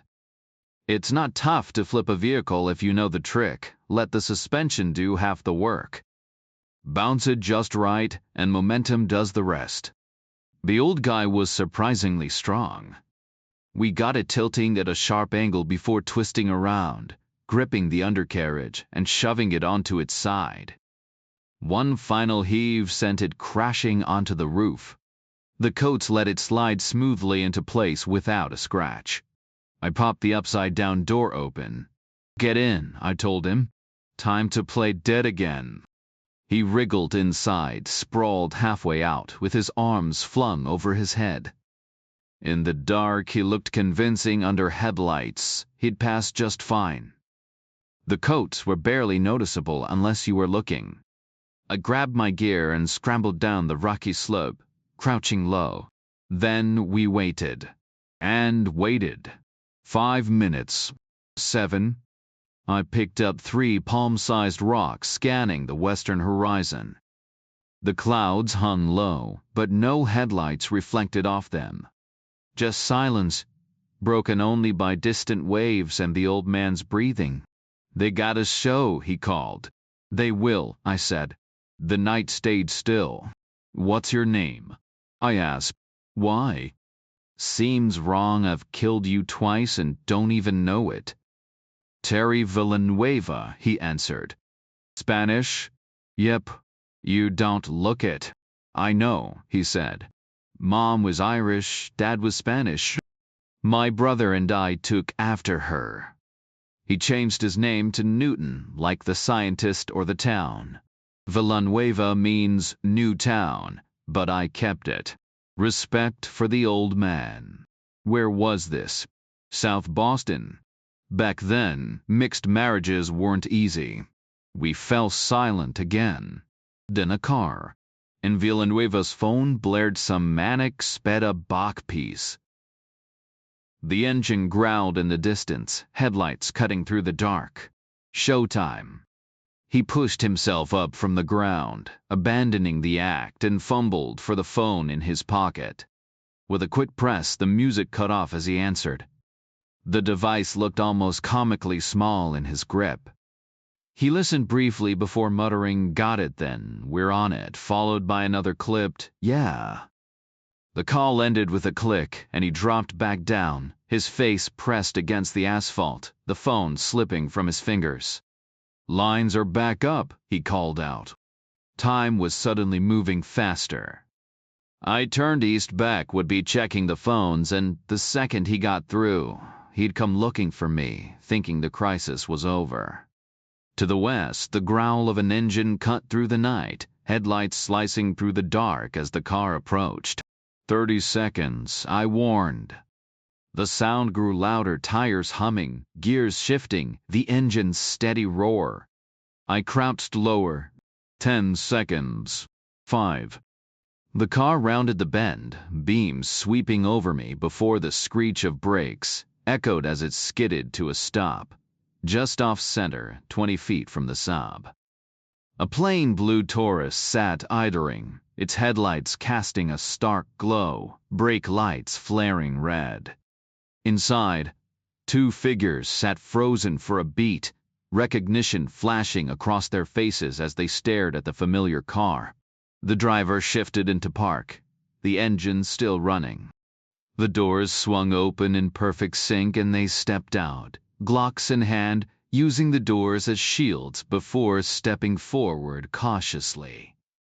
The headlights illuminated them from the waist down, their upper halves shadowed, but I could still make them out, young, bulky, tense. Their dark suits were wrinkled, shirts dull from wear, no ties in sight. They moved toward Villanueva, squatting beside him, turning his face into the light.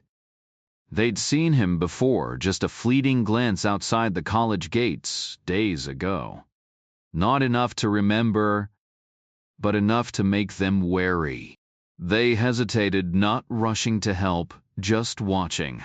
Then the nearest one stood. By then, I was already closing in, a rock the size of a softball gripped in my hand. I swung hard, aiming for his temple. If I'd missed, the force would have sent me spinning, but I didn't. The impact dropped him instantly. The other guy was quicker, scrambling back as Villanueva lunged and missed. The guy twisted away, bringing his Glock up, but before he could fire, I hurled the rock. It struck the base of his skull with a sickening thud, sending him face first into the ground, the gun clattering away. Silence settled over the road.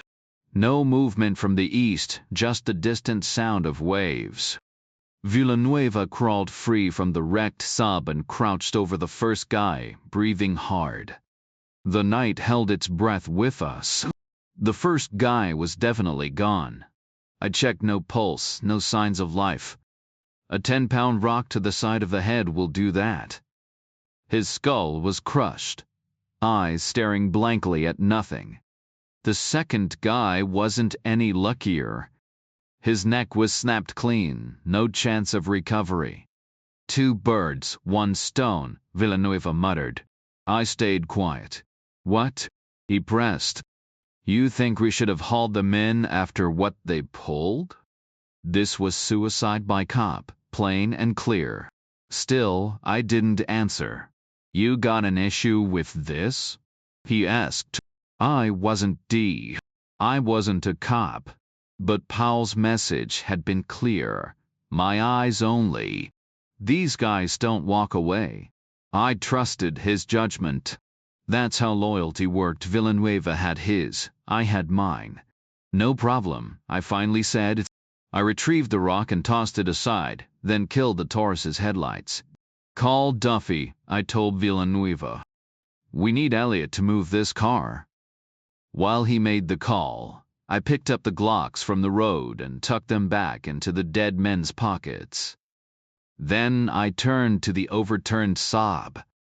Flipping it back over wasn't going to be easy. The coats under it made the whole thing slide like it was on ice. They're on their way, Villanueva said. Help me with this, I shot back. We wrestled the Saab as far as we could before it caught on the road. It's gonna get scratched, he warned. Yeah, well, that's the least of our worries, I said. Now get in the Taurus and nudge it. He eased the car forward until it tapped the Saab side. I climbed onto the hood, bracing myself as Villanueva gave it more gas. The Saab lurched, metal grinding against asphalt. I pushed hard, feeling the strain in my back as the car finally tipped upright with a heavy thud. The momentum sent me flying headfirst into the Saab's door. I landed sprawled under the Taurus's bumper, dazed. You good? Villanueva asked, hauling me up. I rubbed my temple. How's the car? Mirrors are fine, he said. But there's a dent in the door, probably from your skull. Roof's a little caved in, too. I'll say I hit a moose. In the desert. Fine, a rogue tumbleweed. A mutant jackrabbit. A UFO. He shook his head. Can you handle the bodies? We can't. Guess I don't have a choice, I muttered, forcing the Saab's hatch open with a grunt. The roof was slightly warped, throwing everything off balance. We hauled the bodies one by one, stacking them in the trunk until it was nearly full. I jogged back to the roadside to grab my gear and tossed it in last, then yanked down the parcel shelf to conceal the mess. It took both of us slamming our weight against the hatch to finally shut it. Our coats lay crumpled on the asphalt, damp and frayed from the scuffle. I shrugged mine on, gritting my teeth against the chill. You good? Villanueva asked, for what felt like the 100th time. Just get in the damn car, I muttered. We snapped the side mirrors back into place and slid inside. The engine sputtered, then died. I tried again, nothing. The fuel pump whined like a mosquito in my ear. Give it a second, Villanueva said. Gas drained when we flipped. Let the pump catch up. Third try, the engine roared to life. I eased onto the road, driving the mile back to where his unmarked Taurus sat waiting. Pale as a ghost, under the moon. Circle back for Duffy and Elliot, I told him. Then vanish. I'll catch up later. He gripped my hand. Old school, he said. 1018, I replied. MP code for mission complete. He just blinked. Stay sharp, I added. He frowned. Voicemail. What about it? Cell towers were down, but the network wouldn't know that. Calls would bounce to Beck's voicemail. Could be messages sitting in some server, maybe even their voices, telling him they were coming back. I clenched the wheel. So they might have spilled everything, or begged him to pick up like it was some damn landline. He exhaled. Point is, it's evidence. Fresh as today. I stared at the dash. Then I'll start shooting. Shoes, voicemails, Beck's running out of steps. Villanueva shook his head. Duffy needs him alive. It's her only play now. I looked away. I'll try. But if it's him or me, he's done. Christ, you're not a sacrificial lamb, he muttered. Do your job, I said. Duffy's decent. Yeah, she is. He hauled himself out, lumbered to his car, and rolled off without headlights. I watched his taillights vanish, then parked the Saab sideways across the road like I was holding a damn checkpoint. 10 minutes. No Beck. To kill time, I peeled back the loosened carpets, hunting for hidden notes. Nothing but rust and soggy padding that looked like shredded sweaters. Bad guess. I kicked the mats back into place and stepped out to survey the damage. The Saab's front end was crumpled, one headlight dangling by a wire. Perfect. Just another day in paradise. The scratches on the car's paint were deep, but not catastrophic. The dent in the door would have to stay unless I wanted to spend hours hammering it out. The roof, though, that was another story. It used to have a smooth curve, but now it sagged like a deflated balloon. I figured I could fix that from the inside. I climbed into the back seat, pressed my palms against the headliner, and shoved. A sharp pop echoed as the metal snapped back into place, followed by an unexpected crinkling sound. This wasn't one of those modern molded headliners. It was the old-school vinyl type, pleated into 3 sections with wire ribs. The edges were tucked under a rubber gasket, but one corner near the driver's seat had loosened. If I pushed up just right, I could peel the vinyl back, peek inside, and then tuck it back without leaving a trace. I tested the first 2 sections, nothing. But the third above the rear seats had something hidden inside. Legal-sized paper, maybe 8 or 10 sheets. I slid into the driver's seat, worked my fingernail under the gasket, and started peeling the vinyl back. Then headlights flooded the car. I glanced at the cracked passenger mirror, multiple beams glaring back at me. The warning objects in mirror are closer than they appear suddenly, way too relevant. A quarter-mile back, a single set of high beams swerved through the curves, closing fast. The Cadillac. No time to fix the headliner. I shoved the vinyl up, hoping it would stay put, and rolled my window down an inch. The growl of a V8 in second gear hit my ears just as the Cadillac screeched to a stop behind me. Beck stepped out empty-handed. No gun, no phone. I kept my hand wrapped around the Beretta in my pocket as I met him near the Saab's bumper, far enough from the fresh dents and scratches. Phones are back on, he said. The cell too? I asked. He nodded, then pulled out the little silver phone. But look at this. I took it with my left hand, keeping my right on the gun. The screen glowed under the Cadillac's headlights, but I had no idea what I was supposed to be seeing. Most cell phones I'd come across used different icons to show voicemail. Some had a tiny envelope. Others had this odd symbol that looked like 2 circles connected by a bar, like an old-school reel-to-reel tape. Honestly, it was a weird choice since I doubted many people these days had even seen one of those ancient tape machines. And I was pretty sure phone companies weren't recording messages on actual tape reels, more likely. Everything was digital. locked away in some microchip. But then again, railroad crossing signs still show a steam train like something out of the Wild West. "See that?" Beck asked. I glanced at the screen. No envelopes, no tape symbols. Just the usual signal bars, battery icon, and menu options. "What?" I said. "The signal strength," he replied. "Only 3 bars. Normally I get 4. "Maybe the tower was down," I suggested. "Could be rebooting or something. Microwaves and signals, it's not exactly simple." "You think?" "Check again later. Might bounce back." I passed him the phone and he pocketed it, still frowning. "Everything quiet here?" he asked. "Dead silent," I said. "So it was nothing," he muttered. "Guess so. Sorry." "Don't be. I appreciate the heads up." "Just doing my job," I said. "Let's grab dinner," he replied, heading for his Cadillac. I clicked the Beretta's safety back on and slid into the Saab. The car handled like a shopping cart with a busted wheel, headlights aimed at the sky, steering loose, and the trunk weighed down with 400 pounds of who knows what. The second I hit a bump, the headliner sagged and flapped in my face the whole drive back. We parked in the garages, and Beck waited for me in the courtyard.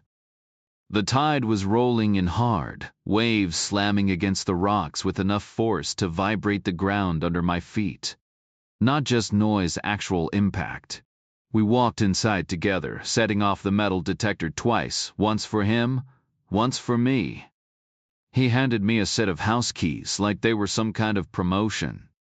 "Dinner in 30, he said, and invited me to join the family.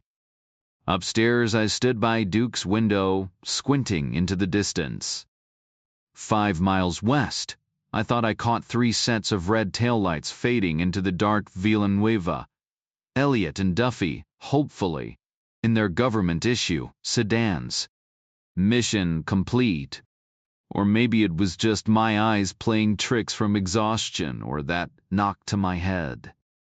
A quick shower, another raid on Duke's closet, and I was ready. No point checking for emails. Duffy had been too busy, and we were already on the same page. Soon enough, I'd have news for her, once I got a chance to tear apart the Saab's headliner. I killed the last few minutes, then headed downstairs to the dining room, a massive space with a heavy oak table that could have seated 20. Beck at the head, Elizabeth at the far end, Richard isolated on the opposite side. My spot? Right across from him, back to the door. I hate that. Thought about asking to switch, but decided against it. Sometimes you just roll with it. I took a seat instead of standing. Polly was noticeably absent, clearly not on the guest list. The maid was missing too, leaving the cook to handle everything, and she wasn't exactly thrilled about it. Still, she'd nailed the meal. We kicked things off with French onion soup that tasted like the real deal. My mom would have scoffed, but let's be honest, every Frenchwoman swears her recipe is the only right one. Beck tried to break the ice. "Tell us about your time in the service," he said, steering clear of business talk. No surprise there, not with the family around. Elizabeth seemed to know more than she should, while Richard was either clueless or deliberately ignoring things.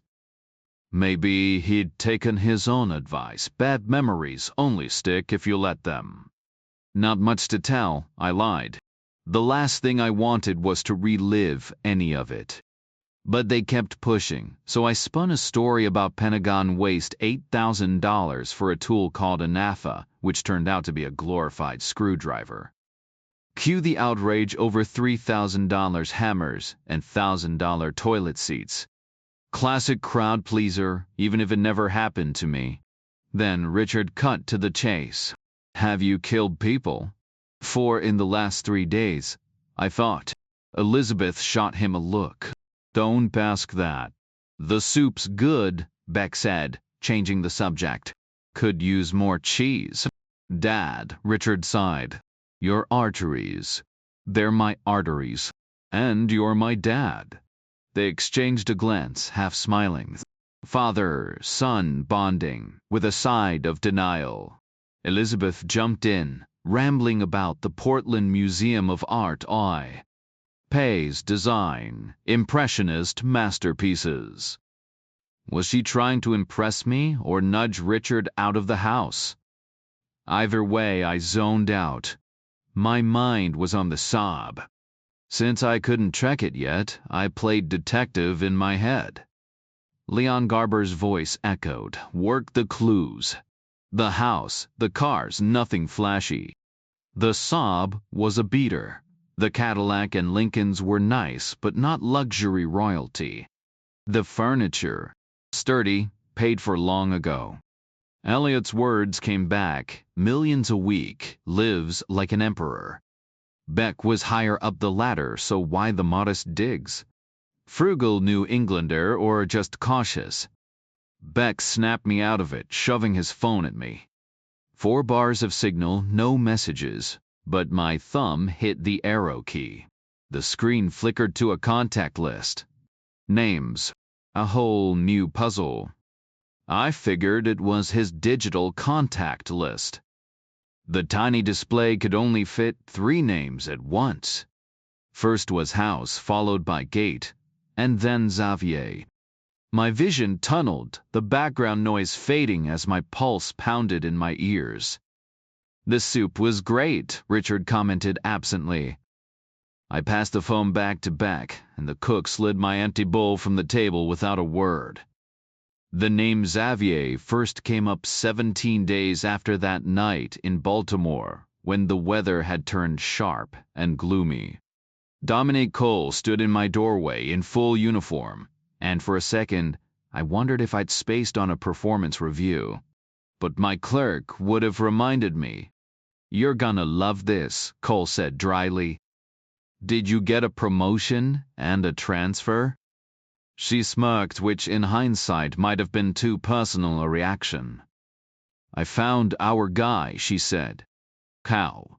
By being annoyingly good at my job. She tilted her head. We should schedule a review, though. Why? Because nailing a case is the best time to ask for a raise. You're still with Frasconi, right? We're partners, she said, dodging the real question. Is he pulling his weight? She grimaced. Permission to be blunt? I nodded. He's about as useful as a screen door on a submarine. I didn't argue. Lieutenant Frasconi was reliable, but sharpness wasn't his strong suit. He's nice, she added quickly. Just not exactly carrying the team. The file in her hands was thick with her own notes, proof she'd been doing the heavy lifting. You helped, though, she admitted. You were right, the document was in the newspaper. Gorosky tosses the whole thing in the same trash can every Sunday. And guess who fishes it out? I frowned. Dumpster diving wasn't exactly subtle. Unless you committed to the role-worn clothes, grime, the whole homeless act'd stick out. So who's our guy? Picture a lazy Sunday, she said. You're killing time, waiting for someone, maybe regretting that walk. Then you spot a newspaper on a bench. People treat them like public property. Ever seen someone grab one off a subway seat? Okay, I'm with you. Our guy's mid-40s, 6'1", lean. Dresses like he's headed to a country club, chinos, polo shirts.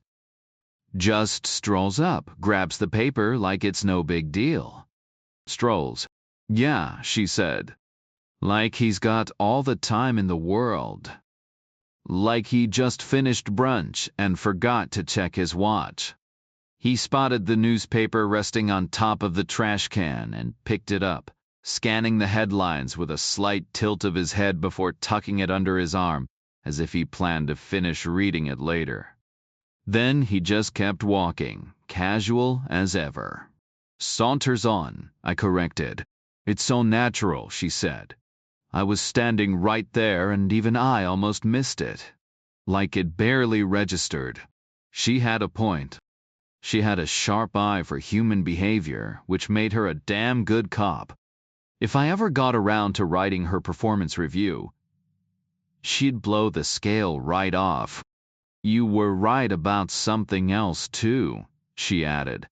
He sauntered straight out to the marina and boarded a boat. He lives on it? Doubt it, she said. It's got bunks, but I'd say it's more of a weekend cruiser.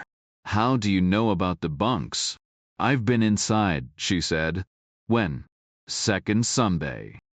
At that point, all I had was the newspaper thing still, no confirmation on the document. But he took off on another boat with some guys, so I checked his out. How? Applied my skills, she said, smirking. I wore a bikini. That's a skill now? I asked, then immediately regretted it. In her case, it was practically an Olympic-level talent. It was still warm out, she said. I blended right in with the yacht crowd. Just strolled up his gangplank like I belonged there. Nobody batted an eye. Picked the hatchlock and searched for an hour. I had to know. Where the hell do you hide lockpicks in a bikini? Shoes, she said. Find the blueprint? Found all of them. Both have a name. She nodded. Traced it through the yacht registry. So who is this guy? This is where it gets ugly, she said. He's military intelligence. Lieutenant Colonel, Middle East Specialist. Just got decorated for something in the Gulf. Damn, I muttered. Could be innocent, she said, though she didn't sound convinced. But I met with Gorowski an hour ago. That explained the dress uniform way more intimidating than a bikini. And made him talk. His little girls are 1 and 2. The older one vanished for a day 2 months ago. Won't say what happened, just cries. A week later, our military intelligence friend shows up, suggests the next disappearance could last a lot longer if Daddy doesn't cooperate. Hard to spin that as innocent. Yeah, I said. No way. Who is he? Francis Xavier Quinn, she said. The waiter brought out a rib roast, but I barely noticed. My mind was stuck on that name. Quinn had walked out of that California hospital, leaving his old identity behind like discarded bandages and John Doe wristbands. Just stepped into a new life, fully formed. No more Lieutenant Colonel Quinn, F. Military Intelligence. Now he was just Frank Xavier, another face in the crowd. Rare or well? Beck asked, carving the roast with one of those black-handled knives from the kitchen.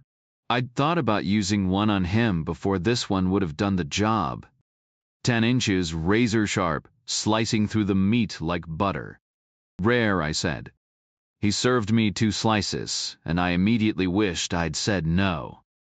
The memory hit me like a freight train 7 hours earlier, unzipping that body bag, staring at the brutal aftermath of a blade's work. The chill of the metal ID tag still lingered on my fingertips. Then, just like that, my mind catapulted back a full decade to the first time I'd crossed paths with Quinn. The circle had closed. Horseradish. Elizabeth's voice snapped me back. I hesitated, then scooped some onto my plate. Old habits die hard, military instincts drilled into me. Eat when you can. Sleep when you can. You never know when the next chance will come. So I shoved Quinn out of my head, piled my plate with vegetables, and forced myself to chew. To think. Every detail, every scrap of intel, kept dragging me back to that sun-drenched Baltimore marina, the envelope, the newspaper. Not this case, that one. Duffy's words echoed, "You've got nothing." No leads. No proof. Ever read Pasternak? Elizabeth asked. Thoughts on Edward Hopper? Richard chimed in. Should the M16 be phased out? Beck tossed out. I blinked, surfacing from my thoughts. They were all staring at me, desperate for conversation, like shipwreck survivors clinging to driftwood. The relentless waves battering the house on three sides made sense. Now they were marooned here by choice. Me. I thrive in silence. 3 weeks without speaking. No problem. Caught Dr. Zhivago on TV, I said. And Hopper's diner painting, the one with the lonely guy at the counter.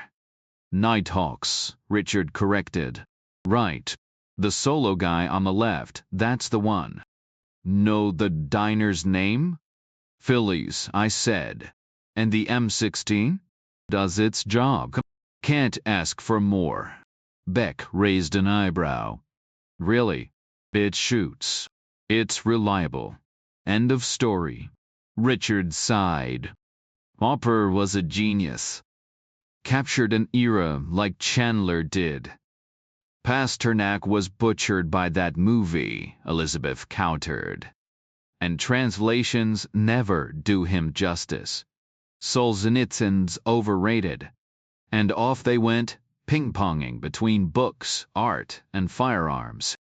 Day 14, Friday night, sharing a steak dinner with 3 people who didn't realize how little time they had left. I tuned them out, rewinding 10 years to Dominique Cole's voice in my ear. Guy's a Pentagon heavyweight, she'd said during our 7th meet-up. Lives in Virginia. Probably why he docks his boat up in Baltimore. Age 40. But his file's mostly redacted. I did the math. A 40-year-old would have been draft eligible for Vietnam's tail end, 18, 19 years old. But a light colonel by 40?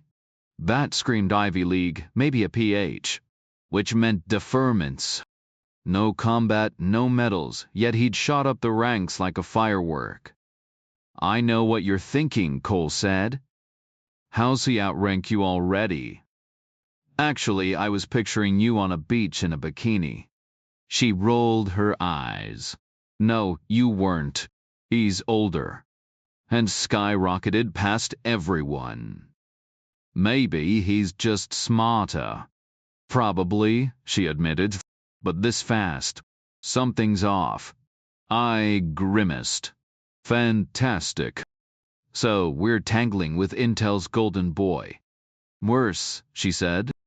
He's got ties to foreign contacts. I've seen him with all kinds of people. The beef on my plate turned to ash in my mouth. Not this dinner. Not their debates. That case, the one with threads leading straight to the Pentagon. And no way to pull them without getting burned. The conversation shifted to the Middle East specialist. He's fluent in Hebrew, Arabic, and Farsi, she said. Expected, I replied. That's his job. She leaned in. Here's the thing, his background doesn't add up. Grew up in a tiny California town, parents barely scraping by.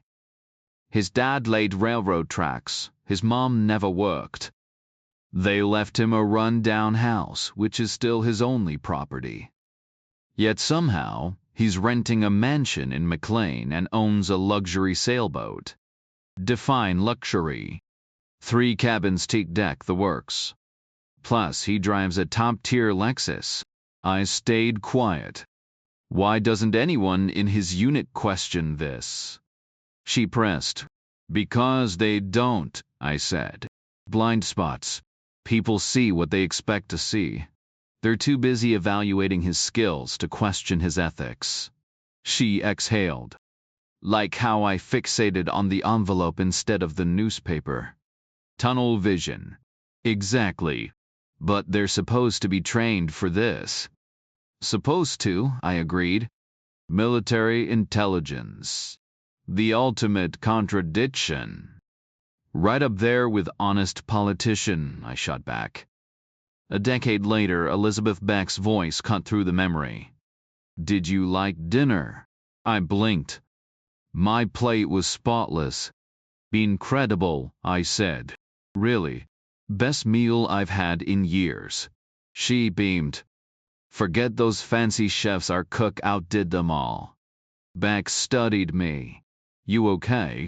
He'd barely touched his steak. Never better, I lied. Because I knew now. The sob secret was obvious, painfully so. It had taken me 86 hours to see it. 3.5 days of sheer incompetence. I'd been as oblivious as Quinn's old team. By dessert, the shame faded, replaced by cold calculation. The tactical challenge ahead was massive. Working undercover just got a lot harder. After dinner, the family dispersed. I lingered, avoiding the sob. No need to confirm what I already knew. Instead, I helped the cook tidy up. The mechanic sat in the kitchen, devouring a heaping plate. Guilt prickled. I'd ignored him entirely.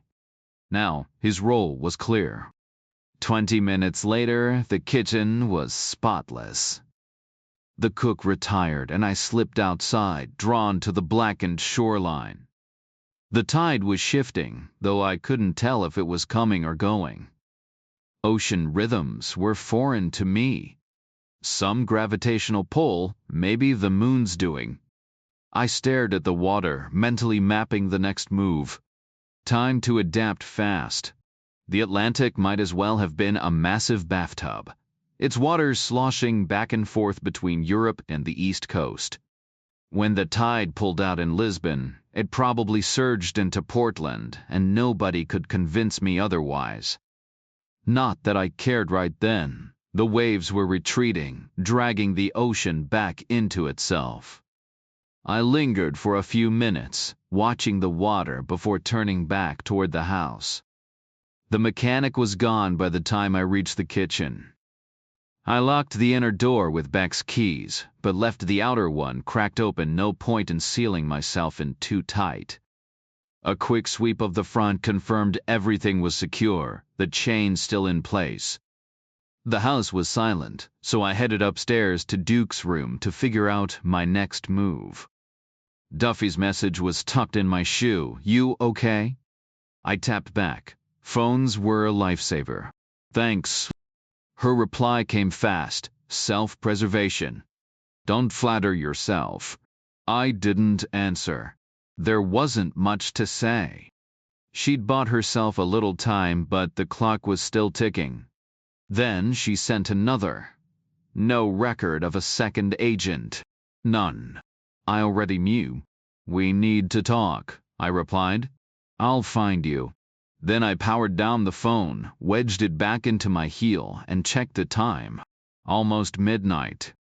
2 weeks to the day since I'd shoved through that crowd outside Symphony Hall, chasing a drink I never got. I stretched out on the bed, fully dressed. The next day or two would decide everything, and I needed sleep more than I needed to think.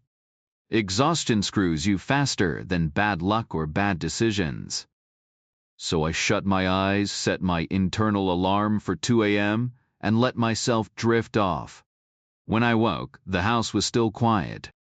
I moved downstairs, avoiding anything that might trip the metal detector, and stepped outside. The night was pitch black. No moon, no stars, just the sound of the ocean and the bite of cold, salt air. I made my way to the fourth garage. The Saab sat untouched. I hauled out my gear first, stashing it where it needed to be. Then came the first bodyguard, stiff as a board, arms locked like he was reaching for something. Getting him into the cleft was like wrestling a stubborn piece of furniture. The seventh wave did the rest, lifting him just enough to drag him under. The second guy followed just as smoothly. For a minute, I just crouched there, listening to the tide. Then I got back in the Saab, finished the last adjustments, and pulled out the maid's notes. 8 pages of details, all laid out in the dim glow of the dome light. Everything I needed was right there. The documents were thorough, packed with meticulous details, but none of it was new to me. After reviewing them twice, I stacked them neatly and carried them to the water's edge. Sitting on a smooth rock, I folded each page into a tiny paper boat, something I'd learned as a kid, though I couldn't recall if it was my father or my brother who taught me. One by one, I set the 8 boats adrift on the ebbing tide, watching them vanish into the black horizon.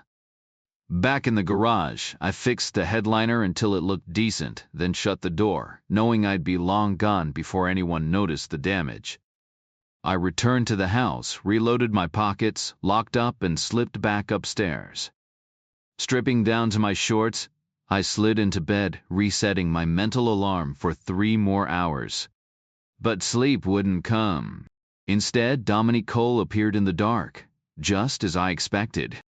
Our 8th meeting had been about tactical hurdles. Taking down an intel officer wasn't simple. MPs handled military misconduct all the time, but intel was a different beast. Those guys operated in shadows, answering to no one, circling the wagons faster than a drill team. We needed a discreet spot to talk, so we chose a dim corner booth in a town bar, far from prying ears. Cole arrived in civilian clothes, jeans, a white tee, and a leather jacket, while I stuck to fatigues. No disguises, just coffee for me, tea for her. Glad we went with the real blueprints, she said. Smart call, I agreed. Without solid proof, Quinn could spin tales about war games or entrapment. The Syrians are paying up front, she added. Installments. How? Briefcase swap. He meets an attaché in Georgetown, both carrying matching Halliburtons. They leave with each other's cases under the table. He'll claim the guy's a legit contact passing classified intel. Then we ask to see it. He'll say he can't national security. Cole stayed quiet. He'll give us the whole trust me folks routine. You've dealt with these types before? Once. My brother was MI, now Treasury. They think they're geniuses, but they're just guys in suits. So, what's the move? We recruit the Syrian. That means no arrest. Wanting Quinn and the diplomat? Can't have both. The Syrian's just doing his job. The booth felt smaller then, the weight of the operation pressing in. Cole sipped her tea, eyes sharp. Then we play it their way, quiet, messy, no applause. I nodded. Spies didn't get trophies, just results. Quinn's the real problem here, no doubt about that. She fell silent for a beat, her expression tinged with disappointment before she shrugged it off. All right, she said. But how do we pull this off? The Syrian won't stick around. He's an embassy attaché with full diplomatic immunity. I smirked. Immunity's just a fancy piece of paper from the State Department. Last time I grabbed the guy, handed him a sheet, and told him to hold it over his stomach. Then I pulled my gun and asked if he really thought that paper would stop a bullet. He muttered something about consequences. I told him the only consequence he'd care about was how long it'd take him to bleed out. And he caved. I nodded, folded faster than a bad poker hand. She went quiet again before hitting me with the first of 2 questions I'd later regret answering the way I did. Think we could grab a drink sometime? Outside of work? The booth was dim, the bar humming with low chatter. She was sharp, sitting close enough that I caught the faint scent of her perfume. Back then, I was young enough to think time was endless. You asking me out? I said. Yeah, she replied. I stayed silent. Times have changed, she added, then clarified. For women, I mean, in case I'd missed a memo. Still, I didn't bite. I know what I want, she said. I believed her. And I believed in fairness wholeheartedly. Not long before, I'd met an Air Force colonel who piloted a B-52, carrying enough firepower in one plane to rewrite history. If she could handle that kind of responsibility, then Sergeant First Class Dominique Cole sure as hell could decide who she wanted to date. Well, she pressed. One of those moments I'd replay wrong 1,000 times. Can't do it, I said. Why not? Bad optics, I said. You've got a career ahead of you.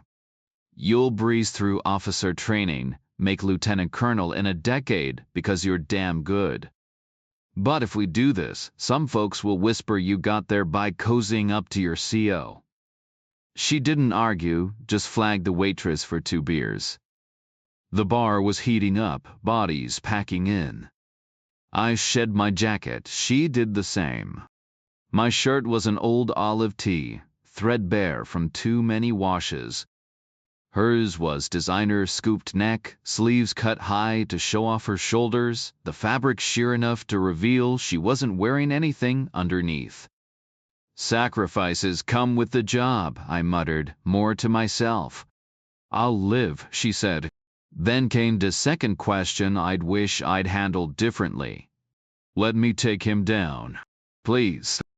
10 years later, I woke up alone in Duke's bed at dawn. His room faced inland, no ocean view, just a gray sprawl of driveway, stone walls, and the bleak stretch of land beyond. The wind howled off the water, trees swaying like they were trying to escape. I pictured storm clouds gathering over the Atlantic, seagulls battling the gusts. Day 15, starting cold and grim, with no sign of improvement. I showered, skipped the razor, and threw on Duke's black denim again. Jacket slung over my arm, I headed out into the brewing storm. I moved silently into the kitchen, where the scent of fresh coffee filled the air. The cook handed me a steaming mug without a word, and I settled at the worn wooden table. She pulled a frozen loaf from the freezer, tossing it into the microwave with practiced ease. I knew I'd have to get her out soon before things got ugly. Elizabeth and Richard, too. But Beck and the mechanic? They could stay behind and deal with the fallout. The ocean roared just beyond the walls, waves slamming against the shore before retreating with a hiss. Gravel shifted under the tide's pull, and the wind whistled through gaps in the porch door. Seagulls shrieked overhead, their cries sharp against the morning chill. I sipped my coffee and waited. Richard shuffled in 10 minutes later, his hair a mess, the absence of his left ear impossible to ignore. He grabbed coffee and slumped into the chair across from me, tension radiating off him. I could practically see the gears turning. No more college, a life in hiding. If his mother dodged legal trouble, maybe they could disappear somewhere new. He might even salvage the semester if he had the stomach for it. But money, that was another story. They'd be lucky to leave with the clothes on their backs. The cook slipped out to set the dining room, and Richard's gaze followed her. That's when it clicked. 5 years ago, I said. The kidnapping. His jaw tightened, but he didn't flinch. Just raked his fingers through his hair, covering the scar. You know what your dad's really into? I asked. He gave a slow nod. Not just rugs, right? No, he muttered. Not just rugs. I leaned forward. How do you feel about that? There are worse things, he said flatly. I pushed harder. Want to tell me what happened back then? His eyes flicked away. No. I knew a guy Gorowski. His kid was taken for a day. How long were you gone? 8 days. Gorowski folded after 1, I said. Your dad wasn't the one calling the shots 5 years ago. He fell in line after you came back. Richard stayed silent. I don't need the details, I said. Just say his name. Whose name? The guy who took you. He shook his head. I heard the name Xavier, I pressed. His hand shot to his ear. Bingo. I was raped, he said suddenly, voice hollow. The ocean pounded outside. By Xavier. No. Polly. Fresh out of prison. He had tastes. The air between us turned heavy. Your parents know? No. The cook returned, cracking eggs into a sizzling skillet. The greasy smell turned my stomach. Let's get out of here, I said. We stepped onto the rocks, the wind slapping us in the face. Salt spray stung like buckshot, and Richard's hair whipped sideways like a flag. Every silver lining has a cloud, I muttered. And for once, the storm felt louder than the silence. The wind howled off the ocean, making me raise my voice just to cut through the noise. Xavier and Polly might get what's coming to them eventually, but your father's going down with them. Richard's eyes glistened. Could have been the salty spray, could have been something else. He deserves it, he muttered. His dad's words echoed in my head. Loyal to a fault. Thick as thieves.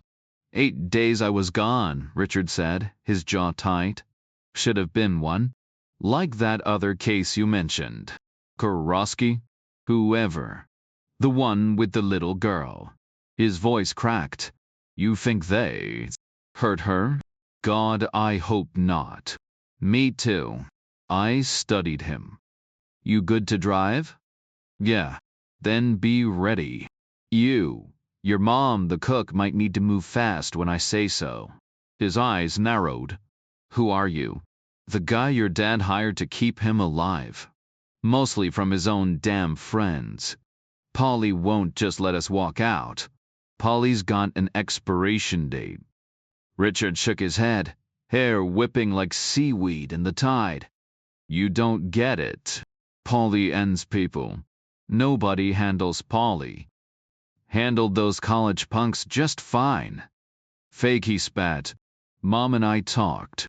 Whole thing was staged. I let the silence hang. Did I believe him? Not yet. It was real, I said flatly. Small town. 5 cops total. Never seen those guys before. Neither had I, he added. And I was there 3 years. My gut twisted. Mistakes circling back like sharks. Then why'd you drop out if it was fake? No answer. And how'd Duke and I walk into an ambush? Still nothing.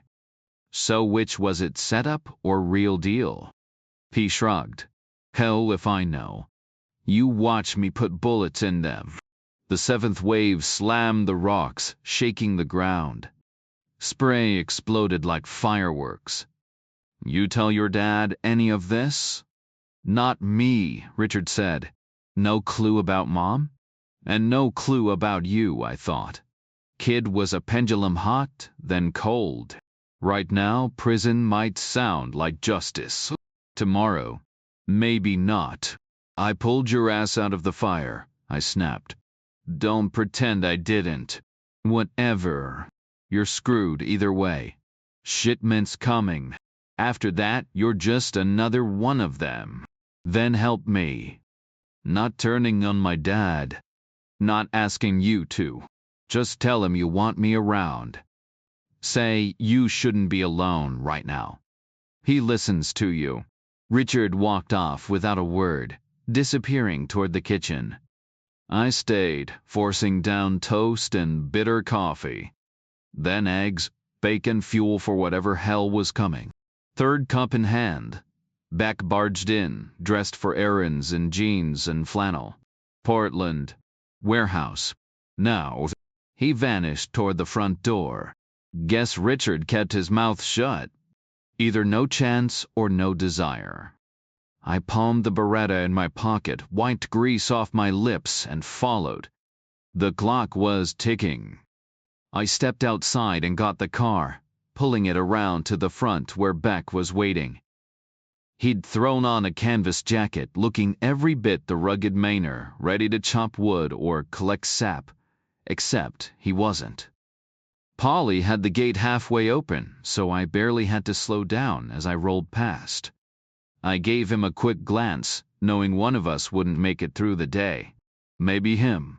Maybe me. The engine roared as I hit the open road. A mile in, I passed where Villanueva had parked his car. 4 miles later, I took the same tight curve where I'd ambushed the bodyguards.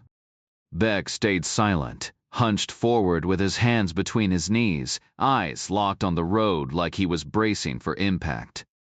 "We never finished our conversation," I said. "About the background details." "Later," he muttered. I skipped Route 1 and merged onto I-95, heading north toward the city. The sky was dull gray, the wind strong enough to nudge the car off course. Switching to I-295, I passed the airport on my left, water glinting beside it. On my right, the back of the strip mall where the maid had been taken loomed, along with the business park where I guessed she'd met her end. The warehouse came into view, surrounded by vehicles parked nose first, like they were feeding. 2 black Lincolns, 2 blue Suburbans, and a gray Mercury Grand Marquis, one of them the same car Harley had driven me in after dumping the maid's body. I scanned for a spot. "Just drop me here," Beck said. I eased to a stop. "And go back to the house. Watch over my family." I nodded. Maybe Richard had gotten through to him, after all. Maybe, just for now, he was leaning my way. "Got it," I said. "Need me to pick you up later?" He shook his head. "I'll catch a ride." He disappeared through the warehouse door, and I swung the car around, heading south. This time, I took Route 1, detouring to the business park rows of identical metal buildings. No flashy signs, just discrete unit numbers. A tile supplier, a couple of print shops, a beauty wholesaler. Unit 26 sold electric wheelchairs. Next door, Unit 27, Xavier E-Export Company, the XS oversized, the address listed somewhere in downtown Portland. I doubled back, crossed the river, and wove through the city until I found the right street. A fire hydrant gave me an excuse to stop outside a steel and glass tower with bold letters stretching across the front. Missionary House. The parking garage entrance below looked familiar, the same one Susan Duffy had walked into 11 weeks ago, camera in hand. The memory hit me like a flash, some dusty high school classroom, the air thick with heat, an aging teacher droning on about a 16th century Spanish missionary named Francisco Javier. Dates stuck in my head, 1506 to 1552. Funny how the mind works. Back in Boston, Elliot had accused Beck of cracking jokes, but he'd been dead wrong. Quinn was the one with the dark humor. I pushed off the fire hydrant, found Route 1, and gunned the engine south. 30 minutes later, I was rolling past the Kennebunk River. The motel parking lot held 3 Ford Tauruses identical, except for their shades of gray and blue, like they'd been ordered in bulk. I tucked the Cadillac behind the propane store again and trudged through the cold to Duffy's door. The peephole darkened briefly before she swung it open. No hugs. Behind her, Elliot and Villanueva waited, Villanueva leaning back in the desk chair, and Elliot perched on the edge of the bed, same as he'd been in my Boston room. Duffy had clearly been sitting against the stacked pillows. The imprint of her back was still pressed into them. "Why can't I find the second agent?" she demanded. "Where'd you look?" "Everywhere," she said, tugging at her white Oxford shirt fresh outfit, same tension in her eyes. Bare feet and boat shoes. "The whole Justice Department, FBI, dia." "She's not there." "Meaning?" "Off the books." Elliot cut in, voice tight. "Which makes me wonder what the hell is happening here." Duffy dropped back onto the bed, and I took the spot beside her, the pillow still warm from her body. "Nothing complicated," I said. "We all screwed up. 2 weeks ago, we were stumbling around like the damn Keystone Cops, Elliot frowned. How? My obsession with Quinn, yours with Teresa Daniel. We got so fixated we built a house of cards. Explain, he pressed. Start from the beginning, 11 weeks back. That was before you were even involved. Walk me through it. He exhaled, ticking off the details. Got a tip from LA, some big player booked a first-class ticket to Portland, Maine. We tracked him to Beck, snapped photos of the meet. In a private garage, I added. Ever stop to think how Beck got access to a place that's sketchy? Silence. Then what? We vetted Beck, Duffy said. Major importer, major distributor. Which he is, I agreed. So you planted Teresa to take him down. Off the books, Elliot muttered. Details, I said. Point is, you made one tiny mistake at the start. Threw everything else off. What mistake? One I should have caught way sooner. Spit it out. Ask yourself why there's no trail for the maid. Because she was off the books. I shook my head. She was on them. Every damn page. Found her notes. Elliot's jaw tightened. Then where is she? I leaned back. That's the real question. Duffy's eyes locked onto mine, sharp and unblinking. All right, Richa, cut the mystery. What's really happening here? Beck's got a guy, I said. Some kind of specialist. A mechanic. For what? Wish I knew, she admitted. I never even questioned it, I said. Should. Hell, I should have figured it out before I ever laid eyes on the guy. But I was stuck in the same rut you were. What rut? Beck knew the exact price of a Colt Anaconda, I said. Knew its weight down to the ounce. Duke carried a Steyr Spee, an Austrian oddball. Angel Doll had a PSM, a Russian rarity. And Paulie. He's lugging around an N-Sev, probably the only one on you. Soil. Beck even fixated on us using Uzis instead of HKs. And when he handed me that Beretta 92 FS, he tweaked to look just like a standard issue M9. So, he's not who we thought. Then what is he? You just said he's still a major importer. He is. So, you checked the wrong files, I said. That maid wasn't Justice Department. She worked for Treasury. Secret Service. She guessed. I shook my head. A TEF. Alcohol, tobacco, and firearms. The room went dead silent. Beck's not a drug dealer, I said. He is trafficking guns. The quiet stretched. Duffy and Elliot exchanged glances, then turned to Villanueva. He stared at me, then out the window. I waited for the realization to hit them. It took a second. So what was the guy in L doing? Duffy asked. Checking samples, I said. In the Cadillac's trunk, just like you thought.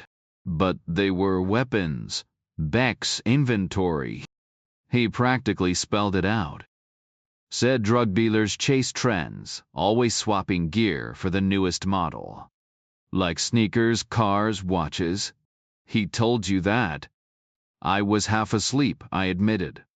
Missed the red flags. Duke worked for Treasury, she said. After he left the force. I nodded. Beck probably recruited him on the job. Bought him out. Where does Quinn fit in? My guess. He was running his own operation, I said. Always was, ever since he got out of that California hospital. 6 months to scheme. Guns suit a guy like Quinn way better than drugs. Maybe he saw Beck's setup as an easy takeover, like the market or the rug business, as cover. So he moved in. Snatched Richard 5 years ago to force Beck's hand. Beck said the Hartford crew were his clients, Elliot pointed out. They were, I said. For guns, not drugs. That's why the Uzis threw him. He'd just sold them a shipment of HKs, and suddenly they're packing Israeli hardware? Must have thought they'd switched suppliers. We were idiots, Villanueva muttered. I was worse, I said. The signs were everywhere. Beck's loaded but not cartel-level rich. He clocked the scratches I left on the Colt cylinders. Knew the specs on the laser sight for the Beretta. Grabbed a pair of pristine HKs for his Connecticut trip, probably straight from inventory. And his personal stash? Vintage Thompson grease guns. What's the mechanic's job? Prepping the merchandise, I said. Tuning, testing, making sure it's flawless. Beck's clients aren't the forgiving type. Not the ones we've met, Duffy agreed. Then there's dinner, I said, casually discussing an M16 like it's the weather. The man's obsessed. He was genuinely curious about my take on Uzis versus H&Ks, not just some gun enthusiast, but someone with a real professional stake in it. Turns out he had direct access to Glock's factory systems in Austria. The room fell silent. I shut my eyes for a second, then opened them again. There was this smell in the basement, I said. Should have known it right away, gun oil seeping into cardboard. That's what happens when crates of new weapons sit untouched for days. Still, no one said a word. And those price tiers in the bizarre catalogs, I added. Cheap for ammo, mid-range for handguns, sky-high for rifles, and specialty stuff. Duffy was staring at the wall, deep in thought. All right, Villanueva finally muttered. Guess we all dropped the ball on this one. Duffy shot him a look, then locked eyes with me. The reality of the situation was hitting her hard. We're out of our depth, she said. This is at territory, not ours. Elliot tried to smooth it over. Mistakes happen. Duffy shook her head. Not back then now. We can't step in. We have to walk away right this second. I'm not walking, I said. You have to, she insisted. We're pulling out. And you can't go in alone. A year later, I'd still stand by my answer, even if she hadn't been sitting there in that bar, smelling like jasmine, wearing nothing but a thin tee. Would I let her make the arrest? Hell yes. Didn't matter if she'd been some gruff, buzz-cut sergeant from Texas, standing at attention in my office. She'd earned it. I wasn't the type to steal credit, even when climbing the ladder was the name of the game. If someone did the work, they deserved the win. And, honestly, the thought of Quinn, a guy who drove Lexuses and golfed on weekends, getting cuffed by an MP sergeant? Priceless. The humiliation would eat him alive. Will you let me make the arrest? She asked again. I want you to, I said.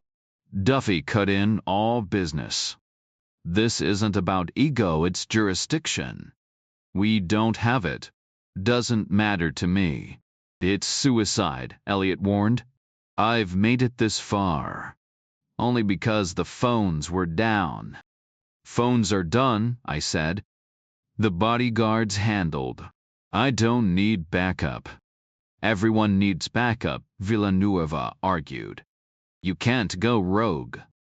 Tell that to the agent who got the maid killed, I shot back. We gave you wheels. We had your back. Don't need wheels anymore. Beck handed me keys, a gun, bullets. I'm his golden boy now. Quinn's within reach.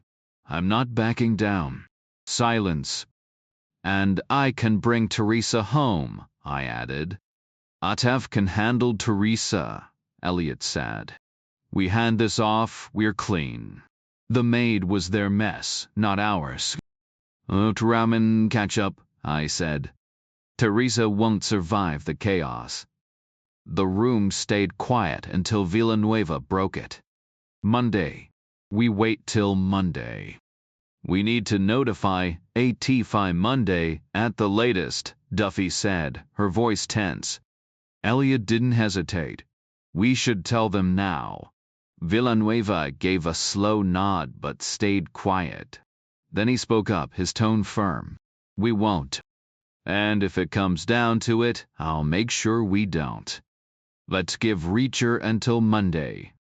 Elliot clenched his jaw and turned away, while Duffy sank back against the pillow, eyes fixed on the ceiling. Damn it, she muttered. It'll be over by then, I said. I'll bring Teresa back here, and after that, you can make all the calls you want. She stayed silent for a long moment before finally exhaling. Fine, she said. Go back. And you should leave now. You've been gone too long already. That alone could raise questions. I nodded. Got it. Wait, she cut in. Think hard. Are you sure about this? I'm not your problem, I told her. I don't care, she snapped. Just answer me. Are you sure? Yes. Think again. Still sure? Yes, I repeated. She didn't move from the bed. None of them did. I pushed myself up and walked out, the room dead silent behind me. Halfway to the Cadillac, Villanueva called out. He shuffled toward me, his movements stiff with age, and caught up. Bring me in, he said. If there's any opening, I want to be there. I didn't answer. I could help, he pressed. You already did. Not enough. Not for the kid. Duffy. He shook his head. Teresa. You too close? Had a responsibility to her, he said. Trained her, broke her in. She moved up, but 10 weeks ago she came back asking if she should take this job. Had doubts. And you told her yes. He grimaced. Like an idiot. Could you have stopped her? Maybe. She'd have listened if I made a case. Would have decided for herself, but she'd have heard me out. I get it, I said. And I did, completely. I left him standing there in the motel lot, slid into the car, and watched him watch me leave. I stuck to Route 1, passing through Biddeford, Saco, and Old Orchard Beach before cutting east toward the house. Glancing at my watch, I figured I'd been gone 2 hours, only 40 minutes of that justifiable. 20 there, 20 back. But Beck wouldn't know I hadn't come straight home, and the others wouldn't know I was supposed to. I was riding high, thinking I was in the endgame, coasting toward the finish. I was wrong. I knew it the second Paulie stepped out to open the gate. He moved, like usual, no coat, just his suit, lifting the latch with a fist. Routine. But then he stopped halfway, leaving just enough space to squeeze through. He walked toward my window, stopping 6 feet short. Then, in a blink, he pulled 2 guns from his pockets. My Colt Anacondas. The steel looked dull under the gray sky, but the copper jackets gleamed Remington. 34 Magnums, no question. Full metal jacket. $18 a box. Plus tax. 95 cents a bullet. 12 of them staring back at me. The cold steel of 2 Colt revolvers gleamed under the dim light. $11. 40 worth of bullets waiting to tear through flesh and metal. His grip was unshakable left barrel, trained on the Cadillac's front tire, right one locked on my skull. No tremor, no hesitation. Just a man carved from stone. Fingers coiled around the triggers. I did the math. The Cadillac's long doors were useless. He'd positioned himself just out of reach. Flooring the gas meant a bullet through the tire, sending me crashing into the gates, a crippled target. Reverse. Too slow. 34 Magnum round travels faster than sound. No outrunning that. My Beretta was an option, but Cadillac glass is thick, built to muffle noise. Even if I fired, deflection could send the shot wild. And unless I nailed him in the eye or heart, he'd shrug it off like a bee sting. Lowering the window was suicide. He'd have that right-hand Colt pressed to my temple before the glass cleared. The odds? Worse than bad. Then Polly barked his orders through the glass. Put it in park. I obeyed. Right hand where I can see it. I pressed my palm against the window, fingers splayed. Open the door with your left. The latch clicked, cold air rushing in as the door swung wide. Now both Colts were on me, barrels like cannons. Feet out. I pivoted on the leather seat, boots hitting the asphalt. For a second, I flashed back to Terry Villanueva outside the college gates. Same helpless tension. Stand up. Step away. I did, putting 4 feet between me and the car. Polly didn't blink. Stand very still. I froze. Then, sharp as a gunshot, his voice cut the silence. Rich. The gatehouse door creaked open. Richard Beck stepped out, face pale as chalk. Elizabeth Beck stood in the shadows behind Polly, her blouse undone, clutching the fabric tight against her chest. Polly flashed me a wild grin, but the guns in his hands never budged, steady as stone. You showed up a little early, he said, his voice dripping with something ugly. I was just getting ready to make things real interesting for him and his mom. My stomach twisted. Have you lost it? What the hell is happening here? He shrugged, like this was just another Tuesday. Dr. Call. That's what's happening. I should been back over an hour ago. Beck called you? Nah, he said. My boss, Xavier. I said, Mr. Xavier. He corrected, staring me down like he was waiting for me to flinch. The guns didn't waver. I was out shopping, I lied, buying time. Stay alive. Play the next move. Couldn't find what I needed. That's why I'm late. We knew you'd be late, he said. Why? New intel. I kept my mouth shut. Walk backward, he ordered. Through the gate. I did, stepping carefully as he matched me stride for stride, both barrels locked on my chest. I stopped 20 feet inside, the driveway cold under my feet. Polly shifted, keeping me in his left-hand sight while the right-hand gun tracked Richard and Elizabeth. Richard, he barked. Close the gate. Richard hesitated, then grabbed the heavy iron and shoved it shut with a metallic clang. Chain it, Polly snapped.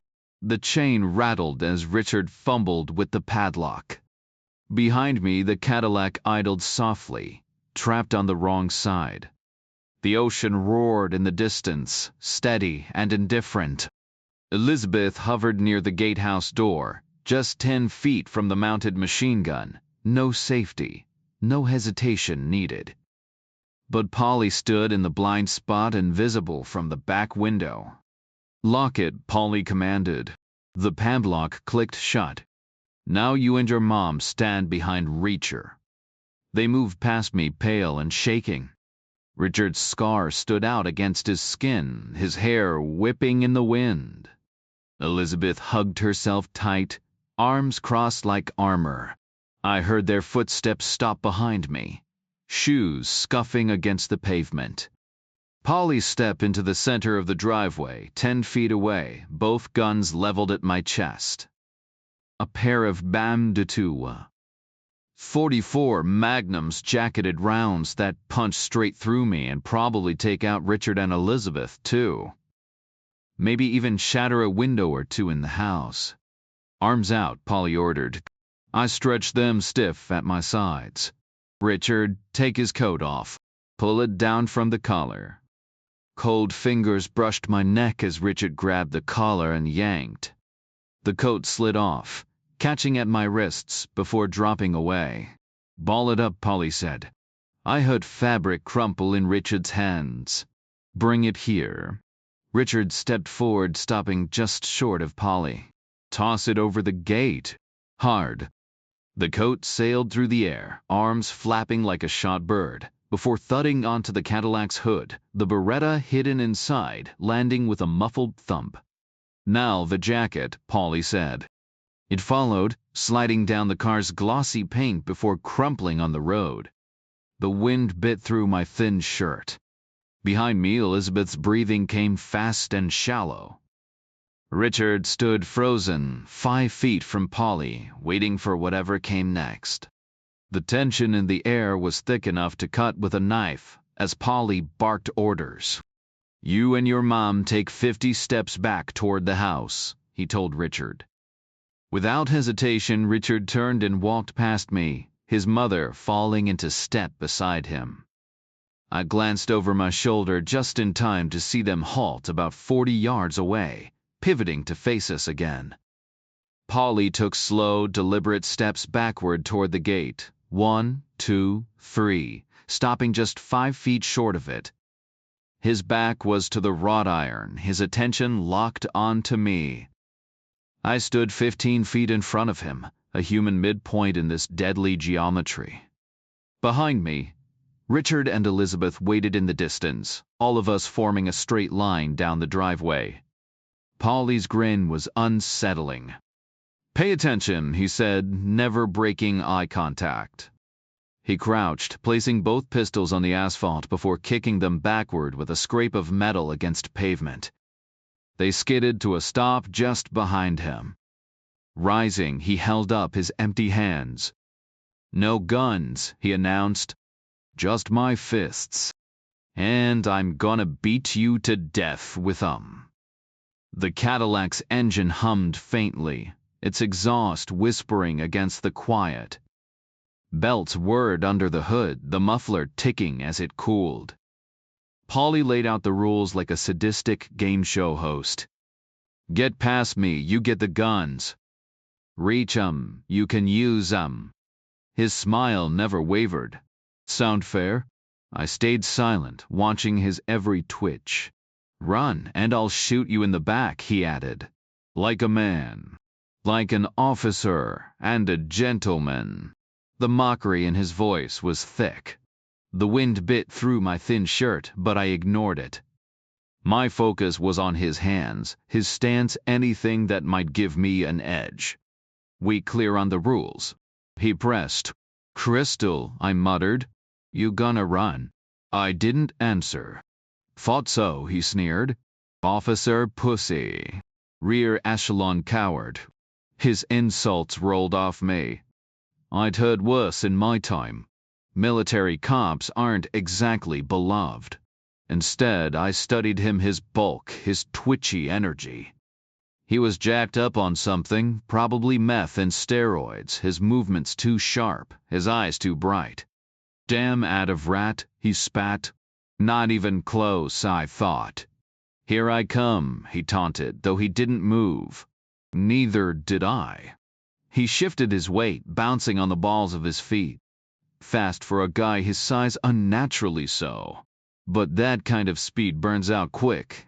Then I hit him where it hurt. "Elizabeth told me you've got performance issues," I said. His face darkened. "Big guy," I mused, holding up my pinky. "But not everywhere." That did it. With a roar, he lunged, swinging a wild right hook. I sidestepped, ducked under his arm, and spun clear, ready for whatever came next. He froze mid-step, legs locked, then spun around to face me. Our positions had flipped now. I was closer to the weapons. Panic flashed in his eyes, and he charged again, predictable as ever. His right arm swung wide. I slipped under it, dodging clean, and we reset. But his breathing was ragged now, mine steady. "You fight like a toddler in a snowsuit," I said. The insult was something I'd heard once, maybe, from a British guy in a bar.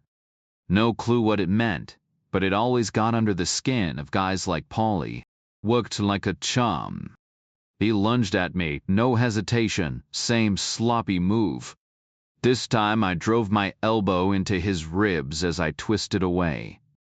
He barely flinched, bouncing back like a wrecking ball on springs. His next swing whistled past my head, close enough to ruffle my hair. He stood there panting. Meanwhile, I was just getting warmed up. Big guys like him? Usually terrible fighters. Either their size scares people off before a fight starts, or they end it with one lucky punch. Either way, they never learn technique. Never build real stamina. All those hours on weight machines don't mean squat when you're gasping for air in a real brawl. Paulie was textbook muscled himself into uselessness. I blew him a kiss. Bad move. He came at me like a freight train. I sidestepped, cracked an elbow into his jaw, but his left hand clipped me hard enough to send me spinning. I hit the ground on one knee, scrambled up just in time to avoid his next wild swing. His fist grazed my stomach, momentum carrying him forward just enough for me to plant a left hook square on his temple. Followed it with a right cross that should have dropped a bull. Nothing. 4 solid hits and the guy barely blinked. A trickle of blood from his lip, but otherwise unfazed. No wobble, no stumble. Just that same stupid grin. Then it clicked, I wasn't hurting him. At all. His smile widened. He shifted his weight, hands up like claws, feet stamping like some cartoon bull ready to charge. The grin turned feral. This time when he came, I dodged left, but he was waiting. His right hook landed like a cinder block to the chest. My ribs screamed. For a second, I swear my heart stuttered. Next thing I knew, I was flat on my back, tasting dirt. Live or die. Choice was simple. I rolled, pushed up, barely dodged a punch that would have caved my skull in. After that, every half second was a fight just to stay breathing. My ribs ached like hell, and every movement felt sluggish. But I managed to dodge Paulie's wild swings for a solid minute. He was quick but sloppy, no real technique. I drove my elbow into his face, feeling his nose crunch under the impact. Blood gushed instantly. Not enough to put him down, but it was a start. He gasped, mouth hanging open, and I seized the moment. Then came his counter, a heavy roundhouse that clipped my shoulder, sending a jolt of numbness down my arm. He followed with a right hook that barely missed, leaving him wide open for a split second. That's when I saw my shot. His mouth was already gaping, so I didn't need the old bar fight trick, the fake cigarette offer, the split-second uppercut when his guard dropped.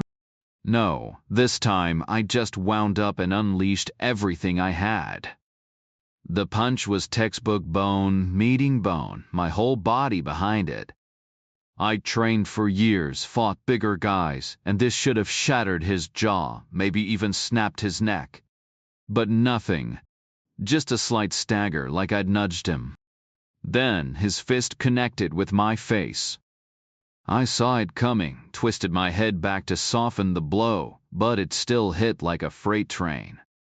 My vision flashed white as I hit the pavement, the wind knocked out of me. Blood sprayed from my mouth, and the back of my skull cracked against the asphalt. The world blurred. For a second, I was a stalled engine click. Nothing. Then instinct kicked in. I pushed up with my good arm, legs wobbling beneath me. Dizzy, battered, but still standing. And Paulie? Just watching, smiling. Like this was his favorite part. The guns were still out of reach. 6 hits from me, and he was laughing. 3 from him, and I was barely holding on. A cold certainty settled in. I was going to die here. Some nowhere town in Maine, on a gray April morning. Half of me shrugged, everyone's gotta go sometime. The other half burned. This guy, really? I spat blood, rolled my tongue over my teeth, nothing loose yet. No bullet holes either. Small victories. So I grinned, wiped my mouth, and thought, fine. Let's make it ugly. Paulie grinned back, tie still perfect, suit untouched, shoulders bulging like he'd stuffed them with bowling balls. Game on. The guy watched me brace myself, his grin stretching wider as he dropped back into that ridiculous stance, claws out, feet scraping the dirt like some overgrown bull. I knew my luck wouldn't hold. A few more dodges maybe, then lights out. Dead in some nowhere. Town in Maine on a chilly April afternoon. For a second, Dominic Cole's face flashed in my mind. Tried my best, Dom. Then I locked eyes with Paulie as he sucked in a breath and charged. His coat whipped past me as I sidestepped. In the distance, Richard and Elizabeth stood frozen, mouths hanging open like they were watching some gladiator match. Paulie pivoted hard and came at me full speed, then made his fatal mistake. He went full Hollywood, launching a flashy martial arts kick. I find them kind art has, was Tal Verdeson's it is. The second your foot leaves the ground in a street fight, you're done. His legs shot out, heel aimed like a battering ram. If it had landed, I'd be paced. But I ducked back, snagged his ankle, and yanked upward with everything I had. 400 pounds on the bench? Let's test that. His other foot left the ground, and I slammed him headfirst into the pavement. No mercy in real fights. When they're down, you finish it. Paulie forgot that rule. I didn't. A brutal kick to the face sent blood flying. He rolled, and I stomped his right hand bones crunching under my heel. Again. His wrist, his forearm. The guy was a tank, though. He staggered up, swinging a wild left. I deflected it, drove a fist into his busted nose, then kneed him square in the groin. His head snapped forward, cigarette punch, right-handed then back as my elbow crushed his throat. A stomp to his instep. Thumbs jammed into his eyes. He reeled, and I kicked the back of his knee, dropping him again. One foot pinned his left wrist. His right arm flopped uselessly. Steroids don't fix shattered bones. I crushed his other hand until white shards pierced the skin. Then I jumped full weight onto his ribs. 3 kicks to the skull. A fourth so hard my shoe split, sending the email gadget skidding across the asphalt, right where Elizabeth's pager had landed days before. Paulie blinked at it, dazed. I kicked him again. Somehow he sat up, arms dangling like dead weight. I grabbed his left wrist, twisted until the elbow gave, then broke it for good measure.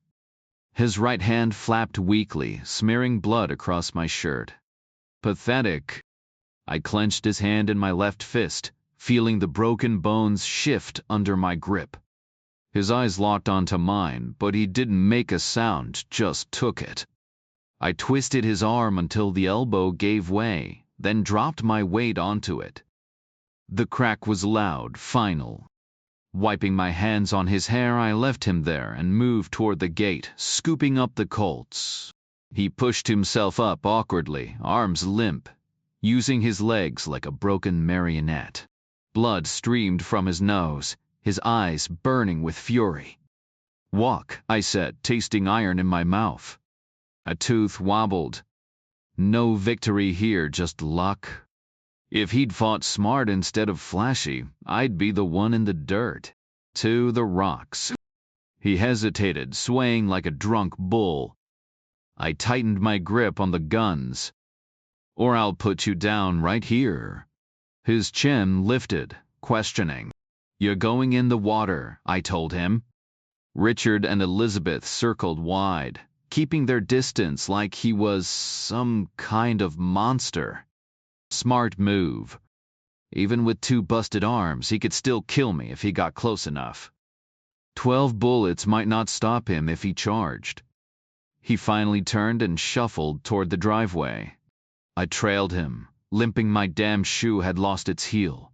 The wind howled, salt spray stinging my face as we reached the cliffs. The ocean roared below, waves slamming against the rocks. "I can't swim," he mumbled, words thick with blood. "Won't matter," I said. Then I emptied both guns into his chest. 12 shots, 12 holes. The impact knocked him backward into the churning water. He floated for a second, bobbing like driftwood, before the current caught him. His jacket ballooned with trapped air, bubbles streaming from the bullet wounds. The sea turned him over, dragging him under the surface, then spat him back up like it didn't want him either. I dropped the empty Colts on the rocks, crouched and puked into the tide. I crouched low, catching my breath, eyes fixed on him as he bobbed in the water. He spun once, then twice, before the current pulled him farther out. Richard and Elizabeth kept their distance, hovering 20 feet back.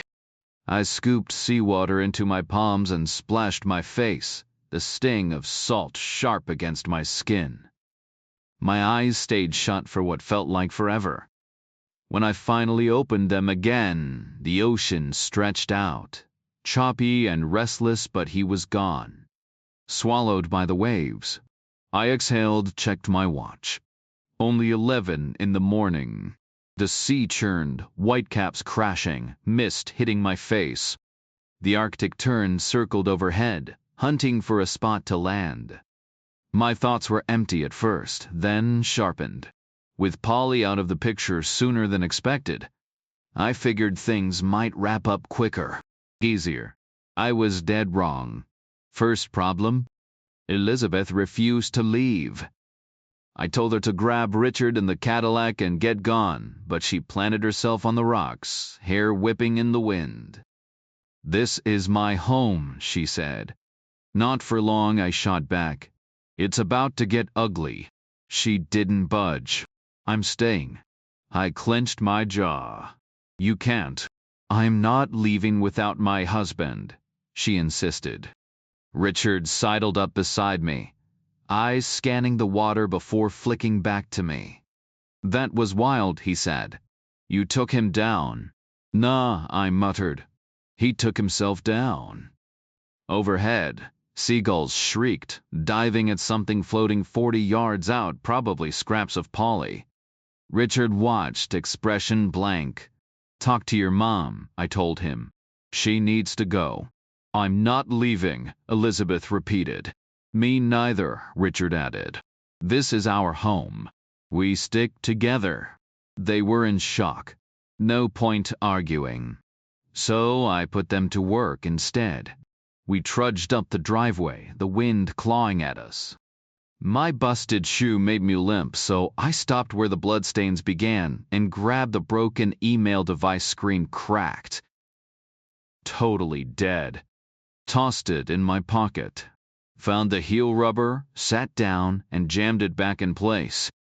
Walking got easier after that. At the gate, we unchained it, swung it open. I grabbed my jacket and coat, shrugged them on, collar turned up against the wind. Drove the Cadillac inside, parked near the gatehouse. Richard secured the gate again. Inside, I cracked open the Russian machine gun's breech, freed the ammo belt, then hauled the gun outside and dumped it across the back seat. Went back for the belt, rolled it into its box, yanked the chain and hook from the ceiling. Tossed everything in the trunk. Elizabeth hovered. "Need help?" 20 more ammo boxes, I said. "I want them all." She stiffened. "I'm not going back in there." "Then you're useless."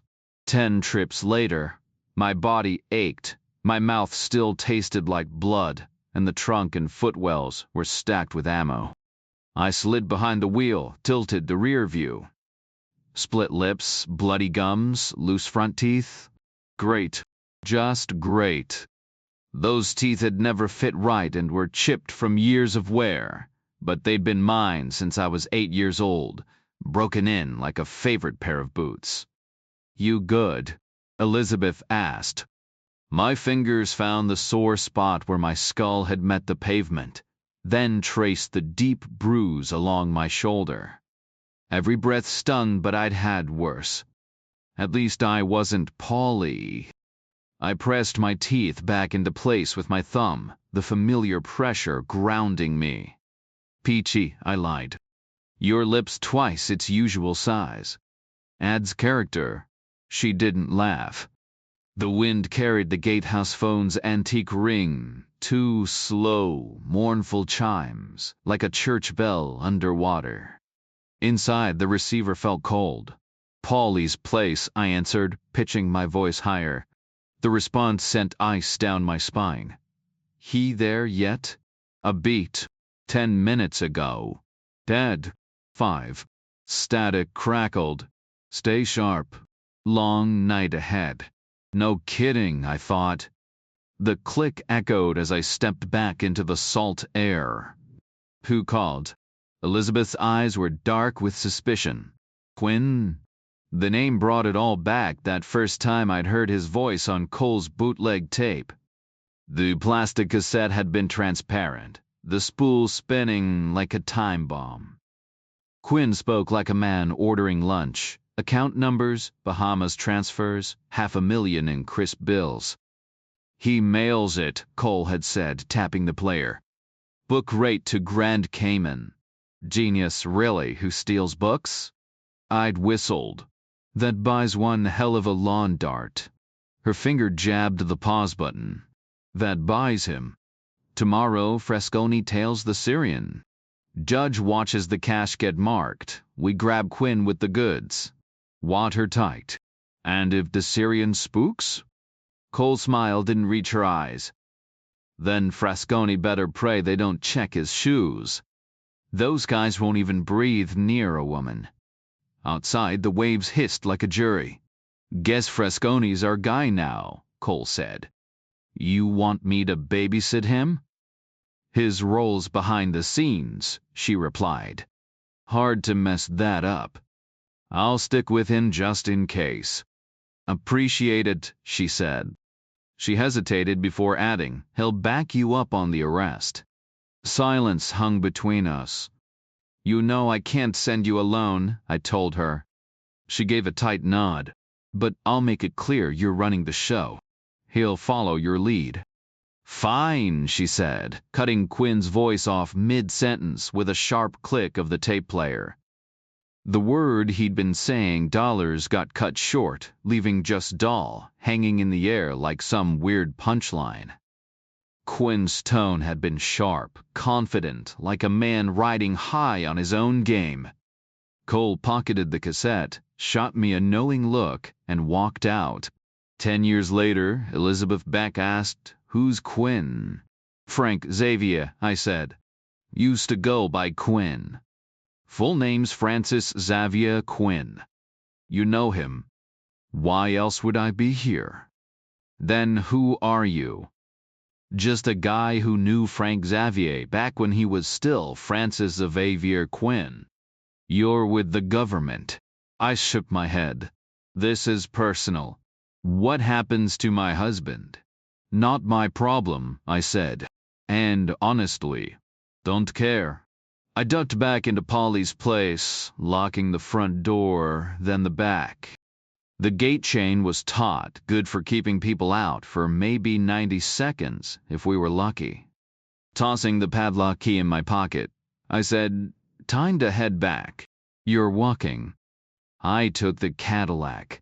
Ammo boxes piled around me, watching Elizabeth and Richard scramble to keep up in the rear view. They weren't thrilled about leaving, but being stranded was worse. I parked at the front door, popped the trunk, and grabbed the hook and chain before heading upstairs to Duke's room. The window gave a clean line of sight down the driveway, perfect for what I had in mind. The Beretta's safety clicked off. One shot into the ceiling sent Elizabeth and Richard freezing, then sprinting toward the house. Maybe they thought I'd taken out the cook. Or myself. Standing on a chair, I widened the bullet hole, found a joist and fired again, this time drilling a clean 9mm anchor. The hook held. Back downstairs, I hauled the machine gun while they loaded ammo. The metal detector screamed as I passed, but I ignored it, heading up to mount the gun on the chain. The belt fed and smooth, the muzzle sweeping the driveway with practiced ease. Richard stood there, watching. "Keep stacking," I told him before grabbing the phone. Duffy picked up on the second ring. "Still in?" I asked. "Yeah." "Then get your team here. Fast." After that, it was just waiting. I leaned by the window, pressing my thumb into my gums, eyes on the road, the sky, the wind picking up. Late April on the coast, never knew what was coming. Elizabeth Beck stepped inside, balancing a heavy box in her arms. She set it down with a thud, catching her breath before standing motionless. "What's coming next?" she asked, her voice tight. "No way to know for sure," I replied. She eyed the gun on the table. "Why do you need that?" "Just in case." "In case of what?" "Quinn's crew," I said. "We're cornered here. If they roll up the driveway, we might have to hold them off." Her eyes widened. "You'd actually shoot at them?" "If it comes to that." She swallowed hard. "And my husband? Do you even care what happens to him?" I met her gaze. "Yeah, I do." "You'd shoot him too?" "He's a criminal." He knew the risks. "The laws calling him a criminal are flawed," she argued.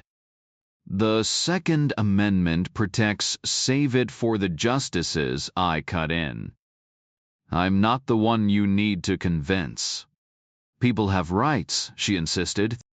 "Not drug dealers with automatic weapons," I shot back. "There's no amendment that excuses spraying bullets through a neighborhood, through homes, through people. Ever seen what a round does to a kid? It doesn't just pierce. It shreds." She fell silent. "Guns aren't toys. Tell that to someone who's actually been in the fight." "The law is clear," she muttered. "Then take it up with the Nara," I said. "I'm dealing with reality here." Her voice cracked. "He's still my husband. You told me he belongs behind bars." "Yes," she admitted, "but not in a grave." "You sure about that?" She clenched her fists. "How do you think he moves the guns?" "He hollows out rugs, rolls them up like scrolls, and drives them up I-95. Boston, New Haven handoffs in parking lots." I nodded, remembering the carpet fibers I'd noticed earlier. "Then if he's smart," I said, "he'll stay clear of Quinn when things go down." "Promise me he'll make it," she pleaded. "Then I'll take Richard and go." "I can't promise anything." "Then we're staying." Silence hung between us. She turned to the window, watching Richard haul the last ammo crate from the Cadillac. "You should know it wasn't by choice," she said quietly.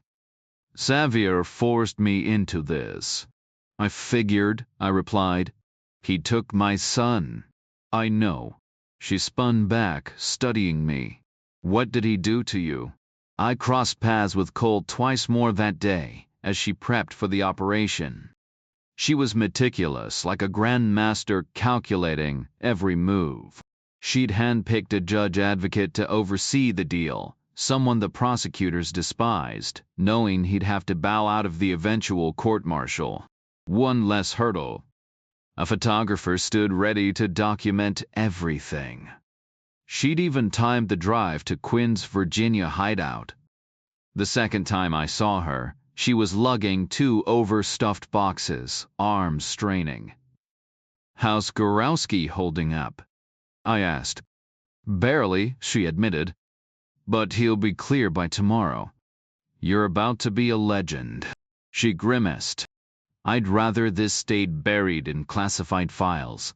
"Legend in the shadows, then," I said. "Plenty of eyes on those reports." She smirked. Guess I should prep for my performance review. Let's grab dinner tonight, I offered. Somewhere nice. My treat. Thought you were living on food stamps. Been saving up. This case dragged long enough. Slow as January molasses, she teased, adjusting the boxes. That's your flaw, Cole. Too thorough, too slow. She flashed a grin. Should've said yes to that date. She smiled and said, sometimes taking it slow beats rushing through things. After she left with the boxes, we met up later at a fancy restaurant downtown. I'd cleaned up and thrown on a fresh uniform, while she arrived in a sleek black dress, no polka dots this time, just smooth, elegant fabric that hugged her frame perfectly. Not that she needed any help looking stunning. With her youthful glow, she could have passed for a college freshman. Perfect, I joked. Now they'll assume I'm your father. More like my uncle, she shot back. My dad's younger brother. The food barely registered. I couldn't even recall what I'd ordered. Steak, pasta, didn't matter. The conversation was what stuck with me. We talked about things we wouldn't normally share, the kind of stuff that lingers in your mind. For a second, I almost caved and asked if she wanted to get a room somewhere. But I held back. We each had a glass of wine, then switched to water, both of us silently agreeing we needed clear heads for tomorrow. When the bill came, I paid and we left at midnight, going our separate ways. Even at that hour, she was electric, full of energy, sharp, eyes gleaming with excitement. I stood there on the sidewalk, watching her taillights disappear into the night. Fast forward a decade. Someone's coming, Elizabeth Beck said. I looked out the window and spotted a gray Taurus in the distance, barely visible against the rocky terrain. It was hauling around a curve. Maybe 2 miles out. Villanueva's car. I told Elizabeth to stay inside and keep watch over Richard while I slipped out the back. Grabbing Angel Doll's keys from my stash, I tucked them into my jacket alongside Duffy's Glock and spare mags. I wanted to return them in one piece. She was already in deep enough trouble. Circling to the front, I hopped into the Cadillac, drove it up to the gate, then ducked out of sight. The Taurus rolled to a stop outside, and I saw Villanueva behind the wheel, Duffy riding shotgun, Elliot in the back. I stepped out, unhooked the chain, and swung the gate open. Villanueva eased through, stopping just short of the caddy's bumper. 3 doors popped open and they all climbed out, shivering in the cold as they stared me down. What the hell happened to you? Villanueva asked. I touched my split lip. Walked into a door. He glanced at the gatehouse. Or a doorman. Am I right? You okay? Duffy cut in. I've looked worse than the doorman, I said. Why are you here? Plan B, I explained. We're hitting Portland first, but if that doesn't pan out, we circle back here. So, 2 of you are coming with me now. The third stays behind to hold down the fort. I pointed up at the house. 2nd floor center windows, got a mounted machine gun covering the approach. I need someone on it. Silence. I locked eyes with Villanueva. He was old enough to have been drafted back in the day, maybe had some experience with heavy firepower. You're up, Terry. Not happening, he said flatly. I'm coming with you to find Teresa. His tone left no room for debate. Fine, Elliot sighed. I'll do it. Appreciate it, I said. Ever seen those Vietnam flicks? Think door gunner on a Huey. That's you. If they come, they won't bother with the gate. They'll breach the gatehouse and bail out the back. Your job is to light 'em up when they do. What if it's dark by then? We'll be back before then. Who's inside? Beck's family. And the cook. They won't leave. And Beck? If he slipped away in the chaos? I shrugged. Wouldn't lose sleep over it. If he got caught in the crossfire, I wouldn't lose sleep over it. Got it. Chances are they won't even show, I said. They've got other things to handle. This is just insurance. Got it, he repeated. You hang on to the Cadillac, I told him. We'll take the Taurus. Villanueva climbed back into the Ford, reversed out through the gate, and waited. Duffy and I stepped outside, securing the gate with a chain and padlock before I tossed the key to Elliot. Catch you later, I said. He swung the Cadillac around, tires crunching on gravel, and disappeared down the road toward the house. Duffy slid into the front passenger seat while I took the back. I pulled her Glock and spare mags from my pocket, handing them over like some kind of awkward peace offering. Appreciate the loan, I said. She holstered the pistol and tucked the magazines into her bag. Anytime, she replied. Teresa first, then Quinn, Villanueva said, gripping the wheel. Sound good. Sounds like a plan, I agreed. He whipped the car around in a tight K-turn and headed west. Where to? He asked. 3 options, I said. Warehouse, downtown office, or the business park near the airport. No way they stash a prisoner in a downtown high-rise over the weekend. The warehouse is too active, just got a major shipment. My money's on the business park. I-95 or Route 1? Route 1, I said. We rode in silence, cutting inland, before turning north toward Portland. The business park was dead quiet, Saturday afternoon, rain-washed and gleaming. The metal buildings had a dull sheen under the overcast sky, like old silverware. We rolled through at a steady 20, scanning for movement. Nothing. Quinn's place looked sealed tight. As we passed, I craned my neck to read the sign again. Xavier Export Company. The letters were etched deep into stainless steel, but those oversized excess screamed amateur hour. Why export? Duffy asked. Shouldn't it be import? Villanueva drummed his fingers on the wheel. How do we get in? We go in hard and fast, I said. Through the back. The buildings were lined up in neat rows, parking lots out front, nothing but roads and manicured lawns between them. No fences, no obstacles. The place behind Quinn's had a sign for Paul Keast and Chris Maiden Catering Services, dark and empty. From there, I had a clear line of sight to Quinn's back door, a plain red metal slab. Not a soul around, Duffy murmured. A small pebbled glass window sat near the door. Probably a bathroom barred with iron. Security system? Villanueva asked. In a place like this? Definitely. Direct to the cops? Doubt it, I said. Quinn's not the type to invite them over for every false alarm. Probably a private firm, or his own guys. So how do we play it? Fast and clean. In and out before anyone blinks. We've got maybe 10 minutes max. 1 up front, 2 in the back? Exactly, I said. You take the front. I popped the trunk, grabbed a tire iron from under the spare, and slammed it shut as Villanueva pulled away. The air was sharp with rain and wind. Duffy and I moved along the side of the catering building, crossing the damp grass to Quinn's back wall. I pressed my ear to the cold metal siding silence. The window bars were held by 8 machine screws, each bolted through small welded flanges. I hefted the tire iron. Let's make some noise. The screw heads were as big as quarters. Duffy drew her Glock from the shoulder holster, the leather creaking as it slid free. I adjusted the Beretta in my coat pocket, gripped the tire iron with both hands, and pressed my ear against the siding again.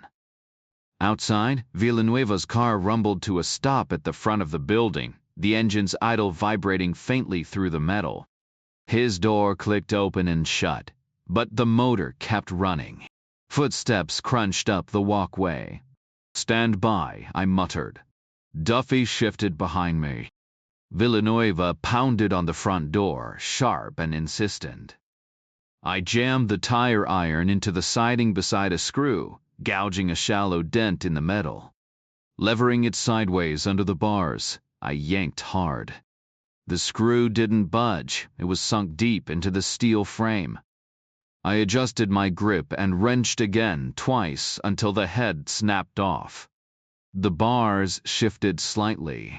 5 more to go. It took less than half a minute. Villanueva was still knocking, unanswered. When the last screw gave way, I grabbed the bars and forced them open like a rusted gate, the remaining fasteners shrieking in protest. A quick swing of the tire iron shattered the pebbled glass. I reached inside, flipped the latch, and shoved the window open. Beretta in hand, I climbed through into a cramped bathroom, maybe 6 feet by 4. A toilet, a sink with a cheap mirror, spare rolls of toilet paper stacked on a shelf. A mop and bucket stood in the corner, the linoleum floor reeking of bleach. I glanced back at the window. A small alarm panel was screwed to the sill, but the building stayed silent. No siren, just a silent alert. Somewhere, a phone was probably ringing, or a screen was flashing red. Stepping into the dim back hallway, I moved toward the rear door, fumbling behind me to unlock it. Duffy slipped inside, block raised in a textbook two-handed grip. She must have remembered her Quantico training, smooth, efficient. She pressed against the door frame, elbows bent to keep the gun clear as I moved past. One hard kick sent the next door flying. I dodged left, she pivoted right. Another narrow hallway stretched ahead, doors lining both sides, 3 on the left, 3 on the right, all shut tight. "Front," I whispered. "Villanueva." We moved back to back, covering each door as we advanced. No one burst out.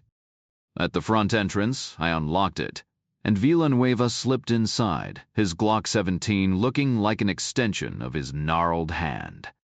"Alarm," he murmured. "Silent," I replied. "So, let's move fast." "Room by room," I whispered. "Not ideal." We'd made enough noise to announce our presence, and the lack of resistance meant whoever was inside had hunkered down, sights trained on their doors. The hallway was barely 3 feet wide, no room for mistakes. I positioned Duffy on my left to cover the opposite doors, Villanueva on my right to kick them in. I took point. First target, the front left room. Villanueva's boot hit the door with a splintering crack. The door burst open with a splintering crash as the lock gave way. I stepped inside without hesitation, scanning the cramped 10 by 10 space, just a desk, some file cabinets, and a window. Empty. We moved fast, pivoting to the room across the hall. Duffy kept watch while Villanueva kicked in the next door. Another empty space, but this one was bigger, 10 by 20, with 2 exits, 3 desks, and a woman's raincoat dangling from a corner rack. We didn't slow down. The third door took another kick and I slipped inside. No window, just a desk, an oriental rug, and a corkboard covered in lists. 4 rooms cleared, 2 left. The next one was bare, except for the stains, dark smears on the floor, streaks on the walls where someone had tried to clean, but missed spots. The faint metallic scent lingered. "The maid," I muttered. No one answered. The last door was the worst. Kicked open, gun raised, and then I froze. A makeshift cell. No windows, just a stained mattress, crumpled sheets, and scattered takeout containers. The air reeked of old food and sweat. Under the mattress, a message in smeared red-brown letters. Justice, followed by today's date. She left a trail, Villanueva said. Is that blood? Duffy asked. Poison sauce, I said, hoping I was right. The cartons were still warm. They moved her 2 hours ago, I said.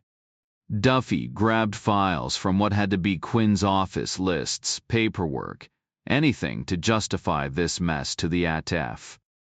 We were back in the car in under 4 minutes, heading north toward the city. The bridge traffic crawled, rain mixing with salt spray on the windshield. No one spoke. The image of that empty cell, the stains, the desperation in the air, it hung over us. Duffy flipped through papers in the front seat, her jaw tight. The clock was ticking.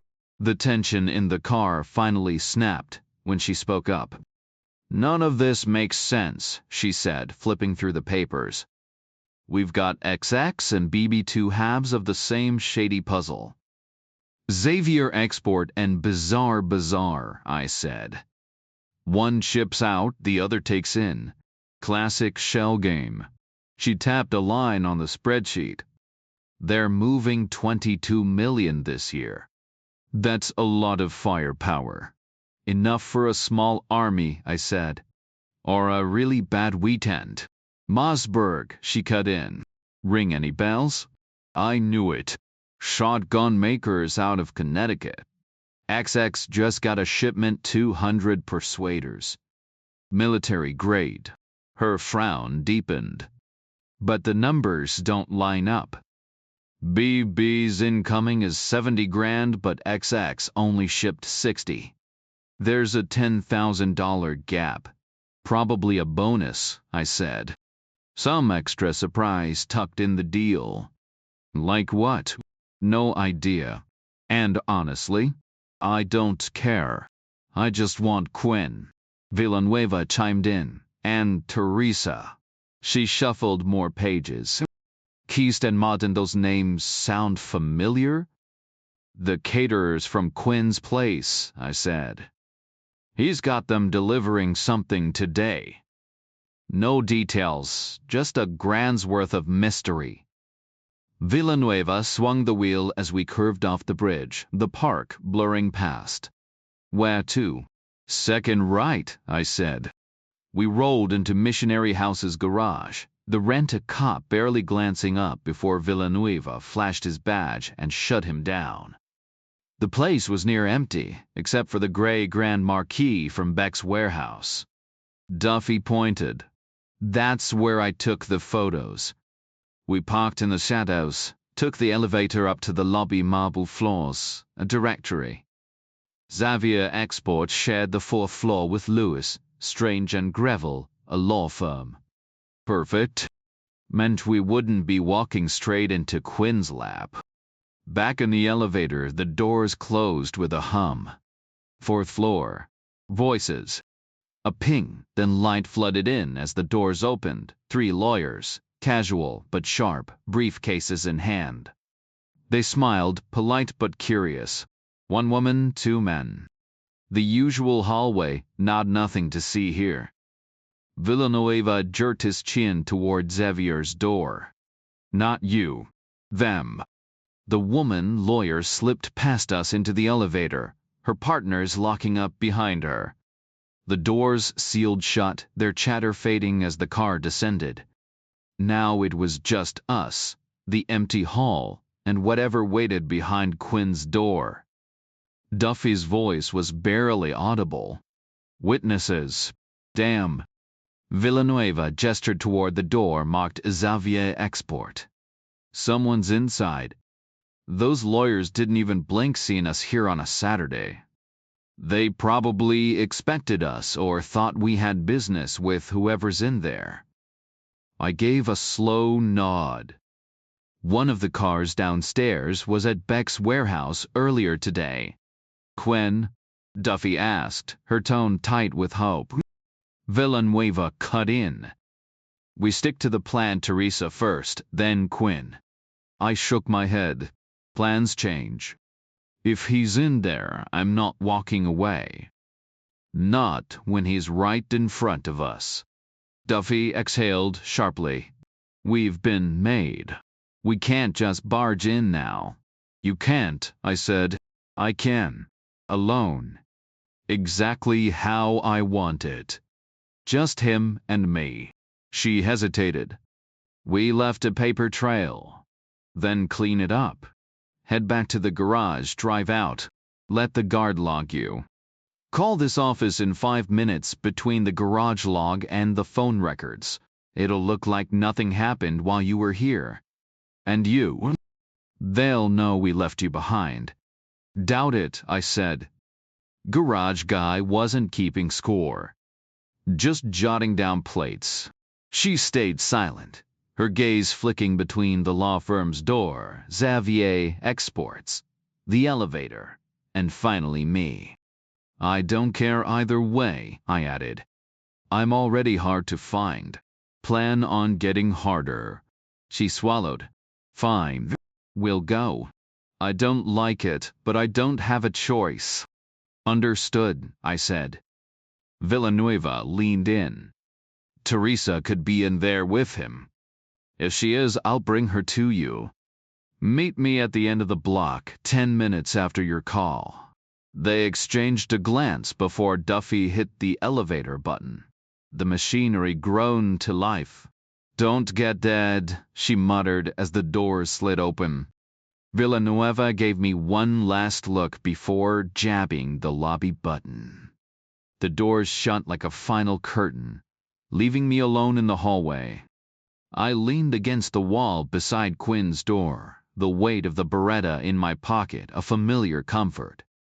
I pictured Duffy and Villanueva stepping into their car, the guard's bored nod as they drove off, the phone call they'd make from some quiet corner.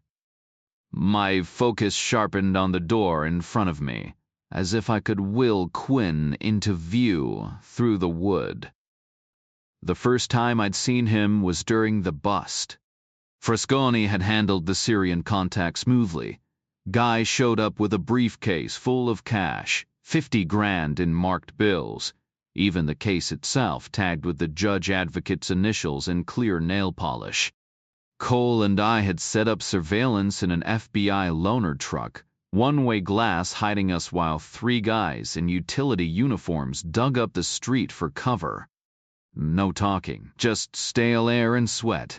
40 minutes in, Frasconi cut the Syrian loose, and he strolled into view like he owned the sidewalk. The guy had been told exactly what would happen if he betrayed us. Cole had laid out the scenario, and Frasconi made sure he believed every word. Truth was, we likely wouldn't have followed through, but he didn't know that. Given what happened to informants back in Syria, the threats must have sounded convincing enough. He settled at a cafe table just 10 feet from us, placing his briefcase on the ground like an uninvited guest. The waiter took his order, returning moments later with a tiny cup of espresso. The Syrian lit a cigarette, took a few drags, then stubbed it out. "The Syrian is waiting," Cole murmured, her tape recorder running. She was dressed sharp in a uniform, prepped for the arrest. She looked good, professional, and control. "Check," the judge confirmed. "The Syrian is waiting." The guy signaled for another coffee, lighting another cigarette. "Does he always chain smoke like this?" I muttered. "Why?" Cole shot back. "Think he's signaling Quinn?" "Nah, he just smokes," she said. "Relax. It's normal for him." We waited. The guy drummed his fingers, looking like any other businessman killing time. He lit a third cigarette. "I don't like it," I said. "Too obvious." "It's fine," Cole insisted. "Makes him look nervous. Quinn might buy it." The lunch crowd thickened around us. Then Cole tensed. "Quinn's approaching." I glanced south and spotted him tall, clean-cut, mid-30s, maybe 6'1", 200 pounds. Dark hair, a hint of gray at the temples. Dressed like every other D. Bureaucrat, blue suit, white shirt, muted red tie.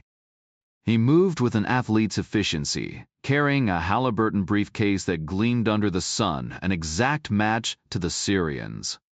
The Syrian flicked his cigarette into the ashtray and gave a half-hearted wave. Quinn spotted him, strode over, and they shook hands like old colleagues. The whole scene was textbook Georgetown, two men at a cafe table, coffee cups between them, briefcases side by side. "Briefcases are adjacent," Cole whispered into her recorder. "Check," the judge echoed. Quinn ordered something, probably a latte, while the Syrian murmured something that made Quinn smirk. The guy thought he was playing his part perfectly, unaware he was just a pawn. The Syrian exhaled smoke in our direction, deliberate or not. It felt like a taunt. Quinn sipped his coffee, calm, controlled. "They're jumpy," Cole observed. "Excited," I corrected. "This is it, the last exchange. They just want it over with." "Eyes on the briefcases," Cole said. "Watching them," the judge replied. And then nothing. Just two men, two briefcases, and the quiet hum of betrayal in the air. Quinn set his coffee cup down with a quiet clink against the saucer. He pushed his chair back with a scrape against the floor, leaned forward and grabbed the Syrian's briefcase with his right hand. "Quinn's got the case," the judge muttered under his breath.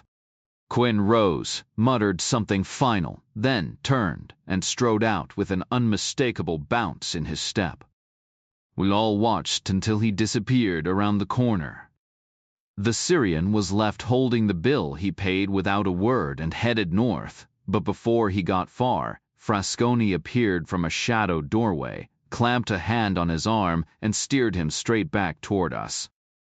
Cole swung open the truck's rear door, and Frasconi shoved the guy inside. It was a tight squeeze with all five of us in there. "Open it," the judge ordered. Up close, the Syrian looked nothing like the composed man we'd seen through the glass. His forehead gleamed with sweat, and the sharp tang of nervous perspiration hung in the cramped space. He lowered the case to the floor, crouched over it, and flicked the latches open with shaky fingers. The lid lifted empty. At the same moment, a phone rang faintly from inside the Zavia Export Company's office. The heavy door muffled the sound, but it was unmistakable, 2 sharp rings before someone picked up. No voices followed. Duffy must have played the wrong number angle, stretching it just long enough to leave a trace in the call log. I counted to 60 in my head. Nobody keeps up a fake conversation longer than that. Then I pulled the Beretta from my pocket, shoved the door open, and stepped into a spacious reception area. Dark wood paneling, plush carpet, 2 closed office doors on either side. Behind the reception desk, a woman was just hanging up the phone. Not Quinn. She was in her early 30s, fair-haired, blue-eyed, with a polished acetate nameplate in front of her, Emily Smith. Behind her, a coat rack held a raincoat and a sleek black cocktail dress wrapped in dry cleaner plastic. I reached back with my left hand, locked the hallway door, and kept my eyes on hers. They stayed fixed on me, no dodging toward a weapon, no glancing at the offices. She was alone, unarmed. "You're supposed to be dead," she said, her voice thin with disbelief. "Am I?" She gave a slow, dazed nod. "You're Reacher. Polly swore he took you out. Guess I'm a ghost then." Hands off the phone. I stepped closer, scanning her desk. No weapons, just a fancy multi-line console. I yanked the cord from the socket. "Stand up." She obeyed, pushing her chair back and rising unsteadily. "We're checking the other rooms," I said. "There's nobody here," she insisted, her voice trembling. "Let's make sure." She stepped out from behind the desk, small, almost delicate in her dark skirt and blouse, her smart shoes ready for a night out. I pressed the beretta to her spine, gripped the back of her collar, and guided her forward. Her hair brushed my hand, smelling faintly of shampoo. The left office first. She opened the door and I nudged her inside, sidestepping to avoid being a target from the reception area. Just an office, oriental rug desk, and adjoining bathroom. Empty. I spun her around, marched her across to the right office. Same setup. Same emptiness. No surprises. Just silence. The reception area was empty, no sign of Teresa Daniel or Xavier. I tightened my grip on Emily's collar, steering her toward her desk. You said nobody was here, I said. I told you, she shot back. Then where is everyone? Silence. Her body tensed, like she was digging in for a standoff. Where's Teresa? I pressed. Nothing. Xavier. Still nothing. And how the hell do you know my name? Beck told Xavier, she said, voice clipped. He had to approve bringing you in. So Xavier vetted me. As much as possible. And he gave the green light? Clearly.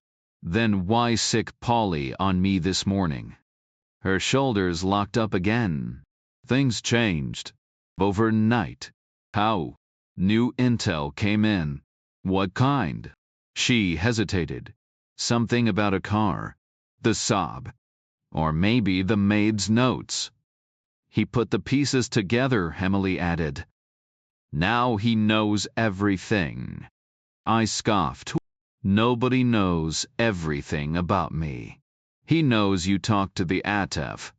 Like I said, people assume a lot. He knows why you're really here. Does he? Do you? He didn't share details. What's your role in this? Operations manager. I twisted her collar tighter, shifting the beretta to scratch my bruised cheek. The names ran through my head: Angel, Doll, Duke, those faceless bodyguards, Polly. Adding Emily to the list wouldn't tip the universe's scales much. I pressed the gun to her temple. Outside, a plane roared past, close enough to drown out a gunshot. One more like that, and I could pull the trigger. No witnesses. Maybe she deserved it. Or maybe she was just another cog in the machine. Where is he? I demanded. I don't know. Ever hear what he did 10 years ago? This is your out, Emily. If she knew she'd spill it, pride or self-importance would make sure of that. And if she knew and still worked with him, that'd be answer enough. No, she said. I wasn't around back then. Sure about that? Yes. I believed her. What happened to Beck's maid? A truthful person pauses, thinks, maybe asks a question back. Who? She said. No, what? I exhaled. All right. I holstered the gun, spun her around and pinned her wrists, snagging the phone cord with my free hand. I shoved her into the left-hand office, then the bathroom. Lawyers next door are gone, I said. Scream all you want, nobody's coming before Monday. Silence. I shut the door, looped the cord around the knob, then tied the other end to the office door handle. She could yank all weekend, phone wire doesn't snap lengthwise. Eventually she'd tire out, drink from the sink, kill time. I dropped into her chair. An operations manager should have had juicy files. But all I found was a Keystone Modern catering order, 18 at $55 a head. A handwritten note at the bottom: lamb, not pork. Probably Emily's doing. I swiveled, eyeing the wrapped dress on the coat rack, then checked my watch. Time was up. I took the elevator down to the parking garage and slipped out through a back exit, avoiding the security guard completely. Circling the block, I spotted Duffy and Villanueva up ahead, sitting in their parked car on the corner. Both were leaning forward, eyes fixed on the street like they expected someone to come walking toward them. I yanked open the back door and slid in, making them both jump. Their faces fell when they saw me alone. "Neither of them showed," I said. Duffy frowned. "But someone picked up the phone." "Emily Smith," I told them. "His operations manager." Clammed up the second, I started asking questions. Villanueva cracked his knuckles. Should leaned on her harder. Made her talk. "Not how I operate," I said. "But hey, she's still locked in the bathroom if you want to take a crack at her." He just shook his head and stayed put. Duffy exhaled. "So what now?" Meanwhile, inside the utility truck, Cole, the judge advocate, and I were left staring at each other. Frasconi had already hauled the Syrian away. Cole was chewing on the problem, while the judge was busy distancing himself. "I was just here to observe," he said, wiping his hands like he'd touched something dirty. "Can't give legal advice. Wouldn't even know where to start." He shot us a look, then ducked out the back without another word. Some observer more like a human disclaimer. Cole turned to me. "What the hell just happened? What did we actually see?" "Two options," I said. "Either he was running a con, stringing them along until the final payoff vanished. Or he was legit, setting up a sting to prove Gorowski was compromised and the Syrians were desperate enough to pay big." She scoffed. "He kidnapped a kid. That wasn't sanctioned." "Worse has been green-lit," I said. "But yeah, I'm with you. He was scamming them. So what do we do?" "Nothing," I said. "Because if we call him out, he'll just claim it was an official op and tell us to back off. And even if he was stealing, what's the charge? Since when is tricking idiots into paying for air illegal?" Cole didn't answer. "The Syrians won't take this lying down," she said finally. "They dropped $500,000. Their pride's on the line. Even if he was legit, he just painted a target on his back." I paused. "Then why was he moving all his money?" Silence. I checked my watch. $500,000's too much for what they got. In a few months, they could have bought a real one for pennies, or just stolen it. Cole shrugged. "So, they're bad at business. But we heard Quinn on that tape." "The bank account showed a deposit of $500,000, I said, checking my watch for the third time. "That part's confirmed. So, that number doesn't add up. The Syrians aren't idiots. No one's dropping $500,000 on some overpriced trinket. But we know they paid it." "You just said it's fact." I shook my head. "We know Quinn has the money. That's the only fact here. Whether the Syrians handed it over, that's just guesswork." She frowned. "What are you saying?" "Quinn's a player in the Middle East. Smart, ruthless. You think he'd stop at one shady deal? There's at least 4 or 5 unstable regimes over there. What if he's playing them all at once? Each one thinking they're his only client." I tapped the dashboard. "That's how you turn a single payday into a fortune." "You think he's scamming them?" I glanced at my watch again. "Maybe. Or maybe he started legit with one, then realized he could triple his take by expanding the game." She exhaled sharply. "I should have tailed him longer. Shouldn't have stopped after the Syrian meet." "Bet he's got a routine," I said. "Back-to-back meetings like a damn ups driver." She checked her watch. "Right now he's probably stashing the Syrian cash before heading right back out. So grab Frasconi and set up surveillance. Catch him mid-route. Snag anyone he trades a bag with. Might be empty, might not. Either way, we'll know." She eyed the tape recorder in her lap. Forget that, I said. No time for gadgets. Just you and Frasconi, boots on the ground. The warehouse, I added. We need eyes on it. We'll need backup, Duffy argued. If they're all there, hope they are. 3 against a dozen? That's suicide. Or they're already gone. Might have cleared out. To where? One thing at a time, I said. Villanueva pulled the Taurus away from the curb. Hold up, I cut in. Next right. Need to check something. 2 blocks later, we idled outside the parking garage where I'd left Angel Doll locked in his trunk. Villanueva parked by a hydrant, and I slipped inside, letting the dim light adjust. My old spot wasn't empty, but the black Lincoln was gone.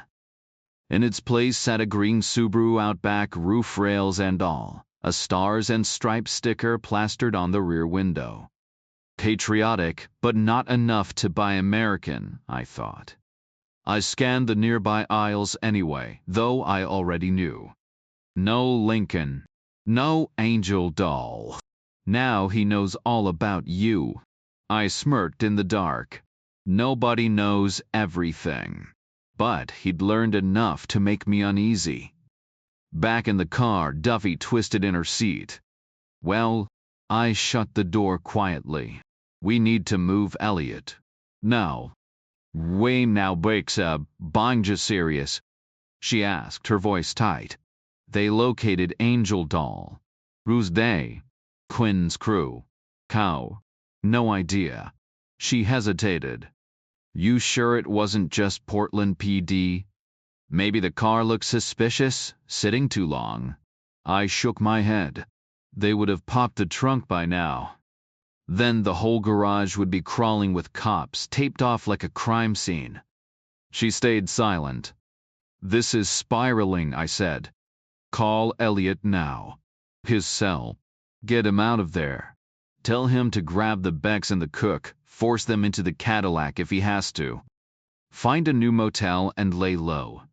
She fumbled for her Nokia, hit speed dial, waited. I counted the rings in my head. 1, 2, 3, 4. Duffy shot me a tense look before Elliot finally picked up. She exhaled and rattled off orders, sharp and urgent, then hung up. Good? I asked. She nodded. He sounded like he was ready to bolt. No surprise. Nobody wants to be stuck guarding a machine gun with their back to the ocean, waiting for trouble to roll in. Let's move, I said. Warehouse next. Villanueva pushed off the curb. He knew the route. He'd spent 2 long days staking the place out with Elliot. He wound southeast through the city, approaching the port from the northwest. The car stayed silent, no small talk. I ran through the damage in my head. Total wreck. But in a way, it was freeing. No more games. The charade was over. Now it was just them and me, clear-cut enemies. Villanueva played it smart, circling the warehouse in a wide loop, checking every angle. Quick glances down alleys, gaps between buildings, 4 passes, 4 glimpses. No cars. Roller doors shut. No lights. Where is everyone? Duffy muttered. This was supposed to be their big weekend. Oh, it's big, I said. Just not the way we thought. Makes perfect sense, actually. What are they doing? Later, I said. First, let's check the Persuaders. See what they're trading for. Villanueva parked near a shop labeled Brian's Fine Imported Taxidermy. Locked the Taurus, and we looped around to approach Beck's place from the blind side. The office door was locked. Peering through the back window, empty. The secretary's area, also empty. We stopped at the gray door. Locked. How do we get in? Villanueva asked. These. I pulled Angel Doll's keys, turned the lock. The alarm beeped. I flipped through papers on the board, found the code, punched it in. The light switched green, the beeping died. They're not here, Duffy said. We don't have time for this. We need to find Teresa. The scent of gun oil cut through the wool rug smell. 5 minutes, I said. Then the ATFAV can pin a medal on you. They should give you the medal, Cole cut in. She was calling from a Georgetown payphone. Should they? We've got him. Done. Stick a fork in him. Who was it? The Iraqis, she said. Hard to believe, right? Actually, it tracks, I said. They just took a beating. Now they're prepping for round 2. Bold move. How it go down? Same playbook. But with Samsonites, not Halliburtons. We got empty cases from a Lebanese and an Iranian. Then hit gold with the Iraqi. This is the real deal, I said, holding up the blueprint. You positive? 100%, she confirmed. Gorowski verified it by the drafting number in the corner. Who was there when it changed hands? Me, Frasconi, a few students, and a law professor. They pulled it off in a campus cafe smooth, like a magic trick. Identical briefcases, quick hands. Did the professor catch the exchange? He saw it go down, but proving it in court? That's another story. I ran through the risks in my head. Quinn could argue the Iraqi already had the blueprint, maybe found it in a cereal box for all we knew. He could say the guy just enjoyed carrying classified documents around for fun. Or he could flat out deny anything happened. But then I pictured the Syrian, the Lebanese contact, the Iranian, and a sudden spike in Quinn's bank balance. Those burnt buyers wouldn't stay quiet forever. The State Department might even cut them a deal for testimony. And Quinn's prints, all over that briefcase. No way he'd wear gloves too obvious. We had everything, a trail of shady deals, unexplained cash, a stolen army blueprint in enemy hands, 2 MPs, and a professor as witnesses, and fingerprints sealing the deal. It's solid, I said. Go pick him up. Where? Duffy asked. Follow me. I led her past the open office into the back warehouse. Dahl's computer sat untouched, his chair still shedding stuffing like a molting animal. I hit the lights, and the space lit up racks of carpets, a forklift, and 5 towering stacks of crates. 2 piles near the door were fresh stamped Mossberg, Connecticut Xavier, exports outgoing shipment. The other 3 were beat up, covered in Cyrillic and Arabic scrawls, bizarre bazaars, imports. Import-export at its finest. A fair trade if you ignored the felonies. Not exactly a mountain of cash, Duffy said, eyeing the stacks. 140 grand. I expected more. It's not about the size, I said. It's what it means. Villanueva grabbed a hammer and pried open the top Mossberg crate. Foam peanuts spilled out as I dug in and pulled free a wax paper-wrapped shotgun. The M500 Persuader cruiser model. No stock, just a pistol grip and 18. 12-inch barrel, and enough power to ruin someone's day. I racked the slide smooth as glass and dry-fired. The click was crisp. Find any shells? I asked. Villanueva held up a box of Branicki Magnums. Behind him, a carton, brimmed with identical packs. I loaded 6, chambered 1, and slipped in a 7th. Now we're ready, I muttered. I thumbed off the safety. These weren't birdshot rounds. The Branicki slugs weighed a full ounce of solid copper, screaming out of the Persuader at close to 1,100 miles per hour. One hit would punch a hole through concrete big enough to walk through. I set the shotgun down, unwrapped another, loaded it, and clicked the safety on before placing it beside the first. Duffy was staring. Guns aren't decorations, I said. They're tools. I tossed the empty shell boxes back into the carton and shut it. Villanueva was flipping through paperwork near the crates marked Bizarre. He frowned. Customs thinks these are Libyan rugs. Some guy named Taylor signed off on them. Handy, I said. Give Taylor to at. Bet his bank statements tell a funnier story. Duffy crossed her arms. What's actually in them? Libya doesn't make anything but dates. Exactly, Villanueva cut in. This is Russian gear shipped to Libya, then straight back here. All for 200 Persuaders.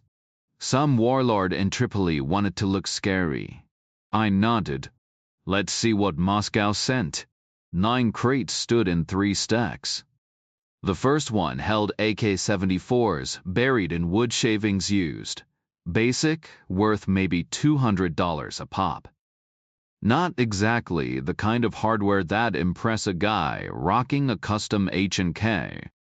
The next crate had Axu 74s, clunky but functional. The third, a pile of beat-up Makarov pistols, Soviet-era junk copied from a Walther PP. Total scrap, I said. Melt him down for boat anchors. Then we hit the second stack. The first crate made things interesting. Val Silent snipers, all black skeleton stocks. These weren't declassified until '94, when the Pentagon got their hands on one. They fired heavy subsonic rounds that could punch through body armor at 500 yards. 12 rifles per crate, pristine. Villanueva whistled. What's the price tag?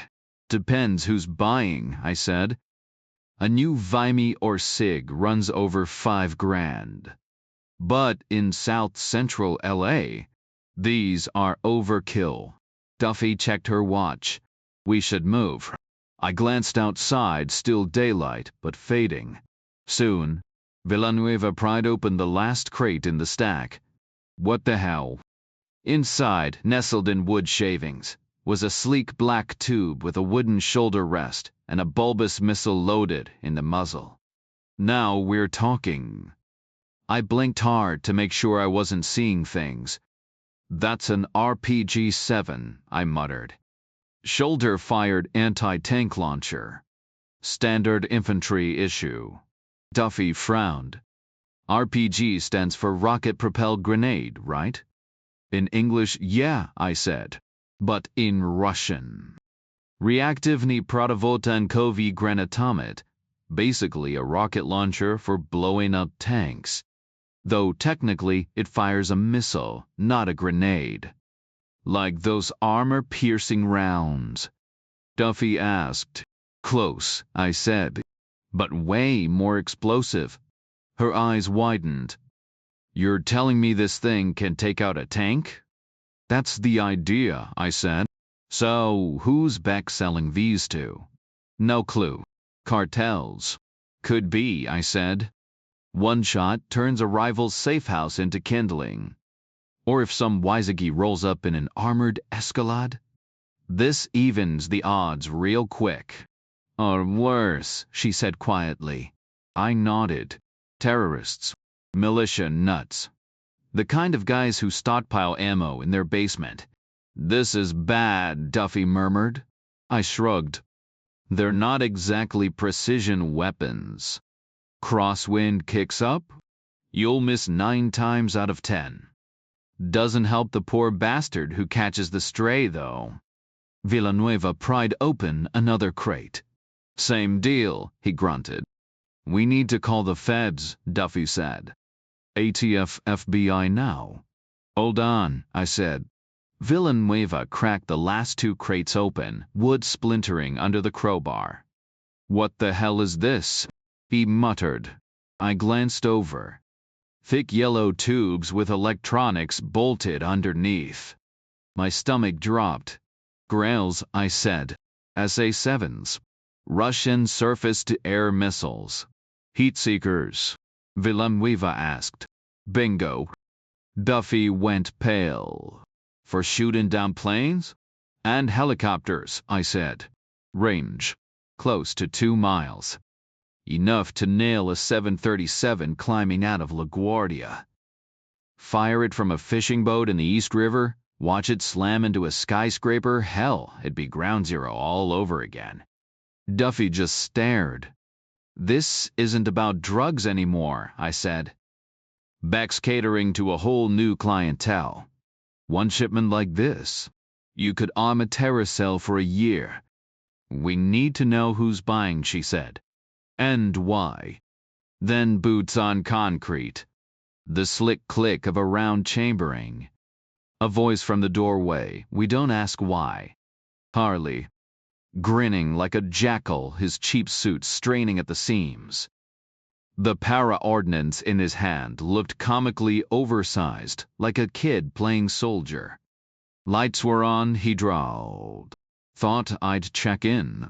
His eyes locked on to me. Polly messed up, huh? Had to be you doing the voice when Xavier called. I sized him up, skinny wrists, shaky grip. Should have gone with a Glock. Too late now. Meet Harley, I said flatly. Nobody moved.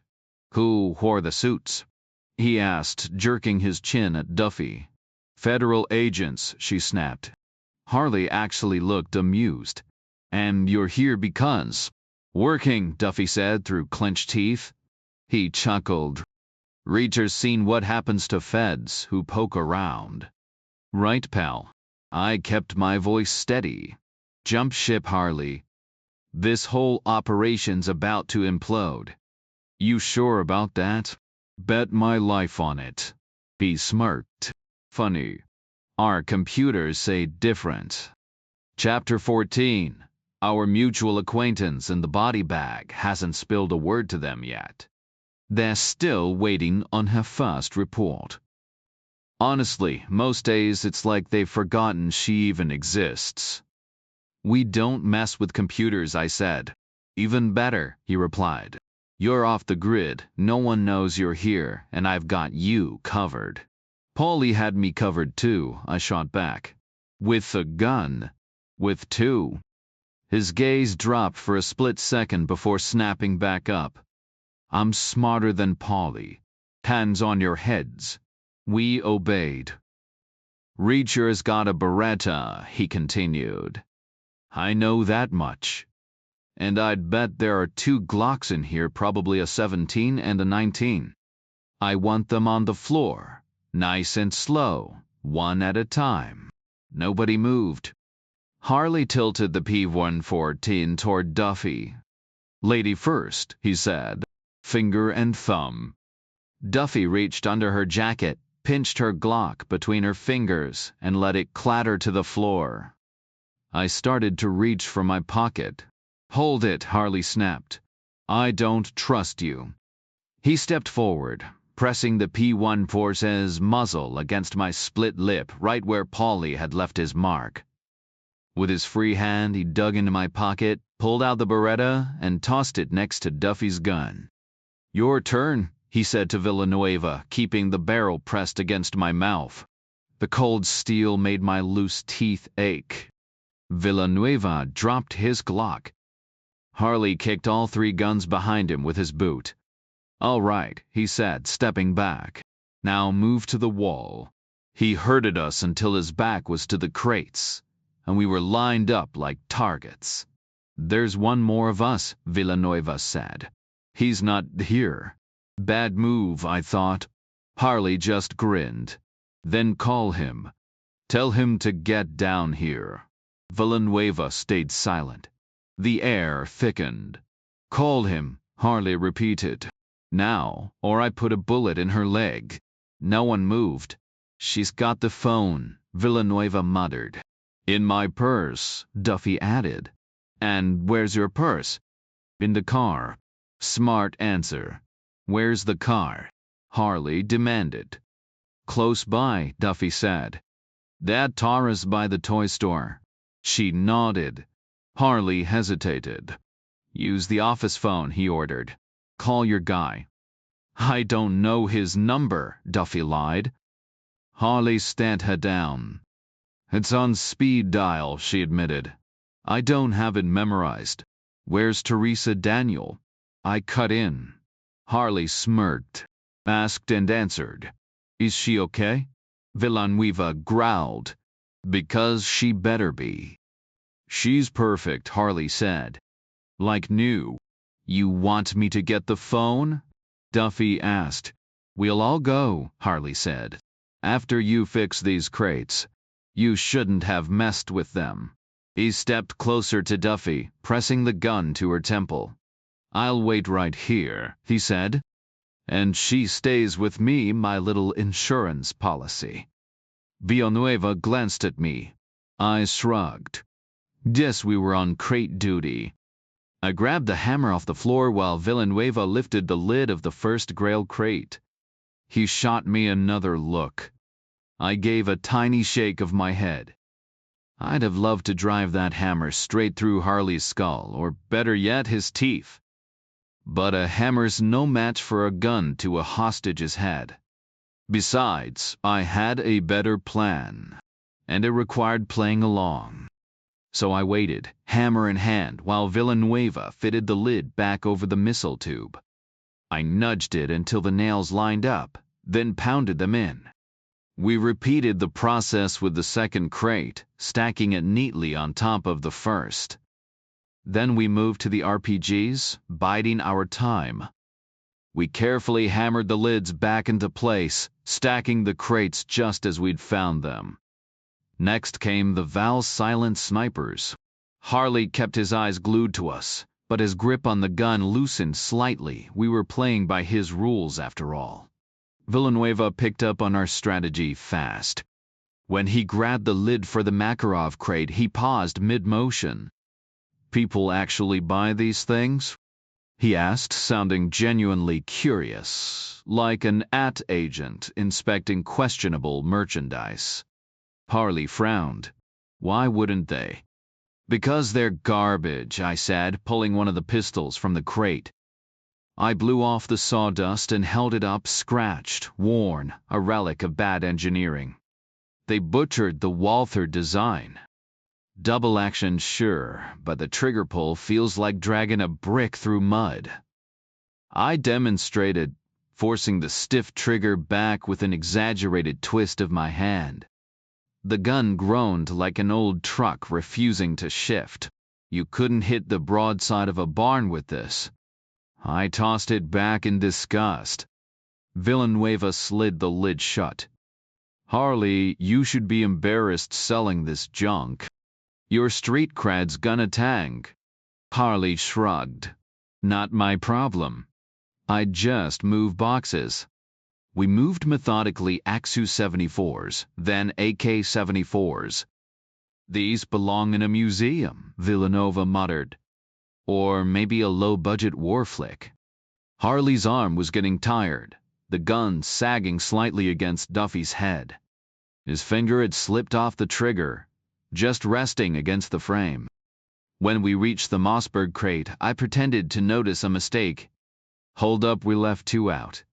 I picked up the first Persuader, shaking my head. Safety's on. That's amateur hour, could wreck the firing pin.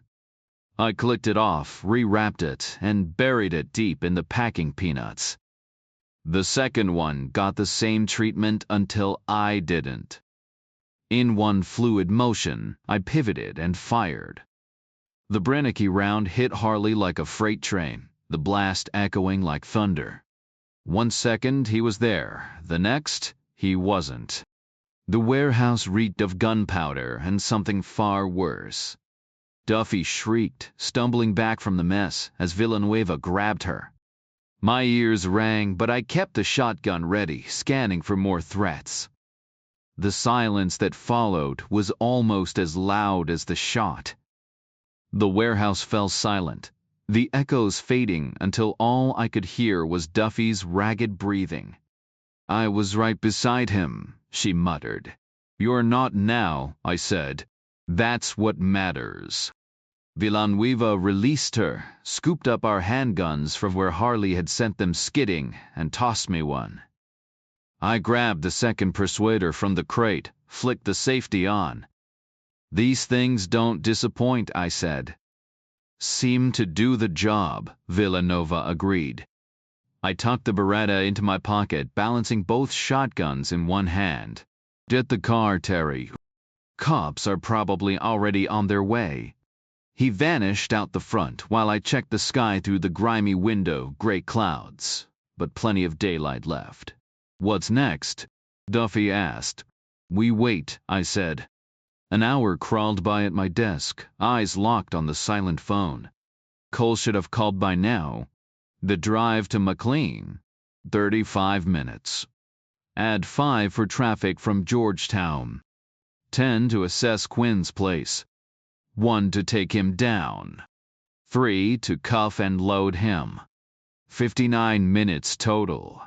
70 minutes in, the worry set in. By 80, it was gnawing at me. At 90, I grabbed a pool car and hit the road. Villanueva pulled the Taurus up outside, engine idling. Call Elliot, I said. We'll meet up with him. Duffy frowned. Wait for what? Dark, I said. She grabbed her bag, dug out her phone, and dialed. 1 ring. 2. 6. Her face flickered with hope, then dropped. Voicemail, she said. Something's wrong. Move out, I said. Where? Too early. Coast Road. We left the warehouse dark and locked too much valuable gear inside to risk. Villanueva took the wheel, Duffy riding shotgun, while I settled in back with the Persuaders. We wound through the harbor, past Beck's truck lot, onto the empty highway. The coast road was deserted, the wind howling around the car, tossing salt spray or maybe rain against the windows. Still too bright. Try Elliot again, I said. Duffy redialed. 6 rings. Voicemail. She shook her head. You sure they're all at the house? She asked, twisting in her seat. Notice Harley's suit, I said. Black. Cheap. His version of a tux. Emily had a cocktail dress ready, smart shoes on. They're prepping for a banquet. Villanueva grunted. East and modern. Caterers. Lamb, not pork, I said. Who orders that? Kosher folks. Or Arabs. Libyans, maybe, I said. They're suppliers. Villanueva nodded. Makes sense. The road ahead stretched empty, the sky pressing down.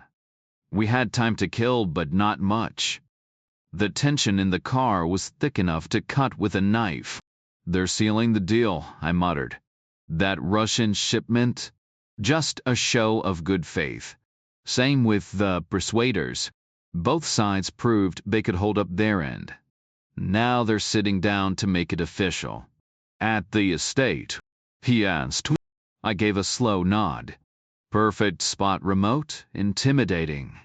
And the dining table, big enough for a war council.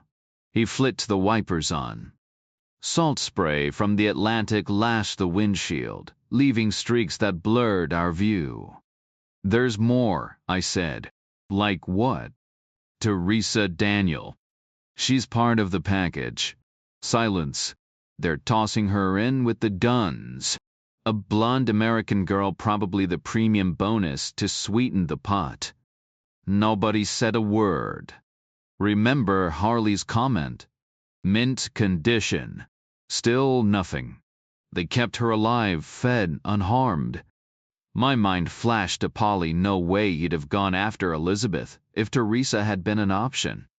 No offense to Elizabeth. The quiet stretched. Right now, they're probably scrubbing her up, I added. Prepping her for delivery. More silence. My guess. She's triply bound. The cherry on top of this whole messed up Sunday. Villanueva stomped the gas. The wind screamed around the car as we flew down the road. 2 minutes later, we hit the ambush spot and slowed. 5 miles out from the house, close enough that someone upstairs might spot us. We rolled to a stop, all of us leaning forward, squinting east. I switched to an olive green Chevy and made it to McLean in under half an hour. stopped dead in the road, 200 yards from Quinn's place. The neighborhood was the kind of quiet where you could hear money-manicured lawns, sprinklers hissing, birds chirping like they didn't have a care in the world.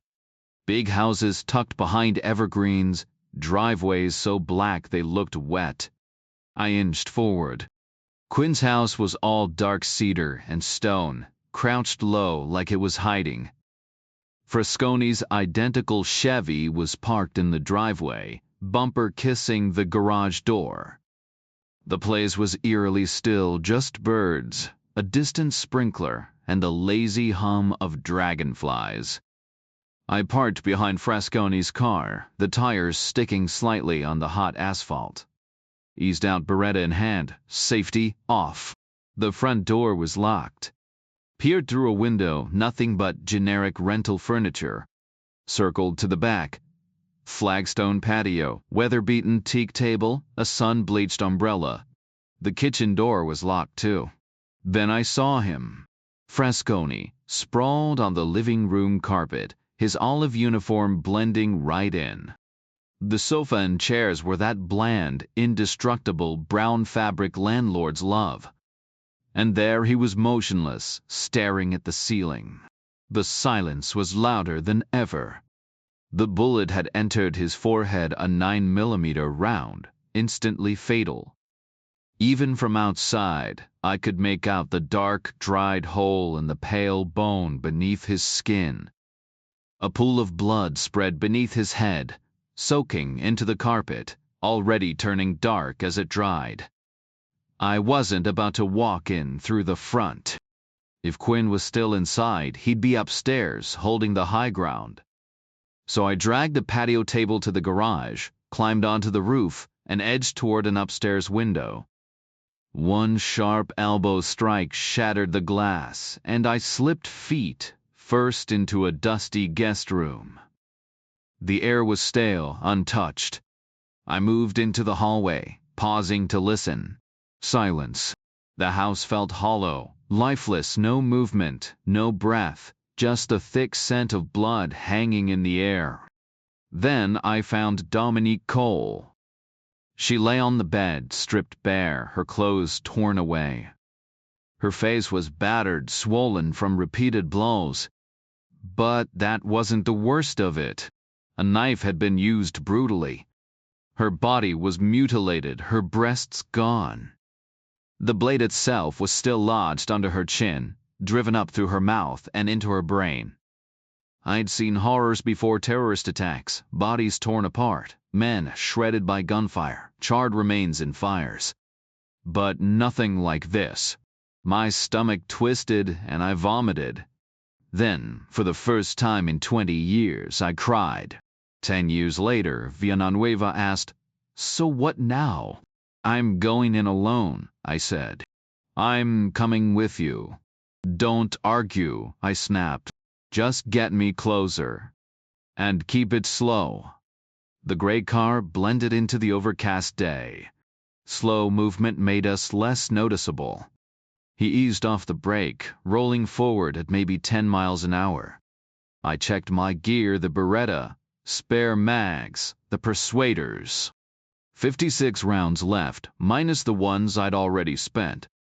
Enough for the job, assuming the guest list hadn't grown. "Stupid to go alone," Villanueva muttered. "Stupider to go together," I shot back. "This approach is suicide." He didn't answer. "Better you stay here," I said. He kept the car creeping forward, then let it coast to a stop, avoiding brake lights in the mist. We were a quarter-mile out. "Wait here," I said. 1 hour. If I'm not back, call at F. Duffy frowned. "Maybe we should call them now." "No," I said. "I want the hour." "They'll handle Quinn," she insisted. I shook my head, thinking of what I'd seen. Rules didn't matter anymore. I'd already broken plenty. I left Cole in the bedroom, and Frasconi sprawled on the living room couch. Their car stayed parked in the driveway. I headed straight back to the office, grabbed a suppressed Ruger. 92 from the armory. then dug through Cole's neatly labeled file boxes. Her notes were thorough, painfully so. Every page was a reminder of what we'd lost. Quinn wasn't the type to run without a backup plan. He'd have a bolt hole somewhere cash, fake IDs, a go bag. Not on base, not in his rental. Too obvious. My money was on the inherited property up in Northern California, the one from his railroad, Dad and homemaker Mom. Cole's files confirmed it. A 5-digit address outside Eureka, probably some isolated shack in the middle of nowhere. I signed my own travel orders, tossed the Beretta and the Ruger into a duffel, and hit the airport. Security made me sign a stack of forms before letting me board armed. No way was I checking those. If Quinn showed up at the gate, I'd drop him right there. But he didn't. The flight to Sacramento was tense. I scanned every face, every row. Nothing. The rental car smelled like stale coffee. I took I-5 north, then cut west on 2099, a winding mountain road that should have been scenic if I'd cared to look. By the time I hit Eureka, dusk was settling in. Quinn's place was tucked high above Highway 101, a sagging one-story cabin with a rusted milk churn for a mailbox. The front yard hadn't seen a lawnmower in years. I drove past, killed the lights, and doubled back, parking behind a collapsed diner. Hiking up the hillside, I circled around to the rear. No cars, no lights, just faded curtains and a back porch that looked like the real entrance. The front door was flimsy, one solid shove, and the frame cracked. Inside, the air was damp and cold. The fridge hummed in the kitchen, the only sign of power. Wallpaper peeled in the dim light. Quinn wasn't here. But I'd wait. The house was old, its walls tinged yellow with age. It wasn't much, just 4 rooms, cramped and worn. The kitchen doubled as a dining space, the living room barely big enough for a couch and chair. 2 bedrooms sat side by side, one barely fitting a twin bed, the other even tighter. The bathroom wedged between them had seen better days, its porcelain stained with rust. A quick search didn't take long. I flipped back a worn rug in the living room and found a hidden panel cut into the floorboards. Not where you'd expect a crawl space access, this was deliberate. A fork from the kitchen pried it open, revealing a shallow compartment between the joists. Inside, a shoebox wrapped in plastic held $3,000 in cash and a pair of keys, probably for storage lockers. I pocketed the money, left the keys, and sealed the hatch. Then I settled into a chair, the weight of the Beretta in my jacket, the Ruger resting across my knees. "Be careful," Duffy said. I nodded. Always. Villanueva stayed silent. Stepping out of the car, I moved fast, Beretta in my pocket, shotguns in hand. I dropped low along the rocky shoreline, picking my way forward. The sky was fading, but the wind carried salt spray, sharp and cold. The ocean roared ahead, waves slamming the shore, the tide dragging back with a hungry pull. Rounding a bend, I spotted the wall ahead, bathed in harsh blue-white light. The glare worked in my favor. Anyone watching from the house would struggle to see me as I closed in. I climbed back onto the road, jogging until I was close enough, then slipped down to the rocks again. The sea clawed at my boots, spray stinging my face. No way around the water was a death trap, currents strong enough to snap bones. No way over, either. Only through. I edged back up, stepping into the light near the wall's edge where the foundation sloped toward the water. Staying tight against the stone, I moved unseen. Anyone inside would have the wall between us. The real risk was the sensors underfoot, but luck held. At the gatehouse, I peeked through a gap in the curtains. Inside, A new guy, Polly's replacement, lounged on a sagging couch. Late 30s, my height or close, dressed like he wasn't going anywhere. Jeans, a white tee, denim jacket. Not a guest at the party, just the guy stuck on door duty. I took a slow breath. Timing would be everything. I prayed he was alone. Maybe they were running with just a few guys. But I wasn't counting on it. Basic security would mean at least one more guy at the front door. Maybe another stationed up in Duke's window. They knew Polly had failed. They knew I was still out here. Firing the Beretta wasn't an option. The waves and wind were loud, but not enough to cover the shot. And a Brennecke Magnum from the Persuader. Forget it. That would echo for miles. So I backed up a few steps, set the shotguns down, and stripped off my coat and jacket. Then my shirt came off, wrapped tight around my left fist. Pressing my bare back against the wall, I edged toward the window. With my right hand, I tapped lightly on the glass, soft, rhythmic scratches, like a mouse, skittering in the walls. 4 times. Just as I was about to try again, the light dimmed. He'd gotten up, pressing his face against the glass to see what was making the noise. Perfect. I adjusted my stance, spun, and threw a brutal left hook. The shirt-wrapped fist shattered the glass first, then his nose a split second later. He crumpled below the sill. I reached in, unlatched the window, and climbed through. He was sprawled on the floor, bleeding from his nose and face, dazed. His handgun sat on the sofa 8 feet away. The phones were 12. He shook his head, blinking up at me. "You're Reacher," he mumbled. Blood in his teeth. "Yep," I said. "You're dead," he spat. "That's so." He nodded. "Shoot to kill orders." "On me." Another nod. "Who gave them?" "Everybody." "Xavier." Another nod. He wiped his nose with the back of his hand. "People actually gonna follow that?" I asked. "Damn right." "You?" "Guess not." "Promise?" "Sure." I hesitated. Part of me wanted to rough him up for more intel, but what difference did it make?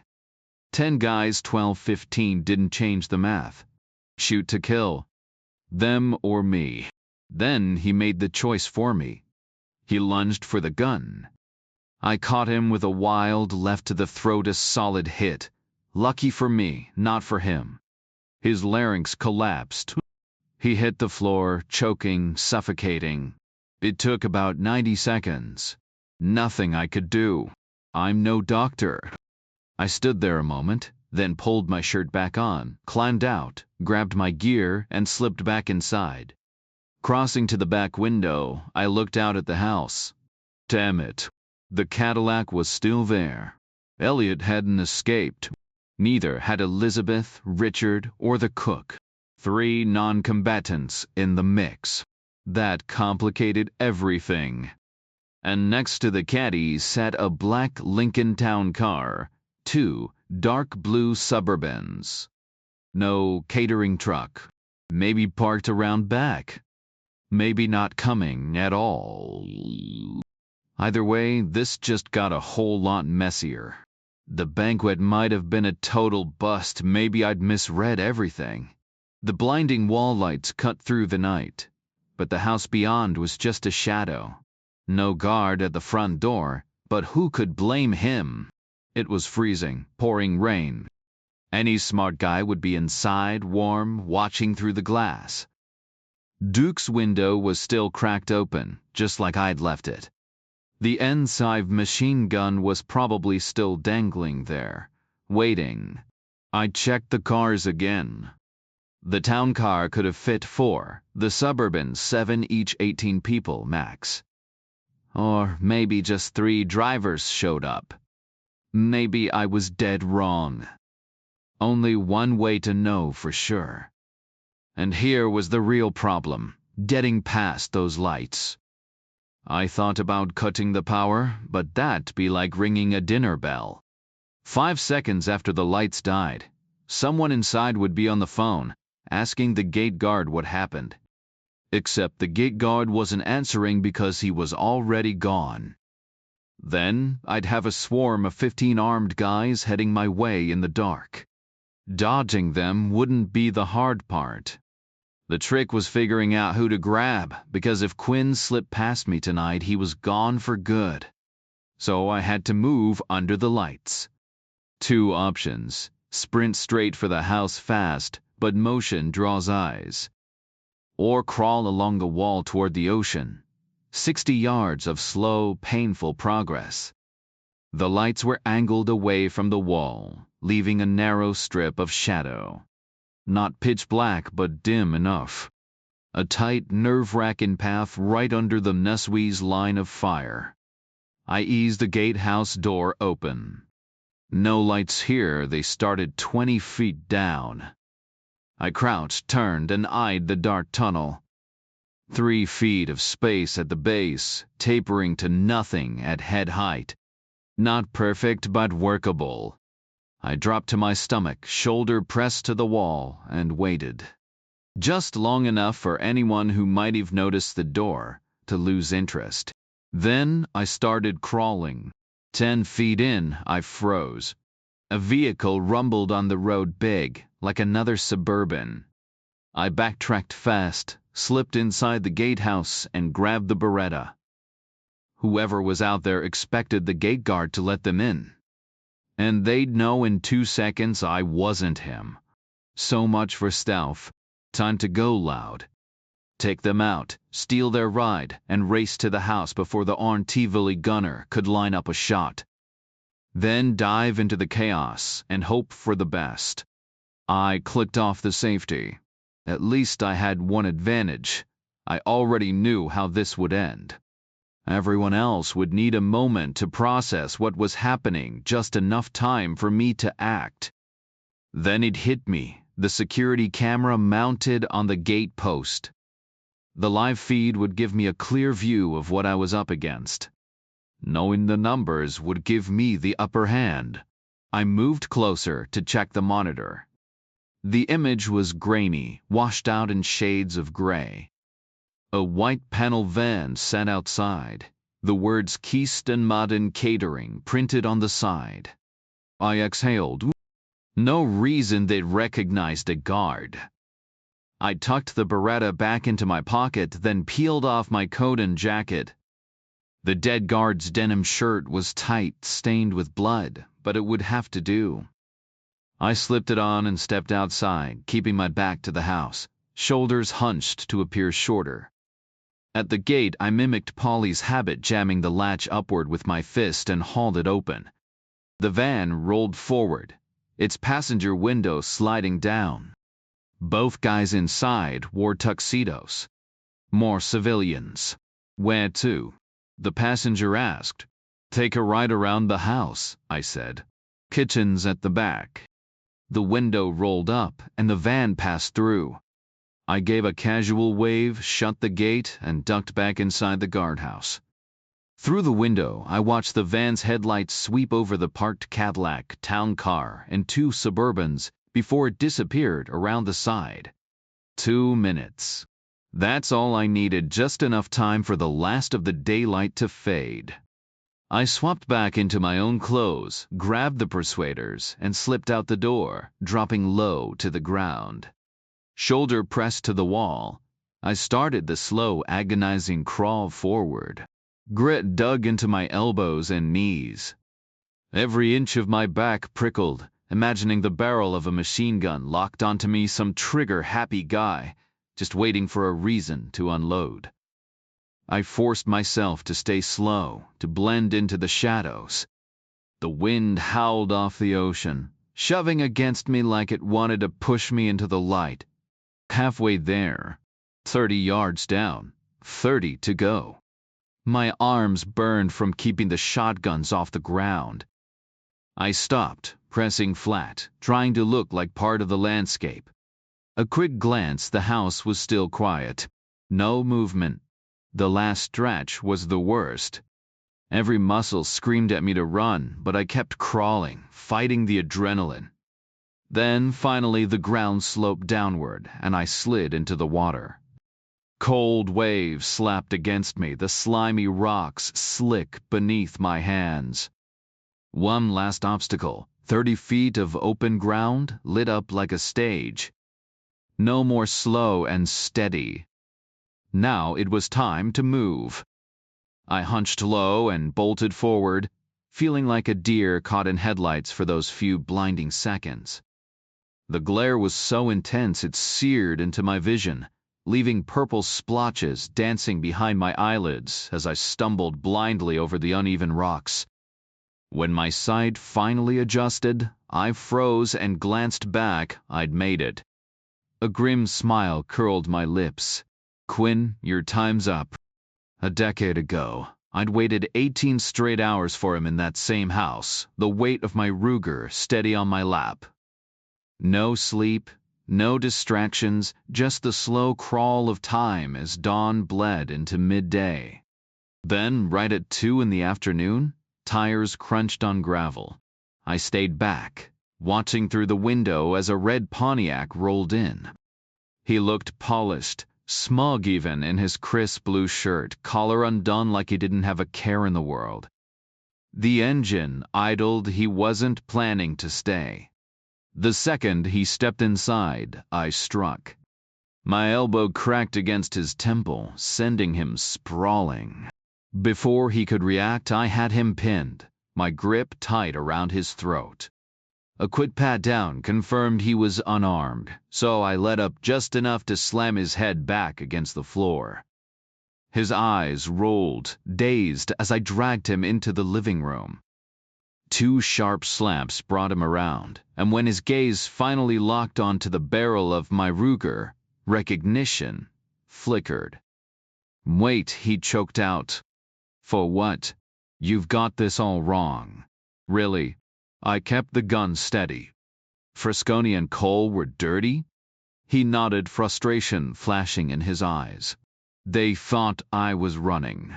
Tried to shake me down for cash to stall the investigation." "And Gorowski's kid?"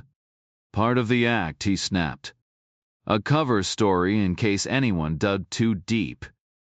We played these games long, you know that."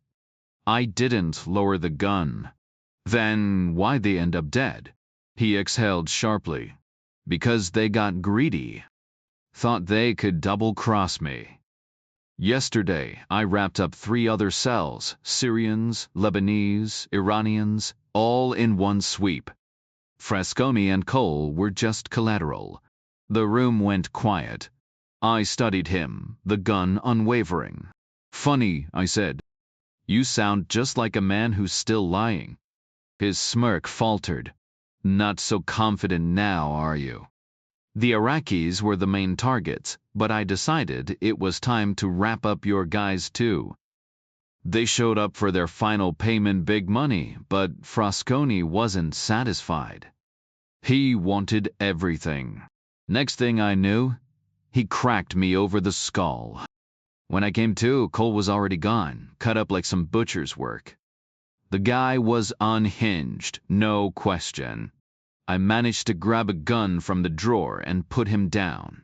Why run? Because I was rattled. I'm a Pentagon guy. Blood isn't part of my daily routine. And for all I knew, your guys had backup waiting. Could have been more of them. Frasconi and Cole." He gave me a slow nod. "Sharp," he said. "You tracked me straight here." I didn't answer, just thought back to Cole's neatly written 8-page file, parents' jobs, childhood address. "Whose plan was it?" I asked. "Originally." He shrugged. "Frasconi's. He outranked her." "What was her name?" His eyes flickered. "Cole," he said. I nodded. She'd shown up in dress greens to make the arrest, a black nameplate pinned above her right breast. "Cole." No frills, just regulation placement 1 to 2 inches above the top button. He would have seen it the second she walked in. First name. A pause. Don't remember, he said. Frasconis? Can't recall. Try harder.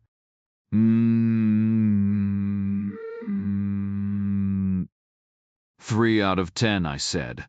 That's an F. What? Your performance. Failing grade. His jaw tightened. Your dad laid railroad tracks, I said. Your mom stayed home. Full name Francis Xavier Quinn. So, investigations don't work like that. You don't plan to bag someone without knowing everything about them. You played them for weeks and never caught their first names? Never pulled their records? No notes, no reports? Silence. And Frasconi. That guy couldn't think for himself if his life depended on it. Nobody who knew them would say Frasconi and Cole. It's always Cole and Frasconi. You were dirty from the start, and my guys? You'd never seen them before they knocked on your door. And you killed them both. He lunged at me, proof I was right. I was ready. He barely got off the chair before I knocked him back down, harder than necessary. He was still out when I tossed him into his own trunk, still out when I moved him to mine behind that rundown diner. I drove south on 101, took a right toward the coast. The turnout was empty, just gravel and a knee-high rail before the drop into the ocean. 3 in the afternoon, sun bright, water blue. Not a soul around. I popped the trunk, slammed it shut again just in case. But he was barely conscious, gasping for air. I dragged him out, let him wobble on his feet, made him face the view while I scanned for witnesses.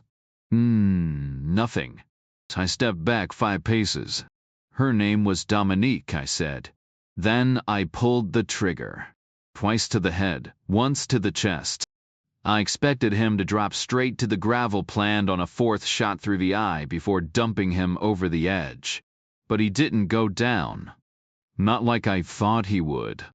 He stumbled back, his foot catching on the railing before he pitched over the edge. His body slammed into the jagged rocks below, swallowed instantly by the churning waves. I gripped the barrier, peering down at the spot where he'd vanished. 2 bullets in the skull, 1 through the heart, then a 120-foot drop into the ocean, no coming back from that. I pocketed the spent shell casings. 10-18 Dom, I muttered, turning toward my car. A decade later, the sky was fading fast as I picked my way across the uneven rocks behind the garage. The ocean roared beside me, the wind biting at my face. Not exactly prime time for a stroll, which meant I had the advantage. Both hands gripped persuaders, my steps quick and deliberate. I'm coming for you, Quinn. Rounding the garage, I spotted the catering truck parked near the back, just like Harley had positioned the Lincoln years ago.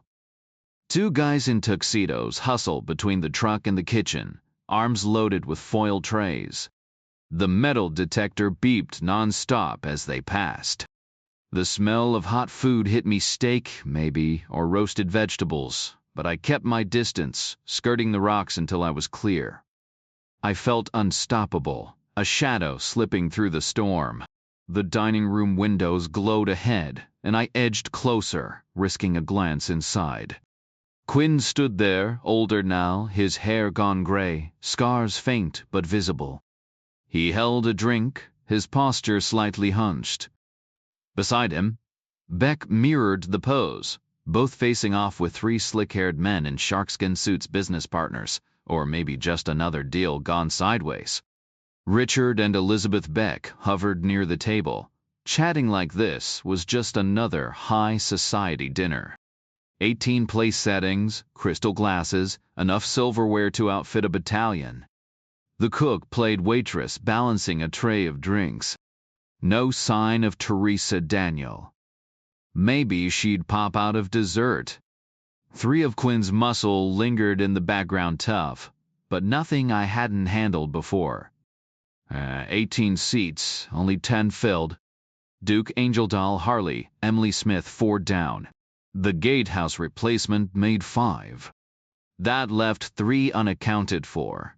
1 at the door, 1 in Duke's old perch, and 1 probably babysitting Teresa. I exhaled, watching the scene. Military life had taught me one thing: these things dragged on. They'd be in there for hours. Plenty of time to make my move. The men barely left the room, except to use the restroom. Quinn held court, his charm on full display, grinning, making eye contact with each of the 3 men, his hands moving as he spoke. He looked like a man in control, but the truth was, his plans had unraveled. What was supposed to be a grand dinner for 18 had dwindled to 10, all because I hadn't been taken out of the equation yet. I crouched beneath the window, then crept toward the kitchen, shedding my coat and leaving the persuaders hidden inside. The Beretta in my pocket set off the metal detector as I stepped in. Catering staff bustled around, fiddling with aluminum foil. I gave them a casual nod like I belonged, then slipped into the hallway. The plush rugs muffled my steps, but the hum of conversation from the dining room was loud enough to cover any sound.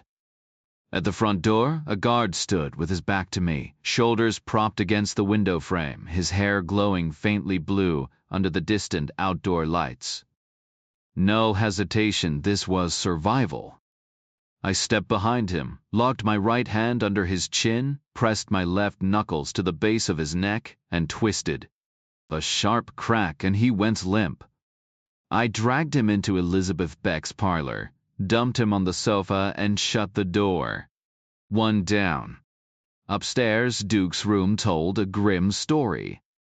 Elliot lay sprawled just inside the doorway, his shirt stiff with dried blood, the carpet beneath him crusted over. The NSV machine gun had failed him, jammed mid-fight, leaving him defenseless. The mechanic hunched over it now, fingers deep in the belt feed mechanism, oblivious. He never saw me coming. 2 down. The basement lights were on. I moved like a shadow past the gym, past the washing machine, Beretta now in hand. A skinny kid in a Dell t-shirt, probably Troy, sat guarding a closed door. His eyes widened, but he stayed silent when I warned him. No time for mercy.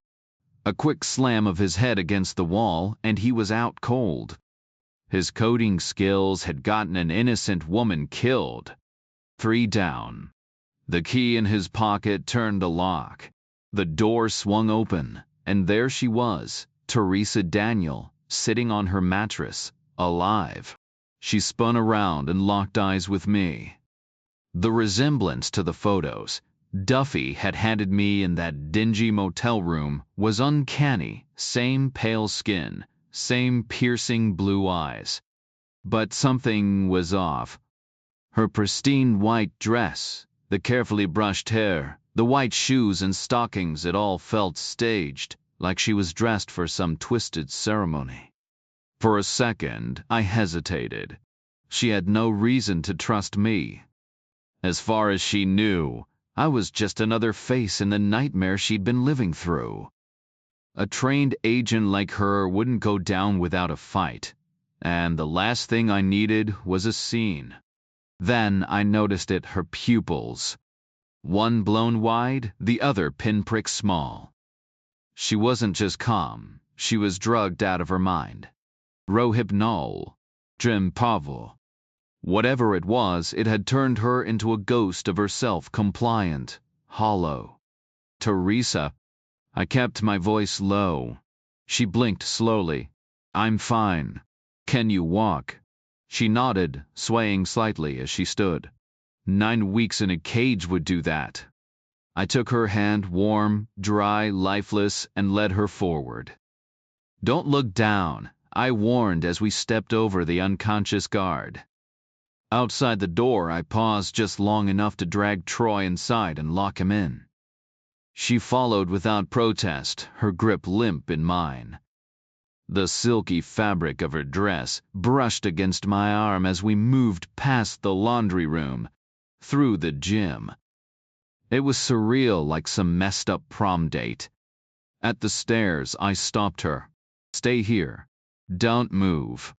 She whispered an obedient okay, her fingers resting lightly on the railing as I left her under the glare of a bare bulb. Back in the kitchen, the caterers were still fussing over trays. "You called Keast and Modden?" I asked. The closer one nodded. "Paul Keast, Chris Maiden," the other added. "I need to move your truck, Paul." He frowned. "You told me to park it there." "Yeah, and now I'm telling you to move it." With a shrug, he tossed me the keys. Outside, I checked the truck's interior metal racks. No windows, perfect. I backed it into position, then returned to the kitchen just as the metal detector chirped. "What's on the menu?" I asked. "Lamb kebabs, hummus baklava," Madden said. $55 a plate for that? I used to get it for $1 in Beirut." He snorted. "Yeah. Try finding that deal in Chicago." I slipped back into the hallway. Teresa was exactly where I'd left her, motionless as a mannequin. I reached for her hand. "Time to go." She stepped forward without a word, and I shut the door behind us. I guided her into the kitchen, where Keast and Modden froze mid-motion, their eyes locked on us. Without a word, I led her past them, out the door into the biting night air. She trembled as we reached the truck, and I boosted her into the cargo bed. "Stay put and keep quiet," I told her. She gave a silent nod. "I'm shutting the doors now," I added. Another nod. "I'll be back for you soon." Her quiet "thank you" barely carried over the wind. I sealed her in and returned to the kitchen, pausing to listen. The murmur of conversation from the dining room sounded civil enough. "How long until they eat?" I asked. 20 minutes, Madden replied. "After the champagne. It was part of the $55 package, you know." "Got it," I said. "No offense meant." I glanced at my watch. 45 minutes down, 15 to go. Time to move. Outside, the cold gnawed at me as I climbed into the food truck and started the engine. I rolled forward, hugging the curve of the driveway, past the carriage circle and out the gate. Once on the road, I punched the gas, taking the turns hard before screeching to a stop beside Villanueva's Taurus. Before I could even step out, Duffy and Villanueva were already rushing toward me. "Teresa's in back," I said. "She's alive but drugged." Duffy let out a whoop, throwing her arms around me in a crushing hug while Villanueva yanked open the truck doors. Teresa slumped into his arms, limp as a rag doll, and he lifted her down gently. Duffy immediately pulled her close, and Villanueva took his turn, clapping me on the back. "Get her to a hospital," I urged. "We're taking her to the motel," Duffy said. "Still flying under the radar." "You sure?" "She'll be fine," Villanueva cut in. "Looks like roofies, probably from their dealer buddies. They wear off quick." Duffy clung to Teresa like family, and Villanueva kept a firm grip on my shoulder. "Elliot's dead," I said. The words sucked the air right out of the moment. "Call out from the motel," I told them. "Unless I beat you to it." They just stared. "I'm heading back now."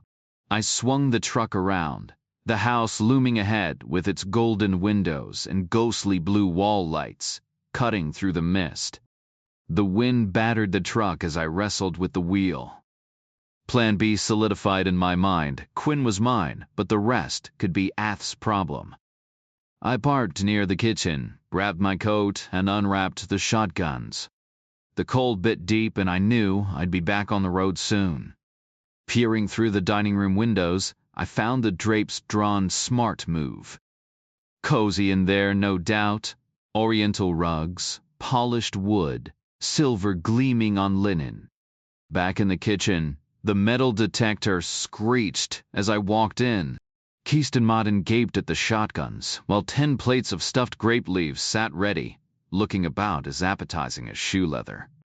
My jaw still ached from Polly's handiwork. No way I could chew that. Ice cream diet for the foreseeable future. Hold off on serving for 5 minutes, I said, dropping their keys next to the plates. Beck's keys were all I needed now. The Cadillac would be faster. I grabbed a knife, sliced a slit inside my coat pocket, and tucked one shotgun barrel first into the lining. The other I kept ready in both hands. Keist and Modern watched, silent as I stepped into the hall. First stop, the powder room.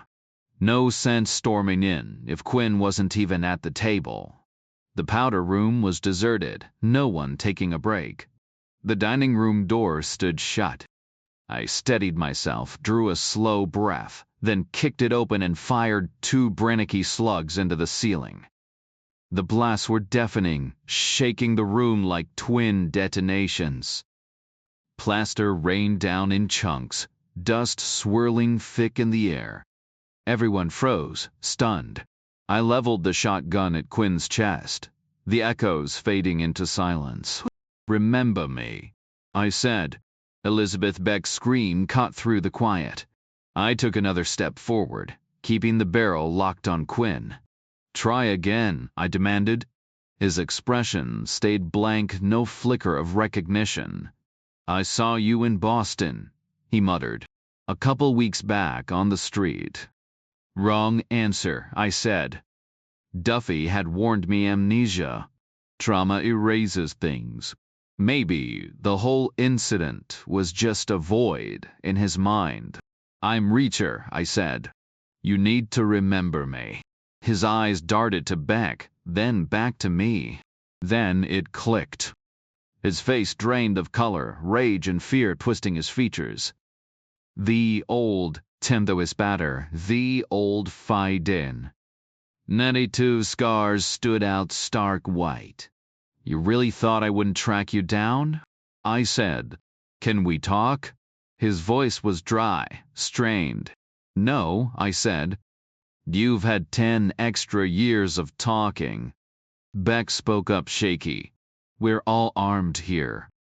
The 3 men beside him stared, plaster dust clinging to their hair. "Then tell everyone to hold their fire," I said. "No need for more than one body hitting the floor." People shuffled back. A shattered glass lay on the table, crushed by falling debris. I shifted with the crowd, steering the dangerous ones toward one end of the room while nudging Elizabeth, Richard, and the cook toward the window safety in body language. The group split cleanly, 8 on one side, 3 on the other. "Step away from Xavier," I ordered. They obeyed except Beck. He stayed rooted beside Quinn, who had a death grip on his arm, yanking him closer. A desperate shield. "These slugs are an inch wide," I said. "If I can see an inch of you, it won't help." Quiet tension stretched. Beck resisted, but Quinn was stronger. Inch by inch, he dragged him into cover. I raised the shotgun, sighting down the barrel. "Still see you," I warned. Behind me, Richard's voice cut in. "Don't shoot." I glanced back just a flicker. He had a Beretta aimed at my head, the safety off, oil glinting on the slide. "Put it away, Richard," I said. "Not while my father's there." "Let him go, Quinn," I snapped. "Don't shoot Reacher," Richard warned. "Or I drop you first." Quinn had Beck almost fully in front of him now. "Put it down, Richard." "No." His voice was steady, unmoving. The standoff held. I stood frozen, my muscles locked. I had him in my sights, knew the exact angle, the precise moment to pivot. The sequence played in my head like a drill. Turn. Fire. Reload. I could drop both of them in under 2 seconds. Quinn wouldn't even have time to blink. But then Richard's face flashed in my mind, that ridiculous haircut, the missing ear, those bony fingers. I imagined the shotgun slug tearing through him, the sheer force ripping him apart.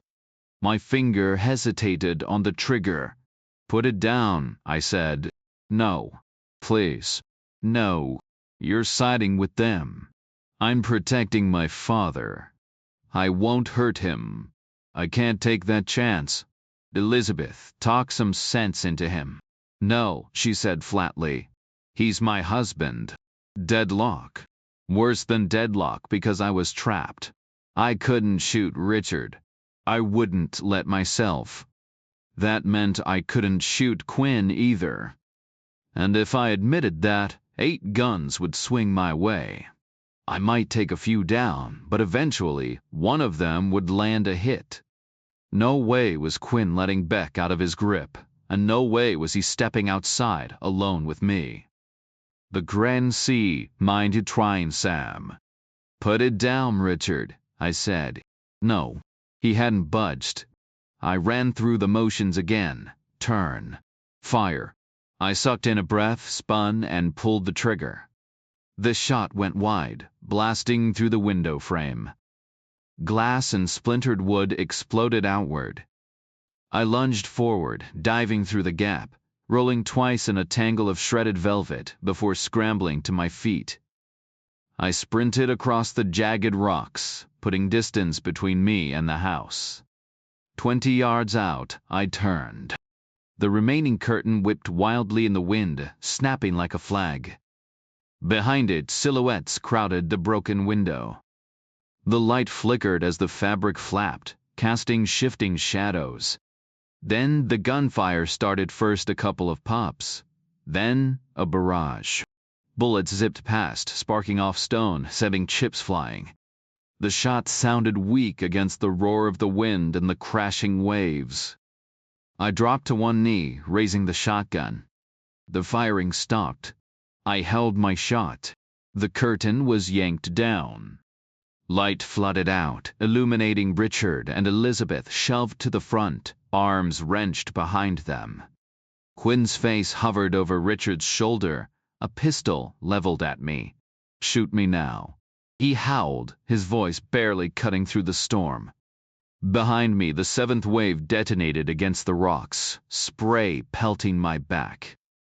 Elizabeth's face twisted in pain as one of Quinn's men used her as a human shield, his wrist braced on her shoulder. Another thug knocked loose the remaining glass, clearing the frame. Then Richard was shoved forward, me hitting the sill. Quinn muscled him outside, clinging to him like armor. "Shoot me!" he screamed again. Elizabeth was hauled out next, a thick arm cinched around her waist.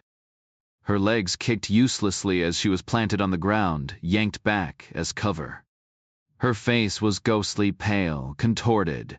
I edged backward. More men spilled out, forming a ragged wedge, Richard and Elizabeth at the front, a wall of guns behind them. The whole group lurched toward me, unsteady but relentless. Bullets flew again, not aimed to kill, but to herd me. I kept moving back, the wedge closing in. The gunmen had plenty of ammo left, 5 weapons, fully loaded, with maybe 75 rounds between them. They'd only fired about 20 shots so far. Their discipline was unnerving.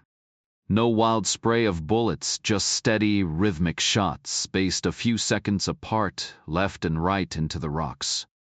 They moved like a single machine, an unstoppable force. I stood backing up step by step. The wedge formation tightened as Richard and Elizabeth closed in from either side. I tried to line up a shot at a guy behind Richard, but he saw me and pressed in closer, turning their advance into a tight column. No clear target. My heel hit the edge of Harley's cleft, seawater surging over my shoe. The waves roared, gravel shifting underfoot. Quinn's grin flashed in the dark. "Say goodnight now," he yelled. The column shifted, arms raising, guns locking onto me. They were waiting for the order. The seventh wave crashed in, soaking my ankles before receding like clockwork. I glanced at Elizabeth and Richard, took a breath, and made the call them or me. I dropped the shotgun and threw myself backward into the water. The cold hit like a punch. Then came the sensation of falling, not free fall, but something worse. A freezing slick chute sucking me down at a steep, accelerating angle. Upside down, head first, the water stinging my eyes, nose, lips. For a second, I barely moved, just floating inches below the surface, terrified I'd pop back up right in their line of fire. Then something grabbed me.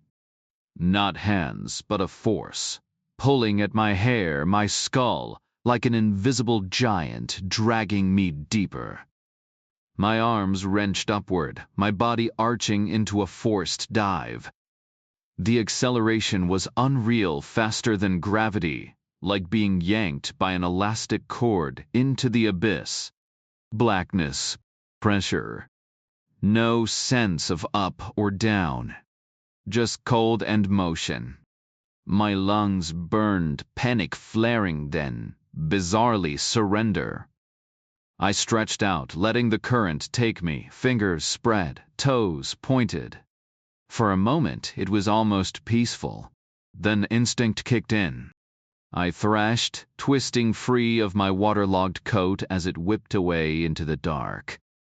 The cold bit deeper now, my ears hissing, body tumbling in slow motion. No control, just a relentless pull downward. The water swallowed me whole, dragging me deeper with terrifying speed. My body twisted and spun like a leaf caught in a storm drain, the current thick and unrelenting. How far did this nightmare tunnel stretch? No clue. I thrashed, arms slicing through the water, fighting against the pull. It clung to me like wet cement. Don't sink. I kicked harder, searching for any break in the flow. Focus. Find the edge. Move sideways, even if it costs you depth. I forced myself to pause, steady my breath, then pushed forward with everything I had like I was racing for gold in an Olympic pool, not fighting for my life in the middle of the Atlantic. How long had I been under? 15 seconds. 20. My lungs screamed, but I could hold out for a minute if I stayed calm. Swim. Find the edge. There had to be one. The entire ocean couldn't be this furious, or half of Europe would already be underwater. Pressure crushed my skull, my ears roaring. Direction didn't matter, just escape. I fought harder, muscles burning, but the current fought back, furious now, like it hated me for resisting. Teeth clenched, I pushed forward, each stroke like dragging myself through wet concrete. 30 seconds. My chest was collapsing. My vision blurred. We never had one come back, Harley's voice echoed. 40 seconds. No progress. Just deeper, darker, colder. 50. My head throbbed, lips sealed tight against the urge to gasp. Anger flared. Quinn had survived this. Why couldn't I? A full minute. My fingers cramped, eyes stinging. Then a shift. My hand broke through the current's grip like grabbing a lamppost from a speeding car. The water spat me out, tossing me head over heels into stillness. Silence. Darkness. Which way was up?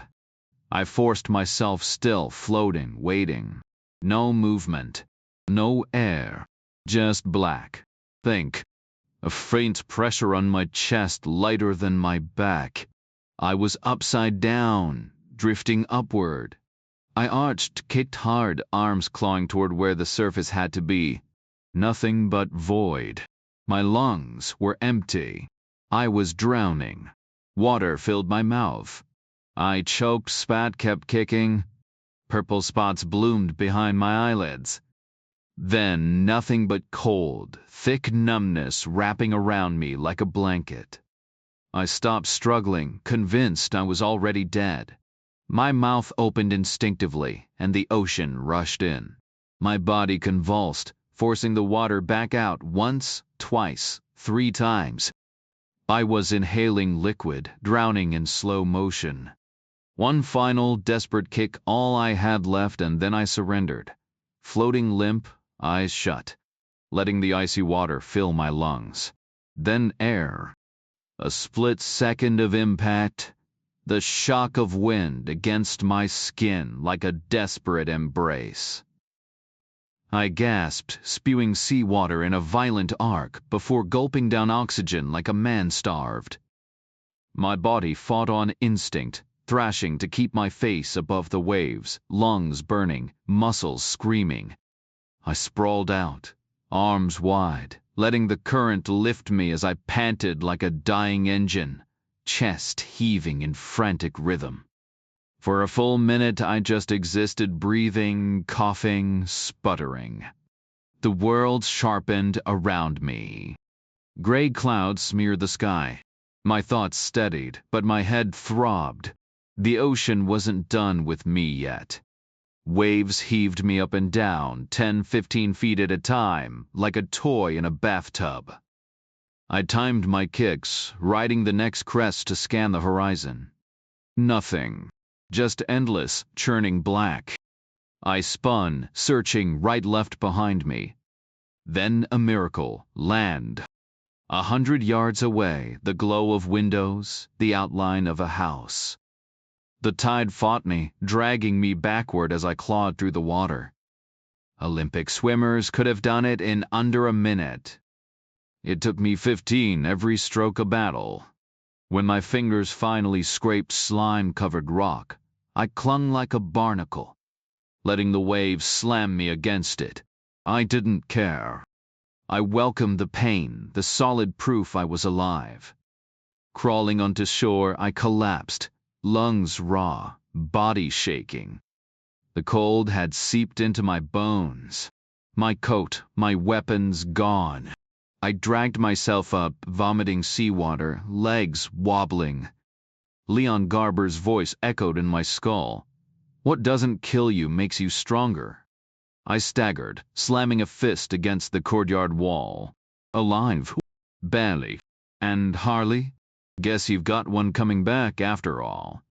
I slicked my wet hair back and took a few deep breaths, trying to steady myself. My throat burned from the cold seawater, and I fought the urge to cough.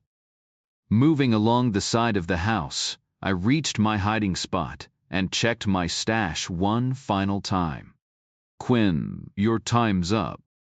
My watch confirmed I was way past my deadline. Duffy had definitely called the ATF by now. But bureaucracy moves slow, and I doubted they had agents stationed in Portland. Boston was the closest field office, the same place that Maid had come from. Still, I had a small window.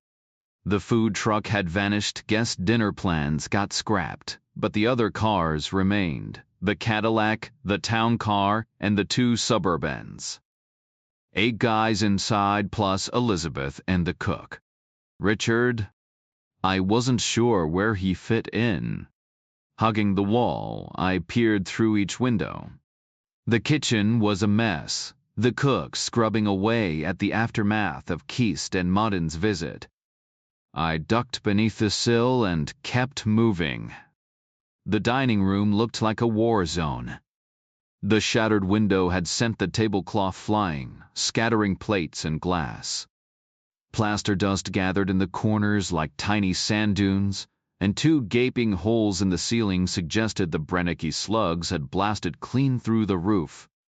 The room, where I'd played Russian roulette, was eerily quiet. The 3 Libyans and Quinn's men sat around the oak table, dazed but resigned.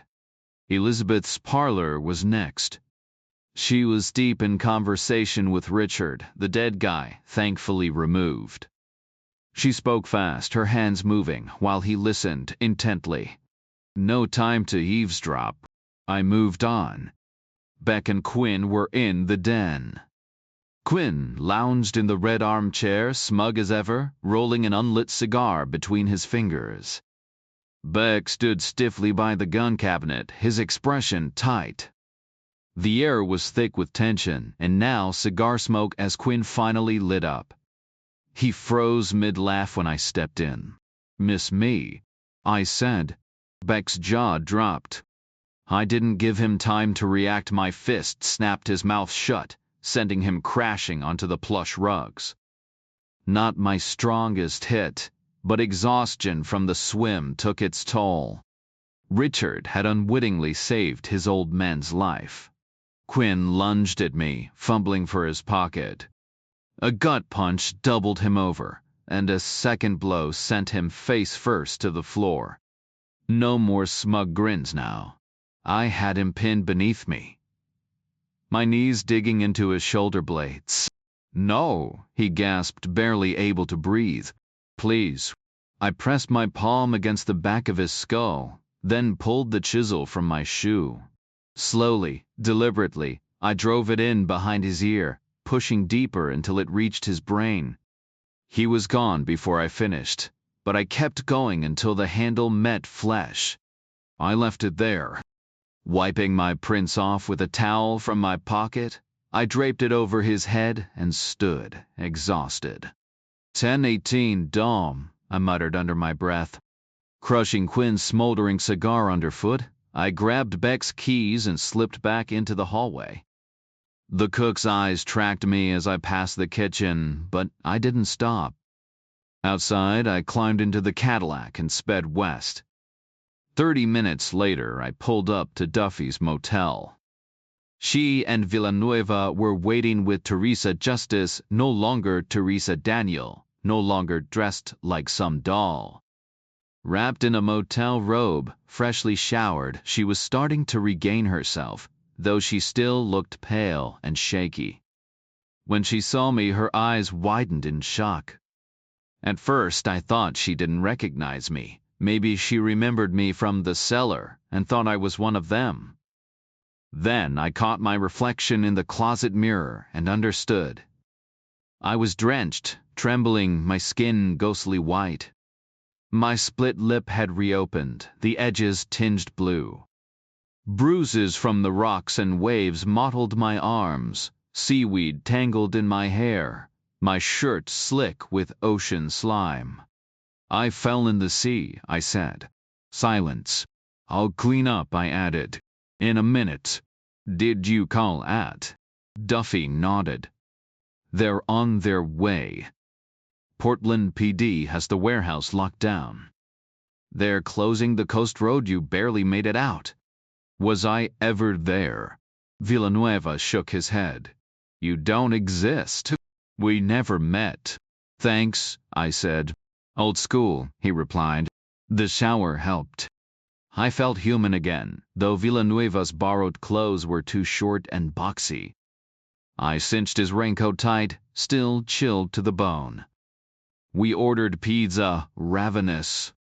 My mouth was too dry from salt water to chew, so I just scraped the toppings off.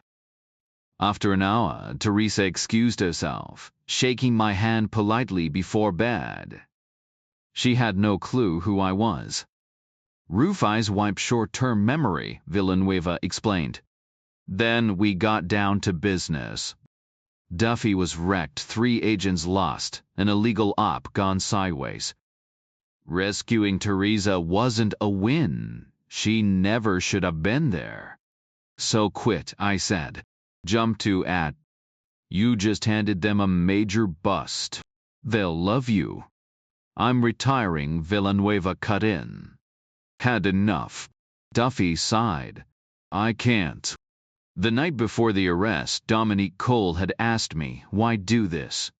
I'd play dumb. "Dinner with you." "No." "Being an MP." "You could have done anything, special forces, intel, whatever." "Same goes for you." "I know why I'm here," she said. "I want to know why you are." No one had ever asked. "Always wanted to be a cop," I admitted. But family meant the military. So I became an MP.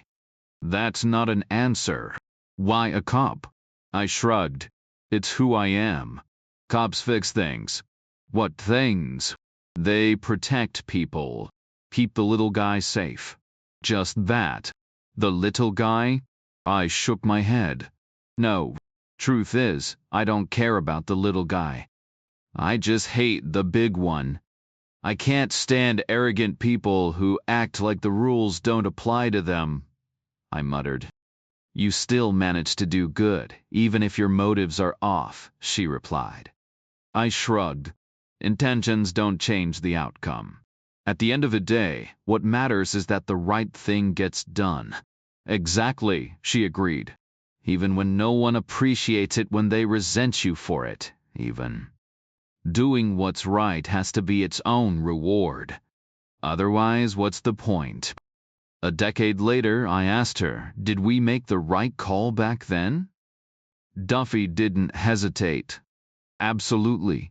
No regrets. None. Then stop worrying, I said. That's all you can ask for. No help, no gratitude, just knowing you did what you had to. She fell silent for a while before turning the question back on me.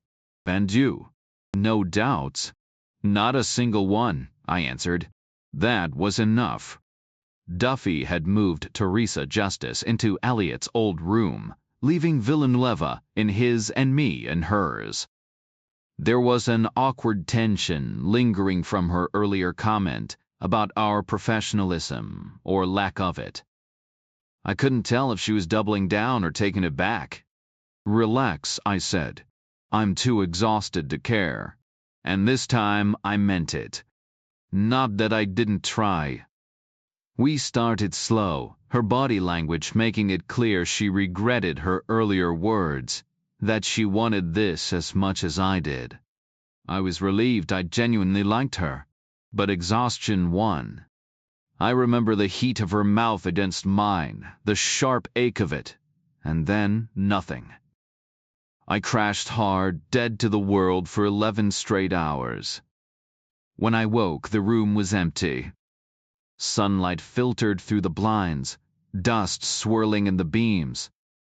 Villanueva's spare clothes were gone, replaced by a shopping bag stuffed with bargain bin outfits, 2 sets, one for summer, one for winter. Duffy had no idea where I'd end up, so she covered both. Practical to the end. I'd miss her. For a while. I pulled on the lightweight clothes, left the winter gear behind, and plotted my next move. Beck's Cadillac could take me to I-95, to the Kennebunk rest stop. Ditch it there, hitch a ride south. I-95 stretches all the way to Miami, plenty of exits, plenty of places to disappear.